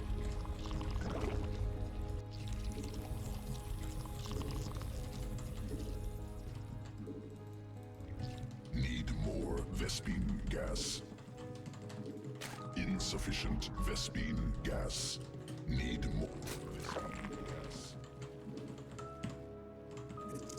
He said that Hillary has a great fucking rock on her and great legs, that her body is wasted on Bill. Oh shit, mate. Did you bet on Trump winning the general when you were betting in the primaries? Yeah, but I sold it right after the RNC. When he was at his highest.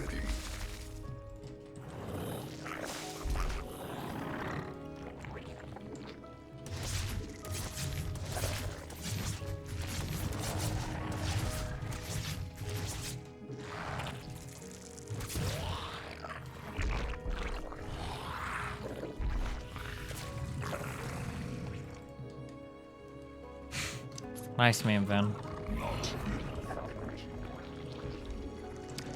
You debated mentally challenged people that happen to support Trump. You can find equally intelligent people voting for Hillary. That is a horrible point to make. Do you want to defend Trump? I mean, I debated a Hillary supporter, the guy in my Rust crew.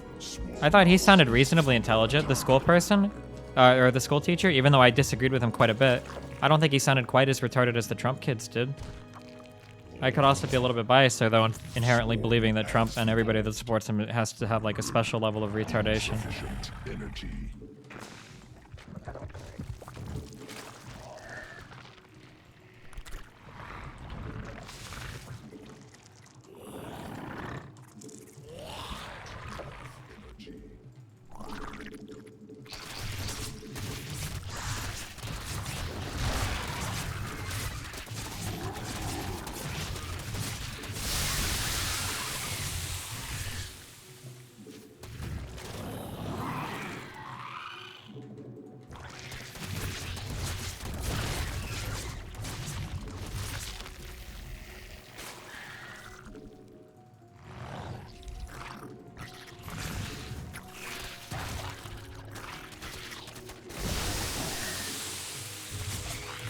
No!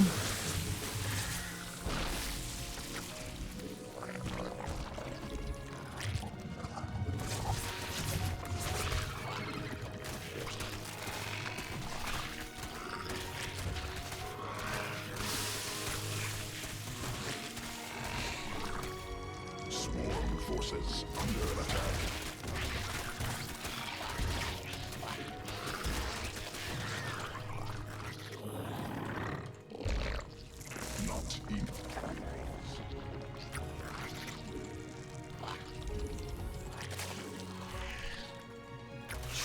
Yeah, the only people that have been even reasonably intelligent that have supported Trump have all been people who have admitted that he's an idiot, like Martin Shkreli and the Ryan Dawson dude.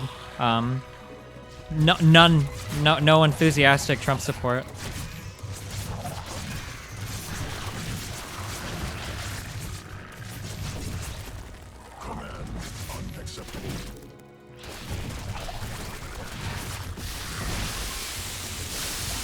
It's okay to leave the game, dog. Whew, I say that. But this guy could trump me. Uh-oh.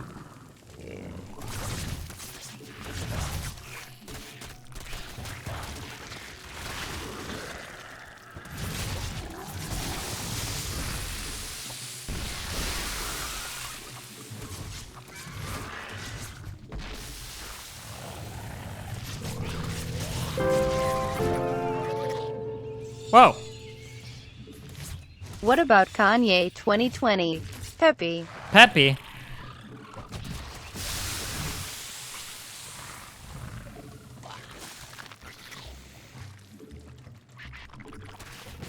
I don't think you're gonna find a reasonable, intelligent person defending... Oh my god, I just lost so many lings. I feel like Christmas dinner with your parents is going to be a little awkward. Probably not. I don't care. I don't mind going full savage on my mom. Call her a fucking idiot. I think she is when it comes to anything having to do with these memes. It doesn't bother me at all. I mean, my parents think that cancer can be cured by, what were they telling me? That if you balance the pH in your body, if you buy like those water pH purification systems to balance your pH, then you'll never get cancer? Like, I don't know, dude. Sufficient energy.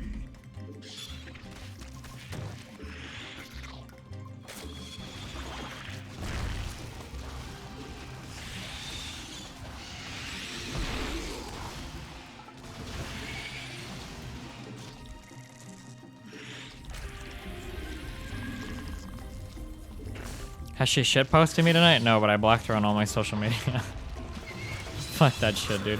I'm not doing it.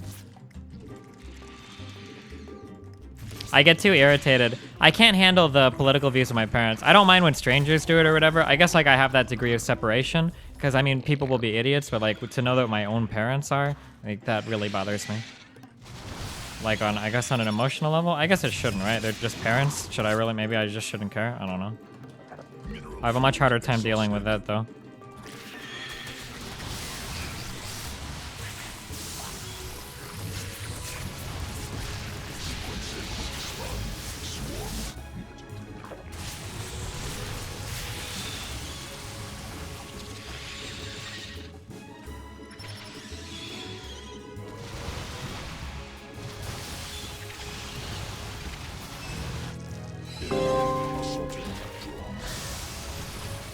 Will Obama pardon Hillary before he leaves office?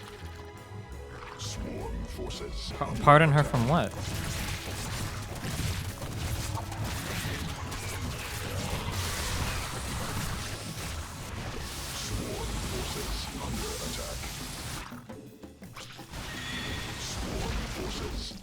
Fuck, how many of my mutas are suiciding into that?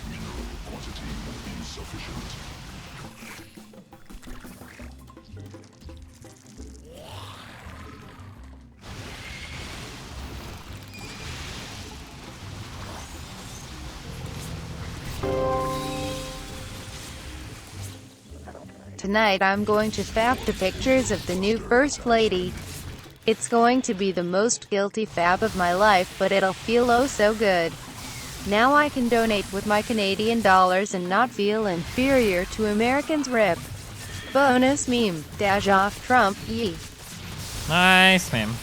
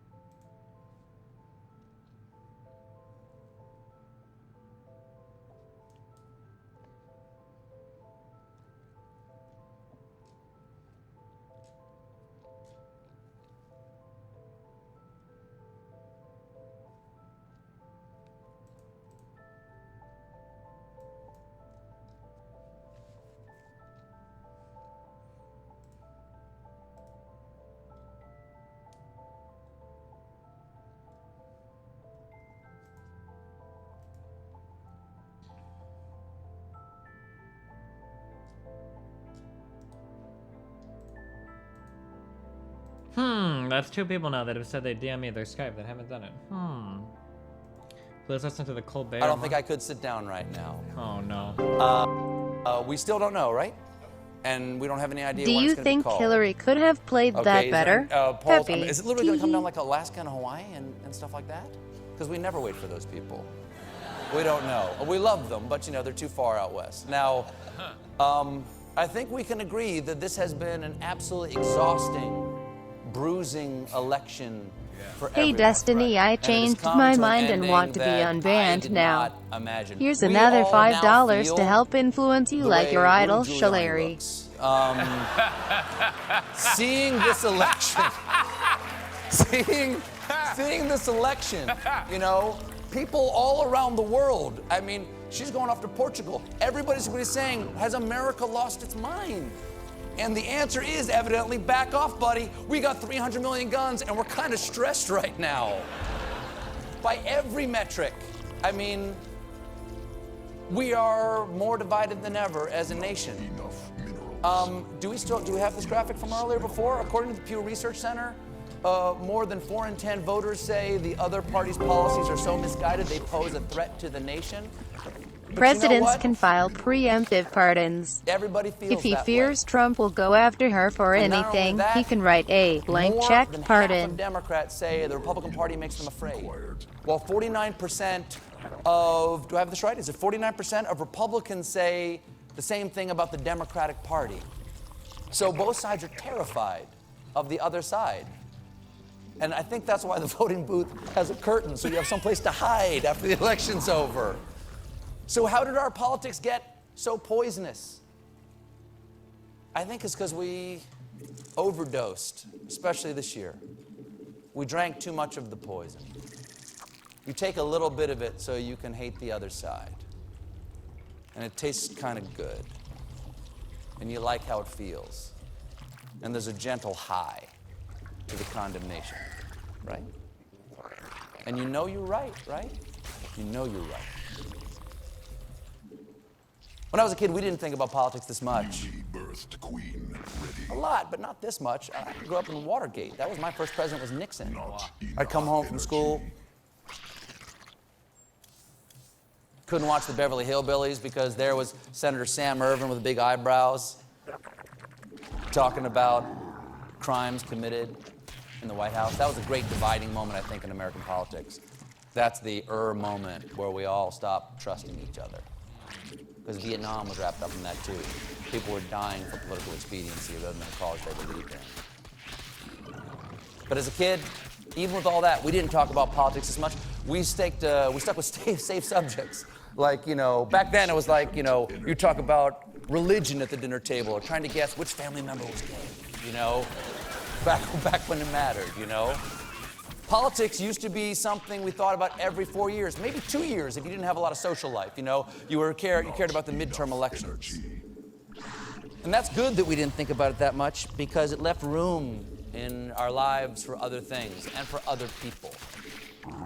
I'm from a big family. Jimmy, Eddie, Mary, Billy, Margot, Tommy, Jay, Peter, Paul, and Stephen. My mother was born 2 days before women could vote the first time in the presidential election. And again, we don't know what's going to happen, but I was thinking this was going to be the time that she got what she wanted. She told me at age 92, short before she died, oh, I think I would vote for Hillary this time. It's time. She only voted for one Democrat in her entire life. That was Kennedy. Because, spoiler alert, we're back.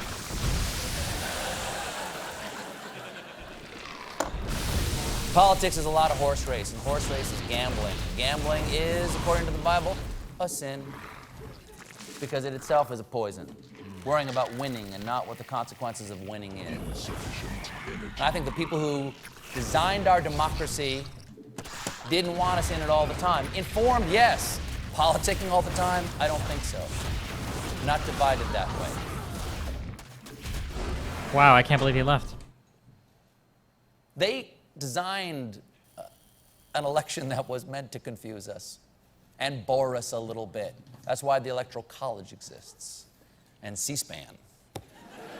And why the State of the Union begins with 20 minutes of shaking hands with grandpas. But now politics is everywhere, and that takes up precious brain space we could be using to remember all the things we actually have in common. So whether your side won or lost, we don't have to do this shit for a while. So,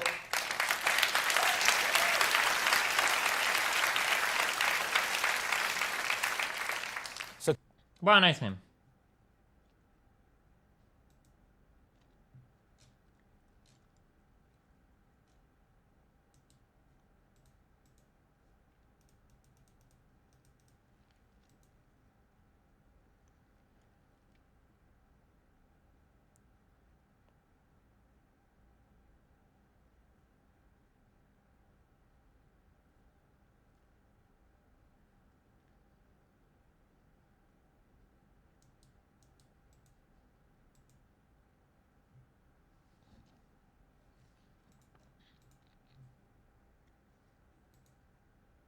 Do you think this guy's a troll?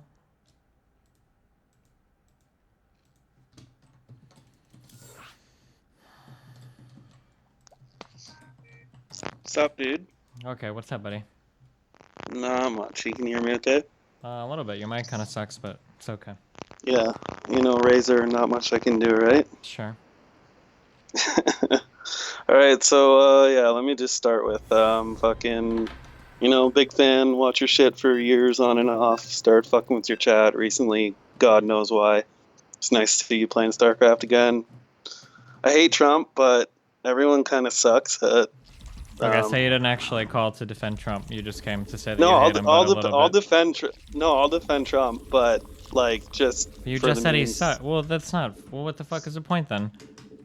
Well, because, I don't know, I feel like I can give a better argument than anyone you've had on stream, even though I think he's pretty fucking retarded. Okay, what's a good argument for him?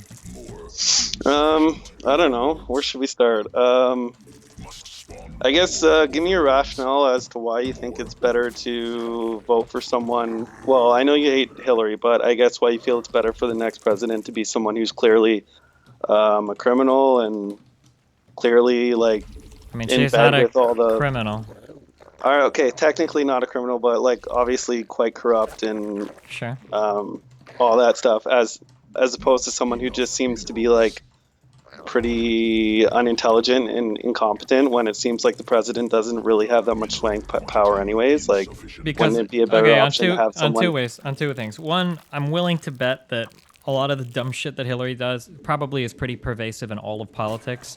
I seriously doubt that every single person is a shining horse example of being a great person, and Hillary is like the one-out example. There's probably a lot of shady, stupid shit that goes on, firstly. Secondly, if you look at the responsibilities and jobs as what the president does, one of the most important things coming up are going to be Supreme Court nominations, of which I absolutely do not want a Republican nominating Supreme Court judges to overturn things like Roe versus Wade or the recent ban on gay marriage bans. All right, so on the first one, I agree. I don't think she's an exception. I'm pretty sure like the whole system in itself is fucked. And like I'm Canadian, so like I don't have like the most in-depth knowledge on the whole American memes. But as for your second point, like I'd have to agree. It seems like Hillary would be better on social issues, even though it seems like she kind of just sticks her finger up in the air and goes like with the way the wind blows. Like she used to be against gay marriage and all that shit and whatever, right? Sure, but she's not going to overturn anything, probably. Well, she's not, but and I guess yeah, like the people that she's more likely to bring in are less likely to do that. But doesn't it also have to do with how many Supreme Court people he's going to bring in? Like I think I heard the like, estimates are maximum is 4. It's 4, yes, up to 4, which would be insane. That's a majority, right? Isn't there 7? No, there's 9. Okay, 9. Yeah, so again, you feel it's better to have someone who's like I don't know. I mean, like yeah, the Supreme like I don't know. It's kind of hard. Like I mean, the Supreme Court is pretty fucking important. Like, yeah, it's pretty fucking huge. But again, like as like okay, barring that one issue, like don't you feel it's better to have someone outside the system as opposed to someone? Why who's, do you like, say totally Trump is outside the system? Trump has been a top 1%er wealthy businessman for his entire life. Yeah, wealthy businessman, but like he seems like outside of the political system. How? He's made political contributions. He's got political connections Hillary, all over the place. No, not just to Hillary. To tons of politicians. I'm sure I'm sure you can find Trump's money in all sorts of politicians. This is a very bizarre line of thought to me. People say that they like Trump because they don't like lobbying, right? So you don't like the people being lobbied, but you like the lobbyists. That doesn't make sense. He's just one step removed from the problem, or rather, they're the source of the problem. So I don't understand that line of thinking. Well, I think the line of thinking comes from the idea that he's not beholden to them because you don't think he's beholden to any of his companies or financial interests. The fact that his tax plan benefits the top 1% more than like any other tax plan suggested by any other Republican candidate, that's just a coincidence. Like, why would you trust? Do you think that's? Why would you trust Trump to legislate in ways that won't hurt his business? But again, yeah, I see your point. Again, this is hard. Like, you know, I'm trying to battle against the demon himself, and I like clearly think he's retarded.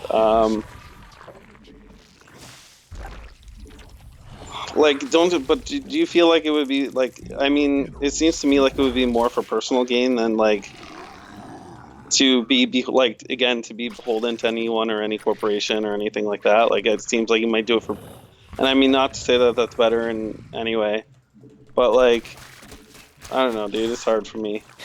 I mean, again, he's fucking retarded. It's just like, I don't know, dude, when I hear people on your stream talk about him, it's just like, I don't know, the mental gymnastics they jump through, like, it's pretty ridiculous. And I know I'm kind of doing the same here. Because, like, he's stupid, but, like, just, I don't know. I mean, the only fucking plus I can ever think of giving the dude is that he seems to be somewhat outside of the system, right? But he's not outside of the system. We just established that.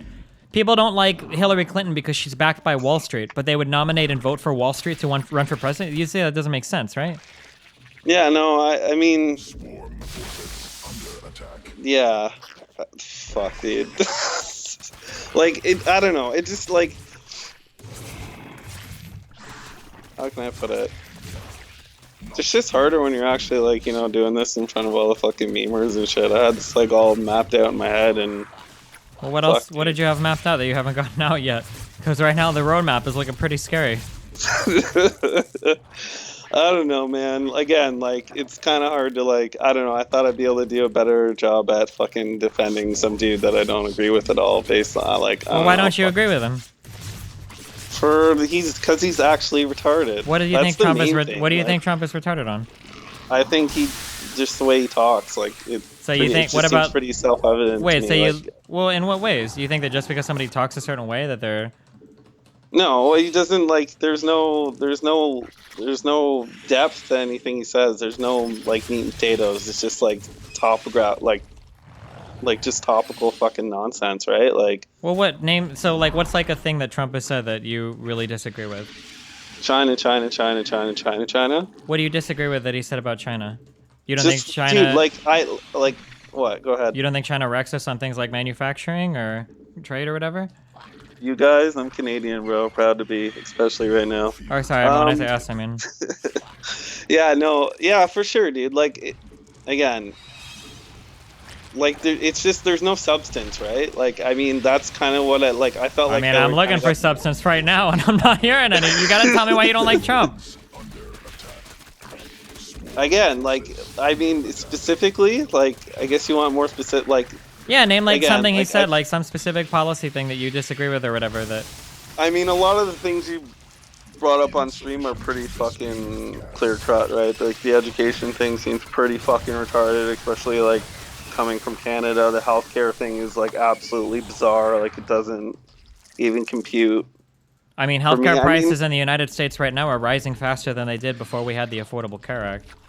And legislating healthcare in the United States across state lines is a lot more difficult than doing it from just like one government that doesn't have as many individual state governments to deal with as well. So you could argue that a healthcare system that works like it does in Canada wouldn't work in the United States, right? I mean, I guess, and it's also there is also things about our system that are not fucking good at all. Like in comparison to yours, like there's a lot of people that feel that in Canada, especially in Ontario where I'm from, that the standard of care is pretty low because of the way our health system's set up. Like I'm not American, I don't know how all your fucking shit works, but like you guys can like actually like fucking pay for better doctors and shit like that, right? Yeah, but the majority of people that are poor as file fuck, bankrupt, yes. have trouble getting. Yeah, absolutely. So there is private care in Canada, but it's like the way it's all set up is like pretty fucked. So I don't know. I guess like that the idea of fucking. I mean, like the only positive, and again, it's not a positive. Like I think like Obamacare like generally is a good thing, even though like I can see like with the premiums going up by a bunch of people who are pissed. Even though like I mean, from what I've seen on your stream talking about the tax breaks and shit for it, like seem pretty reasonable. And again, like we pay a decent amount like to have what we have, but yeah, the idea of ever living in a country where you could be like fucking bankrupt for medical issues just seems like retarded. Like for example, like in Canada, there's huge uproars when certain shit isn't covered because like we're just so used to every single like you just whenever anything happens, you're fine. Like this is also like a I don't know how much you follow StarCraft anymore at all, but what's that dude's name? The base trade TV guy? Rifkin? Yeah. So I don't know if you ever saw like he broke his arms and shit like that, and he ended up getting private care, and it ended up costing like for fucking $2,000, and like he had a cast on one arm and like one of those like wrist brace things on the other arm, and like I don't even know if both arms were actually broken. And then they had like some huge fucking fundraiser bullshit on base trade, which like really fucking pissed me off because like he could have just went and gotten everything free, and then he does it that way and like has this huge fucking meme fucking super fundraising thing because he's like fucking incapable of, or claimed he was like incapable of like wiping his own ass and blah blah blah blah blah. Meanwhile, I go to Walmart an hour later and see someone with like literally one limb. And like they're fucking taking care of themselves and like, you know what I mean? So like just the idea that, you know, like people in America have to pay for fucking anything health related just seems fucking absolutely insane. So like, yeah, the idea that he would revert that and shit like just seems absolutely fucking like total madness. Gotcha, but the problem is people are still paying a lot of money for health coverage, right? Like it's still pretty expensive. Like, okay, can you like tell me like how much are people actually paying like on a month basis or on a quarterly or yearly basis? Like I'm paying about $240 a month for my insurance. Damn, dog. Would it be? Is that because of your fucking financial means and you're like self-employed and all that shit? Like, is it cheaper for like the average fucking? Yeah, for somebody with less income, it's cheaper. Okay. Yeah, I don't know, dude. He's a fucking idiot. Like, I don't I mean, really know. you keep saying he's an idiot, but I don't know. I'm not getting very many examples of him being an Well, idiot. what do you mean? Like, there you go. Like the fuck, and the idea of of reverting healthcare just seems stupid. And I understand the fact that like people are fucking paying, and there's a lot of people who fucking probably won't use it. But I don't know. Just like from like the Canadian perspective, like if and like again, like when there's like certain drugs that aren't covered or whatever, like there's fucking outrage here. Like people are just because we're so used to having a system where it's just like completely covered, and then like with the Rifkin memes, like it's just I don't know. A lot of Canadians find that kind of shit like infuriating. Gotcha. Okay. But yeah, I don't know, dude. Like if you like, I don't know. To be honest, like there's a couple things I would actually like to debate you on besides fucking Trump memes that I actually disagree with you with. But oh boy, what like I'll what? leave that up to you. Well, there's two things. I heard you talk about speciesism like once or twice, like very briefly, and like you didn't really give your position on it. That's something that I think I might slightly disagree with. And again, dude, like I agree with you about most. Wait, fucking what do you things. disagree about? Are you Well, vegan? No, I'm not. But I thought I heard you say that you don't know if you could defend the position of like fucking putting humans Eating. above their animal. Yeah. Oh, yeah, sure. Because you do eat meat, right? Yeah. Or do you not? Hell yeah, I do. Okay, so can you fucking like? Because yeah, I thought I heard you say on stream one time that you're not sure you could defend the position of actually like doing it, even though you do it. Okay. Is that true, or am I wrong? Yeah, that's true. So like, do you want to like elaborate a little bit so I just kind of have an idea? Well, of, that's like, what I said. What's the logical argument for putting humans above other species? I mean, to me that seems pretty straightforward, right? Like, I mean, I think I've heard you discuss this in many different areas, like all falling back to the same thing, right? Like, your personal fucking whatever is like how you kind of like have you. I'm not fucking explaining it properly. What I mean to say is like, your personal security and your fucking memes are like how you. Just pretty much what I'm trying to say is like the idea of like why humans are better than anything. It's like putting ourselves forward, right? Like team people is fucking what I'm trying to say, right? And all animals do the exact same thing, right? Like life eats life. Like it's just like the nature of the fucking planet. I don't know what the fuck that argument was supposed to be. I'm sorry, could you try that one more time? Okay, so like your thing is like how can we say that human life is more valuable than any other life? Okay.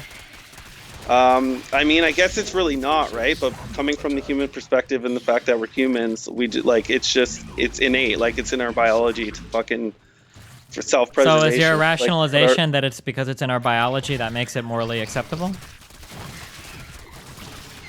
Well, do you consider it morally acceptable for fucking cheetahs to eat antelope? Nope.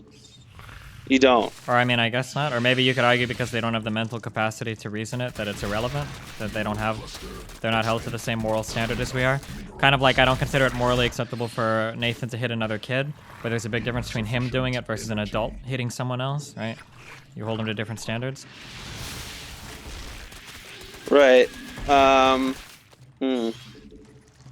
Yeah, but there's a difference, right? Because one is like sustenance and fucking like surviving, and the other is like just straight up violence.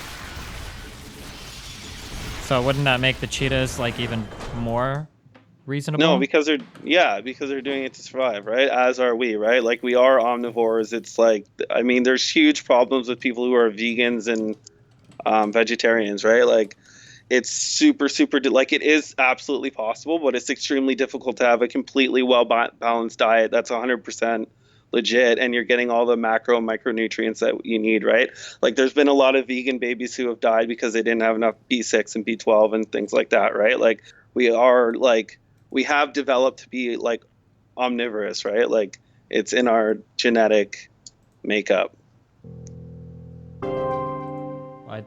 I'm kind of listening in the argument. So what is N-word, what the fuck is so he saying? like we need meat to survive, like for the most part. So thus like life eats life, right? Like shit has like, if you don't kill a deer, it's not like it's gonna live forever and cure cancer, right? Like, I mean, you could probably get your vitamins from other places, though, no? I mean, you can, but and I mean, in the future it'll be more and more accessible and easy, right? But at the current time, like again, like there's been, like again, like I can show you articles where like vegan babies die because they're not getting what they need from meat, right? I'm pretty sure that you can survive on a vegan diet. I'm almost 100% No, you positive. can, but you're not, like, it's not optimal, and like. Well, I mean, our current a lot of diet isn't problems with it. optimal, period. Like, the general diet of the average person isn't. Yeah, but that's because it's all processed bullshit, not anything to do with meat, right? Sure, but it's morally acceptable to eat fast food, no? Well, see, that's, and like, because me personally, like, I'm broke as fuck, and I try and source as much fucking cruelty-free fucking memes as I can, like. Okay, that's pretty hard to do. If you're on a budget, yeah. Yeah, I fucking, like, and I don't do it all the time. Like, it's not something I can afford to do all the time, but whenever I can, like, I definitely pay the extra $2 or $3 for fucking cruelty-free shit, right? So, I mean, to me, like, there is a big distinction between, like, animal suffering and fucking, like, being, you know, humane about it, like, or as humane as possible about your meat consumption. Why does it matter to be humane against something if you're killing it anyway? Because you want to avoid suffering. Like, why? Wait, if you want to avoid suffering, doesn't that kind of play into the whole you probably shouldn't be killing them? Well, aren't they going to die anyways?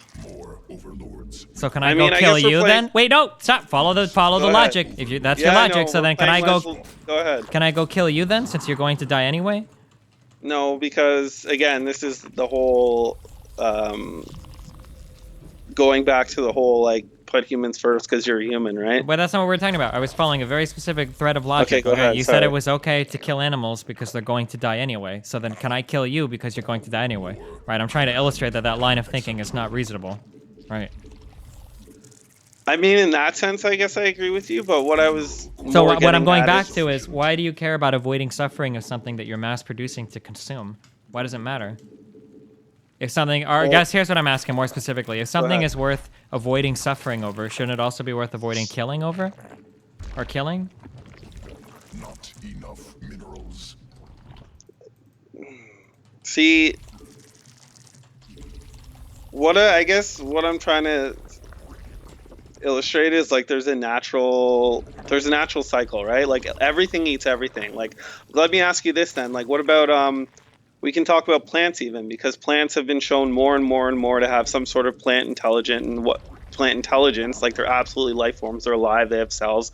I can link you a couple articles if you want. There was one where they showed like, and this is like fucking Scientific America, like no fucking stupid retard website bullshit, where they showed plants 15 feet away from plants of the same species that were getting eaten change the taste on their leaves to fucking discourage predation. There's another article about I think it was Phalaris grass, and when you mow it, like this huge fucking memey shit that like it's actually pretty interesting that happens and changes their biology and stuff to again like encourage their lives. So wouldn't you be like, shouldn't we make the same argument that we shouldn't eat plants because they're alive too? And I mean, I think that there's a pretty decent difference between the like mental capacity of a plant that can do like some things cellularly versus like something that has like an entire functioning mind, like an animal. Yeah, but we've also illustrated that plants do math. Like they what was it? I read this a while ago. I could probably find it. They showed that they do complex mathematical equations to predict like the movement of the sun and their environment relative to what's around them and stuff like that. I mean, math is a very universal, abstract thing. Everything does math. Like everything that's alive. Yes. Well, like even the proteins that bind in your body do math to some extent. I mean, when you say do math, like these guys probably don't have like an abstract or plants probably don't have like an abstract understanding of mathematical equations. I mean, even like fucking the composition of like neutron stars can show like mathematical structure. Like I don't think. Yeah, but that's like I mean that's math relative to like our understanding of it, right? Like this is like No, neutron stars will exist even without us understanding them. I don't think. No, absolutely, but I mean, like, we're observing. How like do I proofs, like mathematical proofs being put forth. Yeah, by... as opposed to like it seems like these plants are taking in variables and adjusting their growth patterns and such to their environment. I mean, your muscles take in variables and adjust growth based to the amount of stress they undergo and the amount of protein available. Yeah, but for I'm them alive, right? And that's kind of the whole. But is your thing muscle on about its own alive? What about an amoeba that decides like what it's going to consume? But this is my whole point, right? Like, I'm not trying to justify that any life is more important than life. It's just that any other life, it's just that it's a natural process, right? And as beings of this natural world, like, it seems pretty fucking retarded that we put ourselves on this like moral high ground where we're just like we should just like not partake in it, even though like everything fucking else does, and it's just like the way of the world. And because of our mental capacity, we should limit ourselves from things that are necessary for our biology to become like the most optimized versions of ourselves, to fucking like forego some suffering. When also like the other thing to look at is, go ahead. Let me rephrase this. Why should we be allowed to eat animals but not people? Again, it's because team people. It's why most animals don't cannibalize. There's very few animals that cannibalize, right? Like, it's just something that it goes against our biology, right? Like, it's innate in us not to do. Okay, so something being innate makes it okay? We're going back to that argument again? Because there's a lot of things that are innate that I'm sure that if we carry this conversation on, you would agree are not good behaviors. Right. But again, like, my point is, like, there's a natural process, right? So to exclude ourselves from that and act like we're somehow Yeah, not... but like murdering and stealing are natural processes, but we try not to do those things, right? Insufficient. That kind of goes nature versus nurture, doesn't it? A little bit. Okay, but what does that have to do with... You just said that we should avoid doing something. Because is that natural, right? Like, is it natural to, like, to murder and kill, or is that just based on civilization and stuff like that, right? Like, to me, there's a big distinction between acquiring sustenance to live and fucking murdering some dude who fucking like, for whatever reason, right? Like, so you think in the animal kingdom, you don't think animals ever kill each other if they come across another animal they don't like, even if it's the same species, or if they're fighting for territory or whatever? Like, yeah, I guess, but I mean, I'm trying to more narrow this argument to, again, your stance on, or the mental battle you're having with the idea of, you know, not consuming meat because of... Or let me ask you this then, like, because, like, what's the alternative, right? Like, for example, like, people who are vegetarians and are vegans are involved in, like, huge amounts of animal death, like, right? Like, the combines and stuff that harvest all the vegetables and shit, slaughter fucking how many deer fawns, rabbits, mice, fucking birds, like... So you think that if somebody does a little bit of bad, that then it's carte blanche to do as much bad as they want? Well, again, it's pretty... Like, I guess it's how you define bad, right? Like, again, the animals are alive, right? Like, you're not feeding Aslan fucking... Like, you know what I mean? It's actually, like, it's fucking... Like, what we all feed our cats and dogs is, like, 10 times worse than, like, the worst fucking factory farm shit we buy, right? Like, it's literally the lowest of the lowest tier, right? Well, I mean, Aslan is technically fed with, like, a natural diet or whatever, but, I mean, I know what you're getting at. Oh, yeah, sure. So, yeah, like, I don't know. It just seems to me like this idea of, like, excluding ourselves from the natural process is kind of... I don't know. It's like... Okay, so this is my approach. When you hear me make analogies or you do things, this is my approach to arguing with somebody. Okay, what I'm trying to. Yeah, I know. You look for logical consistency. No, but I'm not just doing that. What I'm doing is I'm taking what you're saying and I'm trying to format it in the form of syllogisms. Okay, and then what I'm doing is I'm testing that syllogistic argument against other things. So, for instance, how about what's something that I believe in? I think that That stealing. StarCraft Okay, is here. the best game. I think that stealing is wrong because it disrespects. So I think stealing is wrong. Why do you think stealing is wrong, Stephen? I think stealing is wrong because it disrespects another person's autonomy, their right to their self, or whatever, right? So then, if I'm thinking that, okay, so your argument is things that disrespect people's autonomy are bad. Those things are bad. Stealing disrespects people's autonomy. Therefore, stealing is bad. Right? Do you understand? So then what I would do is I would take other things. Disrespecting people's autonomy is bad. Or how about killing people, right? Killing people disrespects their autonomy. Therefore, it's bad, right? So I'm trying to take that thing to make sure that the logic holds true. So what you're telling me is we shouldn't do something because it is against our nature. So your argument is that things that are in our nature are good. Eating animals is in our nature. Therefore, eating animals is good, right? So I'm applying that logic to other things. Well, stealing and raping and murdering are also in our nature. So therefore, those things are good as well. Well, Does that make again, sense? I guess it depends on your term of nature, right? Like I was Okay, talking but more all of I'm like doing is showing you that if your absolutely. logic breaks I down understand there, what that you're means saying. that it's an irrational argument, and you have to go back to square one and Please start make over. this right? guy go No, Red but Peter I guess Singer. my Phil issue is that 101. it's how you're defining nature in those instances, right? Okay, well, how are you defining nature?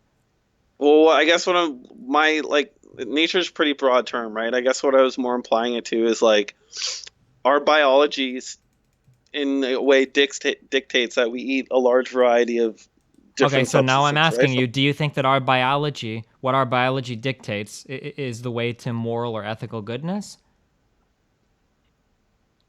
Because then I'll ask you that other things that we're biologically prone to, does that justify?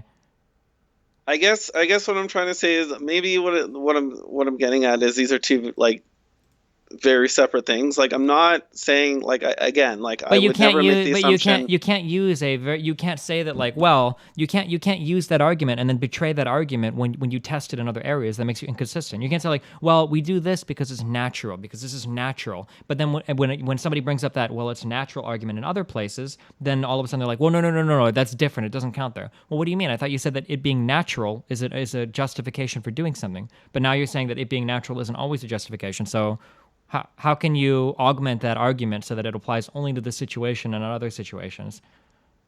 No, I totally get what you're saying, and I agree. And like again, I like to bring up the point that I don't value life. Like I don't value I wouldn't say that I value human life any more than any other life. It's just that I'm on team people, right? Yeah, but you haven't given me a therefore- reason why you're on team Go ahead. people. What? Because I'm a person. Okay, so then your argument for speciesism is that you should be pro-speciesism or pro your species because you're part of that species? Yeah. Okay, that's a fine argument. Then that's it. Then that's fine, I guess, if that's like your argument. Right? Well, like, do you disagree with that? Like, do you? Okay, so then here's the carry thought spiders experiment. outside So your here's the house thought and- experiment then, okay? Go ahead. UFOs come to planet Earth and they Right. land, and the aliens say to you, humans, you are inferior to us. We are going to eradicate all of you unless you can rationally defend your existence to us, okay? What do you say to the aliens at that point? Because the aliens have every right to be speciesist, and they can eradicate us if they want. So what rational defense do you offer them to save mankind? I mean, that's pretty. Like, I guess it would either. Well, so sorry. Repeat the question.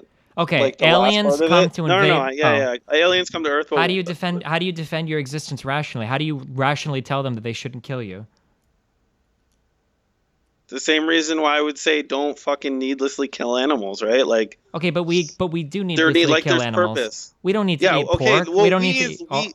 We is kind of a retarded term, right? Like because, like I mean, we in a broad sense, right? But like I'm not fucking factory farming anything, and neither are you. And But we contribute blah, to blah, it. blah, We might right? as we're indirectly responsible for it. Are we? Do you eat meat? Yeah, but like I said, I do as much possible, like in every possible way I can. I try and get like sustainable, like fucking not animal cruelty, like cruelty-free meat. Okay, like, well, what if the aliens came down and they had cruelty-free human shredding machines and you didn't feel any pain and you just died instantly? Would that be a more acceptable alternative to you? Well, absolutely not. And again, that's why we would fucking go to war with the aliens, right? but I'm not, and this is the thing, dude. Like, But then I'm do you not saying understand? that- But then do you understand Absolutely. the logical, the inconsistency that you're literally going to war against the aliens to save your species while you consume Yeah, lesser because species? I'm on team people, dude. Okay. Like again, and I understand what you're saying. Like I totally do, and like I do agree. Like for the most part, like again, like I'm not saying that like moral. Like that's the thing, right? Like I guess like we're getting into like two different like areas of debate. Like I guess you're coming at this more from a moral standpoint, and I'm just trying to like come at it from like a more logical like. Well, that's because we're discussing morals and ethics, not pragmatism. Right, yeah, absolutely, but like I don't know, dude. I guess like even to me, like this kind of feeds into the abortion thing, right? Like I don't know if you remember a week ago, you're fucking doing the abortion Yeah, I memes remember and- my abortion arguments. Yep. Yeah, you remember you fucking this actually you're like the only person to ever trigger me in my entire life because I was literally like laying back in my computer chair as you were fucking debating some dude about it. Well, a couple dudes, I think. And fucking I was literally like just sitting here like, "Oh my god, dude, come on, pick me." Like so like nonchalant and then you were like, "Nitz, why would I bring you on chat when you're fucking obviously so emotionally invested?" Like that's one thing I hate about I don't know, this is just a rant, but like something I hate so much about like text because like people come off like you know what I mean? Like I text people all the time. Okay, so and what they did think I I'm- say about the abortion debate that you disagreed with? Well, again, it's not even disagree. Like this is a whole. Well, you fucking- clearly disagree with me on abortion because you were the guy in chat. I remember you now. You said you were Yeah. the guy whose girlfriend, you're 19 years old and your girlfriend had an abortion, right? No, that's not what I said. My girlfriend had an abortion on October 26th. So what? 2 weeks ago? Not Okay. even. Yeah. Yeah. And so again, same thing, right? Well, so like, what I'm did I not- say that triggered you that you disagreed with? I don't. So again, can you explain your position just real quick? Like, just refresh me. Like fucking 30 seconds, because I know it. Like. My position was I look for the most logically consistent way to define a human life. The most consistent way seems to be when a human becomes into existence, right? When the zygote is Yeah. formed, that I consider that to be the starting point of your life up until death was my point. Because it's Absolutely. Okay. And I 100% agree with you. Like, dude, like, we made the horrible decision to, like, kill my kid, right? And I told you it was, like, October 26th. Like, ask me when my mom's birthday is. Like, I can give you, like, a fucking general idea. Like, me and dates are, like, I actually don't give a fuck. Like, I would forget my own birthday if it didn't, Well, okay, like... but to be fair, October 26th is 2 weeks ago. Yeah, absolutely. But, like... Again, like you ask me again in a year, I'll remember when it is, and I'll never like. I'm not one to like, fucking do the mental gymnastic thing of where it's not a life. Dude, it's absolutely a life. Like as soon Okay, as. well then wait. Then what did I say that triggered you so much? What triggered me so much was when you fucking thought I was like memeing hard in chat. And I didn't think fucking, you were like, memeing. I just thought that you might be too emotionally invested, and yeah, and I know that's just how text comes off. But what I guess what I disagreed with you with. Because I guess like Not I all heard Canadians you talk are about like this, you just the said ones that, from Ontario and British I Columbia. want to word it correctly. Bonus meme, I click guess just and fill like. in for me when you fucking understand what I'm talking about. Like what you're talking about is like your own personal fuck, how did you put it? My own personal. You were saying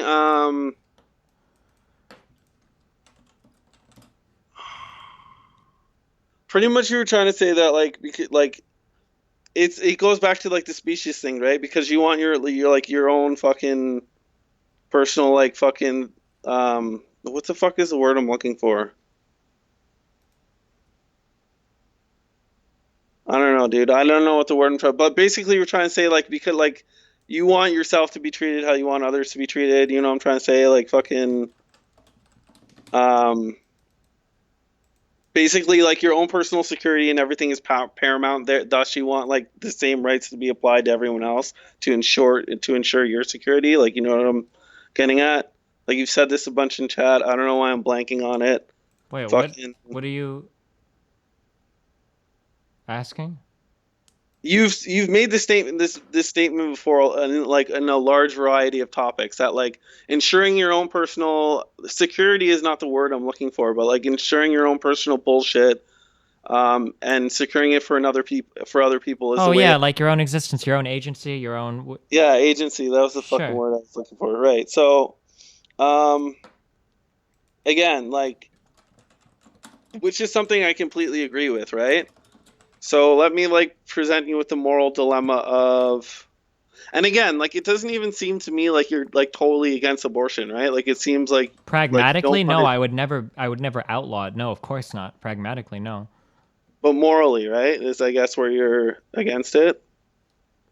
Yeah, ethically and morally, I think so. Yeah. Okay, and again, like, dude, don't pull any punches or anything here. Like, you're not gonna fucking hurt my feelings or anything. Like, go full savage. Like, you know what I mean? Like, I'm not. Okay. Like, I mean, I'm not gonna go right? full I don't need to go full savage. It's a civil conversation. Yeah, for sure. But I'm just saying, like, don't fucking feel like let's go, dog. But again, like, so I guess like what my ethical dilemma that I would present to you is, what if I mean, I guess I could put you in a scenario like, okay, let me just like, okay, so let's say this, right? Like, you were broke fucking forever ago and you were doing carpet memes before Nathan was born and all that shit, right? Yep. So like, let's say you had Nathan and your life didn't change and you were still doing the carpet memes and you're fucking struggling along and life sucks and you're always worried about your fucking shit being turned off and bills and all that shit, right? Okay. And then you got whoever you were dating at the time fucking pregnant and you were going to have another kid, okay? Okay. So let's say it got to the point where your own personal agency. Why are you asking me as a personal example? I already went through this. I already did this. I wasn't a big time streamer when Rachel got pregnant. Absolutely. Like I had the child despite the fact that abortion was on the table. Like I already went through this and I did it. I didn't start streaming and decide to have my kid after that. Like Right. Absolutely. But what I'm saying is, what if your own personal agency was in such jeopardy that like deciding to have a child would not only like put you in such like irrecoverable debt, but like it would like almost like it would absolutely guarantee a horrible future for your child. Then if I thought that strongly about it, then I probably would have used a rubber. I mean, well, I mean, you didn't, right? Like you didn't seem to like it. Would like Nathan wasn't planned in any. No, definitely not. No. Like, right. So again, like I don't. That's like I guess the moral. I mean, I have I would view it as I have a responsibility to my son, even if my life sucks for the next 5 or 10 years. Like I have a responsibility to my child to make sure that I do my best to help him out. I mean. Yeah, but I'm talking about like irrevocable damage, like to the point where like it's just like it's actually economically like infeasible. Well, then I like sell you're my house, I move into a smaller place. Maybe I have to move back in with my parents. You don't have a house to sell. You can't go to your parents. You're I literally apply for welfare. Like I mean, I can work. I'm a healthy individual. What do you mean? I can always get a job and work. I can always get a job and work. I can apply for welfare. Say you're saddled with insane debt. Like how can I be? Like, what are all these?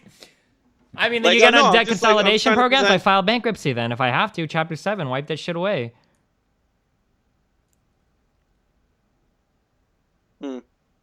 Yeah, I don't know. I guess like I mean, like I mean, what next? Like I'm in debt to the mafia, and they're coming to my house to kill me and murder me if I don't sell them to my child or the fetus, or like.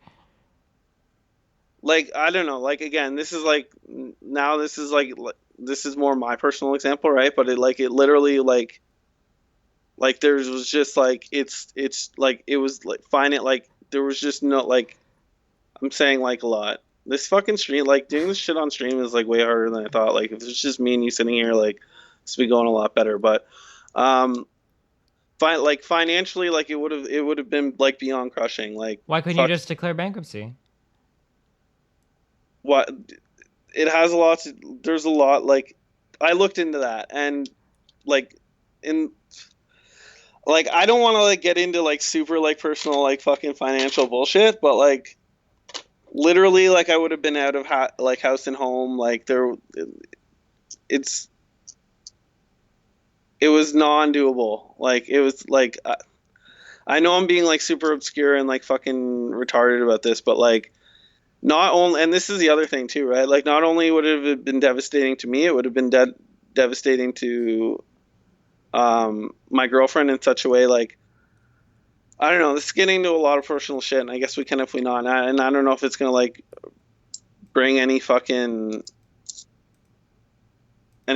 to this argument. But like, I guess what I'm the moral dilemma I'm trying to propose to you is like again, like you're about securing your own agency. Well, here's the moral dilemma. This is the problem. This is my argument. It's always an argument of convenience. Nothing that you can propose is going to be a matter of life or death, just massive inconvenience. Is everything you're presenting. Like financial hardship, having to work more hours, these are all inconveniences.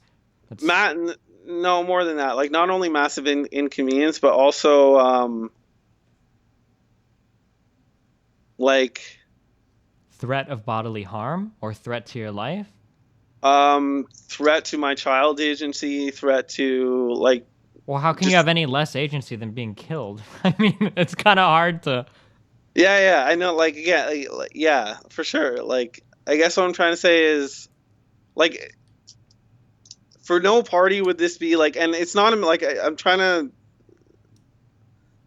beat around the bush and, like, not get too fucking whatever, but, like, it's beyond inconvenience. Like, it's literally, like, not only... Okay, describe to me one aspect that isn't inconvenient, but is something more than that.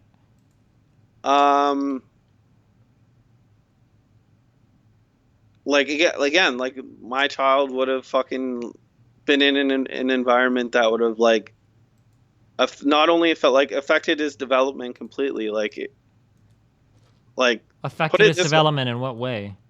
In as many adverse, negative. So were you guys physically abusive towards each other? Did you guys use drugs a lot in the house? Did you teach like really super horrible environment? And like again, horrible environment, like is there radioactive waste or active flooding or mold development in your house or? Mold possibility. What if you were a someone like there's been murders. There was 2 murders in the last 7 years at the apartment complex I live at. 2 murders in 7 years. You're talking to an American, dog. Oh yeah, I guess. Yeah, you guys are like super fucking mean. We get 2 murders in a night, and I live in fucking Omaha, Nebraska. Okay. Okay, well, like fucking blood right beside my car and shit, dude. It was pretty fucked up. Okay, like shit. We're not used to that. We're all fucking maple flags and fucking hearts and fucking whatever here, but. I guess this is also more from like a personal standpoint because like I guess here's like where this also like I'll just give you like some background on me, right? Like so for example, my parents, this is a fucking long story, but like my parents like this is kind of what I'm getting at. It's like my parents both loved me. Like I wouldn't say like and like again, comparatively, like if we're gonna fucking look at like kids growing up in Africa or some shit like that, like I can't say that my childhood was fucking absolutely horrible, right? And like my parents love me and shit, but like the dynamic between the two of them and the lifestyles that they led and shit, definitely like. And I mean, again, you can only blame your parents for so long before you gotta man the fuck up and like deal with your own shit or whatever. But like the decisions my parents made in the environment that they had me grow up in definitely adversely affected me and made my life a million times harder than it would have been. Do you wish you would have been killed instead? Obviously not now. And I absolutely... Okay, again, so that doesn't this whole story like really hurt your argument that now that you have made it to the state you are in life, even though it was really difficult coming up, that you're happy now to be alive than rather being killed in the beginning? That's, again, like, happy now is fucking not in the picture at all, right? But also... Well, I thought that was the entire point. What? That now you're happy, you're a functioning human being, you're happy you exist, and you're... No. Like, I mean, I'm not suicidal. But happy is not fucking in the wheelhouse, right? Like every day's like there's a lot of shit. But again, like again, so do you regret being alive right now then, or? I wouldn't say I regret being alive right now, but I regret my childhood. I regret the atmosphere I was brought up in and the environment that I was exposed to. Okay, but you're happy to be alive now, right? Define happy. Are you suicidal? Or have you killed yourself or attempted to kill yourself within the past couple years? No. Okay, so if I showed up to kill you, would you put up a reasonable fight for your life? If I held a gun to your head and said I'm pulling the trigger in 5 seconds, would you move? Yeah. Okay, so... Okay. So again, you're not, again, like, let me be clear. You're not going to get the argument from me that I didn't kill my kid. You're not going to get, like, that kind of mental gymnastics. Well, but you were trying to say that you were avoiding having a difficult childhood for him, but you yourself went through a difficult childhood, and right now you're happy to be alive, and you wouldn't want to be killed. That was my entire point. Yeah, absolutely. And I understand that. And again, like this is what the argument that I'm trying to present to you is, again, back to your and like there's also like the other part of this, like where my girlfriend comes in, like that's like a whole fucking big deal in itself that like also like majorly contributed to this whole decision and shit. But like I guess the moral dilemma and shit that I'm trying to put you in is to where like your agency and the ones you care about would be drastically impacted and like majorly affected by a decision to have a kid. Right? I mean, but you can't use me as an example because I already went through that. Me and Rachel were physically abusive towards one another. I have holes in my fucking house that I think I've shown on stream before, and scars that I was taking pictures of to file like a court case against. Like, we fucking beat the shit out of each other. And at the end of our relationship, when we were already about to break up with each other, Rachel got pregnant while I was working 70, 80, 90 hours a week, literally coming home 11 o'clock every fucking night, going into work at 6 a.m. and getting every other Sunday off to do carpet cleaning, losing my house, being in debt in every way, and I didn't have an abortion. You can't use me as like the argument here, right? You can't present me a much more hopeless fucking case than that. Not to say that, I mean, I know there are people that had it worse than me. I'm not saying that. There are definitely people that had it worse than me, but it's going to be pretty hard to give me like an anecdote. So you have to use some kind of rational, logical Well, okay, approach. So you can't just try to appeal emotionally to me, is what I'm saying. No, I'm not trying to appeal emotionally to you. I'm just saying I'm trying to present you with a moral situation where it's even worse than that. I mean, any worse than the situation I was in, then I would have just probably filed bankruptcy. And then I would have went from there. But I mean, I was still healthy, but at the worst, at the lowest point of my life, I was still reasonably intelligent and I was still healthy. I could work. I had arms and limbs and I could go out and put hours down into any kind of job and bring home money. So if I'm able to do that, I can probably get welfare if I need to. I could probably get some form of government assistance, maybe Section 8 housing. I still have the opportunity to go back and live with my parents if I really needed to. Like, I could have filed bankruptcy to get rid of my debts. Again. I dare you. Okay, I so what if dare you, a couple mother of those trucker. things were an option? Say like one more. Okay, so like, let's say my parents are live. dead. I mean, there's always going to be some place to live. There's always Section 8 housing. There's something from the government there, no? I mean, I probably could have lived with Rachel's parents. Okay, so let's say my parents are dead and Rachel's parents are dead, and then I'm not allowed to file bankruptcy for some reason? Yeah. Why? Okay, and then let's say I've already filed bankruptcy. Sure. Like, we're getting, like, to be so absurdly extreme, like... Yeah, life sucks. But what I'm like, again, this is like I'm trying to put it to you where like it's beyond convenience. Is what I'm trying to get at. But it's not. It's all a matter of convenience without a threat to bodily harm to me. Like, nothing was ever going to harm or hurt me or kill me. It was all just a matter of inconvenience. Working more hours, living in a shittier place, like...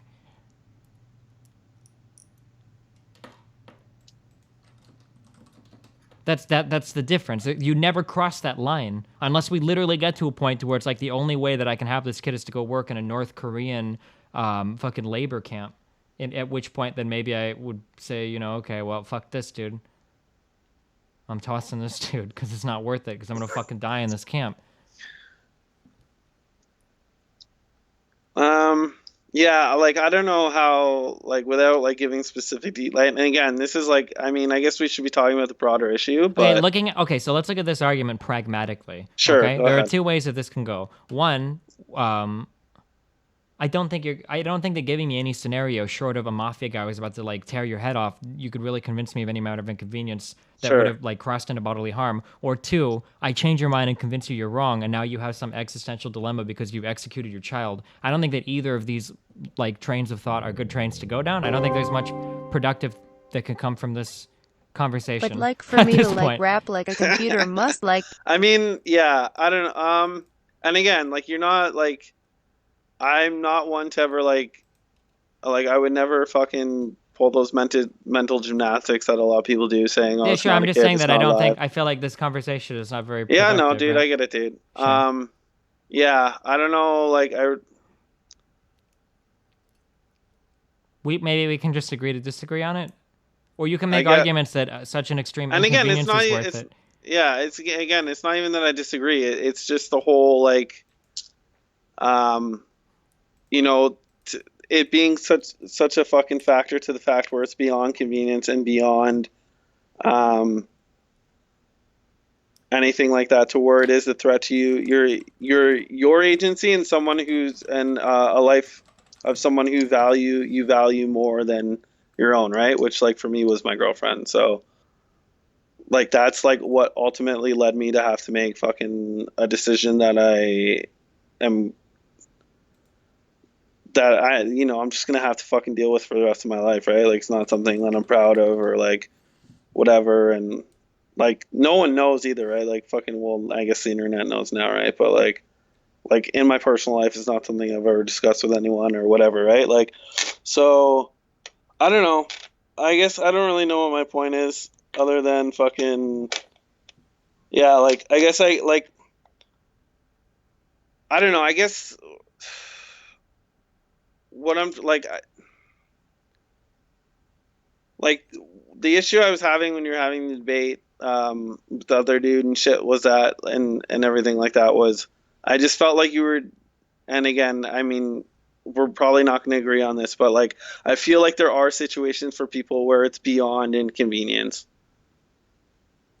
right? And Sure. I mean, I guess you don't agree, and we'll probably have to agree to disagree and end this shit now. But yeah, dude, I don't know. I just feel like there are situations where it's beyond a convenience issue, and again, like from me, you're not going to get the fucking whole mental gymnastics of, it's fucking not a life until fucking 16 weeks or whatever the fuck stupid nonsense people try and claim, right? Sure. Word? Yeah, word up. All right, dog. Well, yeah, man, it was fun. I guess I'll let you go. This shit's way harder on stream than I thought it would be. Fucking, yeah, dude. Play StarCraft 2.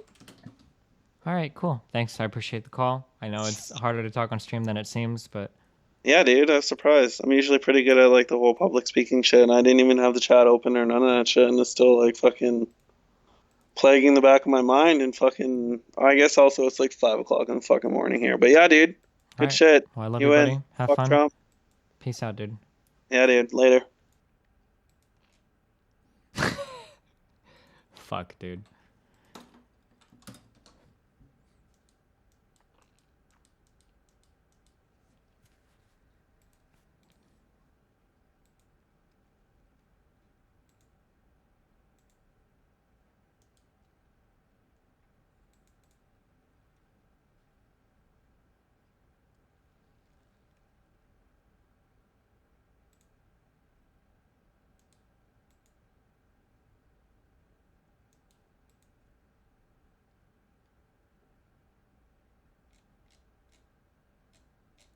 I think I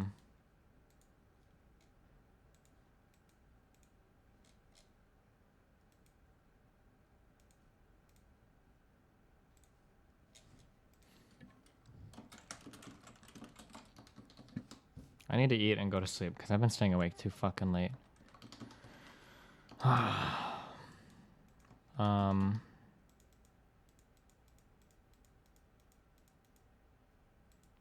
Yeah, I think I'm gonna do that. Listen, I love you guys very much. It's been a fun, interesting day. We had fun being memers. To quote Obama, the end of the republic has never looked better. Who do we host? Oh, look, we got StarCraft 2 on the board, boys.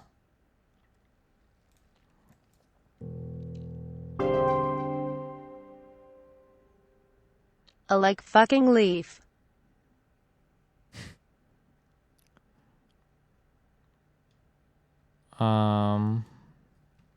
This guy?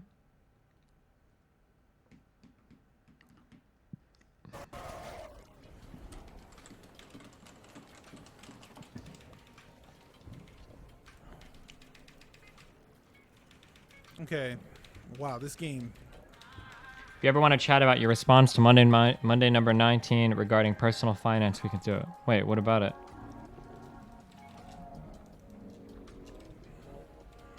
Okay, we can take out this command center here.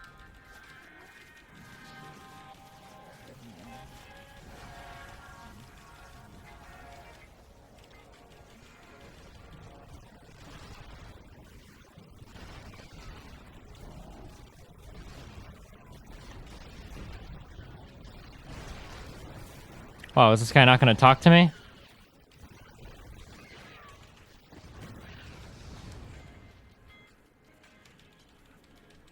GG, well played.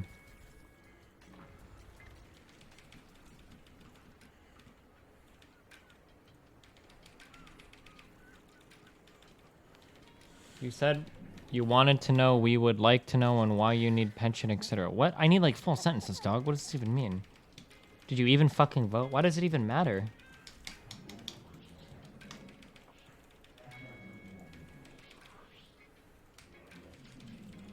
Why is he using the Alderac guy or whatever, or Alderis or whatever the fuck his name is for Zerg?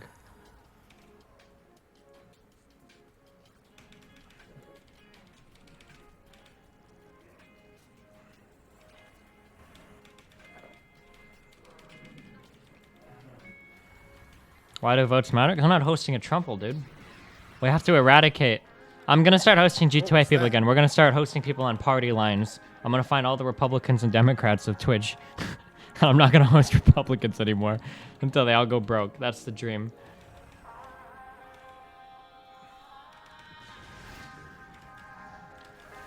Dude, this guy said GG. And he didn't even leave. This guy's pretty fucking BM. Oh no, this guy's fucked. Oh no. Oh, he was saying, he was dropping an offensive GG. I think this guy's fucked.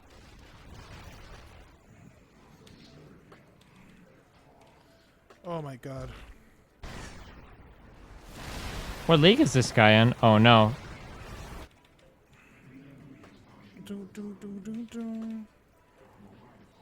If I can get this last piece of his army, then he's dead. Probably. I've mined up the whole map, so... Build like 20 Vipers, dog. What the fuck? Look at all that gas. Oh, dude, that's you're never killing that. Or pull out your drones at least if this is it. Good job running 20. Wow, this guy's BMing so hard, and these guys are like fucking diamond. What the fuck, dude? What a dick.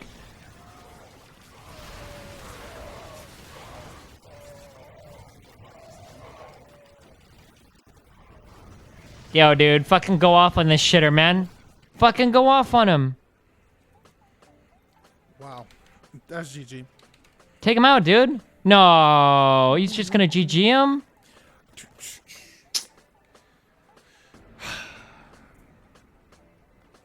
Couldn't do anything about that, unfortunately. Well, he's in Masters. Oh no, he's in Diamond. I tried, though. I tried. That was a long game of StarCraft 2. The whole time I was thinking he was on a 2 base. I scouted pretty much everything. Whoever was on the call, don't feel judged. I'm not trying to judge anybody, dude. I mean, I already said the reason why I avoided talking to that guy initially is because I don't really want to get into a conversation where somebody's like personal life choices, especially a huge one like that, are on the line. Much the same way that I would never argue like about like euthanasia with somebody that just did it with their grandparent. Like it's way too, because the result of me winning that argument is putting the other person in like extreme emotional peril. Like that's not enjoyable for me. I don't enjoy that. You said you didn't see the point to a pension currently. Just a curious point of view. I personally have a pension in the works. I'm 25 and just started work. What does a pension mean? What is a pension? Do you just mean like a retire? Like I have funds and shit. I mean, like I guess like I need the IRA shit. Those are the real memes, but.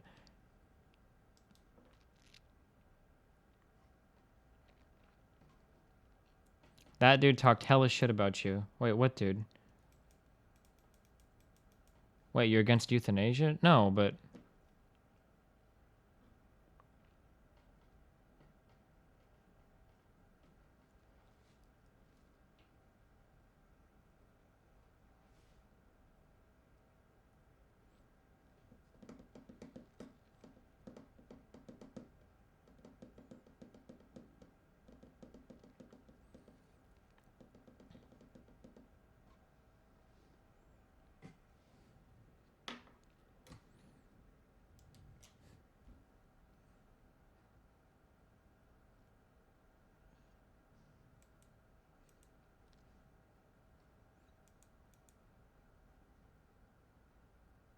That guy you were watching trash talked you hard a few weeks back. Really? What did he say?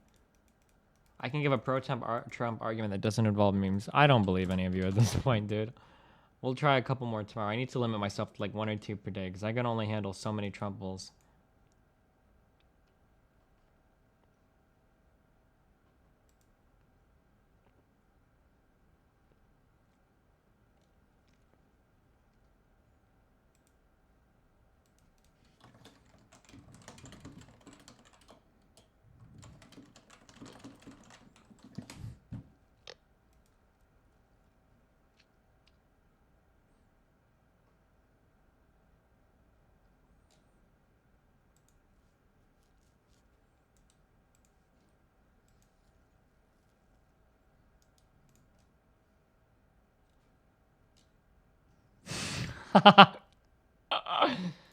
Now that's a nice fucking meme.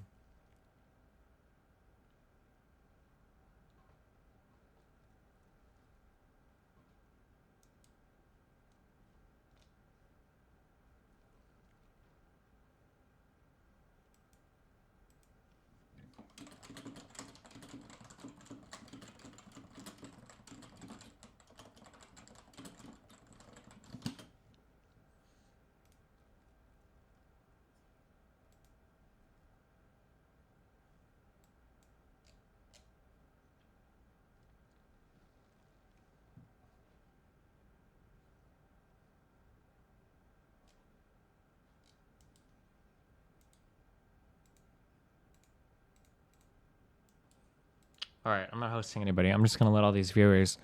You know what, actually, I'm gonna host a guy playing a random fucking game. We're gonna make somebody's fucking life tonight, okay? You know what? What if... Final Fantasy VII or Final Fantasy Tactics, because those games were great, okay? That's what we're gonna look for. A Link to the... Oh, The Adventures of Link? Never mind. Was that the 2D one?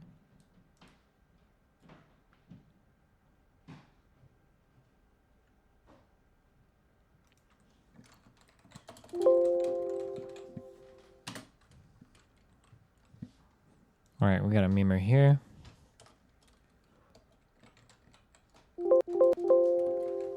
Wow, nobody's playing this game?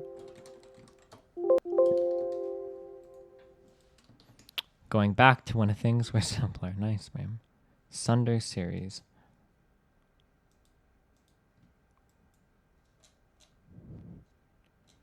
Oh, no G2A, boys.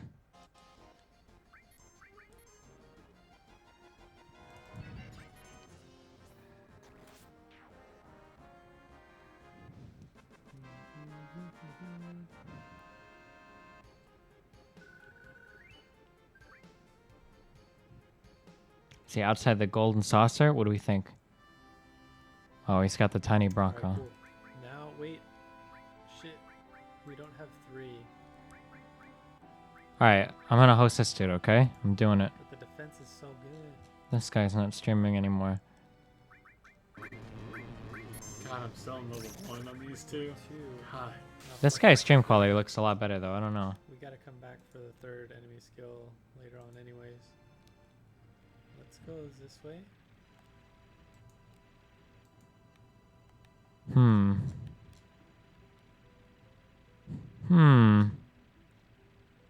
Which one, guys? Sunder series or Roband whatever? Let's go visit Bone Village.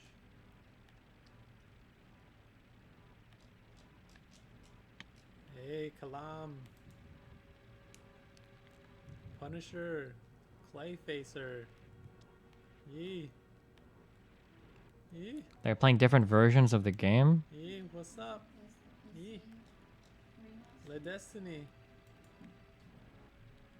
What, What's going on here? What's going on here? What, was the remaster higher resolution? I don't remember. Yeah, I guess it was. Because I think, oh yeah, because I think that's the one I played. What's up, guys? How are you doing?